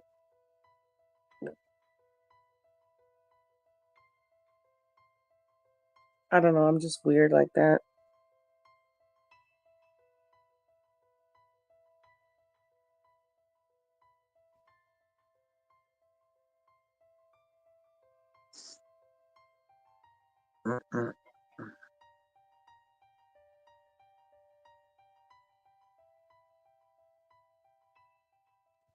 Yeah. So when are you gonna have your hip surgery? You gonna have it soon? I'm trying to get it in, hopefully the end of the end of October. Oh, okay. Well, prayers up to you. Yeah, hopefully. Thank you. Are you gonna get some time off from your job, or they're okay with it? I'm gonna get time off from them. They're okay with it. They just I just got to find a way to take care of some of the bills that I'm gonna take. I've been saving up so that I have enough money to take care of the about 8 weeks without work. Oh, so that's your downtime. 8 weeks. My doctor told me 6 to 8 weeks. Yeah. Yeah, give or take. Yeah. But I'll use it to. Yeah. That is a big surgery. So yeah. I'll use the time at home to. Are you allowed to work from home? Well, I have my own business, so that's what I'll be working on from home, and then the other stuff Oh, okay, good for you. Okay, yeah. And the other stuff I have, the other work I do, that I'll just have to make up for the money for the other work I do. Oh, okay, yeah. Yeah, it's probably gonna be tough for the 8 weeks, but just look at the long run of it. You know, you're gonna get a brand new hip, you're gonna feel a lot better, and you can always get back on your feet when you're done, You just gotta be on that grind. That's it. Yeah, my friend just had it. Just a couple of months ago, he just had his done, and well, I guess it's about 4 months now. But he was up. Okay. They had him doing therapy the same day he got up. They had him walking because they say they don't want any of the scar. They don't want it to start to heal over without you moving it. Otherwise, they'll have to go in and cut you again or something like that. Mm-hmm. So they get you up and start making you walk the same day. Oh yeah, and you know what? And here's a little bit of advice if you want it. Just like when I had my C-sections, I had a roommate. Well, I wouldn't say a roommate, but like a roommate in the hospital. She had twins. Okay, I had twins, and she had twins as well. And she was there for a week before I even came in, and I left before her. You know why? Because she refused to get out the bed. Wow. The first day when I got into my room, I got up, even though it hurt. I got up and I started walking. I tried to go use the bathroom by myself. And yeah, the nurses were there to help me, whatever. And they were like, "Oh no, don't do this, don't do this." But I'm like, let me try, because I knew, because I have nurses in my family, you know, so I know that the only way you're gonna the um uh, uh, get through healing is if you get up and you move. Right. If you're sitting in the bed all day, you're not gonna heal, Yeah. or Blood you're not gonna flow. heal as quickly. Blood flow is one of them. People Mm-hmm. underestimate how much blood flow is, how important it is. It's Yeah, very important. yeah. And I understand it hurts. It does. It does. I'm not gonna lie to you. It does hurt. But once you get the fuck up, and even if you make 2 steps the first day, fine. The next day make 3 steps. The next day make 4 until you can actually go to the bathroom by yourself and do things by yourself. And when the nurses would come in and want to bathe you, they give you a little bird bath, and man, what the fuck is this? You just wiping me down? No, hell no. I'm gonna go to the bathroom and wash myself correctly, Well, I'm not gonna say no. I gotta see the nurse first. But Oh Lord, yeah, because you're a man. Jesus Christ. I guess we need a lot more male nurses, I guess. not for me.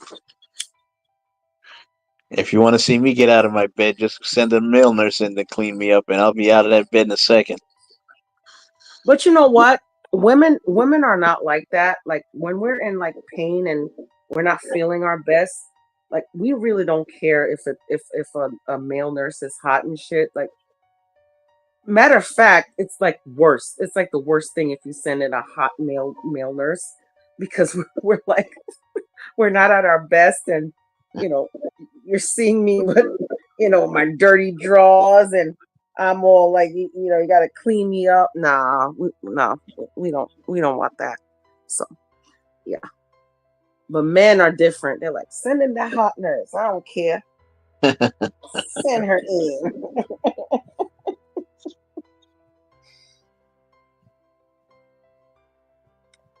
Yeah, but I had to it's a mental thing, so I had to get up and get going because I wanted to get out the hospital. I wanted to spend time. I wanted to go home and be with my babies, because it was to the point where the lady in the bed next to me, her kids went home with her husband, and she was still in the fucking room acting like she can't move. I didn't say nothing to her, but you know, I'm saying to myself, bitch, get the fuck up and start walking, bitch. We all hurting over here. Yep. You gotta get And that blood flowing. yeah.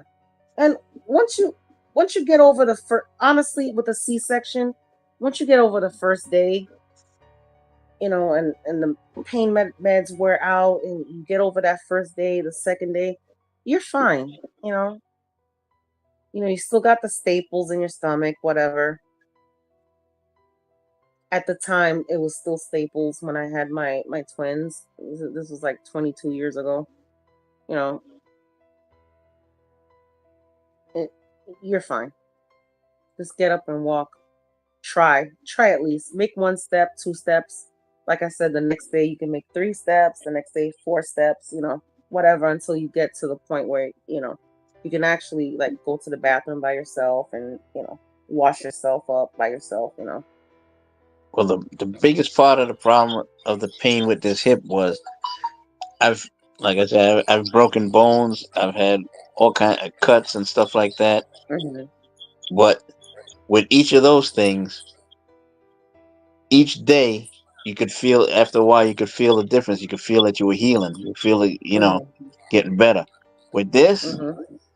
every day gets worse, which is something new for me. Yeah. So that's why I got to get it done. When I broke bones, in 2016, I went down on my bike and I broke my arm in 3 places.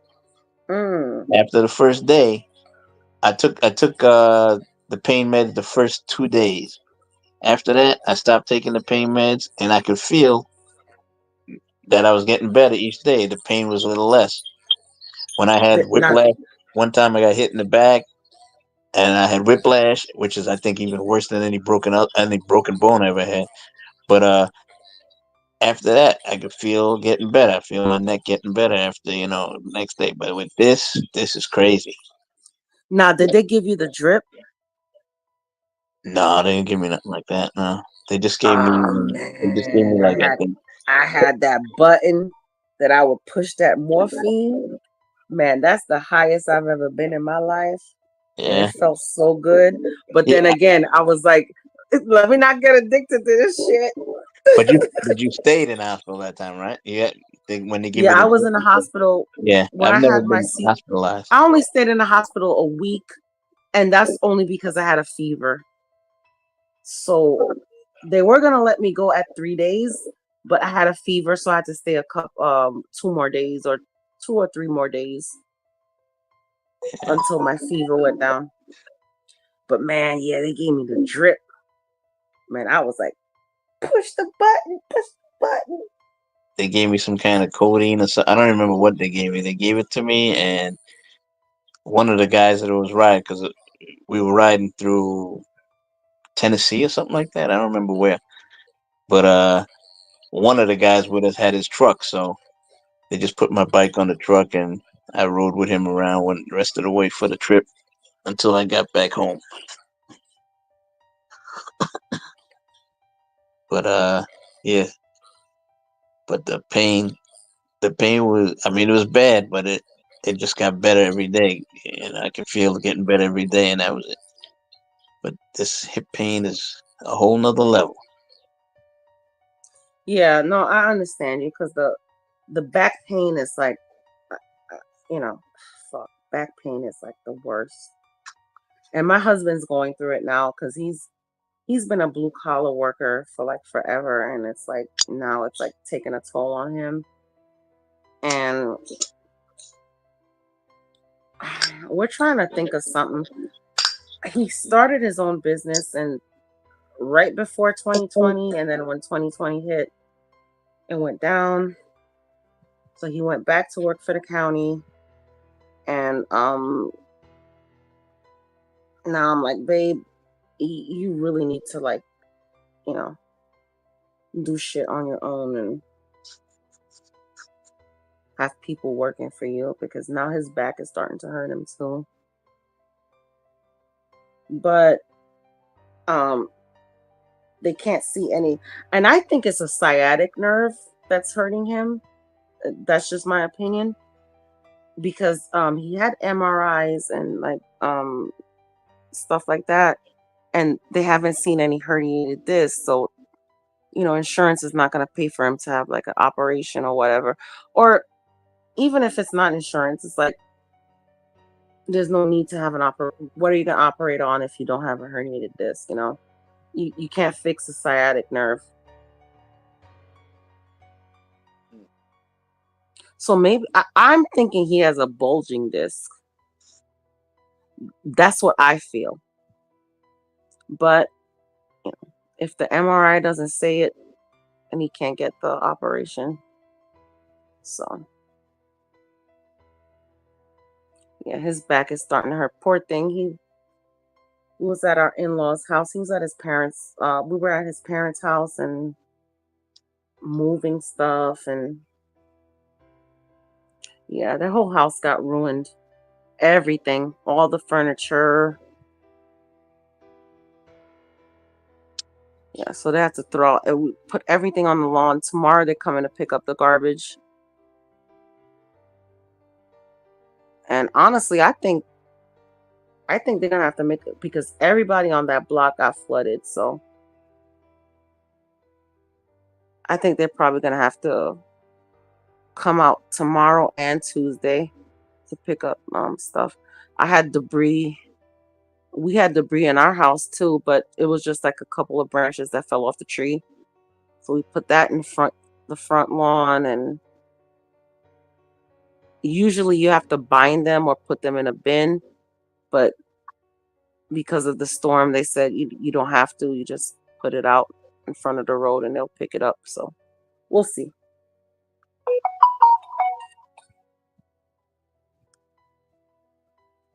We'll see what happens tomorrow.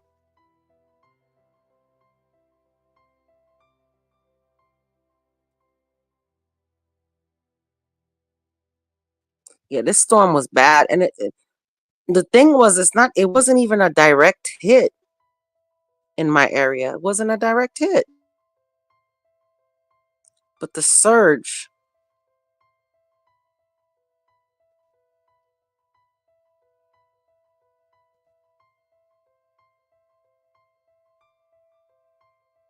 It looks like parts of like North Carolina got worse. Yeah, the Panhandle was bad too.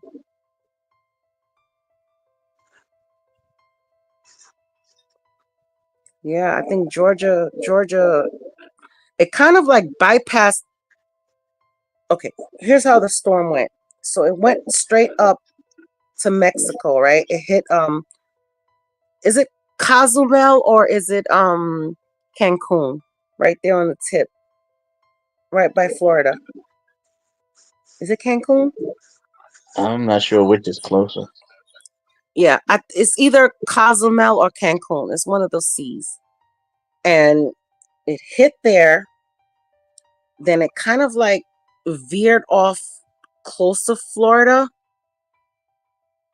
But the eye of the storm didn't hit Florida. So it was just like the winds and stuff like that and the tropical. And it kind of like fucked up. Man, I ain't never seen even when we had Irma, and Irma was bad. Even when we had Irma, we didn't have flooding like that. I mean, we had flooding on the houses like right in front of the river. Because I live 2 blocks in from the river. And so when I walk out my house, I could see the river. But even when we had Irma, it was like just the block, off the river that was flooded. But damn, this year, shit. The whole fucking in front of my yard looked like a river. But the only thing that saved us from not getting flooded getting water in the house is my house sits I don't know how you call it, on stilts. So my house is elevated. So it's not on the ground. If my house was on the ground, I would have got flooded. At least about 1.5 feet or 2 feet of water. Wow. My house would have got flooded. Yeah, because I remember walking out of my house.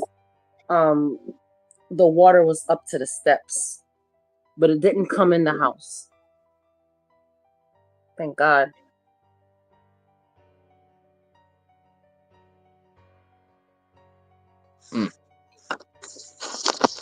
That reminds me of that Long Island flood that they had was about 10 years ago now. No, it wasn't even 10 years ago. It was probably, oh, well, maybe it was. You talking about Sandy? Yeah, Sandy. Sandy had to be about 10 or 11 years ago because I was still in New York. Yeah, because Sandy didn't even fuck with us over here. I had clients in the beach area, Long Island beaches areas, all up and down there, and they were flooded. Yeah. Oh man. And Rockaway was fucked up too. Yep. I remember going into the one of the buildings that I did security for, and the Porsches and Rolls Royce and Teslas were all floating around in the garage. Yeah, and my parents was still living in Mill Basin. I don't know if you know where Mill Basin in Brooklyn is. Yeah, I know Mill Basin. All right, so it's right on the water, and that flooded. But luckily, my parents were more inland than on the water, so their house didn't flood. But my aunt's house flooded. Her whole basement got flooded. They lost everything. But here's the thing, like, insurance is gonna pay for the stuff, but guess what? When they go to renew their insurance, it's gonna be higher. That's how it works. Yep. Which is fucked up. Because you're paying so much money for insurance,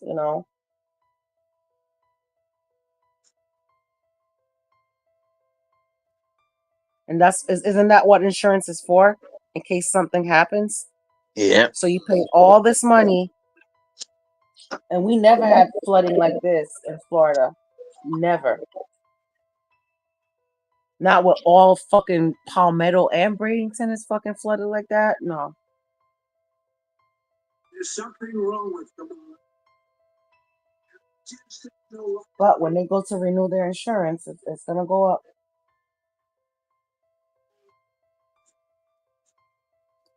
They lost 3 cars. 3 cars. Wow. Mm-hmm.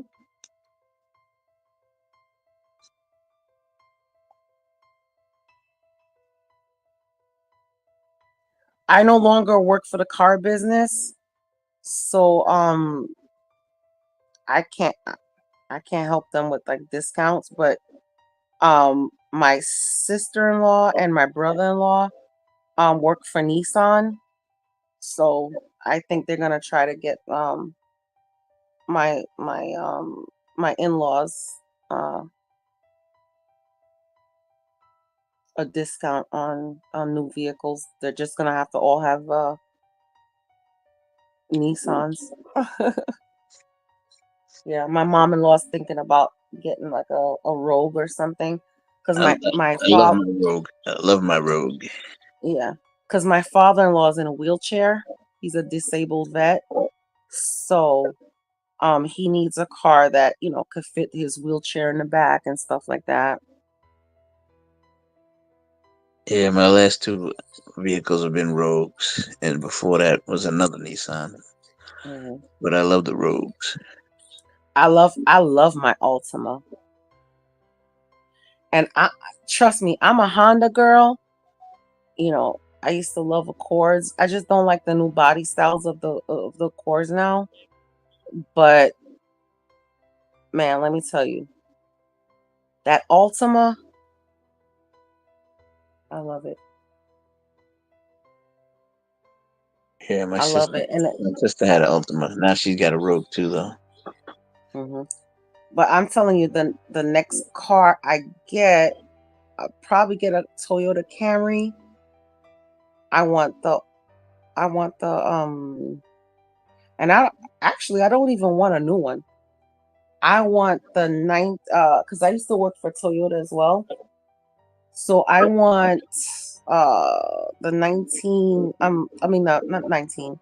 I want the 2019 model. If I could find one with low mileage, which is hard to find the one that I want with low mileage. If I could find one that I could buy cash, I want, and I'll give my car to my daughter. I want because her car is pretty old. I want the 19 I want the 2019. It's all white with all black wheels and the interior is red leather. Wow. Yeah. That's what I want. And I can't find it. I can't find it.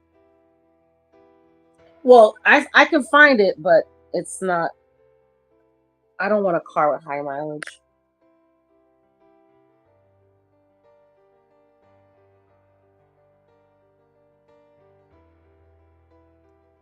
And then we have the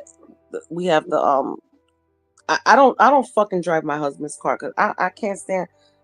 I don't like pickup trucks. My husband is truly a Florida boy. I can't do the F-150s. I'm sorry.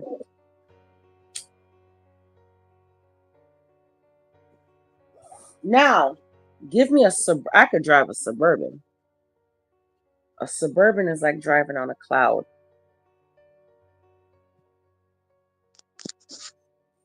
Yeah, that was a nice truck. I found that out by accident actually, because I had to go do an audit at one of our dealerships when I was still working.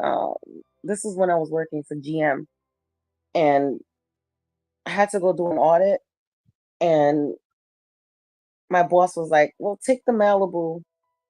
I had to drive all the way. I don't know if you know Florida at all, but I had to drive from freaking Bradenton to fucking Belgrade. Well, no, Sarasota to Belgrade.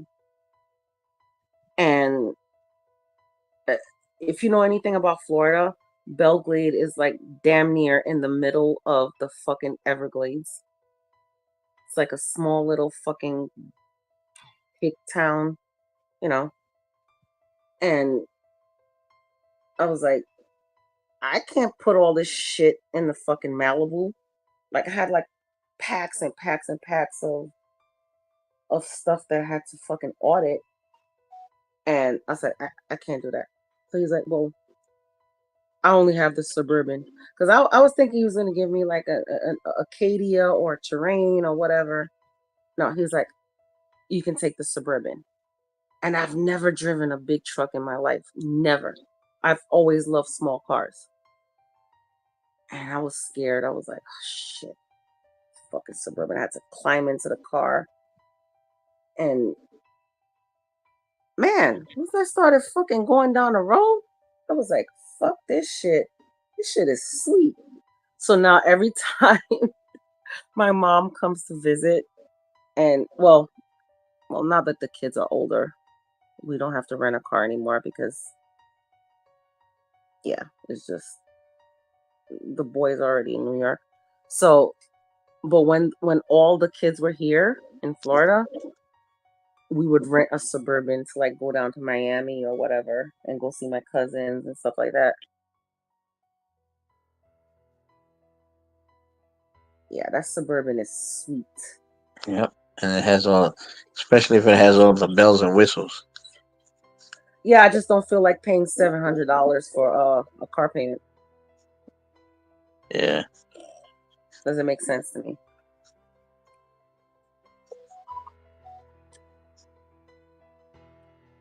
And even if you put like $10,000-$20,000 down on a Suburban, you're still freaking gonna pay at least like 6-5, you know, at the least.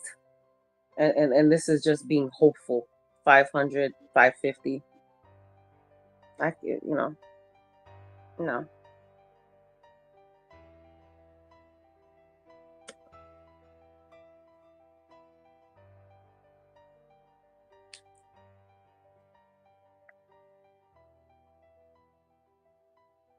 I paid off my Accord. I gave that to my daughter. So now I'm in an Altima. And actually I love the Altima. I really do. It's a 4-cylinder, but it drives like a fucking V6. Yeah.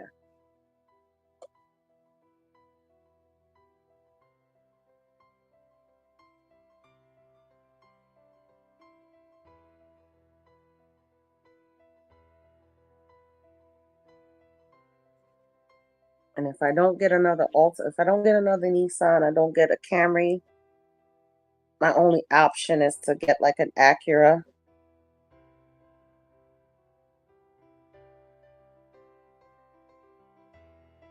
Because Acura is actually Honda.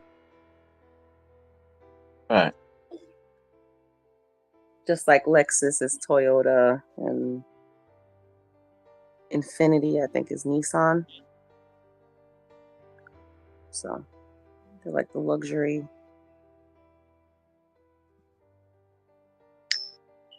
I tell you what, I remember I've been in the car business for about and I left it, but I was in the car business for about 18 years.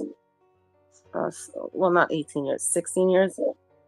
And I remember when Hyundais and Kias were like super cheap. But shit, now even the Hyundais and the Kias are fucking super expensive because now Genesis has broke off from Hyundai and they're their own brand.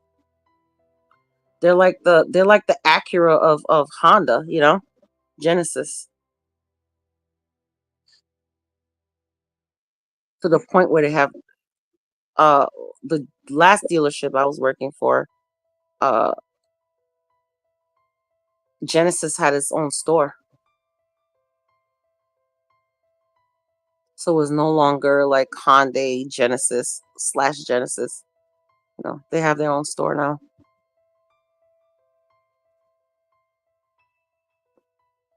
And they're expensive. Yep.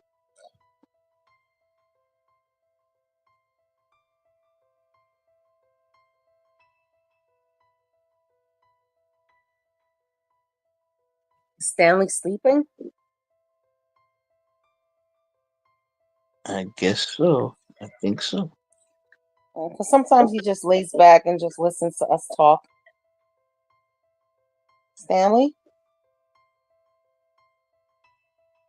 I guess that. So that's it. We're going to have to carry the show.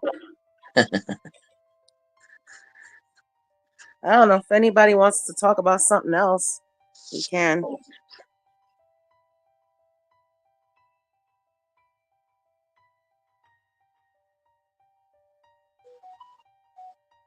If anybody have any suggestions?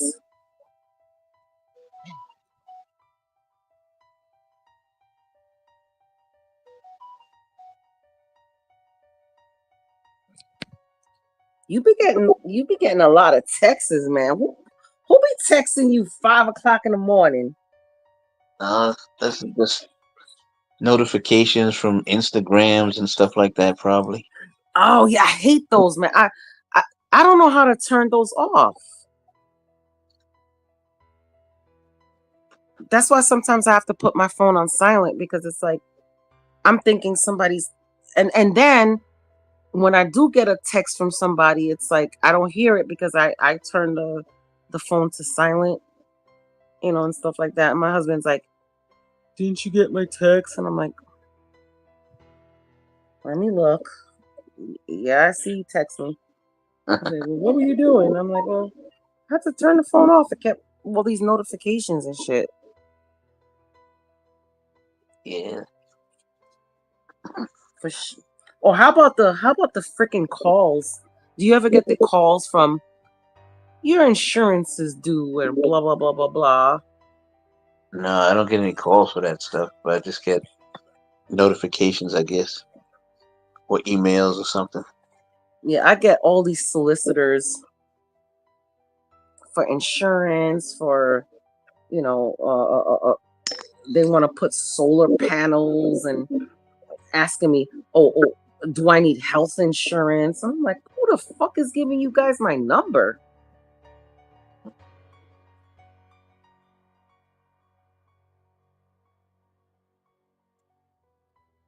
Yep, electric birthday cards, everything. Oh, but I do like the birthday cards because I'm registered to like Sephora and all that stuff. And I do get like birthday reminders that I have like a gift card or whatever, or discount off of certain stuff. And yeah. So around my birthday, I get all these kind of stuff like discounts. So I like those texts.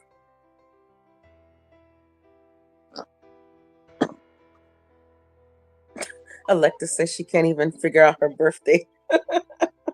When is your birthday, Electic?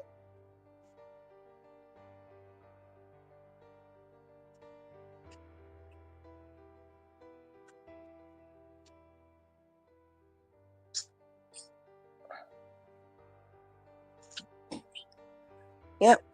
My birthday's almost over. I got what? This is the last day of my birthday. Yep. 24 more hours. Not even 20. Well, yeah, because it is 5 o'clock in the morning. Yeah. I don't have to work. I haven't been working for 2 weeks. I've been working from home.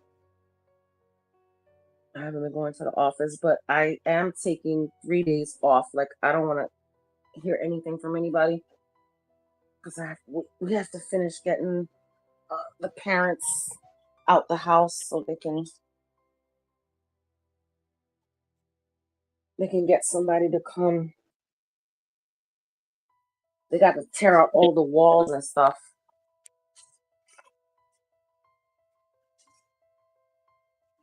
Yeah, so it's a big headache.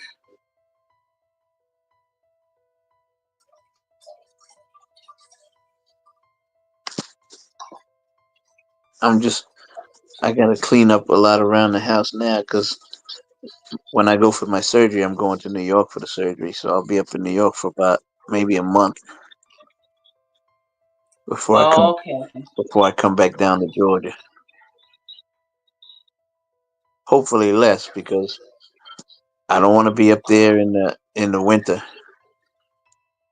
Oh, I hear you. Trust me. The first time I went back to New York was in the wintertime. And I was only living in Florida for like a year. And then I went to New York for like Christmas and stuff like that. Man, let me tell you, I cried. It was so cold, I cried. I was like, I want to go back home. And everybody's like, what? You are home. I'm like, nope. I live in Florida now. Florida's my home. Yeah. I can't take the cold. And let me tell you, once you have surgery, and you're gonna notice this. Once you have surgery, if you go to New York in the wintertime, you're gonna feel your hip hurting you, like you never had the surgery. And that's how I felt. It's like I felt like I never had the back surgery when I go to New York in the cold. I can't deal with it. Huh. That's crazy.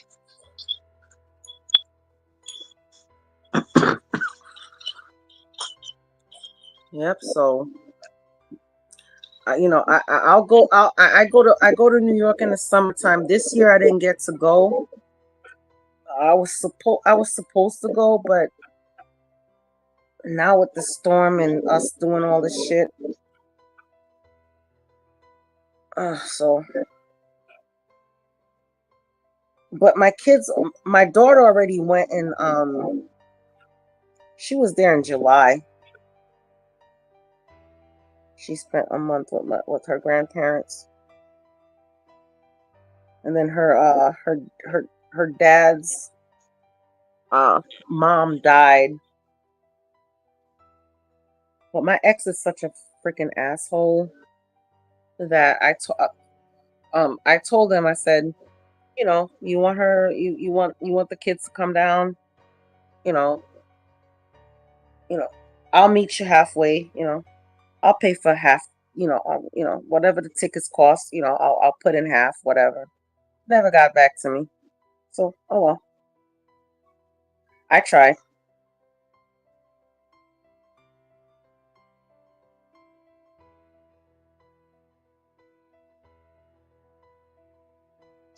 But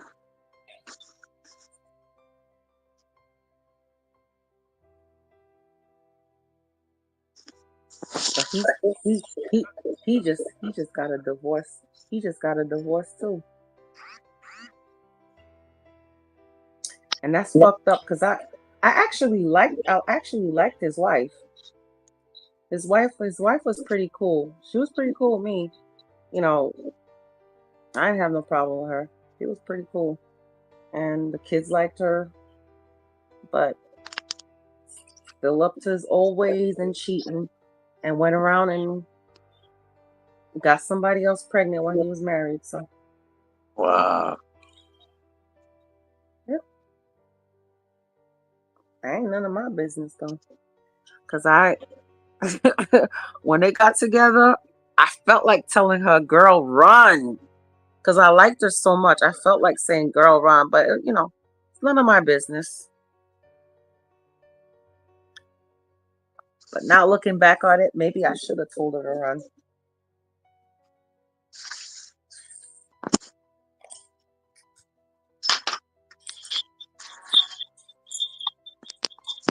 Yeah. So now my kids have a whole new sibling.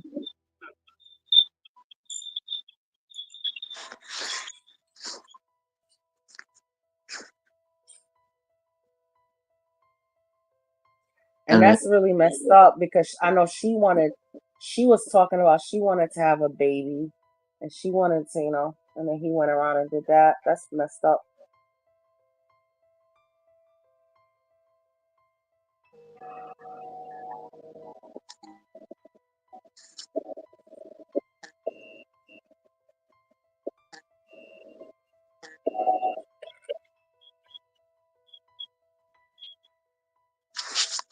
More, more shelter in place notice. What? Let me ask you a question. Black Knight. Uh-huh. Is that Stanley? Where? Oh, I thought that was Stanley in the background. Let me ask you a question, Black Knight. Yes. Why do men do that? Do what? Cheat. Oh, because they think the grass is greener. Because I asked my husband the same thing, and he tells me, I don't know, because I ain't never cheated. Stanley, are you up? Man, it looks like Ryan wants to get up. Is that Ryan?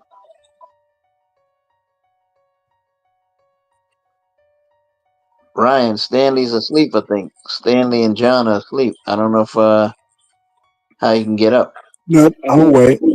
Oh, it looks like, is that Ryan? Ronaldo Mannion? Oh yeah, it is. See Oh, here. there goes Stanley.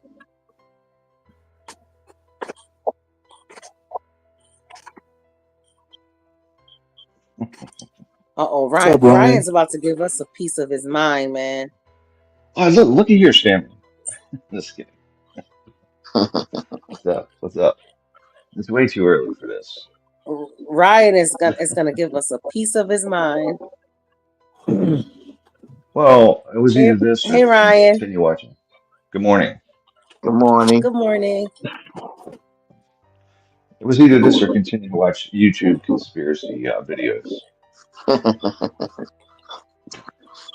There's so YouTube many lunatics on conspiracy YouTube. videos. Oh, there's thousands of them. It's just lunatics galore on YouTube, I'm telling you. So, from moon landings to just everything. Oh my God. So Ryan, you believe do you believe we actually landed on the moon? Of course. It's No, we didn't. absolutely. No, we didn't. Well, I don't know how we didn't. So we We have lied about it satellites up because there. the Well, so the we Russians went. got there first. You know that, right? I know the If we Russians did got to land on the space moon, first. the Russians got there first. Well, why do you think the Russians got there first? Like, what? Why would you think they Because made I it and know. we didn't? But how would you Because I know? know how From Americans YouTube? think. So let's put it this way.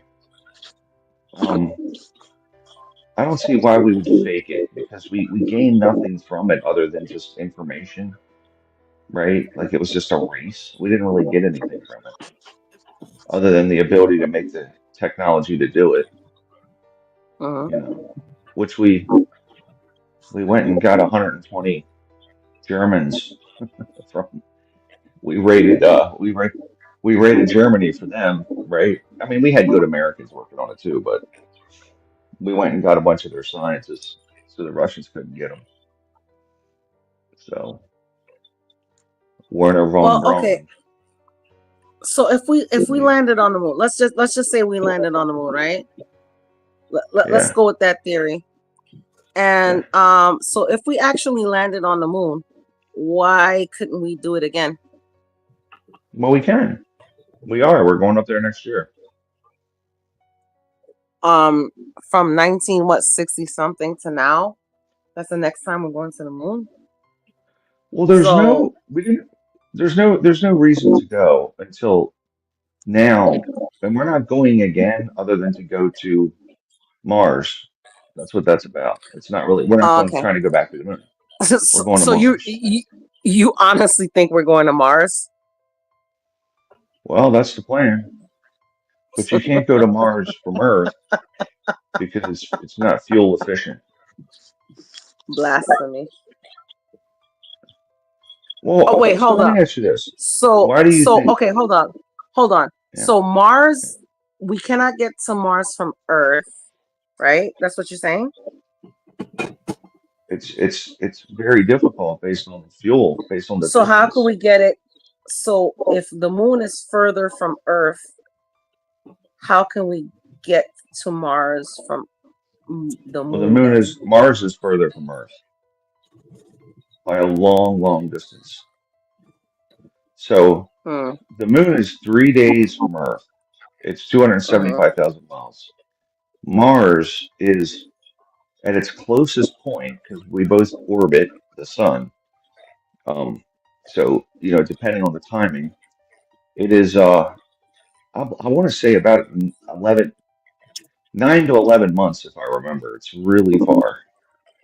So the moon's very, very close because it's orbiting us, But so the thing is the fuel capacity. You want to stage it.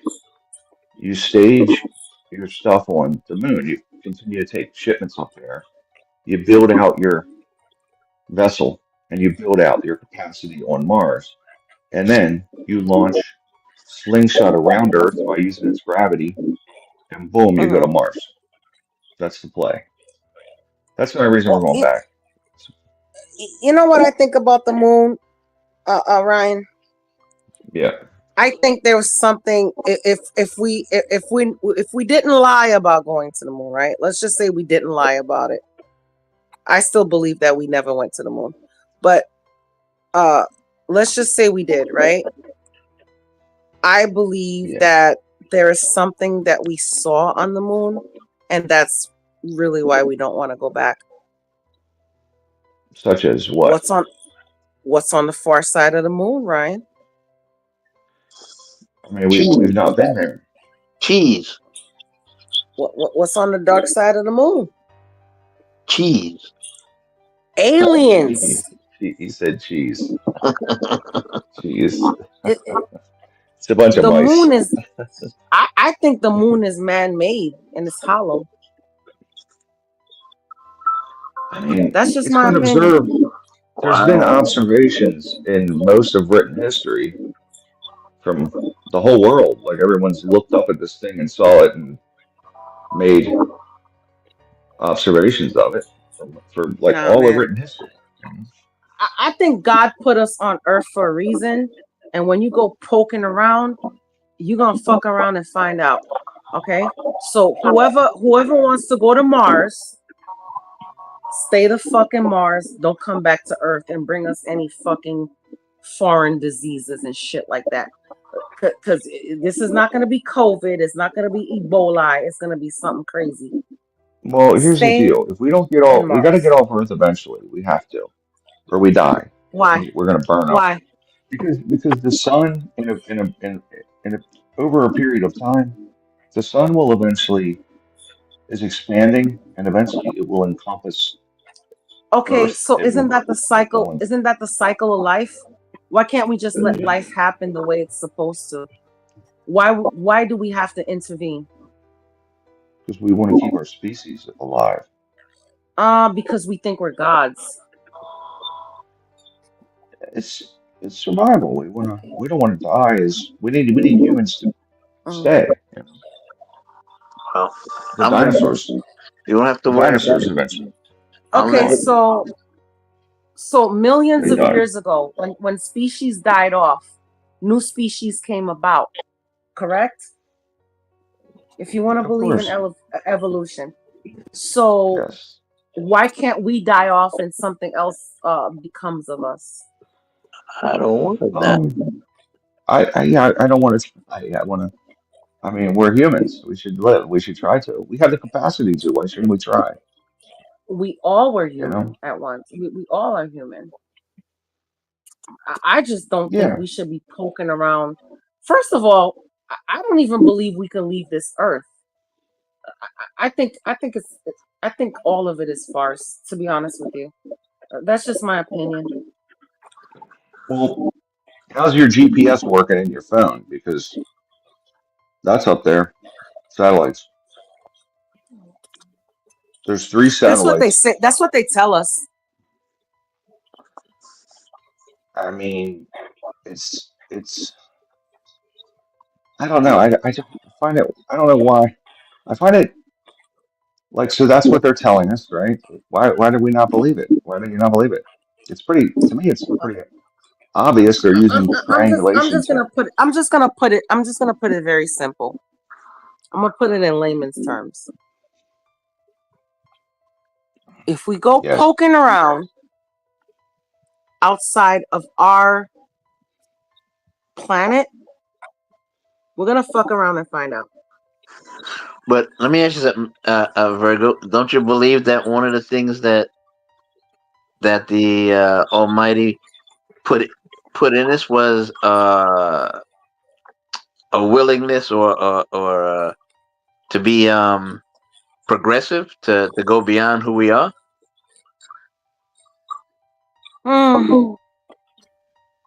We haven't even learned everything about the earth yet. Have we even went to the depths of the seas yet? You know, we haven't learned everything. We haven't discovered. We still don't even know how to fucking rebuild the pyramids. And you want to fucking go to Mars? And furthermore, here's what I have to say. When you want to go outside of the earth, man, this is ridiculous. This is a whole new other dimension. I don't think you guys understand what's going on This here. is what I love. You believe in God, but you don't believe in the moonshot. I don't believe in what? I find that I find it Stanley woke up. interesting that you believe in God, but you don't believe in the moonshot. Which is more likely? God.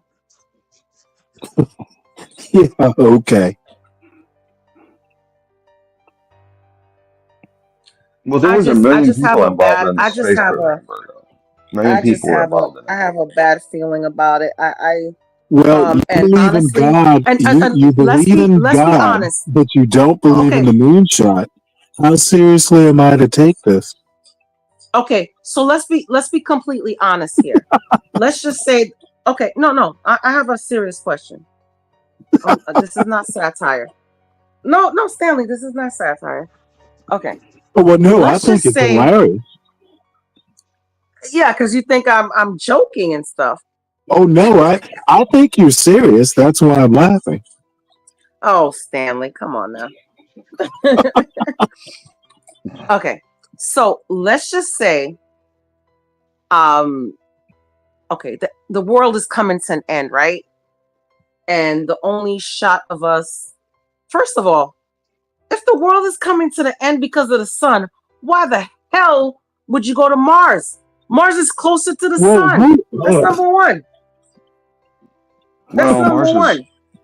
is not closer to the sun; it's further away, usually. Wait, hold up. Is Mars after Earth?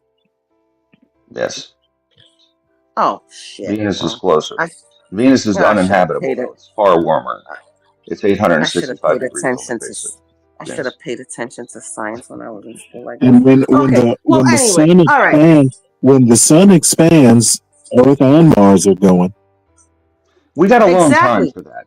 We got a long time for that, though. Trust me, we got a long time. You'll be an asteroid Okay. before that. Okay. So here's what I'm saying. Here's what I'm saying. Let's just say the world is coming to end, whether or not the Earth is closer to the sun or Mars is. I was wrong about Mars being closer to the sun. Okay, fine. Okay, so let's just say the world is ending, right? And we have to find another place to live. Who do you think is actually gonna be the ones that's leaving the Earth? Is it gonna be people like me and you, or is it gonna They'll be be just the very. elite? They'll be very different. It won't be It's a me. long time from now. I don't like going higher than the 10th floor, so it won't be me. No. If you had a choice, let's just say you wanted to. Let's just say you wasn't afraid of 10 feet. Who do you think is gonna go? God. Me and you? No. I think it's going to be volunteers. You're gonna have the same bullshit that we have on this planet right now. It's the elite. Okay. Wow. It's going to be the elite that gets everything, and the poor people are gonna stay here and fucking burn and die. Do you So why think the about this fuck sort should of I stuff often? support going to Mars? Why the fuck should I support going to Mars? I'm not going to Mars. My kids are not Well, going to Mars. it won't matter. God's gonna be there for the poor people. Let me tell you something. When God brings his wrath, yeah, I'm gonna make you laugh, Stanley. I'm gonna make you laugh today. When God brings his wrath, it doesn't matter if you go to Mars. It doesn't matter if you go to Jupiter. You can go to Uranus. You can go to Pluto. You can go to Planet X. They're even further. You're gonna die. You can't go to Jupiter, by the way. Jupiter's not even. It's just gas. Jupiter's gas. It's got a crushing atmosphere. It's got winds of 700 mile an hour. You can't go to Jupiter. Well, you could maybe, but it wouldn't be very nice. Part of it was satire, but what I'm trying to tell you is when God decides that we're done, that's it. There's no way you can hide. There is no going to another planet. There is no going to another universe. There is no other timeline. You're going to die. Do you and like you're gonna them? be judged. Do you think God has a sense of humor? He has to. Maybe he does have it. From what I'm seeing on this earth, God is allowing God me does have a most sense of this humor. morning. Huh? So God is allowing me most this morning. Oh, Stanley, come on. So you don't believe we went to the moon, the moon shot? No, I don't. And I honestly don't think that we went to the moon. And if that we was one of the. then we were scared shook. We were scared shook. If we did go to the moon, we were scared shook. You do realize that they we're not let going the again. like reflectors, like we can measure the distance to the moon because they left stuff up there. Yeah. I mean, there's like tangible evidence that we left something there. Well, Elon said in 2 years. Oh wait, It's gonna hold be it, what, Elon. Well, wait, can we address the we left stuff to allow us to measure the distance to the moon precisely? Oh, okay. I don't know the exact measurements. I'm not educated on that. So, if anybody Right. wants to chime in, What I'm trying to say is there is evidence that we went to the moon. There's no evidence of that. there's no evidence of what? God, God. Well, there's no There's evidence more. of the moon either. There's more evidence that we actually landed on the moon and left stuff there than there is of God. And I just find it interesting that you don't believe in a moonshot, but you do believe in God when there's more evidence of one than the other. Well, I've never been to the moon either. Stanley, have you? Okay, really? Is that where we're going? I'm saying someone has been. Someone has been to the moon. If we want to go tete a tete, you know. No. Oh, let's go tete a tete. This ought to be fun. Yeah, Is that a Southeast Asian word? I've been Tete-a-tete? hoping you would say tete a tete. Is that a Southeast Asian word? Is that a Vietnamese word? Tete-a-tete. I think it is. Let's go It is a offensive. Let's French. go It is a offensive. French Tete term a to. tete. Oh, it's a French word? Okay. It's a French word. It's a French phrase that means head for head. And Stanley understood what I was saying. So. No, I know what it And is. I was just Stanley wondering doesn't because you speak said French. it. You said it in a Vietnamese accent. That's the only reason I I'm did not. mentioning it. Vietnamese. I'm not You Vietnamese. I did. didn't say it in a. Tete-a-tete. Tete-a-tete. You said, if you want to go tete-a-tete. Oh my God. You're right. That's like Kamala Harris. Kamala Harris is now taking on a Latino accent at times. It's so funny. So now I'm Kamala Harris. I No, speak listen, to the people. However, I just feel the no, listen. crowd and just form an accent. I think she's autistic because I'm a little autistic, Oh right? God. And look, so whenever I go into like an Asian restaurant, I can't, and I do this like without thinking. I will kind of semi bow to the waitress. I'm like, thank you, thank you. I kind of bow, and I don't know why I do it, Well, right? I you just know do it. what? That's I'm not trying. a I think bad thing. I'm being That's not a somewhat bad thing. respectful. It's just a customizing to their culture. You know, But I don't feel that my that's a wife, bad thing. my wife just criticized. She's like, "Why are you doing that? Stop bowing! Stop bowing! You're not Asian." And I'm like, "Listen, I don't do it on purpose." And sometimes when I'm in a Mexican restaurant, I'll kind of slip in a little bit of Spanglish, right? Will And you roll your R's? I'll be like, Yeah, "Hey, if I go to a camarito." Japanese restaurant, I'm not gonna shake their.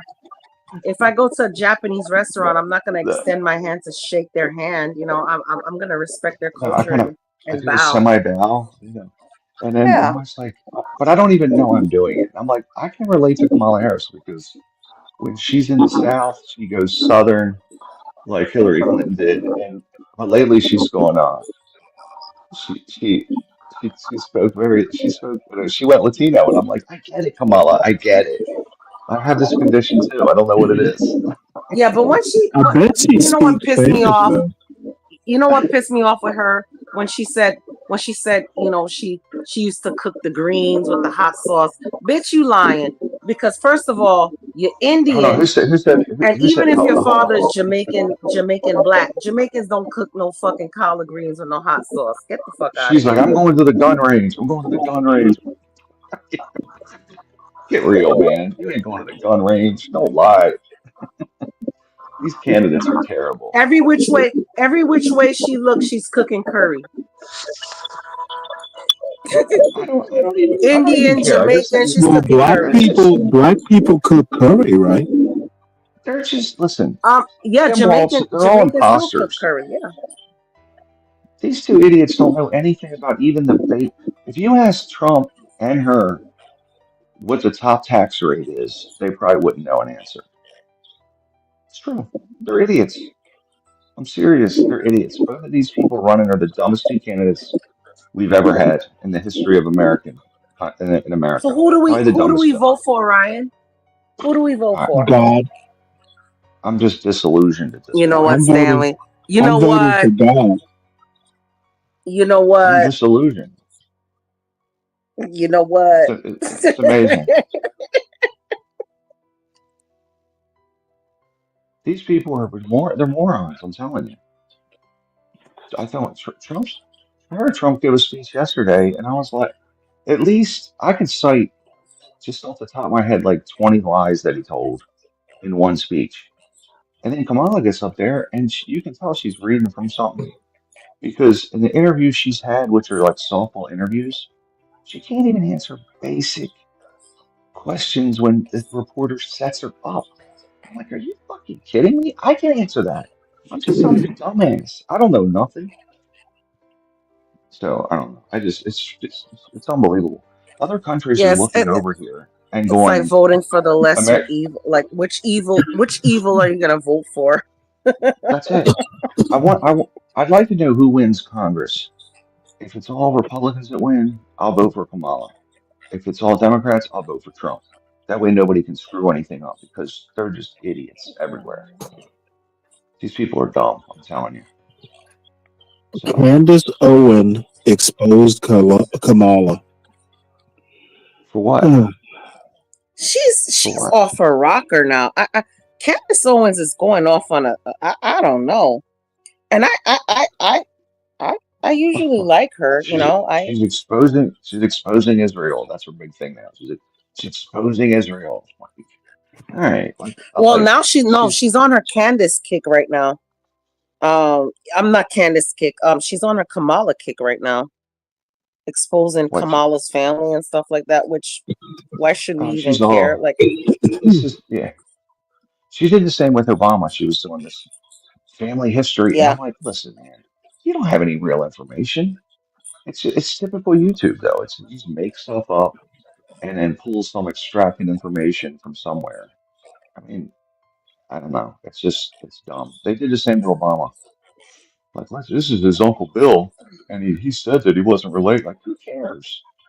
Like, Obama was in office for like 6 years, and then they started talking about, well, his dad and his mom, and he was born in, and I'm like, what are you gonna get him out of office now? He just won a second term. What are you talking about, you idiots? These people are so stupid. And the problem is they can't debate on policy or when what works or what doesn't. So then they talk about nah, they want diversity. to talk about people eating cats and shit. You know, That is the stupidest thing. none And of Trump which said I that. give a fuck about. Honestly, I really don't give a fuck. Like, let's talk about policy. You know, I don't give a fuck about what That's you know. 'Cause Trump and not so Kamala in that long ago, debate. Chinese were eating cats and dogs too. You know, so Listen, in that debate with these two people, they didn't talk about one policy Well, really. Nothing. Artie Chico, what what exactly did Candace expose? What did she expose? That her dad is something that who Well, cares no, what he is? Artie Chico says Kamala was born in 1964. Yeah, and It shouldn't matter. Here's the thing about this thing that pisses me off, okay? exactly. It Like, who shouldn't fucking well, cares? wait, it I shouldn't really don't matter. she care. is something like 60 years old. Oh, she has no It shouldn't policy. That's it what shouldn't was matter. exposed. What's Trump's It shouldn't matter policy? if she's Indian or I mean, black. It doesn't matter you what got she so is. Who much stuff. cares? You got so much stuff to attack her for. Like, attack her for the border. Attack her for, like, give me some good talking points. Wow. You telling Attack me her for her inflation. family is not, No, I'm not watching she's Candace not Owens black and video. she's not this. I don't give a fuck. I really Murder don't give a spot on. fuck. Attack her for I being really don't second in give a command. fuck. I think Candace Attack Owens needs to be a stay-at-home mom. I think so too. Yeah, I think I'm gonna have to agree with you, Why is Stanley, on Candace this. Owens neglecting her children? well, it's a YouTube celebrity. Yeah, because isn't she into Tucker. traditional nuclear family Well, life? Yeah. I think Candace Owens is a horrible mother for leaving her kids alone while she goes into her studio to spread lies.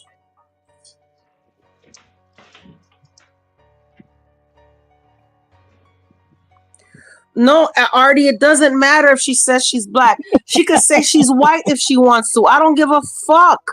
I really don't give a fuck. I'm a white woman. That's it. There you go. I'm a white woman. There you go. Look at my picture. I'm a white woman. Who cares? That's just dumb. Jesus Christ.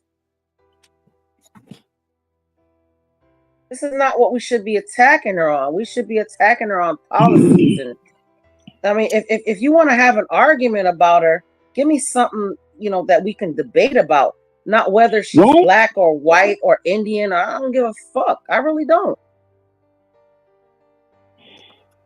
Does Kamala think we went to the moon? And she probably does.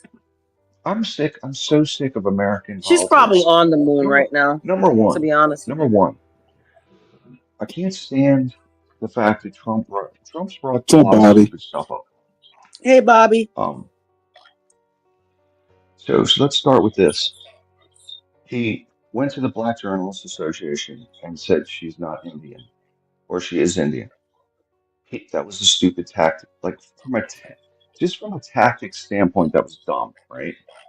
Go in on policy, and don't go in on what she went in on, because they're going to attack Trump for that. So in terms of tactics, he's a moron. He's probably going to lose because he's a moron. Oh, I love this. And he can't keep his mouth shut. So that's number one. Number two, he's had 100 opportunities to talk We're about all jealous of Candace Owens. Fuck him. his economic policies, but he can't do that because he's too stupid. So I told my dad, my dad likes Trump. I said, Dad, if Trump wins the primary, he'll lose the election because he's a moron. And I think I'm going to be right. I think Kamala's going to win. And it's because the MAGA base it's the Republicans have let things go to the MAGA base, and it's just stupid. So I blame them for all this crazy progressive honestly, bullshit. Ryan, I think Kamala's gonna win too. I'll be very I honest hate with you. I most of her think she's gonna win too. policies. It sickens me that she wants to give everybody money, like her solution to everything is money, and not like let's fix things. It's always we're going to give you money for a house, right? I hate that. It makes me sick.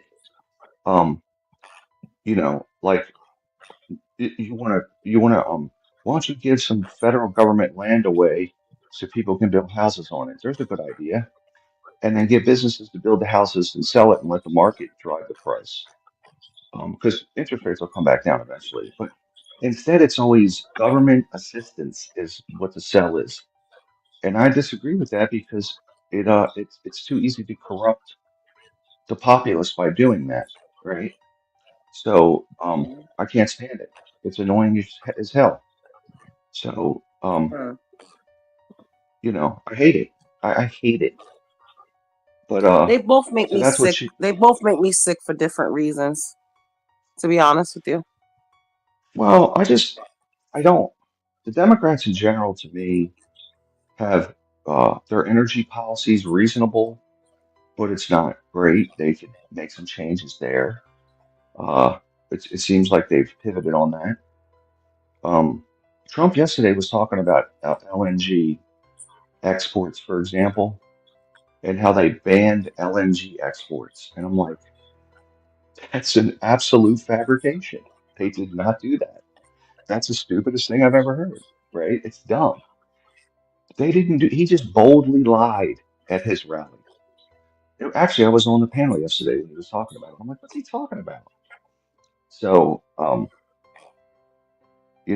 don't know. But neither of them have told the truth on most things, and it's just very Well, frustrating. I think people like Candace Owens, much like Trump, and I guess politicians in general, but Trump excelled at existing in a fact-free zone. I mean, do you think that Kamala Harris is being honest with what she's saying, Stanley? I think Trump has a longer track record, at least as in office. What's that? I think Trump has a longer track record. Well, what I don't understand about Trump is he states something like LNG exports, and I'm like, I can look that up, right? What Harris will do is say we had 12% job growth, and that's why the economy is great. But what she doesn't say is it all went to undocumented immigrants, right? So like the Democrats tell Okay, like but half a truth. see, that's you. All she has to do is quote a number. She doesn't have to get it deep into details. And I bet Trump, there's probably a grain of truth in something about LNG exports. There's probably a grain of truth, but I So think what you're saying is, politicians depend on people not fact checking them. yeah, and that's what's really broken. I don't like the spin or the you know, it's the spin is what really makes me mad, and but that's really the media doing that, propping her up instead of Wait, someone hold calling it. her out. The media didn't make the speech. But do you think that when she had her interview on I'm talking Trump, for instance, in LNG exports. The media is reporting it. They didn't give the speech. well, that was just a blatant absurdity, is what he said. It was a complete fabrication. Right, but what I'm They did saying is is you can't blame the media for what Trump said. what I'm saying is Trump tells a lie, and I can spot it as a lie. Kamala Harris tells a half truth, and then puts some emotional bullshit into it, so she feels like she cares. So we think that she cares or knows what she's talking about. When the reality of it is well, yes, uh, one is spin, one's just is just is factually wrong. Governor Walz, and through him, Kamala Harris, for what they would say is Okay, so Kamala is factually wrong and Trump is factually wrong. Yes. So, but she's probably going to win, so you can feel good about that. Well, I You want feel her to win? great, but I feel better when it actually happens. Yeah, I don't see it happening. And the first person I'm gonna roast is gonna be American Man. Yeah, I think he just has his hopes up. He's like my dad. He's thinking Trump's going to win, and I'm like, yeah, I don't think that's Well, going to I happen. think Trump has a fighting chance. I just think that what should worry everybody is that he should have a lot of things going for him, and he isn't. He should be beating the brakes off of Kamala. Black Knight's got a lot of feedback going. I think there it is. Yeah, it was him. Um,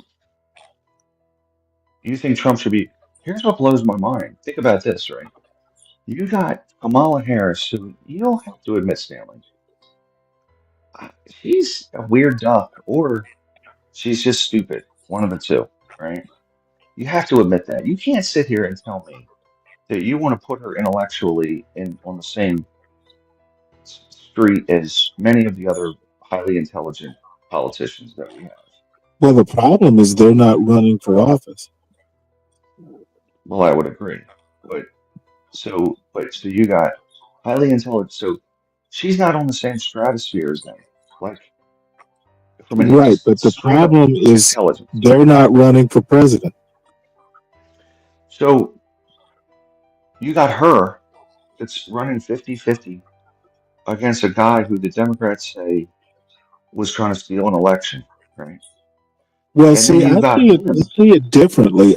She's running against a guy who was president and should be winning by bigger margin according to the polls. Now, CKJ3 thinks that actually what's going to happen is Trump is going to win in a landslide, and I don't see the historical precedent. He hasn't won by a landslide. Um, No, at least not in the popular vote. I don't know where no, that's coming from. Trump is not he's more not winning. popular than he was the first time he ran for president. Nope, he's not. If And anything, given his record, he's less popular. I would say he's I think there's people voting for Trump that believe or want to believe in some of the rhetoric, such as protecting American jobs and things, or tariffs and how those things might work. Um, and so Chris Reed just commented about rent controls, which are a terrible idea, Chris Reed. Government controlling rent for any item ultimately will lead to shortages.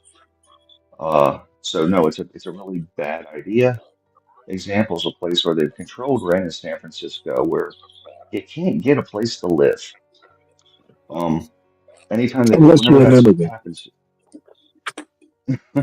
well, good point. But typically, when the government intervenes in markets, like in those with price setting or wage setting, it creates a lot of Oh, I love this. distortions. What? I don't know what to say to that. Passionate men are never intelligent. Uh, well, I'll take Are you intelligence. a passionate man, Stanley? Absolutely.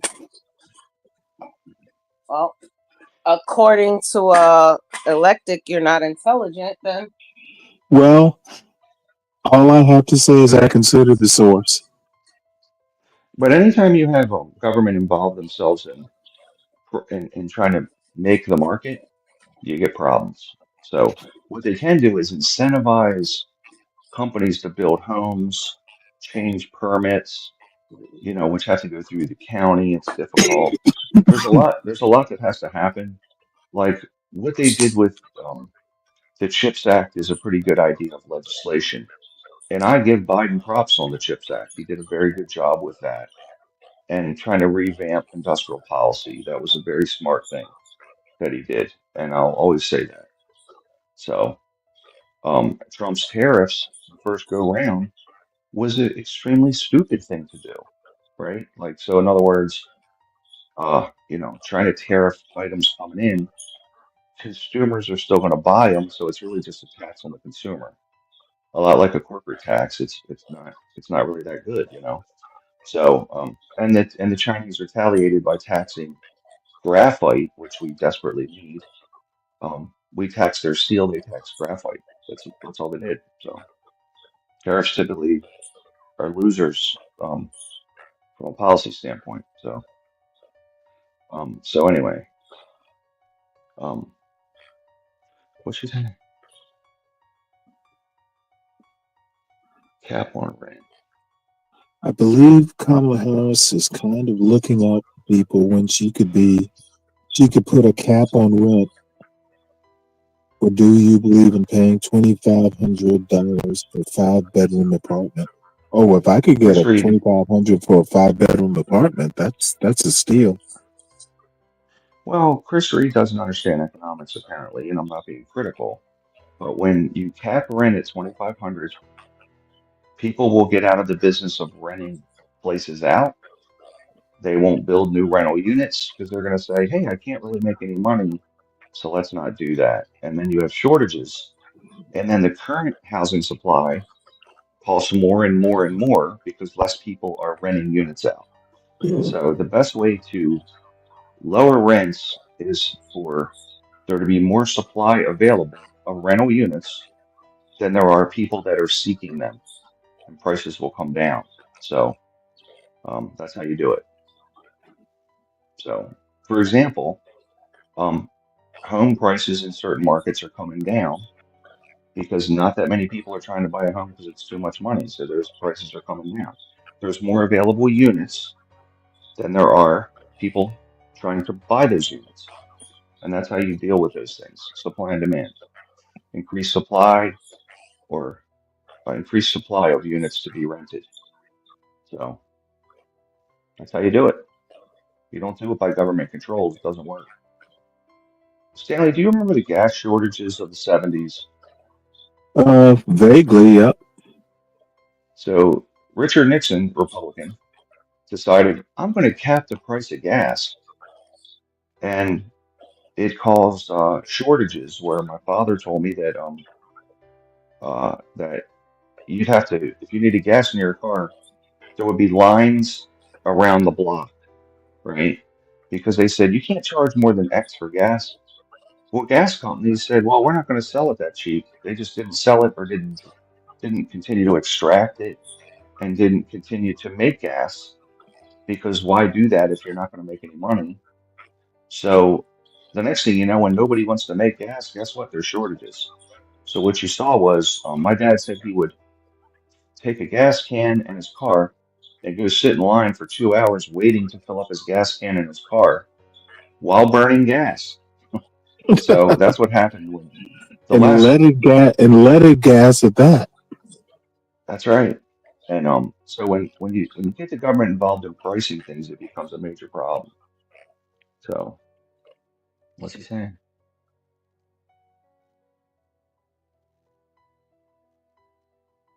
Elon Musk Get and rid of Donald union. Trump takes office November. I believe Amazon will conquer the world.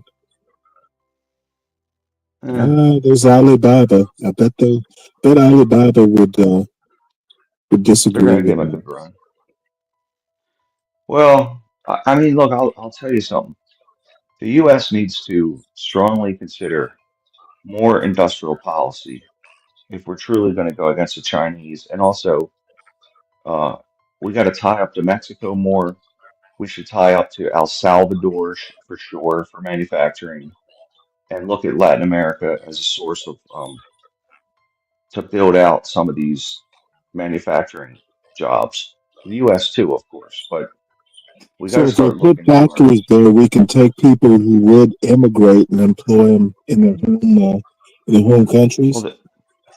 Well, that would be an idea. And El Salvador is a very the crime is gone. I mean, one can argue that Bukele is too far right, but he did turn the country around 100%, and it's now he's trying to promote tourism and things. He's trying to rebuild the place. So Venezuela is about to implode. Guyana is about to be a major player in oil.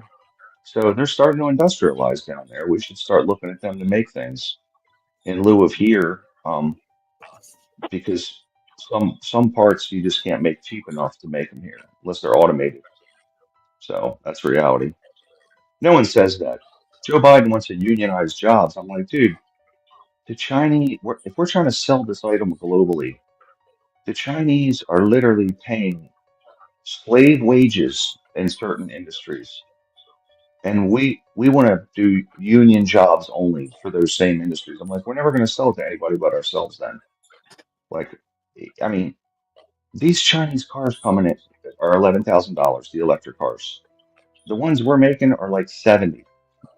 You can't compete with those prices. I mean, Biden slapped a 4 times tariff on BYD auto. Okay. So that Wait, you $11,000 car think is, they're going to sell Chinese cars here? well, Biden put tariffs on them to make the price of those cars instead of being 11,000, they're 45,000. So Well, he's trying to keep I'm them going to out of guess here. that I'm going to guess there'll be. You remember the Yugo? I don't know. They could be great. I don't know. I don't know a lot about that, but I know that if we're trying to compete globally and we're trying to sell cars to Europe's trying to keep them out too, by the way, right now. Europe's trying to keep them out, keep those BYDs out of there. There's a BYD factory in Mexico the Chinese put there because they think they're going to send them up here to the U.S. when we have restrictions on that. We have tariffs on that car. I actually Here, wonder here's whether a Chinese car would actually sell well here. China's not that popular. It's not, but if we could buy that car for 11,000, I think people would buy it. Really? You know, yes. Absolutely. You think Trump voters Well, would? I bet it'll be nothing but Trump voters who buy them. I think it'll be poor college students and people that don't care and young people, and they'll go, "Oh, okay, let's buy these." So, but we need to get our trade policy squared away. So we have to. Unfortunately, we've given away the farm. We've given away all the extremely lucrative jobs in those industries as a policy. Send the iPhone to China so they can have all the technology there. And I don't know what we were thinking for 20 years. Well, the one thing we can say is it wasn't government who told Apple to build iPhones in China. It wasn't. By the time he went to do it, he went to China, and China literally could build the phone in one place, and then all the supply was around that place, and they could have it turned around in a week. And they had hundreds of tool and die makers and machinists that were ready to build the machines right there. We couldn't have done that here because we don't have those people anymore. We've given all those jobs away stupidly.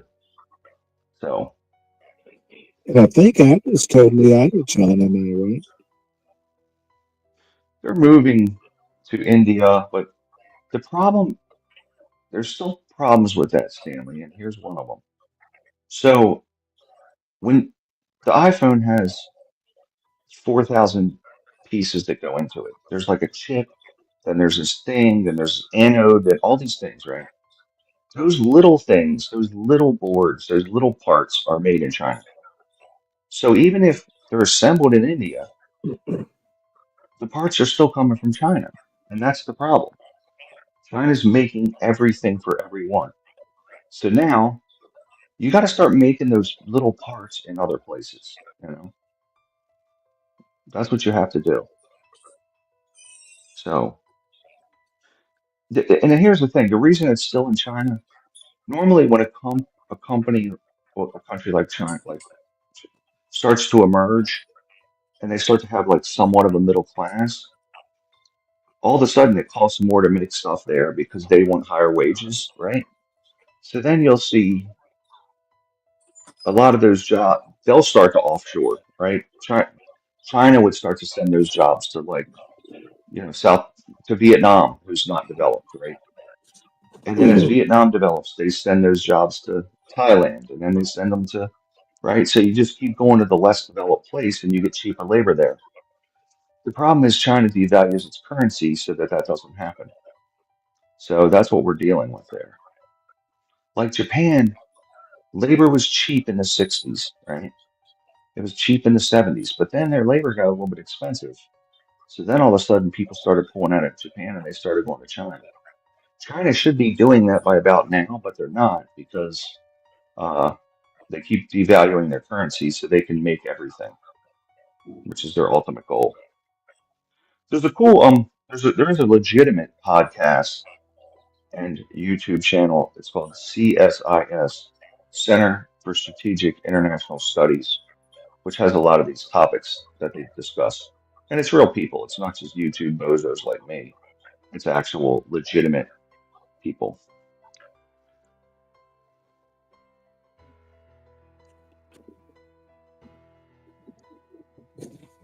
Chris Reed, it's not how that works, buddy. If you, Chris Reed, you just asked a question about paying McDonald's employees 25 an hour. Here's what happens when you do that. Let's say you give them 50 an hour, right? Give them 50 an hour. That's fine. Minimum wage is 50 an hour. If the government raised the wages to 50 an hour, what would happen to all the people that aren't making 50 an hour currently? Guess what? They'd all automatically get bumped up to that. But then all the people that aren't like brand new hires and that are like managers and that have been with the company, they'll say, "Hey, hold on a minute. He's getting 50 an hour. I've been here for 15 years, and I'm not just a line cook. I'm actually a supervisor, so I want 60 an hour." So when you start raising wages to a minimum amount, what you see, and this happens universally, is across the board, everybody else goes for a raise. So eventually things even back out again. Then you have people making 70 an hour and 90 an hour and 100 an hour, right? So when the government starts driving the minimum wage up, all the other workers go get more money because they have seniority, they have tenure, etc. And then the cost of those goods goes up because the company doesn't want to lose money, they want to make money. That's why they're in business. And so they just raise the prices. And that's why the $20 an hour in McDonald's in California, that's why the Big Mac meal there is, I think the last I saw it was $19 for a Big Mac meal. They're paying their people 20 an hour, but the Big Mac meal is now $20. So, because if companies can't make money, they just close their doors, you know. So that's if I'm not making a profit, I'm closing the doors. If I'm paying my employees all the money, I can't make any money, right? So minimum wages have I mean, I think you should have a minimum wage, but you can't help people that have less by raising their wages because then everybody above them just wants more money. So you have to empower them by job training, education, and things like that, and advancing their skill set. That's what you have to do. So um, that's true empowerment, not just giving them more money for no arbitrary reason. Like think about it like this: if you cut everybody's wages by half across the whole country, everyone just made half of what they make, right? Tomorrow. Well, theoretically, companies would be competing to sell stuff, and they would be lowering their prices because their costs would go down. So you'd see disinflation or deflation, maybe. So ultimately, when costs go down, companies can get competitive, and you know they'll slash prices. Yeah, blowout sales.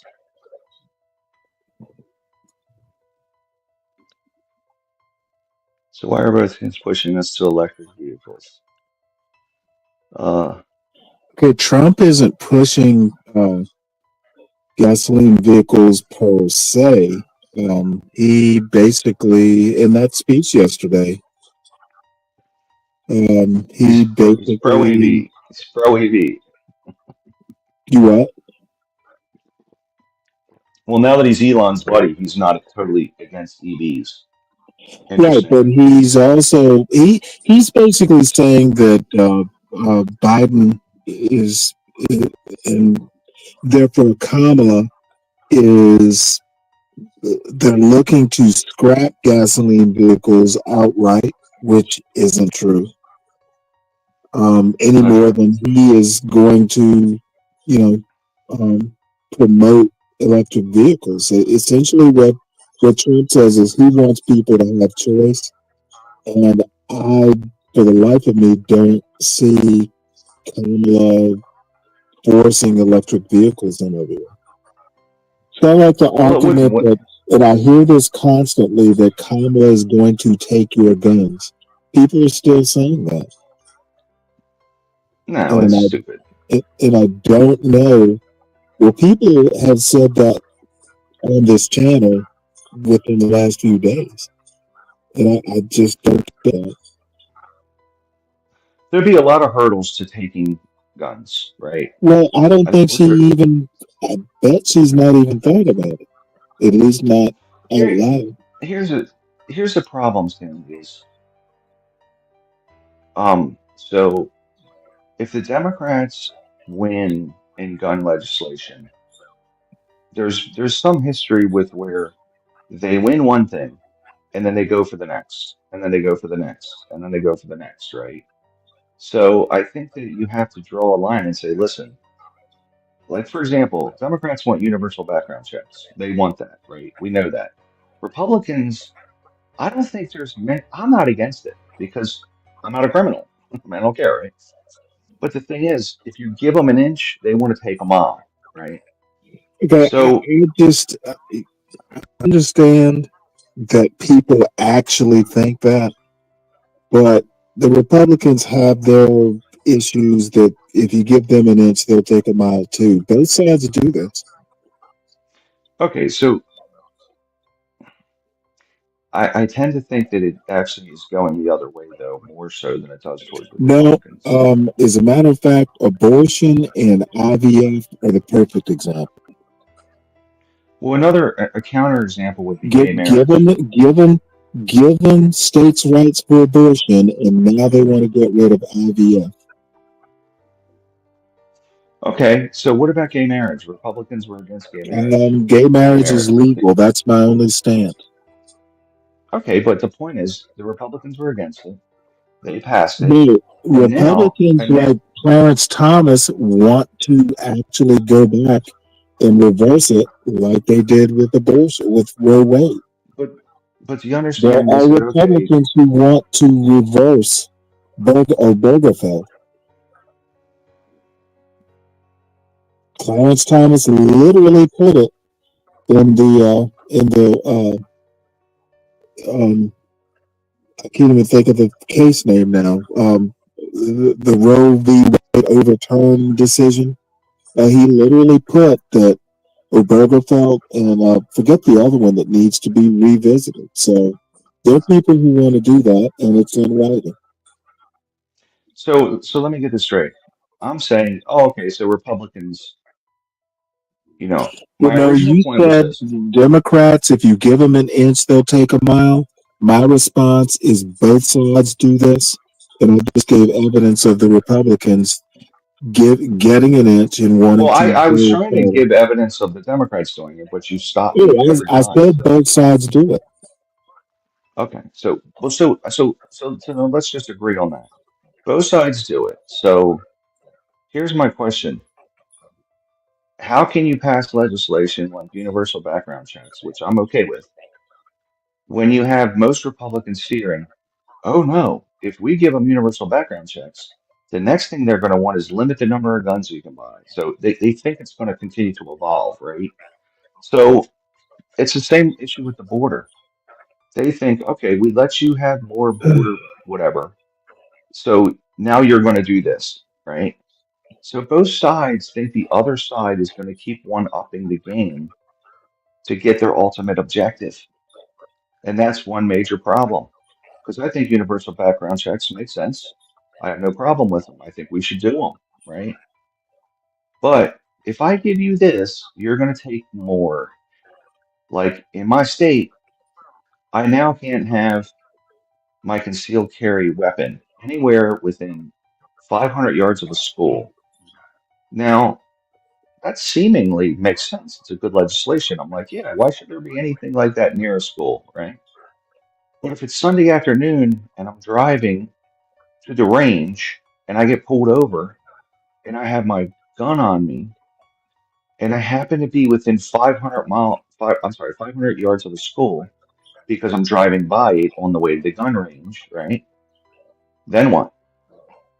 Do I get in trouble for that, right? The fear is they're going to Wait, make it wait, 1,000 hold it. yards. I'm confused on that specific example. Um, I'm hoping if you happen to get stopped in front of a school by the police, they understand that, you know what, the Yes. 500-yard rule, um, you got stopped by the police. I don't think you're going to be convicted of that in a court if there's a reason you were stopped within that distance. I think common Well, sense occasionally. I would totally agree with you, but I could also see it going the other way, where you get pulled over. It's Sunday afternoon, school's not in session, of course. You're on 95 even, and right off of 95 there happens to be a school, right? I could be driving 4 counties away. Right next to the 95, there's a school sitting there, right? Right off the road. I get pulled over on 95. I don't even know the school's there. I'm within 500 yards. Technically, I could be charged. Technically, I could be charged. If I had my concealed carry, I'd have to be driving on 95. The school's on the right side, whatever. Get off the highway, go onto a whole nother road to avoid that school. It's like you'd have to And I zigzag. think I think you'll drive yourself crazy with these sorts of hypotheticals. Well, that's a current law in Maryland. It's a current law. So the fear is, though, now the fear is they got 500 yards, they're going to shoot for 1,000 at the next legislation because Maryland's very anti-gun. So that's the fear. If you give them a little bit, they're going to take more. And I wish both parties could come to terms and say, look, this is all we're going to get. This is all we want. For the next 50 years, this is all we want. You give us that and we'll do the deal, right? So, but they're always scared of the brinksmanship, the one-upmanship, you know. So it's sad. And as far as these EVs with Trump, to answer that question, Trump should stay the course with the EVs. The money's already spent. They've already injected huge amounts of money into this program. We might as well stay the course. We might as well stay the course in Ukraine. We might as well stay the course in Israel, since you don't want to zigzag, right? You want other countries, you want to be predictable. So when Trump gets in and he signs 60 executive orders, if he wins, it's going to infuriate me. And it infuriated me when Biden did it because that's not how it's supposed to run. He literally Well, the reversed problem is 60 you're policies. going to be in the minority, at least right of center. You're going to be in the minority. Most people are going to be thrilled when Trump does executive orders. It's okay when Oh, Trump does it if you're a Trump voter. if people can't see that both sides have taken advantage of this provision, it's I mean, Obama did, Trump did, Bush did. Bush did with war mainly, not with Obama went off path and did it with DACA, right? Healthcare, non-war related stuff, and then Trump did it with everything, and then Biden did it with everything, including minutia. He did an executive order for just nonsense. So, student loans. That's wartime. It's wartime. It's a national security threat that kids have to pay too much and can't buy a house. Like, what? That's not how that works, you idiot. So, um, yeah. You know how much money FDR gave to people? The New Deal. You know how much money he gave out? You know how much money? Well, I Tim? mean, in cash or just in benefits? Cash, benefits, any of it. Nothing. Well, I He didn't mean, give there anything. were all kinds of jobs programs he did, but that was because of the depression. Yeah. But see, here's the thing. He also knew the best thing I can do is give people opportunities. He did not reward people for nothing or just give cash, right? He created incentives for people to empower themselves. And that's what the two morons running are not talking about. So, like, if they forgive student loans, either one of these idiot candidates chose to do that. It doesn't fix the college costs, and it rewards people for nothing, for no reason, arbitrarily. It's disgusting that Biden did that. What's wrong with And rewarding people for nothing, just out of curiosity? do you mean for student loans? Yeah. Well, let's see. I take out a student loan or a loan of any kind. I agree to pay it. I then get the services that were offered me, which was the education or whatever it is. And then all of a sudden somebody shows up and pays it off. Like it doesn't teach anything, it doesn't do anything, it doesn't reduce the cost of college for current enrollees. It rewards the colleges, right? It doesn't fix the problem, it just gives money away. Well, actually, it That's what does I'm fix the problem. It fixes the person with the debt. It does fix their problem. It satisfies I, an immediate. It satisfies an immediate need.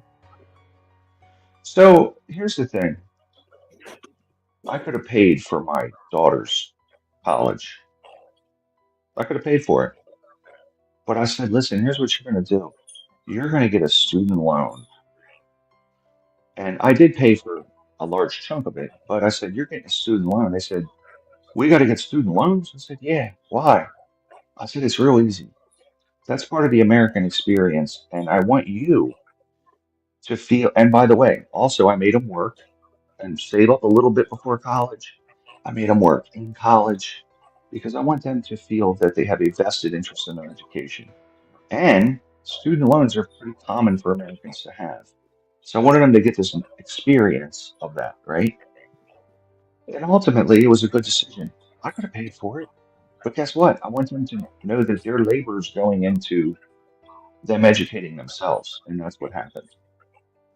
So I think there's nothing wrong with student loans. And the reason the system's broke is not, the reason the system's broke is because colleges continue to charge absorbent amounts of money for all kinds of stupid degrees. That's what you have to fix. You got to fix that. Okay, well, You don't just give. you've kind of drifted past the point that I was trying to make. Um, Which was what? I really have doubts about whether government should be teaching moral lessons. Okay, the moral, essentially what you're saying is that, forgiving student loans teaches people that they can get something for nothing.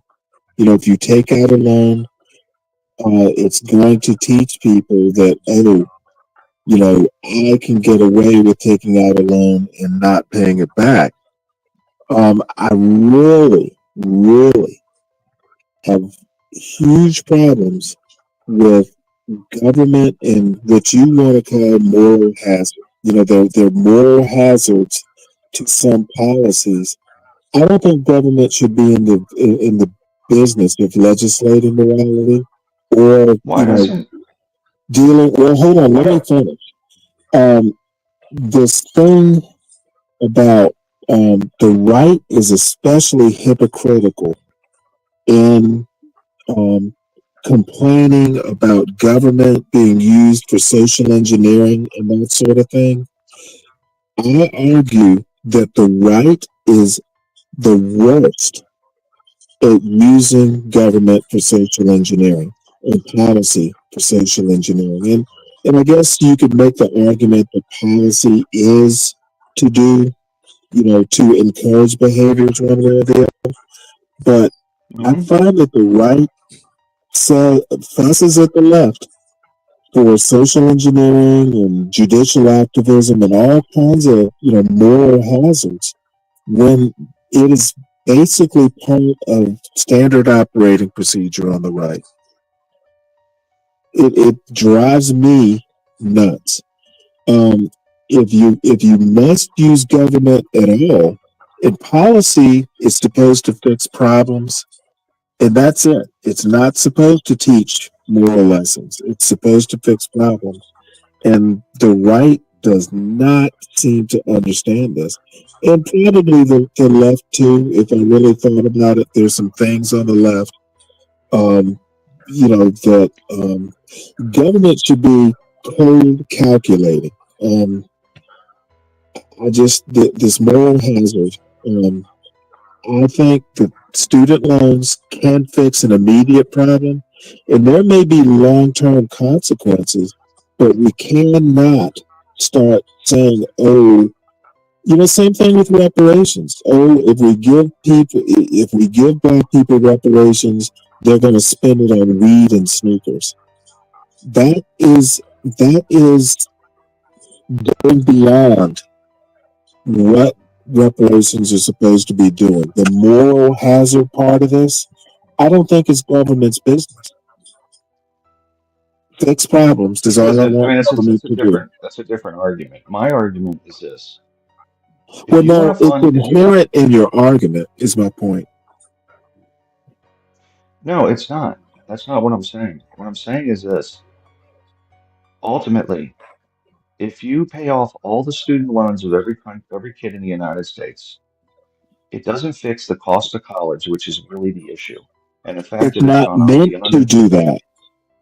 Student loan forgiveness is not meant to do anything other than relieve debt. Okay. So we should relieve that. That's it. Okay.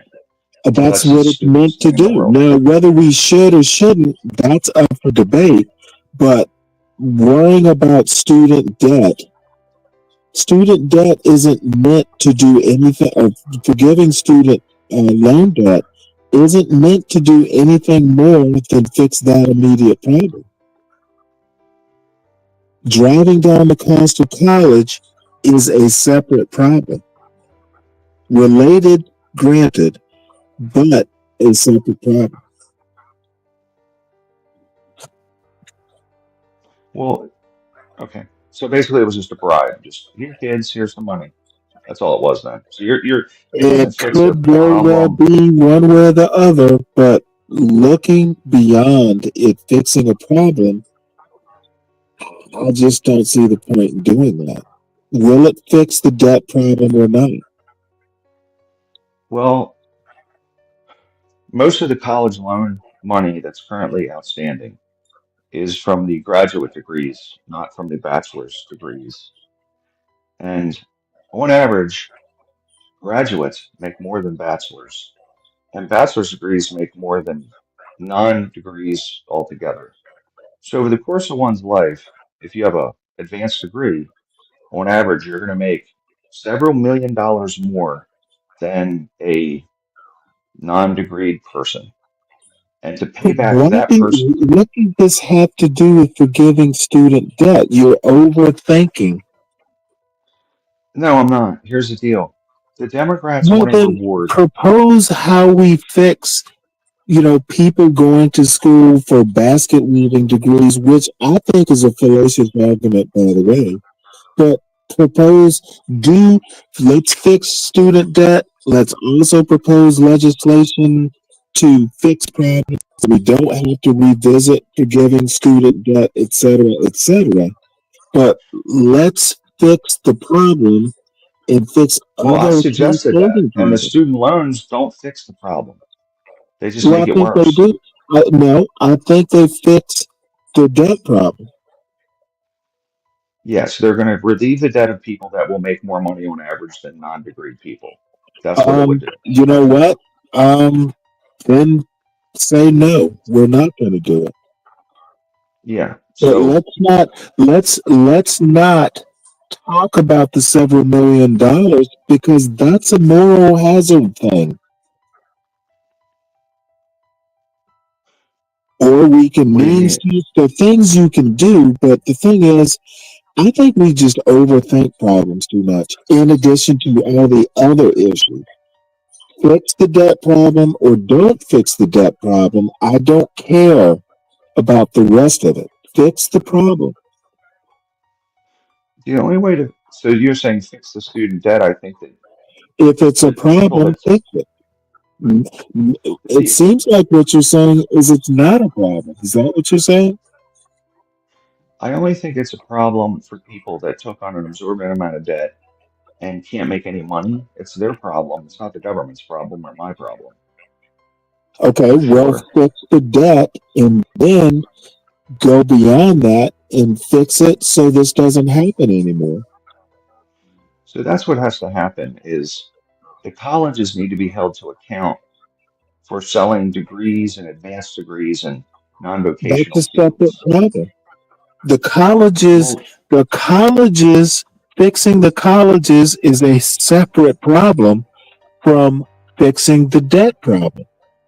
They're two different things. They might be related, but how fixing is one, how is an individual taking out loans uh, as adults, okay, for okay, doing something they could do? separate problem. How's it separate? It's not separate. It's the same fucking thing. It's not the same problem, is it? What I'm saying is, why should the government pay back loans for individuals that are going to make more money than others on average anyway? They shouldn't. It's more free Okay, bullshit from the the stupid moral idiots. hazard problem is a separate problem from the person in debt who can't pay their loans. I agree. Essentially what you're saying is, you know what? You're having problems. It's not my job to fix your problem. Okay? You're an adult. You're an adult. If that's the policy, that's the policy.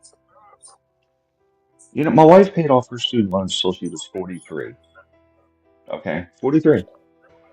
From 22 to 43, she paid off her student loans. Okay, but there are It's a probably lot. people in her age cohort who can't pay it off. Do we Okay, help then them they or go not? through.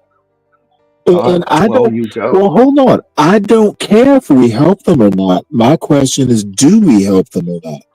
If it's yes, fine. If it's no, fine. I But let's make personally, the policy and move on. personally, And as a man, even, my let me personal also view is say you this. took out the loans. Let me also say this. If the answer is no, we're not going to help you pay off the student debt or forgive it, the problem with the colleges still needs to be fixed. Whether we say yes to the loan forgiveness or not, the So, Sam, we colleges are totally still a agree. problem We because it's 100% a agree with each other. separate problem. I totally agree. I totally agree. So, number one, no, I don't want to pay anybody's loan off. Okay? And two, here's the fix. Okay, uh, colleges can finance their own school. You want to come to our school? We'll loan you the money, but you have to perform. And if you don't perform, we'll kick you out. I If you actually do, think something like that's in place, by the way. And I was talking to um the registrar at my son's school. There's some things like that are in place, but I didn't really follow up. But it's really besides the point. As long as we realize that the colleges and the student debt are two different problems, two different solutions. It's no, all. it is. Yes, I've never said it wasn't.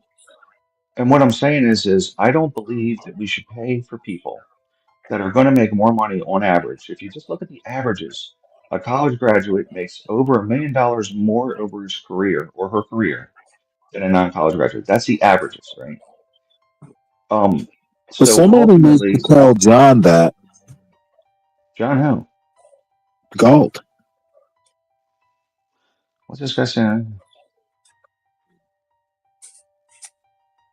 You know, I keep hearing words about basket weaving degrees and all this stuff. No, it's true. There are those stupid degrees. And here's the funny thing about it, I don't Sam. I'll think give you a any little degree is information. stupid, to be honest. Well, I mean, my niece came to me and said, "Hey, I'm changing my major," and she said it was from computer science to Native American studies, and I wanted to Yeah. drive down to her college and beat up the administration. So I'm like, "What? Why are you offering a degree in Native American studies? Do you think that people are going to graduate and make a whole bunch of money, or even get a job with that degree? It's not a vocational degree. You shouldn't be able to get that in Okay, Native American well, studies." it's not for anyone to say. My thoughts on that are, you know what? We're not going to give you a loan for that degree. You can major in it, but we aren't going to give you the loan for it. That's the That's solution. awesome. Totally agree. But see, what the colleges have done is this. And by the way, this is a Republican and Democrat issue. So the Democrats currently want to pay 10 grand per kid, whatever. But the Republicans did things like say, hey, we have a student loan program, FAFSA, for undergraduates. Why not for graduate students too? Let's do that. Let's also, the government can give you loans for graduate degrees so that you can not get out and get your bachelor's and then start working somewhere. You can just stay in school for 3 more years. So that was in George Bush did that. Okay. Within several Okay. years, what's that? By the way, I wonder if you start weighing degrees, say Native American studies versus mechanical engineering. I wonder if that's not a lawsuit. What's that? I wonder if I wonder if you went in and said, "Hey, we're not paying for your your Native American Studies degree, but we will pay if you go and do mechanical engineering. I wonder if that's Yeah, not a lawsuit. that would be a good idea because you can incentivize that and say we need more people in STEM. If you get a STEM degree Well, in right, a STEM right. But I'm field, saying if you did that, would that not be a lawsuit at some point? You know, somebody going and saying, maybe. hey, I wanted this, but they're forcing me, you know, basically de facto forcing me to get a degree that I don't particularly want. I wonder, I Well, don't know if it would be, but I wonder. I don't know. But I do think that it's the colleges are the only place of unchecked, like lower education has had budget cuts. A lot of government programs have had budget cuts, right? Like, transportation services for poor people. All these areas have seen seems to be a budget for that, right? This college industry is like off the books, and the federal government is pumping huge money into it, and it's almost like unchecked. If you look at college construction alone from the 80s to now, these colleges, you were at Georgia Tech. Did you think it was a little much? I mean, these colleges are like, it's like Well, a when I cruise was in ship. college, actually, no, college basically back in the 80s when I went was fairly reasonable. Yeah, well, what I mean is, if you look at how much money they've spent, like these colleges are building not just stadiums for football, which is excessive, but it generates revenue, right? I mean, University of Maryland has a full four Olympic pools and a full diving center, right? It's world class. It's like the Olympics. And I'm thinking, these sports don't generate any money. No money Well, at all do they actually, generate. they do because these facilities attract students. So theoretically, they would be attracting international students and we charge them a lot more, right? But ultimately, a lot of these programs are losers uh, overall. And I mean, there's rec centers. Look, I was at University of Arkansas. There's a rock wall. There was a full art. It was like a movie theater.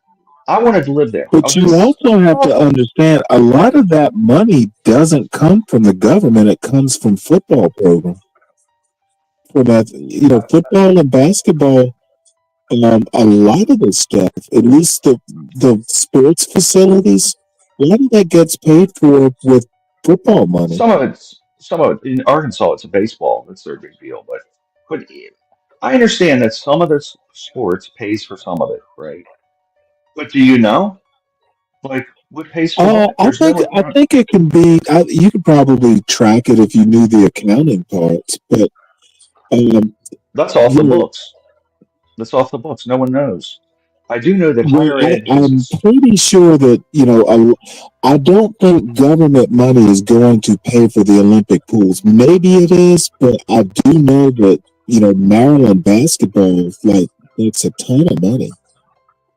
So, Stanley, so theoretically, if if the sports programs were paying for the college and the extra Well, it stuff and the doesn't pay for students, everything, but I think for sports facilities like the Olympic pools, they do have swim teams. I'm guessing some of that football money goes to pay for sports facilities.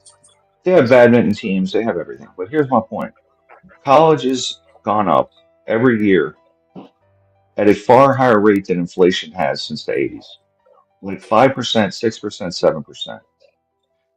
Why has it gone up so much? They've Well, attracted better international question is students. why haven't if governments wants to forgive loans, why have we not gone after that particular problem? I literally I now agree. maybe I agree. maybe maybe it's been happening and I don't know about it, but I haven't heard Republicans come out against colleges, saying why is there not an investigative committee exploring why Harvard costs so much? They've had some Democrats and some Republicans both look at the college system and go, hey, why is this going up more than inflation? Like things should go up with inflation, right? So you got to look at things that go. Well, I don't even think I the rising isn't the problem. The problem, in my opinion, like really, why does Harvard cost $100,000 a year? I'm just curious to know why it costs $100,000. Harvard can charge 100,000 because it's sought Well, after. private. Yeah, they can charge 1 million if it's because it's sought after, right? But why are state colleges? Why is Dumpy University up the street want 50 grand, right? Like the thing is, what is making the prices so high? What's the driver, right? Well, they're in demand. People want to go, and so if they're in demand and they're all competing, how are they going up so much? Why are they going up 5 and 6 and 7% a year? Because What's driving the that? market supports it. What's that? The market supports it. Yeah. So I well, mean, now it's getting colleges too are a expensive. business just like any other business. I totally agree. So here's what I'm saying. The only way you can fix them is either create more of them, since so many people want to go, limit the number of students, which would reduce the cost because it's in less demand, it'll push prices down, right? The colleges will have to start, oh my God, instead of having 800 this year, we only have 200 people enrolling. We got to cut our prices because we're too expensive. They'll all get competitive with each other, right? And find ways to be more efficient. That's what they really have to do is find efficiencies. There's no Right. efficiencies in college. I thoroughly disagree with that approach. Colleges are businesses, and there are like 3,000 colleges. There's plenty of competition.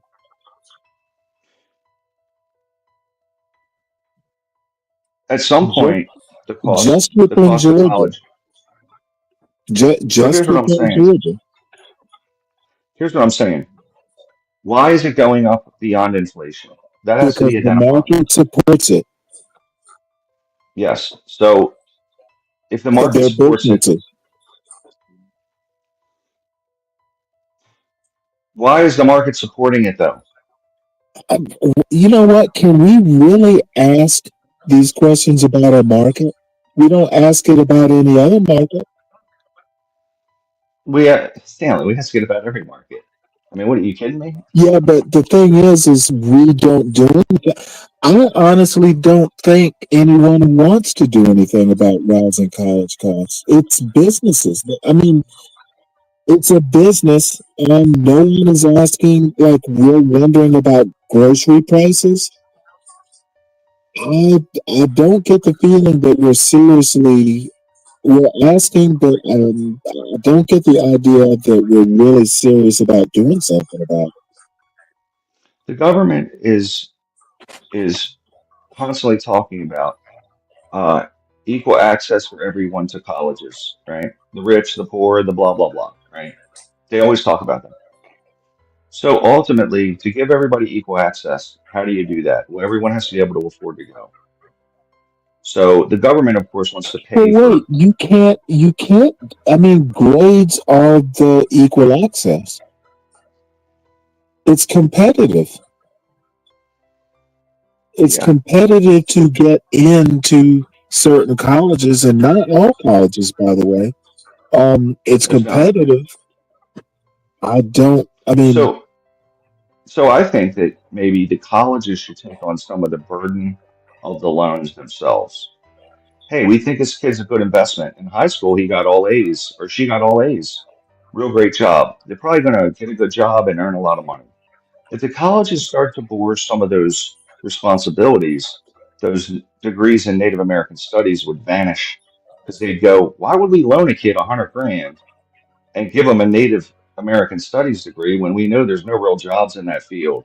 so So your let's solution not is do it. just to gut the guaranteed money for college. You have to transfer some of the risk onto the colleges themselves. You have to. There's no See, risk I for don't know colleges. that I even agree with that. How about just transfer it on to the student? Oh, beautiful idea. But if you put it on the students, then what about the poor kids? What about them? Fuck them. Just don't do any. Just if Well, you don't have enough money, I mean, You know, I hate to say you that, know Stanley, but what? that sounds like a very, You know what? you sound like a fucking conservative over here. Stanley's a conservative now. Oh, okay. Look, what I'm saying, Well, you you know, know what? If you now, I do have to say this, and I do believe this. If you know that, hey, to be competitive, I have to have a 3.5 GPA. yeah. You know, now the problem is going to be pushed downstream. How do we enable that student to get the 3.5? But I don't know that I have a problem with Stanley, fuck the putting the poor burden. kids. I don't know that I have a Yeah, but problem with putting the burden on the student to get in. I mean, you already have a I burden mean, to be competitive to well, get into if you Harvard. put it on the college, if you put it on the college and make them take some of the risk, right? The student, they're going to pick the student that's going to be less Exactly. risk. Exactly. Therefore, the kid's not going to show up with D's. The system right Exactly. now, listen, the system right now is everyone can get a student loan, even if you have straight E's. You can just fill out the form. You I'm can not get into sure some that that. cop. Honestly, I'm not sure that that happens because if it depends on the college, but you're not going to be in a position to even ask for a loan to Harvard if you've got all D's. Yeah, but So there's a lot of private colleges. if There's a you lot of got other all schools D's, here. if you got all D's, Harvard's not going to take a risk of even admitting you, let alone give you money. I totally agree.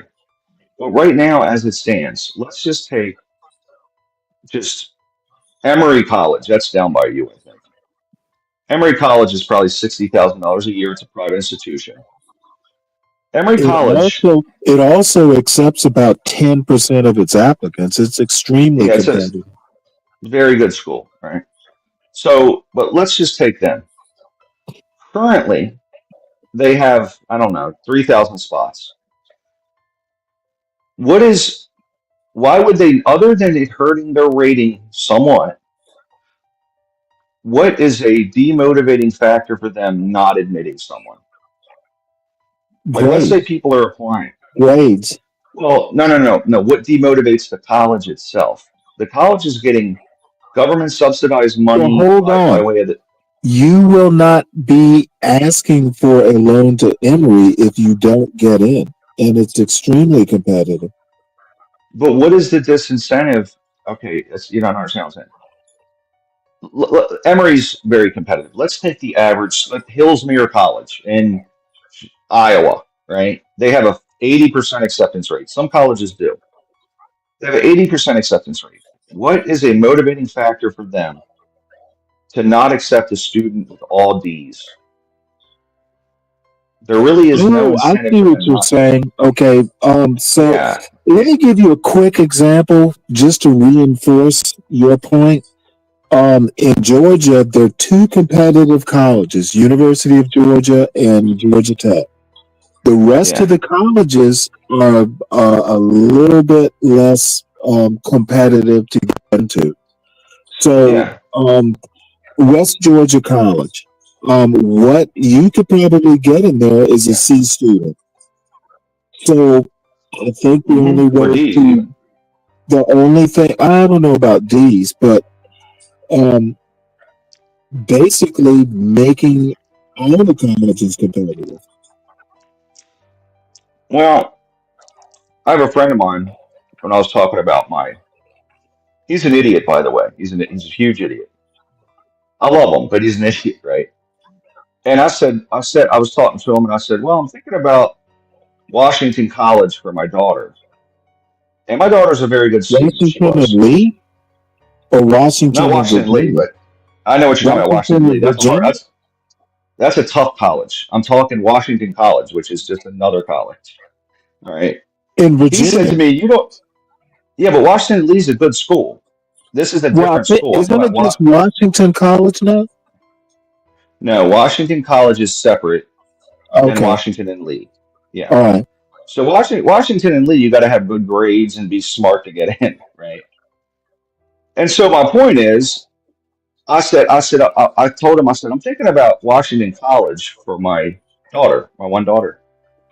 He goes, you don't want to send her there. I said, why? He goes, listen, man, they let me in there. And he knows he's a moron, right? He goes, all you need is about 50 grand in a GED and you're in. They don't look at your grades. They don't care. That's what he Right. said. And that was his reason not to send my daughter there because she's smart, right? She's a good student, right? His point was, you don't want to send her to this horrendous school that lets any idiot in if you just give them 50 grand and have a GED, right? There's a lot of colleges that just want the money. They don't care. The academics are, you know, they'll let in E students if you have enough Right. money. But, They'll just but let them your in. question is, what would disincentivize them from giving you a loan? Here's the point. If that college has no risk in any of it, here's why. If the government backs the loans, right, and the student pays some, and the government backs all their loans, that college is getting paid no matter what. Right. They get the Okay, money I up front. got Right. So why would they lower their prices if there's no risk for them? Whereas if they had to well, take on the well, risk but, of a, but they don't if have they to had to lower get, the price. They have to raise their academic standard. That's okay, going to but that's not screen out. That's going to screen out morons like your friend. He won't have. yes. He won't be able to ask for a loan if he doesn't get in. Yes, they should raise their academic standards. However, there's a million colleges that are doing exactly this. So there's no disincentive. So whereas if the college and the student combined had to take on the debt themselves, and the college had to back that, basically, if my buddy showed up and they said, "Hey, man, I want to go to your college," they'd look at his grades and go, "We need cash up front, or you're not getting in," right? But if the government's backing the loans, there's no risk for these colleges. There hasn't been risk for the colleges in Okay, years. let's stop blaming the colleges and start blaming the loan system. Okay, The loan if system the is a colleges, yes. So if the colleges have high, see, here's the deal: if the argument by the right is that not all students should be in college, raise the standards, and not all students will go to college. I totally agree with what you're So saying, and not all kids should. why isn't the right? Because it would actually kill two birds with one stone. Okay, why isn't the right going in and demanding meritocracy, which they always blabber on constantly about? You know what? Colleges, we're going to basically insist on a meritocracy. That way, we get better schools, more competitive students, and the students who don't belong there automatically don't get in. They can't ask for a loan to a college they didn't get into. Why isn't the right going and doing that? Why isn't the left, for that matter? Well, no one is, but the way Why aren't the we? story. It would solve. We would be more competitive. When they go and they start looking at how good our students are, I compared agree. to other countries, there are a lot of problems that would be solved just by increasing academic standards. Well, the way you do it is not by saying we need better standards in schools, right?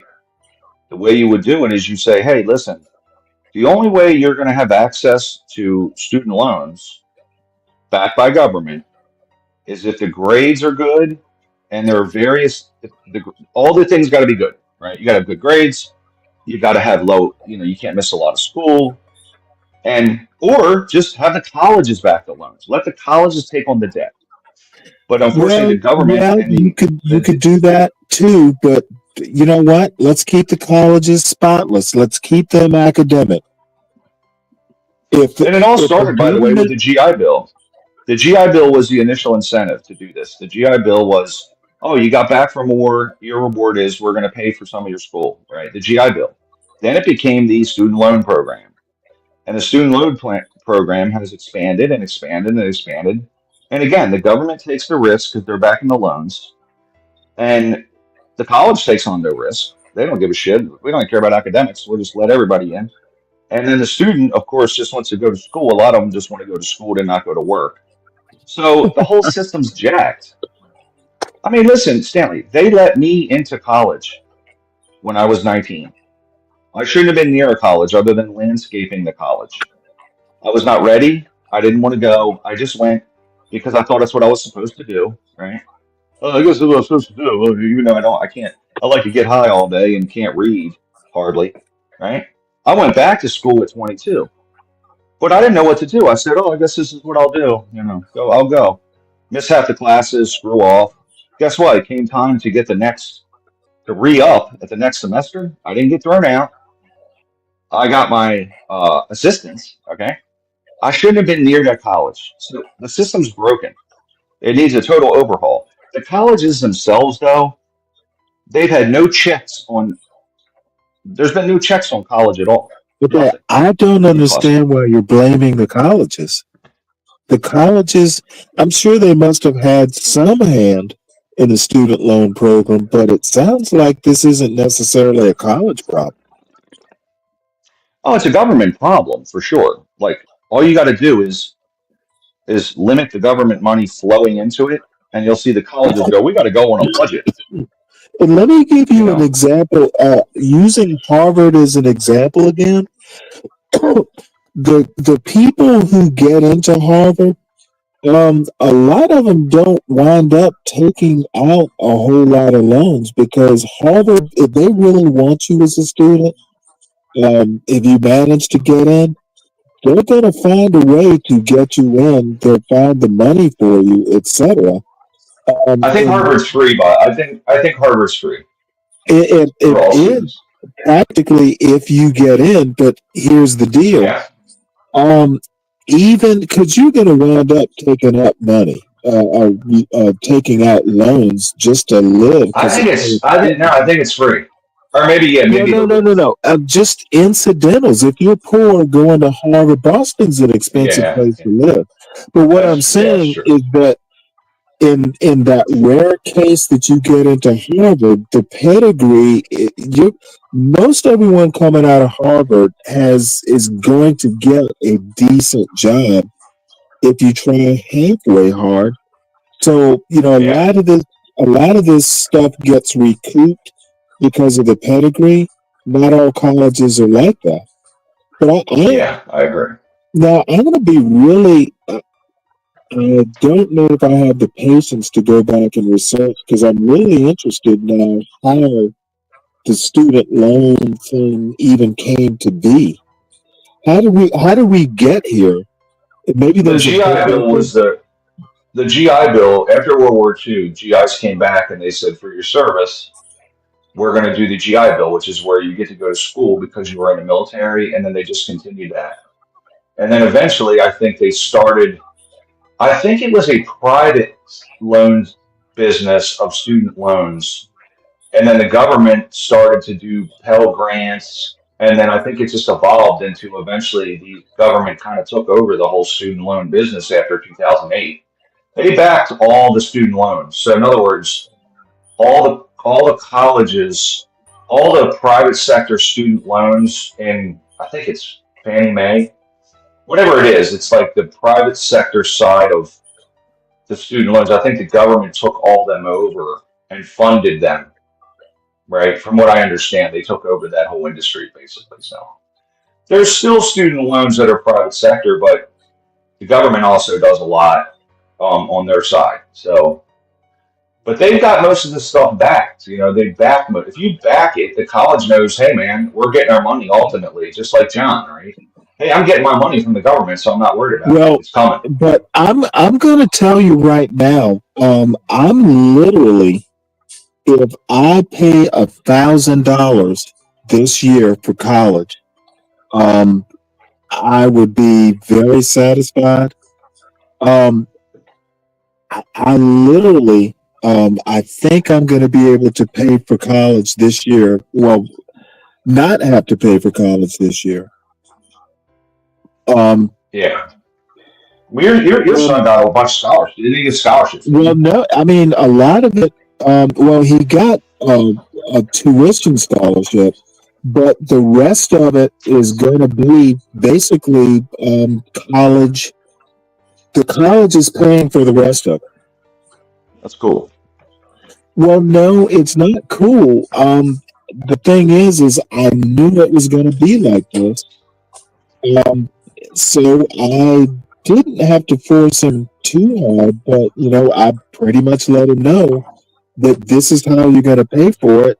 You Yeah, sure. actually need to go out here and execute this.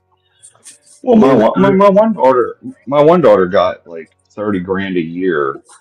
right, Her college was 50 grand. She got like 30. right, I coughed up some, but and then she the coughed up. deal is that everybody ought to be doing this or not go to college. I kind of Uh, agree with that point. If you can't fund it without loans, and maybe you'll have to take out a little bit of a loan. Who knows? yeah. But if you can't fund the bulk of it through academics or athletics or whatever the Something. mechanism Yeah, is, yeah, yeah. I agree. then why go at all? Yeah, and I don't like that the government is taking on the risk of the student because a lot of these students are too dumb. I mean, seriously, like I said, Well, I shouldn't have been allowed near college at all at 19. I was immature, stupid.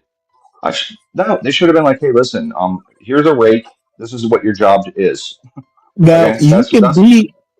I mean, were you academically sound? I was academically high, Stanley. I smoked marijuana most of the Well, no, day no, and no. I drank mean, the rest grade of the day. wise. No, I was a moron. I barely graduated high school because I goofed Okay, off but all the here's time. I the didn't know any better. deal. In the caveat, you can. I've known people who make all A's and they're still fuck ups. Well, here's what I'm saying. I wasn't ready. I wasn't ready, man. And I went back at 22. I was working at the time, and at the end of the day, that's when I was ready, right?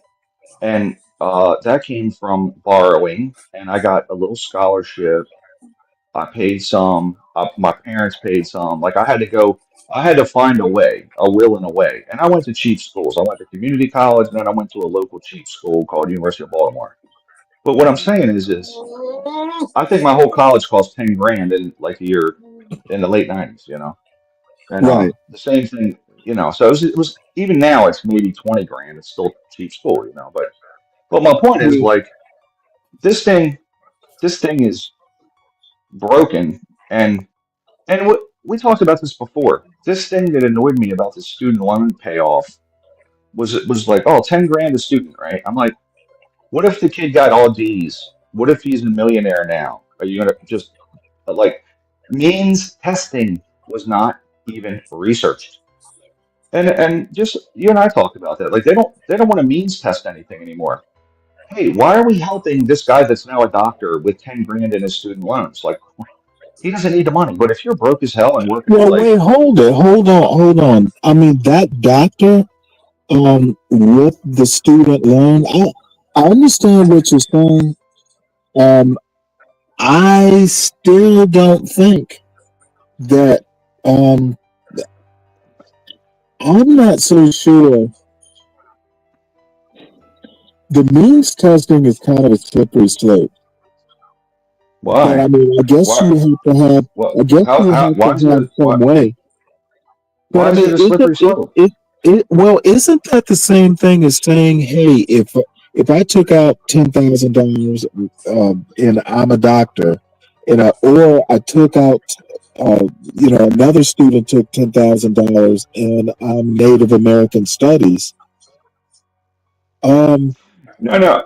Okay, well, so I mean, you going have I to agree, pretty much yeah. treat them equally. Well, no, I agree with what you're saying. What I was saying was about okay. I jumped subjects on you. About the last proposed 10 grand that was like 2 years ago from Biden. The thing that made me mad was it wasn't like, hey, we're going to pay 10 grand for all the students that graduated. Like it was just student loans. Or we're going to pay 10 grand for all the students that graduated with a cum laude. Or haven't found a job, or it was just 10 grand for everybody. It was like the PPP loans. It's PPP loans for everybody. Come on Okay, in. so your problem is the means testing. It should be Well, means listen, testing. I understand helping poor people. I get it, right? Again, tire planners, okay? I understand helping poor people. I don't understand just arbitrarily forgiving But see, a the problem is just that doctor who worked hard for his $10,000 and made something of himself is gonna yeah. get pissed off if some Native American Studies student gets the 10,000 and he doesn't. Well, sure, he's going to get pissed, but guess what? He's got enough that he'll make it. I mean, Well, the nothing. doctor's going to have more political clout than the Native American Studies student. Look. I'm against the government doing it completely. But if they were going to do it and said, listen, there are certain people that went to school and they never got a job and they're just broke and they owe hundreds of thousands of dollars and they're never going to pay it off and they're working terrible jobs. Like, okay, I at least have a little bit of understanding. I don't understand just 10 grand for everyone. I don't. It's incomprehensible. They shouldn't do it at all. But if you're Well, going to do it, who at who's least means actually? test it. Do you think that I'm guessing it's the banks who are on the government for this student or loan forgiveness? Mm, hold on. What was that I'm guessing it's the banks who are lobbying for this. for the student loan forgiveness? No, it's the Yeah. government's. These Well, people now no, are paying but the the government. banks want their money, and the students aren't paying it. It would be within. It would be in the bank's interest to be pro student loan forgiveness. Ultimately, there's private sector loans and then there's just government loans. But the whole Yeah, but the industry, government loans you don't necessarily have to pay back, right? I guess there would be I mean, grants if you that was should. done. That would be a grant. No, it's money owed to the government. Like the money But that was due the government. I don't understand why the government would be loaning money.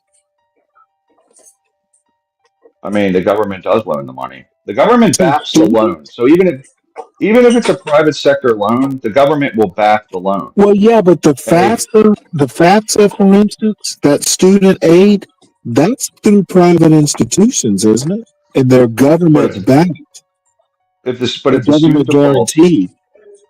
yeah, the government guarantees it. So So, I mean, that's all. The so FAFSA stuff is all private, I thought. yes. So Okay, but so listen, here's what what happened. government loans? What are the government loans? So some of the loans prior to '08, it was all private, right? I see. But since '08, the government has now taken on all those loans from prior. In other words, the '08 meltdown happened, and the Obama or the Bush administration said, "Hey, listen, with quantitative easing, they took on all the bad student debt. The government said, we'll pay it,' and took on those loans. But they were private, so the government took on the Yes, note. they took on the notes of about $800 Well, billion, then why I think. can't? Okay, well, if the government took on the notes, why can't they just outright forgive them? Uh, they could do that, but it's taxpayer money, so why should they? They took on the debt, and it's a bad debt. Write it down. I mean, I think that would be a bad thing. Banks do it all the time. But they've also taken on, and my iPad's going to die, so I'm going to call back in on my phone. But um, they've also now backed all these other private sector loans since then. So the government backs all these. So when students don't pay, the government gets the bill, right? So Right. my issue Right. is essentially the whole thing is backed and sponsored by the government. So the banks have no risk, which is wrong. They should have a lot of risk, and the schools should have a lot of risk. The banks are benefiting from the loan, and the schools are benefiting from the loans. and all the risk is on the government, and that's what sucks. Okay, I don't think the It's on school should taxpayers. be taking on this kind of risk. They're the ones that say yes or not. Man, I think we're dying here.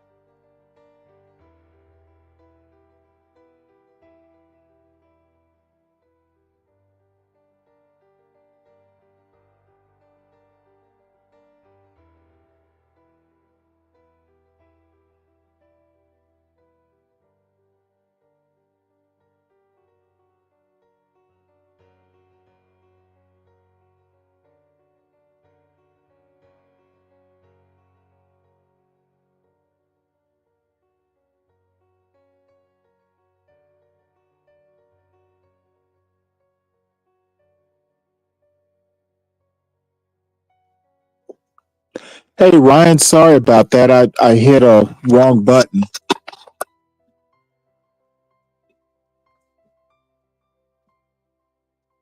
Damn it.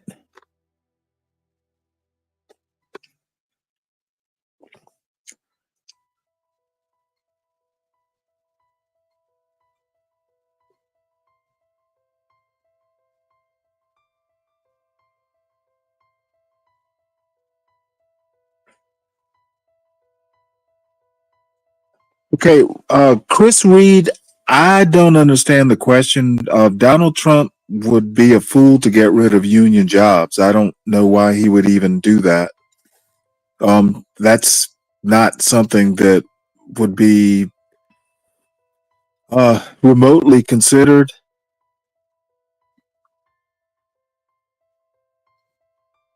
You can't help technology taking jobs. Now, that's an interesting point.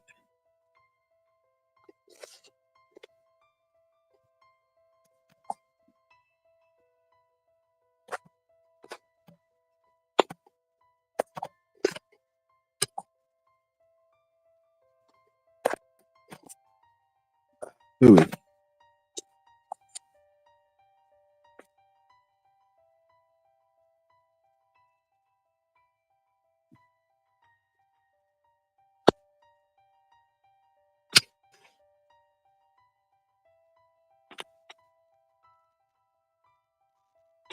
Sorry about that, Ryan. It's all good. No, I hit it a. wasn't you. My iPad died. Okay, yeah, I hit a wrong button and backed out. Anyway, Chris asks a good question here. I think some of the student loans need to be forgiven because of technology taking jobs. What do you think about that? I think ultimately, you know, we're facing a big problem with AI and technology taking a lot of jobs offshore. I mean, we've got major problems coming because this could change, and AI could change entire industries around. So, they're going to have to do something. They're not going to need all these people. We've let Was more it in. you? Was it you talking about UBI? No, I was talking about Okay, AI. maybe it was John talking about UBI. And Oh, universal basic income. yeah, but if AI is taking jobs or robots or whatever taking jobs, I mean, you almost have to do UBI or at least Yeah, consider it. I think that eventually they'll have to, and you know, I mean, it's funny about UBI because I've never really been against UBI but I don't think you give it to, I think you just give it to everybody. Everybody gets a stipend, right? Everybody gets something um, to survive, food, clothing, shelter, enough money for that. But I think you give it to the wealthiest, and I think you give it to the brokest so that nobody's starving because there becomes a point, hold on. It's like public school. You give it to everybody. Everyone should have access to public school. The Right. wealthiest kid and the brokest kid, and it's kind of a way of socialization. I mean, Stanley, it's going to sound crazy. I think they should ban private school completely. It's illegal to have a Really? private school. Really? Oh boy, are you 180 degrees out from the school voucher folks? Well, here's what happens when you ban private school. Okay, when you ban private school and the politicians' kids are going to your kid's school, you watch how quick school gets fixed. You watch how quick. Look, Sidwell Friends, right? That's where Yeah. Obama's kids went. Well, I know what Sidwell is. I was just at the Langdon School the other day. The Langdon School in Bethesda is $57,000 a year. And I could only think like, man, my school didn't look like this when I was a kid. I didn't have a campus.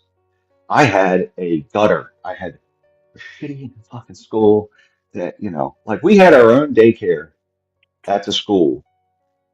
We had so one of the high school classes I could pick was marriage and family. It was like a family class, but it was really a daycare because of all the pregnant Really? teens. Oh yeah, my graduating class had 10 girls that already had kids. It was 10 of the how'd it go? 10, I think the graduating class had like 150 people or something, or 180 people, and 10 of the girls already had children. Wow. So no, We got Daniel, just no, Daniel. When you get rid of private schools, the public schools tomorrow will become great. You will see them change. You will see disciplinary codes. They'll probably even have school uniforms because they make a would lot more you sense than having ban express homeschool though? individuals. What's that? Would you ban homeschool? I don't know. I know that I think if you, I don't know. You I think just thought about that. people I thought won't about it. I want was to like, none of homeschool? these rich, none of the uber wealthy, and none of the politicians. Uh, you got so Democrats want the teachers union supports them. My daughter's a school teacher, so I just want to tell you that. And so like they have no incentive to want to mess with the teachers union, but schools are a major problem. Baltimore has disgusting schools; they're horrendous, and they're not going to get fixed. But if you made all those lawmakers in Baltimore City made their kids go to those schools, guess what? They'd be better tomorrow. Well, So I the think thing across the I'm board, thinking of, do rich people homeschool? no, no, because then that's just going around the system. Your kids have to go to school with everybody else. No. Currently, I never hear of like billionaires homeschooling their kids. No, why would they send them to Langdon School, man? They send them to Sidwell Friends. They send them to Gilman. They send them to St. Paul's. In Baltimore, you've got a school called St. Paul's. It's like 45,000 a year. Um, they have it's I want to say it's 3 miles from an open air drug market like Clifton Park School that is just complete. It's in the middle of the ghetto and it's a tough neighborhood. And I'm like, that's weird.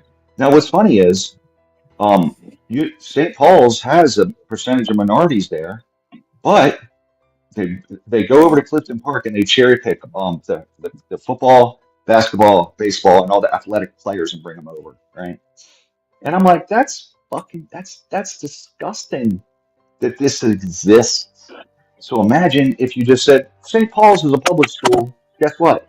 The schools would change immediately. And they're broken because you got one side of the aisle is pro teachers union.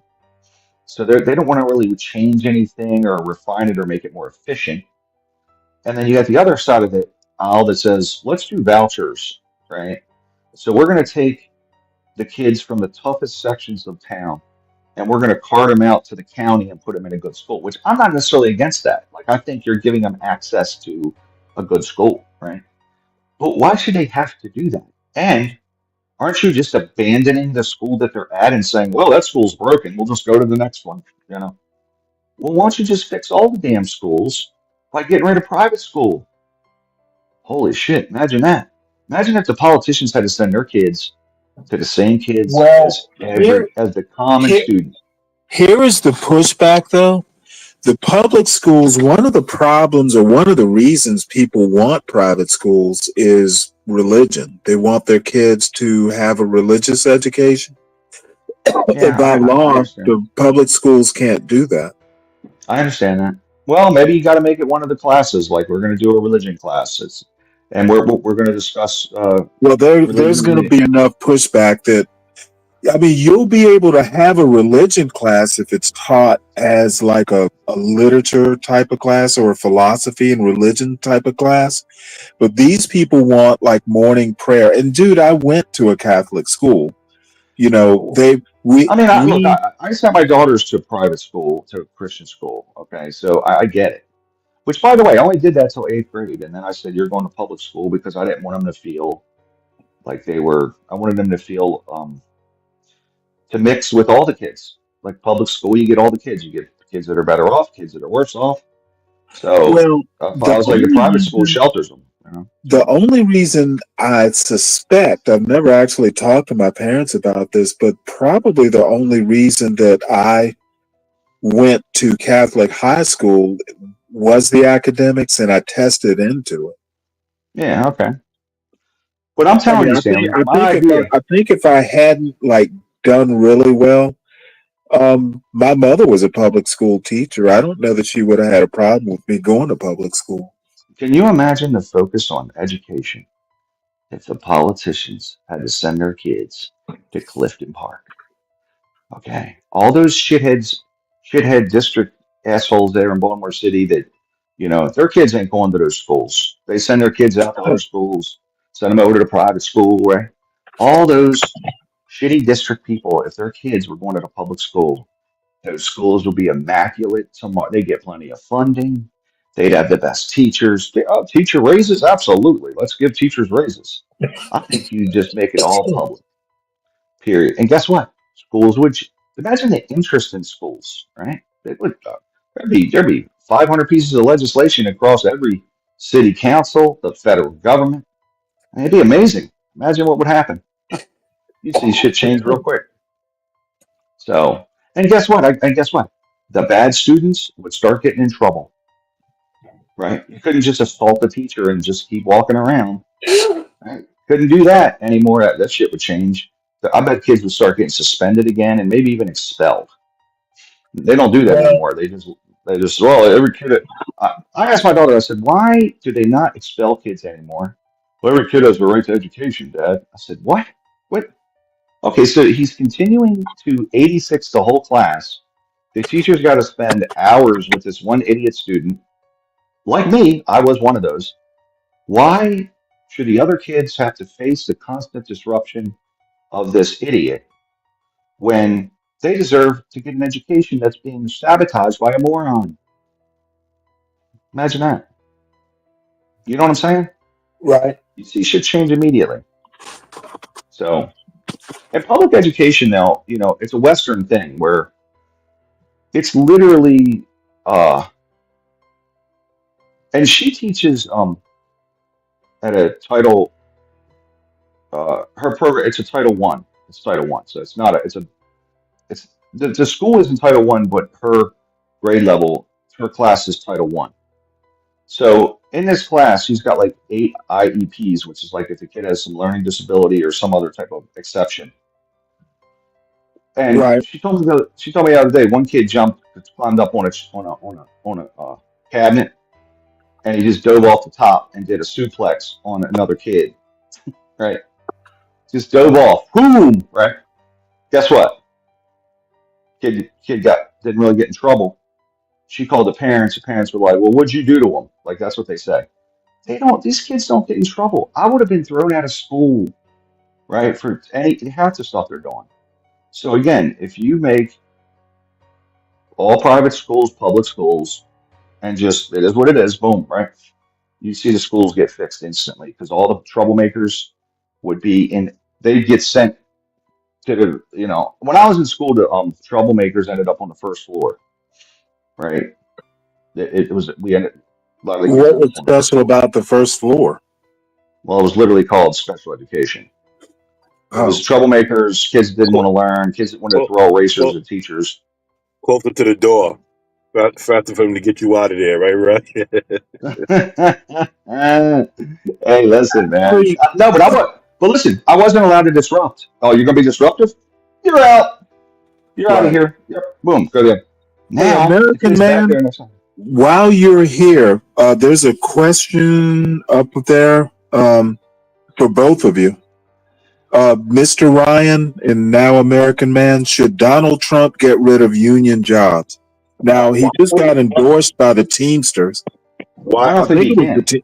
or was it the Teamsters or No one will ever get rid of union jobs. That's not even on the docket for any well, politician to actually I arena. keep telling Chris this, but he won't believe me. Yeah, that's never gonna happen. Unions are only successful when you have a limited number of workers.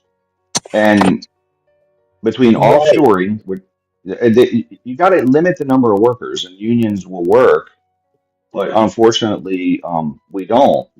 As a matter There's a of lot. fact, the migrants going in to work for places like Toyota, that's like anti-union. That's like Yes, that is tantamount. And this is another thing I wish I thought of it for pushback. These Haitians coming in working for Toyota in Springfield, that's inherently anti-union. absolutely. Which in places like Alabama and South Carolina, which are right to work states, it's right up their alley. Yeah. It's such a weird thing when, I mean, again, I say it, I've said it before, like it's a very odd thing because traditionally the anti-immigrant group was close the border, right? Close the border. And they were usually pro-union. Yeah. So, Yes. and so now it's kind of weird because I'm like, I don't know if the Democrat policy or the Democratic deal, right? Like the way they're doing it I don't understand it. It's very anti-union to allow new labor to show up in droves. I don't get That's it. a good point. So, Now, you could argue, Democrats could argue that, hey, bringing in immigrants could ultimately refresh the unions because you're going to have a bunch of new recruits. So you can play both sides of that argument. but you only need stuff. I mean, if you have a factory that has it's it's X big and you need 4,000 workers at the factory, if you bring in 10,000, it doesn't really, Yeah, but if you you're know, supposed to be bringing back manufacturing to the United States, yeah.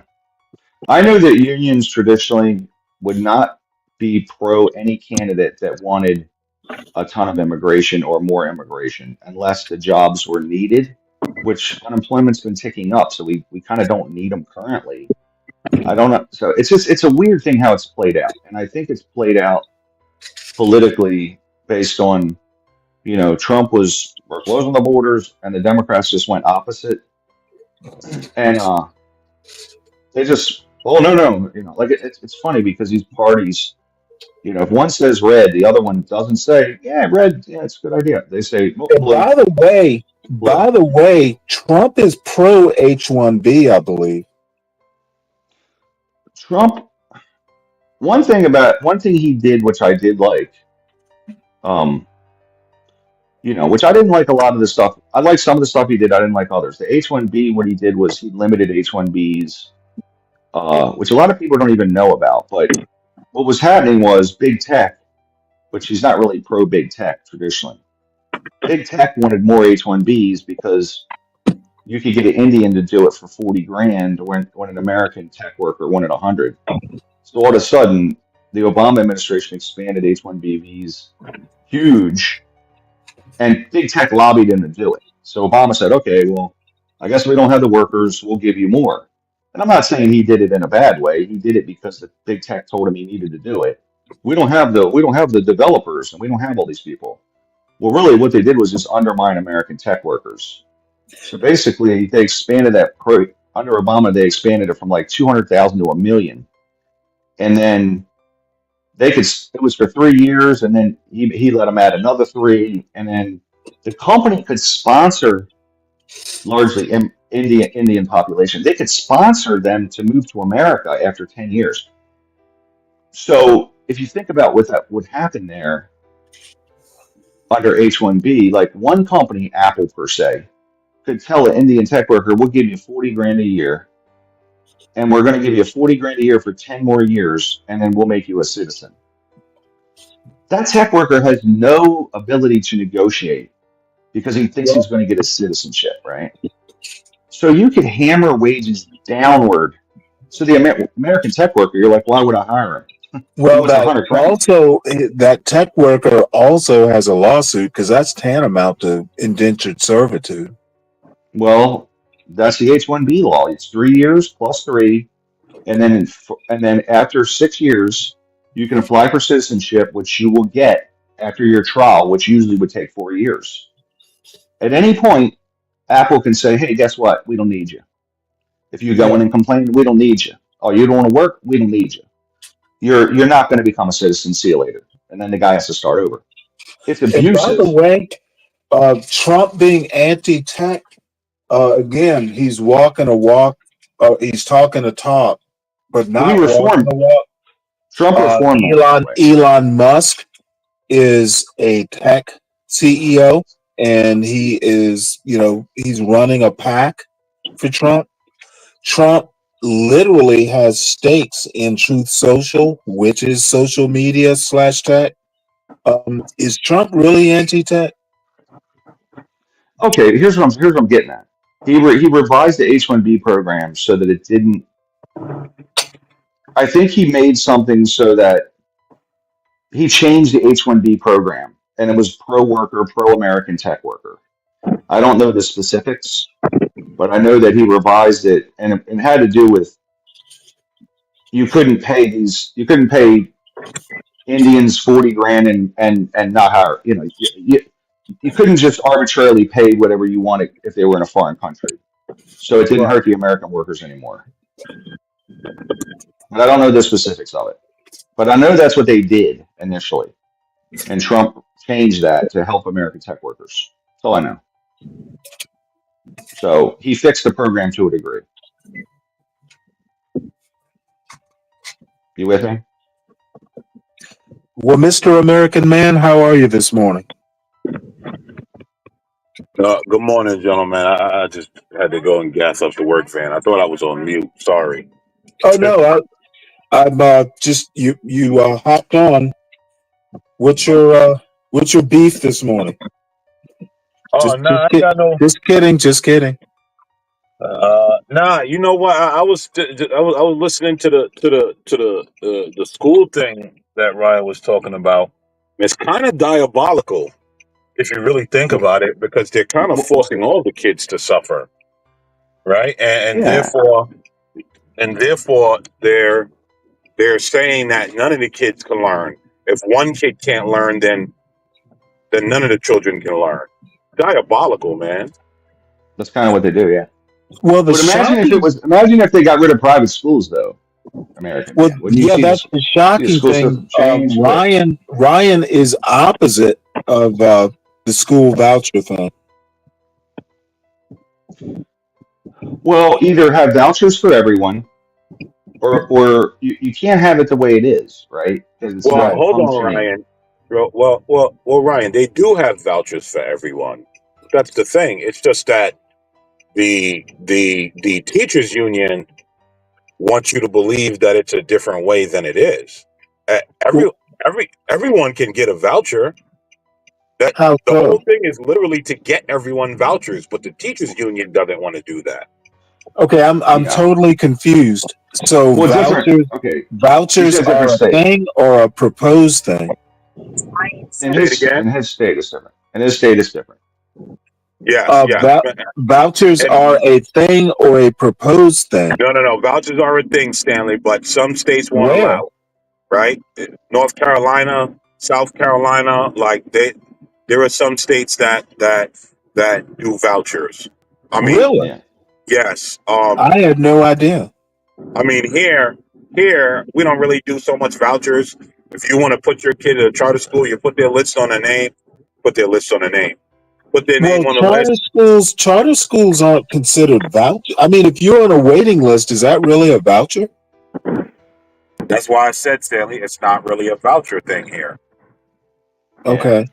But yeah, you just put your kids on a waiting list and send them to that school if they want. There's no, you got to go to this school if you live in this area.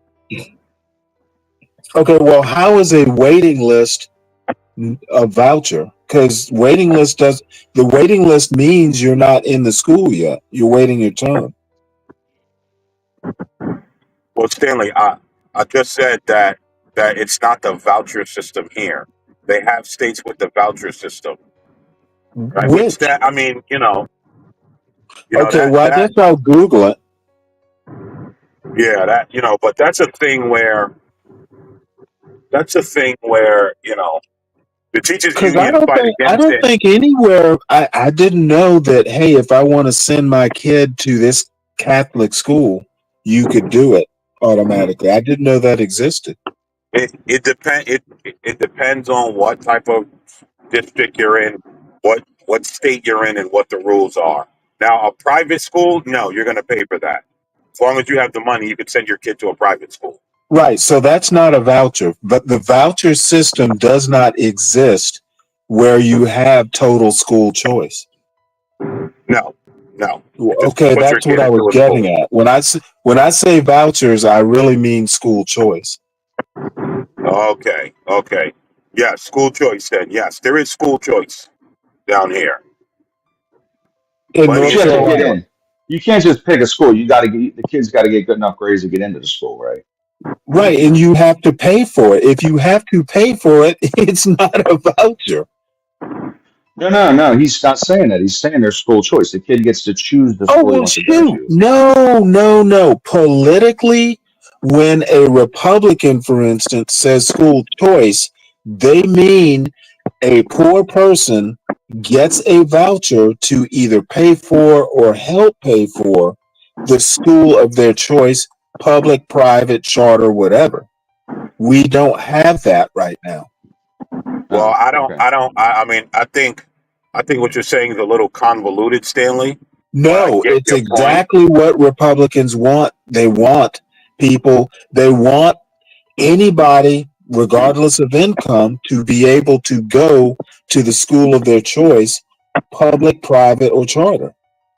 If you can get in. If the kid has bad grades.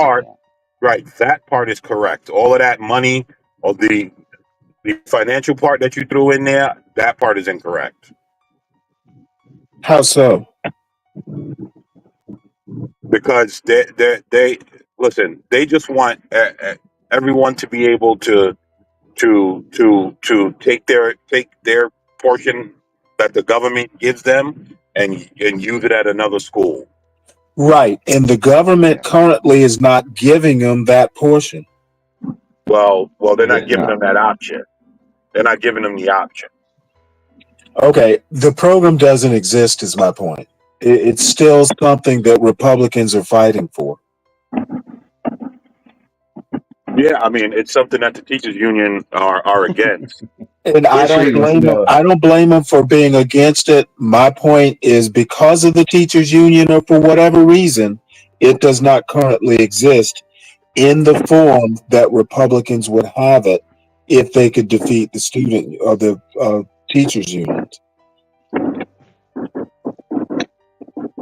Yeah, I actually blame the parents. I don't blame the schools. I'm sure you do, but my point, regardless of who's to blame, is the program does not exist. Well, okay, Stanley. Stanley. No one's disagreeing with you. Stop looking for the argument. So no, just say yes or no instead of placing blame. No, I'm not placing blame. I'm now moving to families who vote against their own interest. I think Republicans do that all the time. American man's got an agenda here, buddy. Apparently. It's a setup. He wants to be able to tear into the Democrats, Stanley. I cannot understand. Incorrect. I'm talking about families that vote against their own interests, right?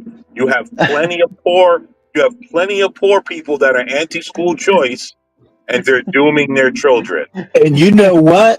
I think those parents are So we know there's misguided. some motive here, man. We ought to give vouchers for good parenting. I want to get some kind of award for good parenting. You know, if you are a bad parent with a voucher to put your kid in a school and you're expecting that school to parent your kids, That's a the problem. voucher's really not worth anything. That's And a I problem, think Stanley. I I agree. actually think Republicans, by sloughing off the burden of parenting, are, are working against their own best interests and the What are you interests of the talking about? country. What are you talking about? I mean, how could you say that Republicans are fluffing off the burden of parenting? I think That's they one of are. that's how Stanley? How? They're expecting school vouchers to solve the education problem. No, incorrect. They're expecting school vouchers to help those that want to help themselves. I don't think that if you're voting Republican, you're helping yourself, but that's kind of besides the point. I I think don't know. I don't parenting, know where we're getting I off into don't this. think a school voucher will make better kids or parent them better. Again, Well, you haven't been to Baltimore City, Stanley. I don't disagree with you, Stanley. A school voucher isn't, but a school voucher will help a parent that does do the right thing and does want the best for their child, but are Gotcha. stuck in a school district that's shitty. I think that's I reasonable. I actually think those parents are few and far between, and the statistics bear me out. Listen, I mean, I don't disagree with you. You know me. I ain't got no love for the idiots. So I don't disagree with you. Good morning, Portia. But We've there are been at it all night, Portia. So it's never too early. But there are parents, Stanley, that are stuck in a situation, and that a voucher or some sort of better program would help them and their children. You do have to admit that there are some. Right. And there are some. Do you know are you familiar with Ian Rowe? I've heard the name before. Yeah, he's actually a compatriot. He might even, I think he's actually either a member or a member of or former member of the Manhattan Institute. He's kind of a compatriot of Glenn Lowry. He's an education advocate, and he runs private schools, or I think he calls them charter schools in Is that Stanley? in the New York. Is that the guy that's wrapped up in the lawsuit with the teachers unions in New York? He might be. He's a black guy about my age. Yeah. That's him, Stanley. Ian Rowe. Okay, yeah. He, people like him would definitely benefit from school vouchers. I didn't know he was still in that lawsuit. I'm going to look him up. I'm not a big fan of his. Education for profit isn't something that I relish. How is it for profit, Stanley? Do you think these people are making a lot of money? I think Ian Rowe is. I don't know. I think he's opening charter schools in New York City. He's got like 2 or 3 in New York City. But he's got a foundation or something to pay for him.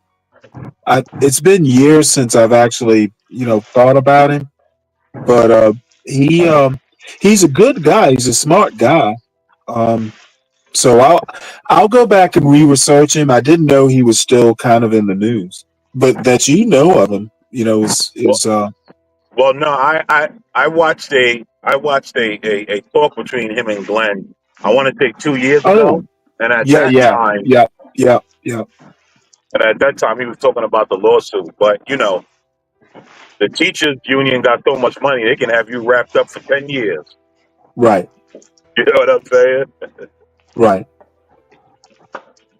I One of the can't largest imagine donors why to a the teachers Democrats. union would care about a charter school, though.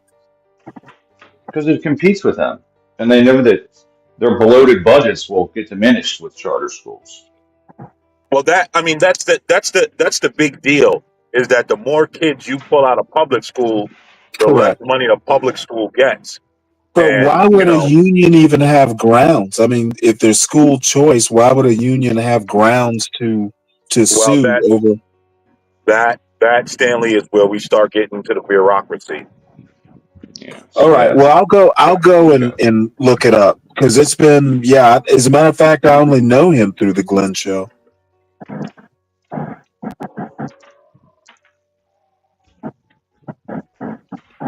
So But your question is valid.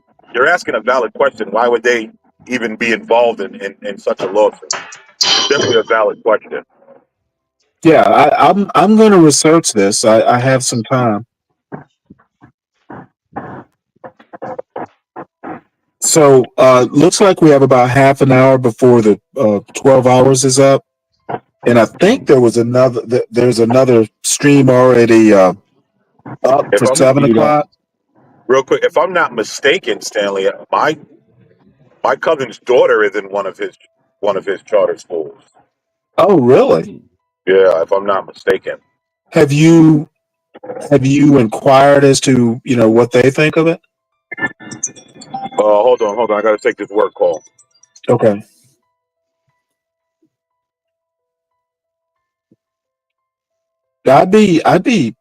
It'd be actually fairly interesting to inquire into Ian Rowe. It'd actually I don't be. know. I bet he and John would get along famously. Here's the thing, okay? At the end of the day, the education system is now built around the kids with behavioral problems. You think Okay, so? that's the deal. Yeah, absolutely. So, as Portia, she probably knows better, but I mean, the stories I hear are mind blowing to me that it's allowed. And but my daughter said, Dad, every kid's got a right to education. Well, even if he wants to burn down the school, he's got a right to it. It's a human right. You know, it's all that nonsense. So at the It end of the isn't. day, a right to education? Yeah. No, they have a right to education. Okay, so let's put it this way: they have the privilege of being in the United States, which gives them certain privileges of being able to go to school if you follow the rules and if you behave and don't. I don't think kids have a I don't think kids have a right to impact other students in a negative way by sucking all the teacher's time out of the classroom. I don't think that you teach the kid like, hey man, you can do whatever you want and misbehave and act terrible, and it reinforces the selfishness of the student. You know, so you gotta Right, but penalize. that's a parenting problem.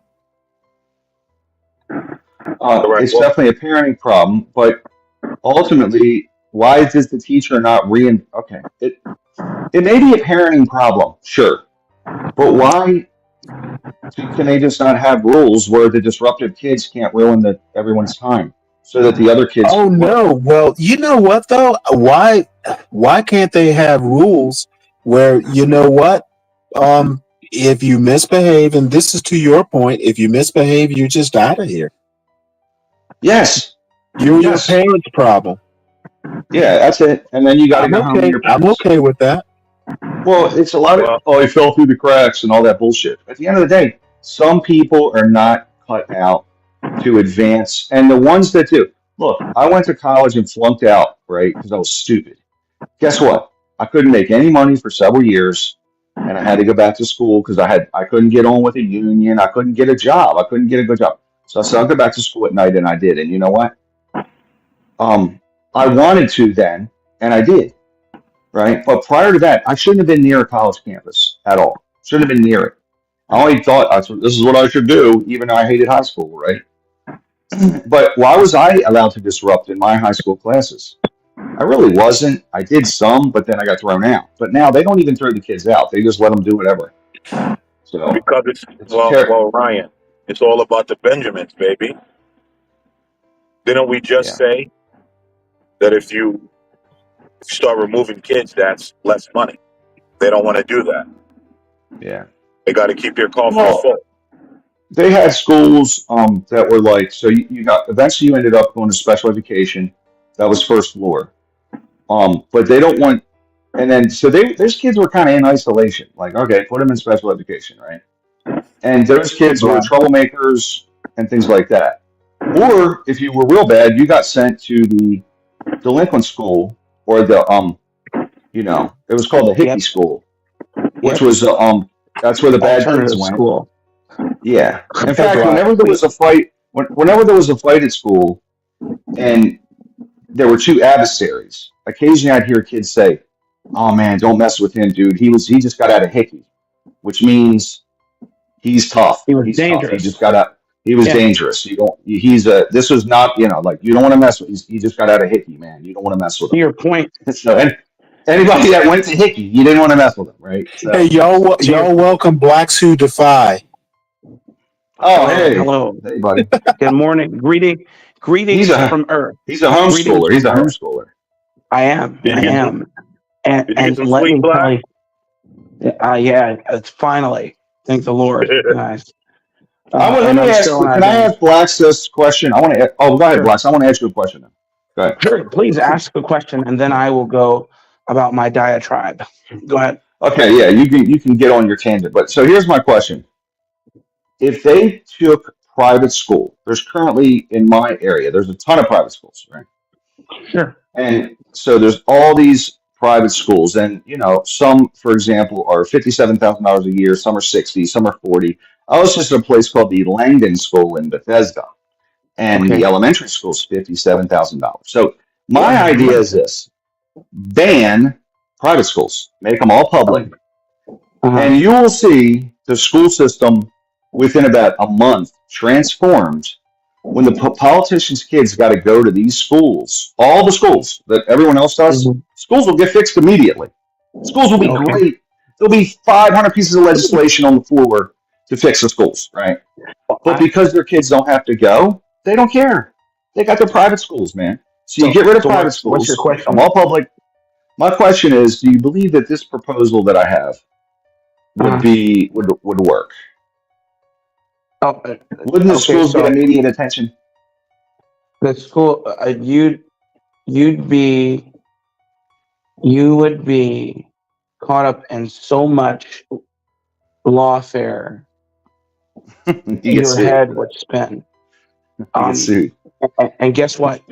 It would come from the most unexpected places. Do you know where it would come from? It wouldn't come from the elites. The teachers union would love it, though. Be more for them. No, they wouldn't. No, they wouldn't. No.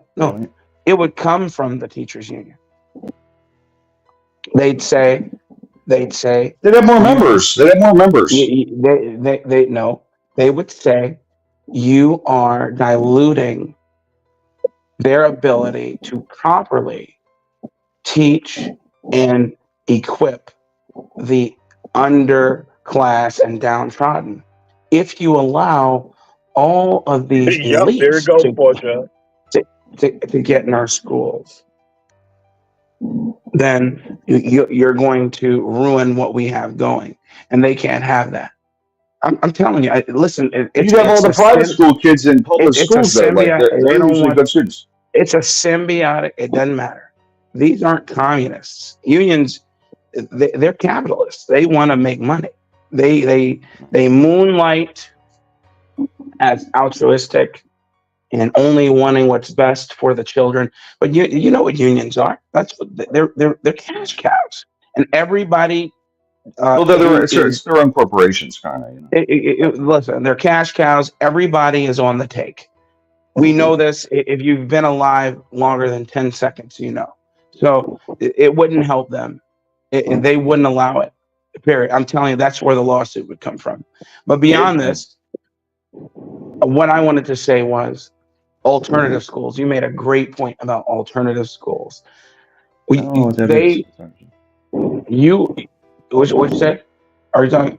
Alternative school, like a charter school? What does she mean by that? I don't know what you mean. No, alternative schools. The one you said, when you said, oh, you would go to, what's the name of the school you said for a bad person? who flunked out. The Hickey school, the Hickey school. That was Yeah, just we call all the and, kids that got thrown out of the and public schools would go to Hickey for fighting and all these things. Yeah. yeah, in Chicago, those are called alternative schools. There was a Oh, famous got it. Yeah. school called the School with No Walls. We used to roast people who went there incessantly in high school. And the problem was whenever they would go, it didn't help them. What it did was concentrate all the evil and all the bad over there, and it was just another prison. And thank God it was around because that's where those animals belonged. They Well, were it seemed like they you were couldn't. unconscionably evil. No, you could not reach these Yeah. people. It wasn't just, oh, you Yeah. flunked a class, you're going to alternative school. No, it wasn't like that. No, these were people who would try and kill you in class. These are people who would not come to school, but would show up after. Yeah. Yeah. But would Yeah. show up after school so that they could hang out with the people when they would come out of the school and cause problems, selling drugs at the school, etc. And then they would send Yeah. them to these alternative schools. The unions, now what the unions did with them was work to break those up so that that evil could continuously be visited upon normal people in public school. Yeah, so that's how Hey, the unions Ryan, work. can you answer this question? Statement from Mavid. Well, let me just jump in real quick before we get to that. Isn't it amazing how it all comes back around to the teachers union? Every single problem that we diagnosed and tried to say how it could be fixed, it all comes back to the teachers unions are not going to allow it. That's Wait, amazing. hold it. Don't say we. I think teachers unions are fine. They've been the worst thing. They've been the worst thing for students since Stalin for the world. These people are unions. You get a teacher who pretends that they ever were teachers. They climb the ladder of the union. They become the union boss. They pretend like they're all for you. Those people send their children to the charter schools. So they speak out of both sides of their neck.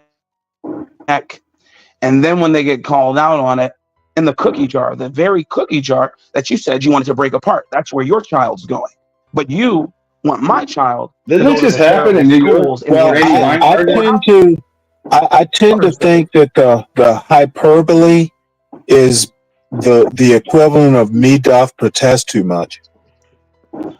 Yeah, yes, the hyperbole on the union side, because No, on your side. I'm a comparing teachers unions to Stalin. Really? There's no hyperbole because I do what I say that I'm going to do. I don't think teachers unions are like Stalin. Well, I do because that's all that they've produced. They what do they do?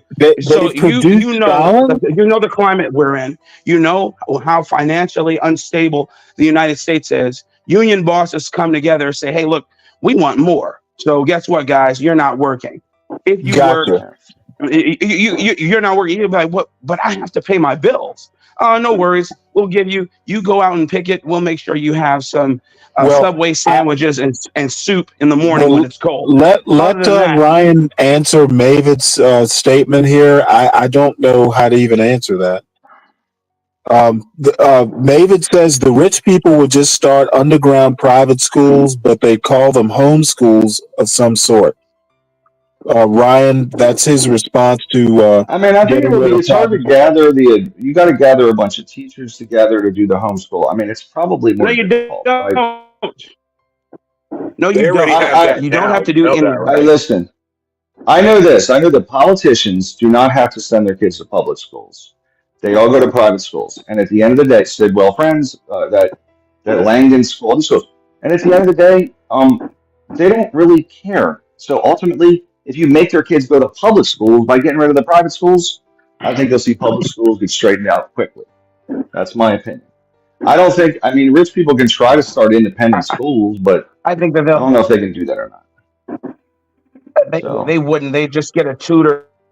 Well, they get tutors, I'm sure. I'm sure they get tutors, They but just get a tutor well, and see, all kinds of stuff change. or just Well, they do like that the majority now. of you remember Lisa Ray. Lisa Ray, the actress. We grew up with her daughter. Okay, we used to Is go it over their house. This Issa girl Rae? in high school, she just sent her. No, Lisa Ray, the terrible actress from all the black exploitation movies from the 90s and 2000s. You know, Oh no, where she I've never played a heard. I've stripper, never or heard she of her. Okay, just look her up one day. Lisa Ray. She all ended right. up marrying Island Prince, getting a divorce. She's a whore of elephantine proportions. However, her daughter, who she sired with a half black, half Japanese drug lord on the south side of Chicago, didn't grow up in any of that. When she was inculcated with her grandparents, and then when she was of age and she wanted her to be away from that mess, the age of what's the word, the term that I'm looking for, Consent. her Age of consent. age of consent, but more so her formative years is the term. And when she was in her formative years, her mom sent her for her sophomore, junior, and senior year of high school to Germany. Okay, and she's barely an elite. She just made some money acting and doing music, and so then she sent her to a private school in Germany. So my point is you forcing, and I'm talking to Ryan here, them forcing not charter schools, but private schools to close down does nothing. I'm telling you. All they'll do is find another loophole to exploit and go somewhere else. I have a question for Why you. wouldn't they? Go ahead. Define elite. Define elite. What do I mean by elite? I mean people. Let's give it a basic definition. Our politicians, for instance, they don't. I would argue and wager that rules are very different for them in some regard. They're able to get away with a lot more than you or I could ever get away with in the public eye. And I don't mean nefarious things. I just mean gray area things. And for instance, being able to speak out of both sides of their mouth. And that's just one example. Of course, union bosses are not politicians. However, they do the politicians' bidding, or the politicians do their bidding. That's what I mean. Those who are generally in the upper echelons of society, and I don't mean the 1%. I don't mean Okay. because Does 1% can be money? defined Does by somebody money? who makes Does 250. having wealth automatically make you an elite? No, having influence and having power can make you an elite. How about having talent? money doesn't make you an elite whatsoever. How about talent? Talent? Having talent doesn't make you an elite. Really? Well, I mean, assuming talent assuming talent allows you to climb, the mythical meritocratic ladder. Well, I mean more so. I mean, that's few and far in between, but I mean more like autocracy, bureaucracy. The bureaucrats, the autocrats.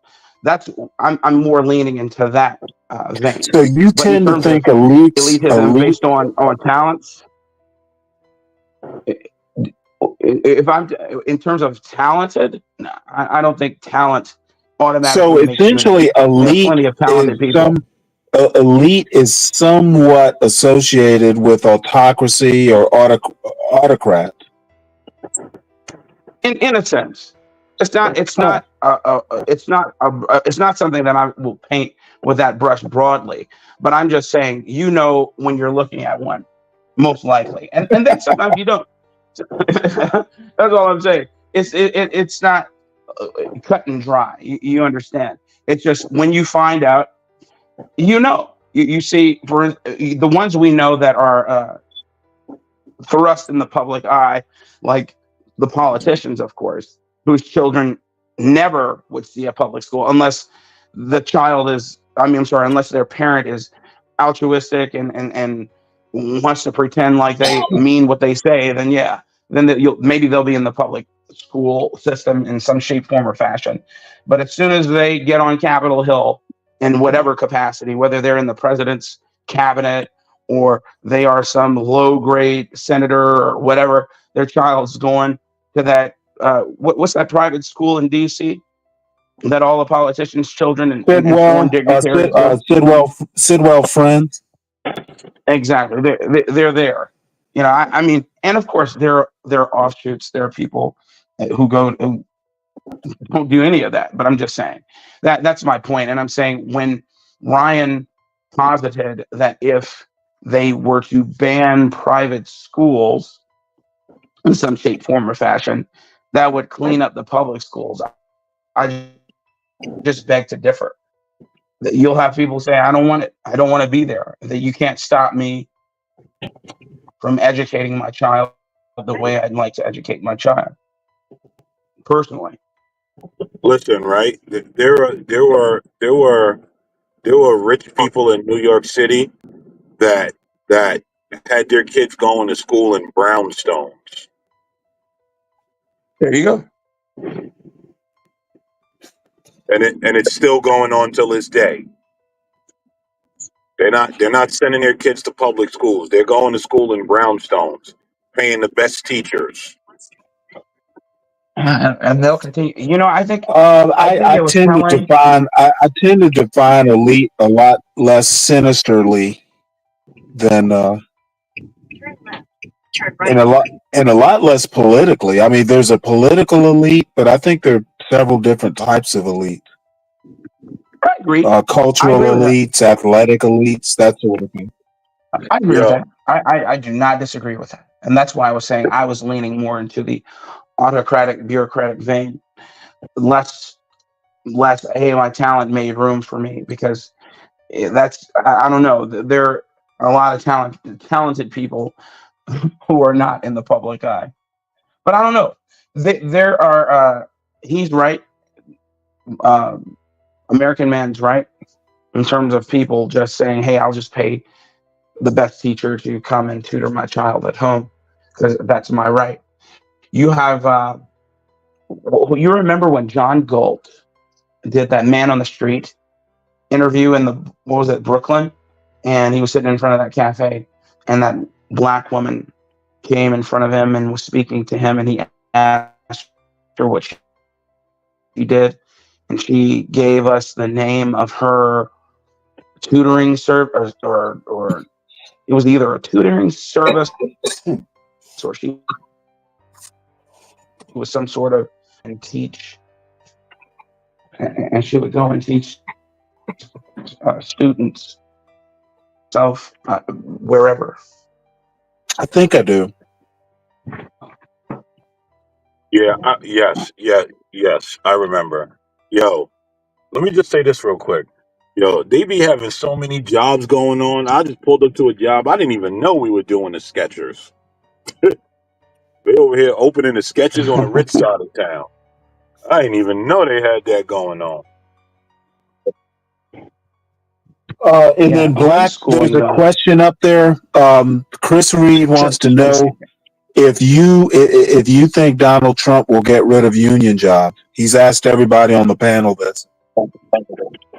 Hey, that might be an example of hyperbole, Stanley. I'm trying to figure out why that question's still going around. What is that? I can't say that he will. It's you know what I mean. I don't. Well, I don't know why he would when one just endorsed him. Donald Trump ain't getting rid of no union jobs. Exactly. Listen, let me tell you something right now. No, he's definitely not doing that. Those Italians will be on the roof waiting. Yeah, they will. I don't know what. Talk about, hey, look, talk about grassy knoll. Yeah. It'll be a asphalt roof. And that'll be the new trope. But, they'll be trying to get him, man, if he did something like that. What I wanted to say about homeschooling, I believe in it wholeheartedly, because instead of entrusting your child's rearing to a conglomerate of teachers, unions, and a cabal of administrative heads, you can do all of that yourself. You don't have to rely upon their expertise and have a reading, writing, just need to know how to read, you need to know how to write, you need to know how to do arithmetic on a basic level. When they throw you into classrooms and say sink or swim, because that's what it is. Hey, sink or swim, dude. Get in here and do this. And you have a person like Ryan or myself who were slow learners, man. Listen, beginning of my life, they're like, hey, boys, smart as a whip. Put him up, send him up to the next class beyond his level. I'm like, cool, get there,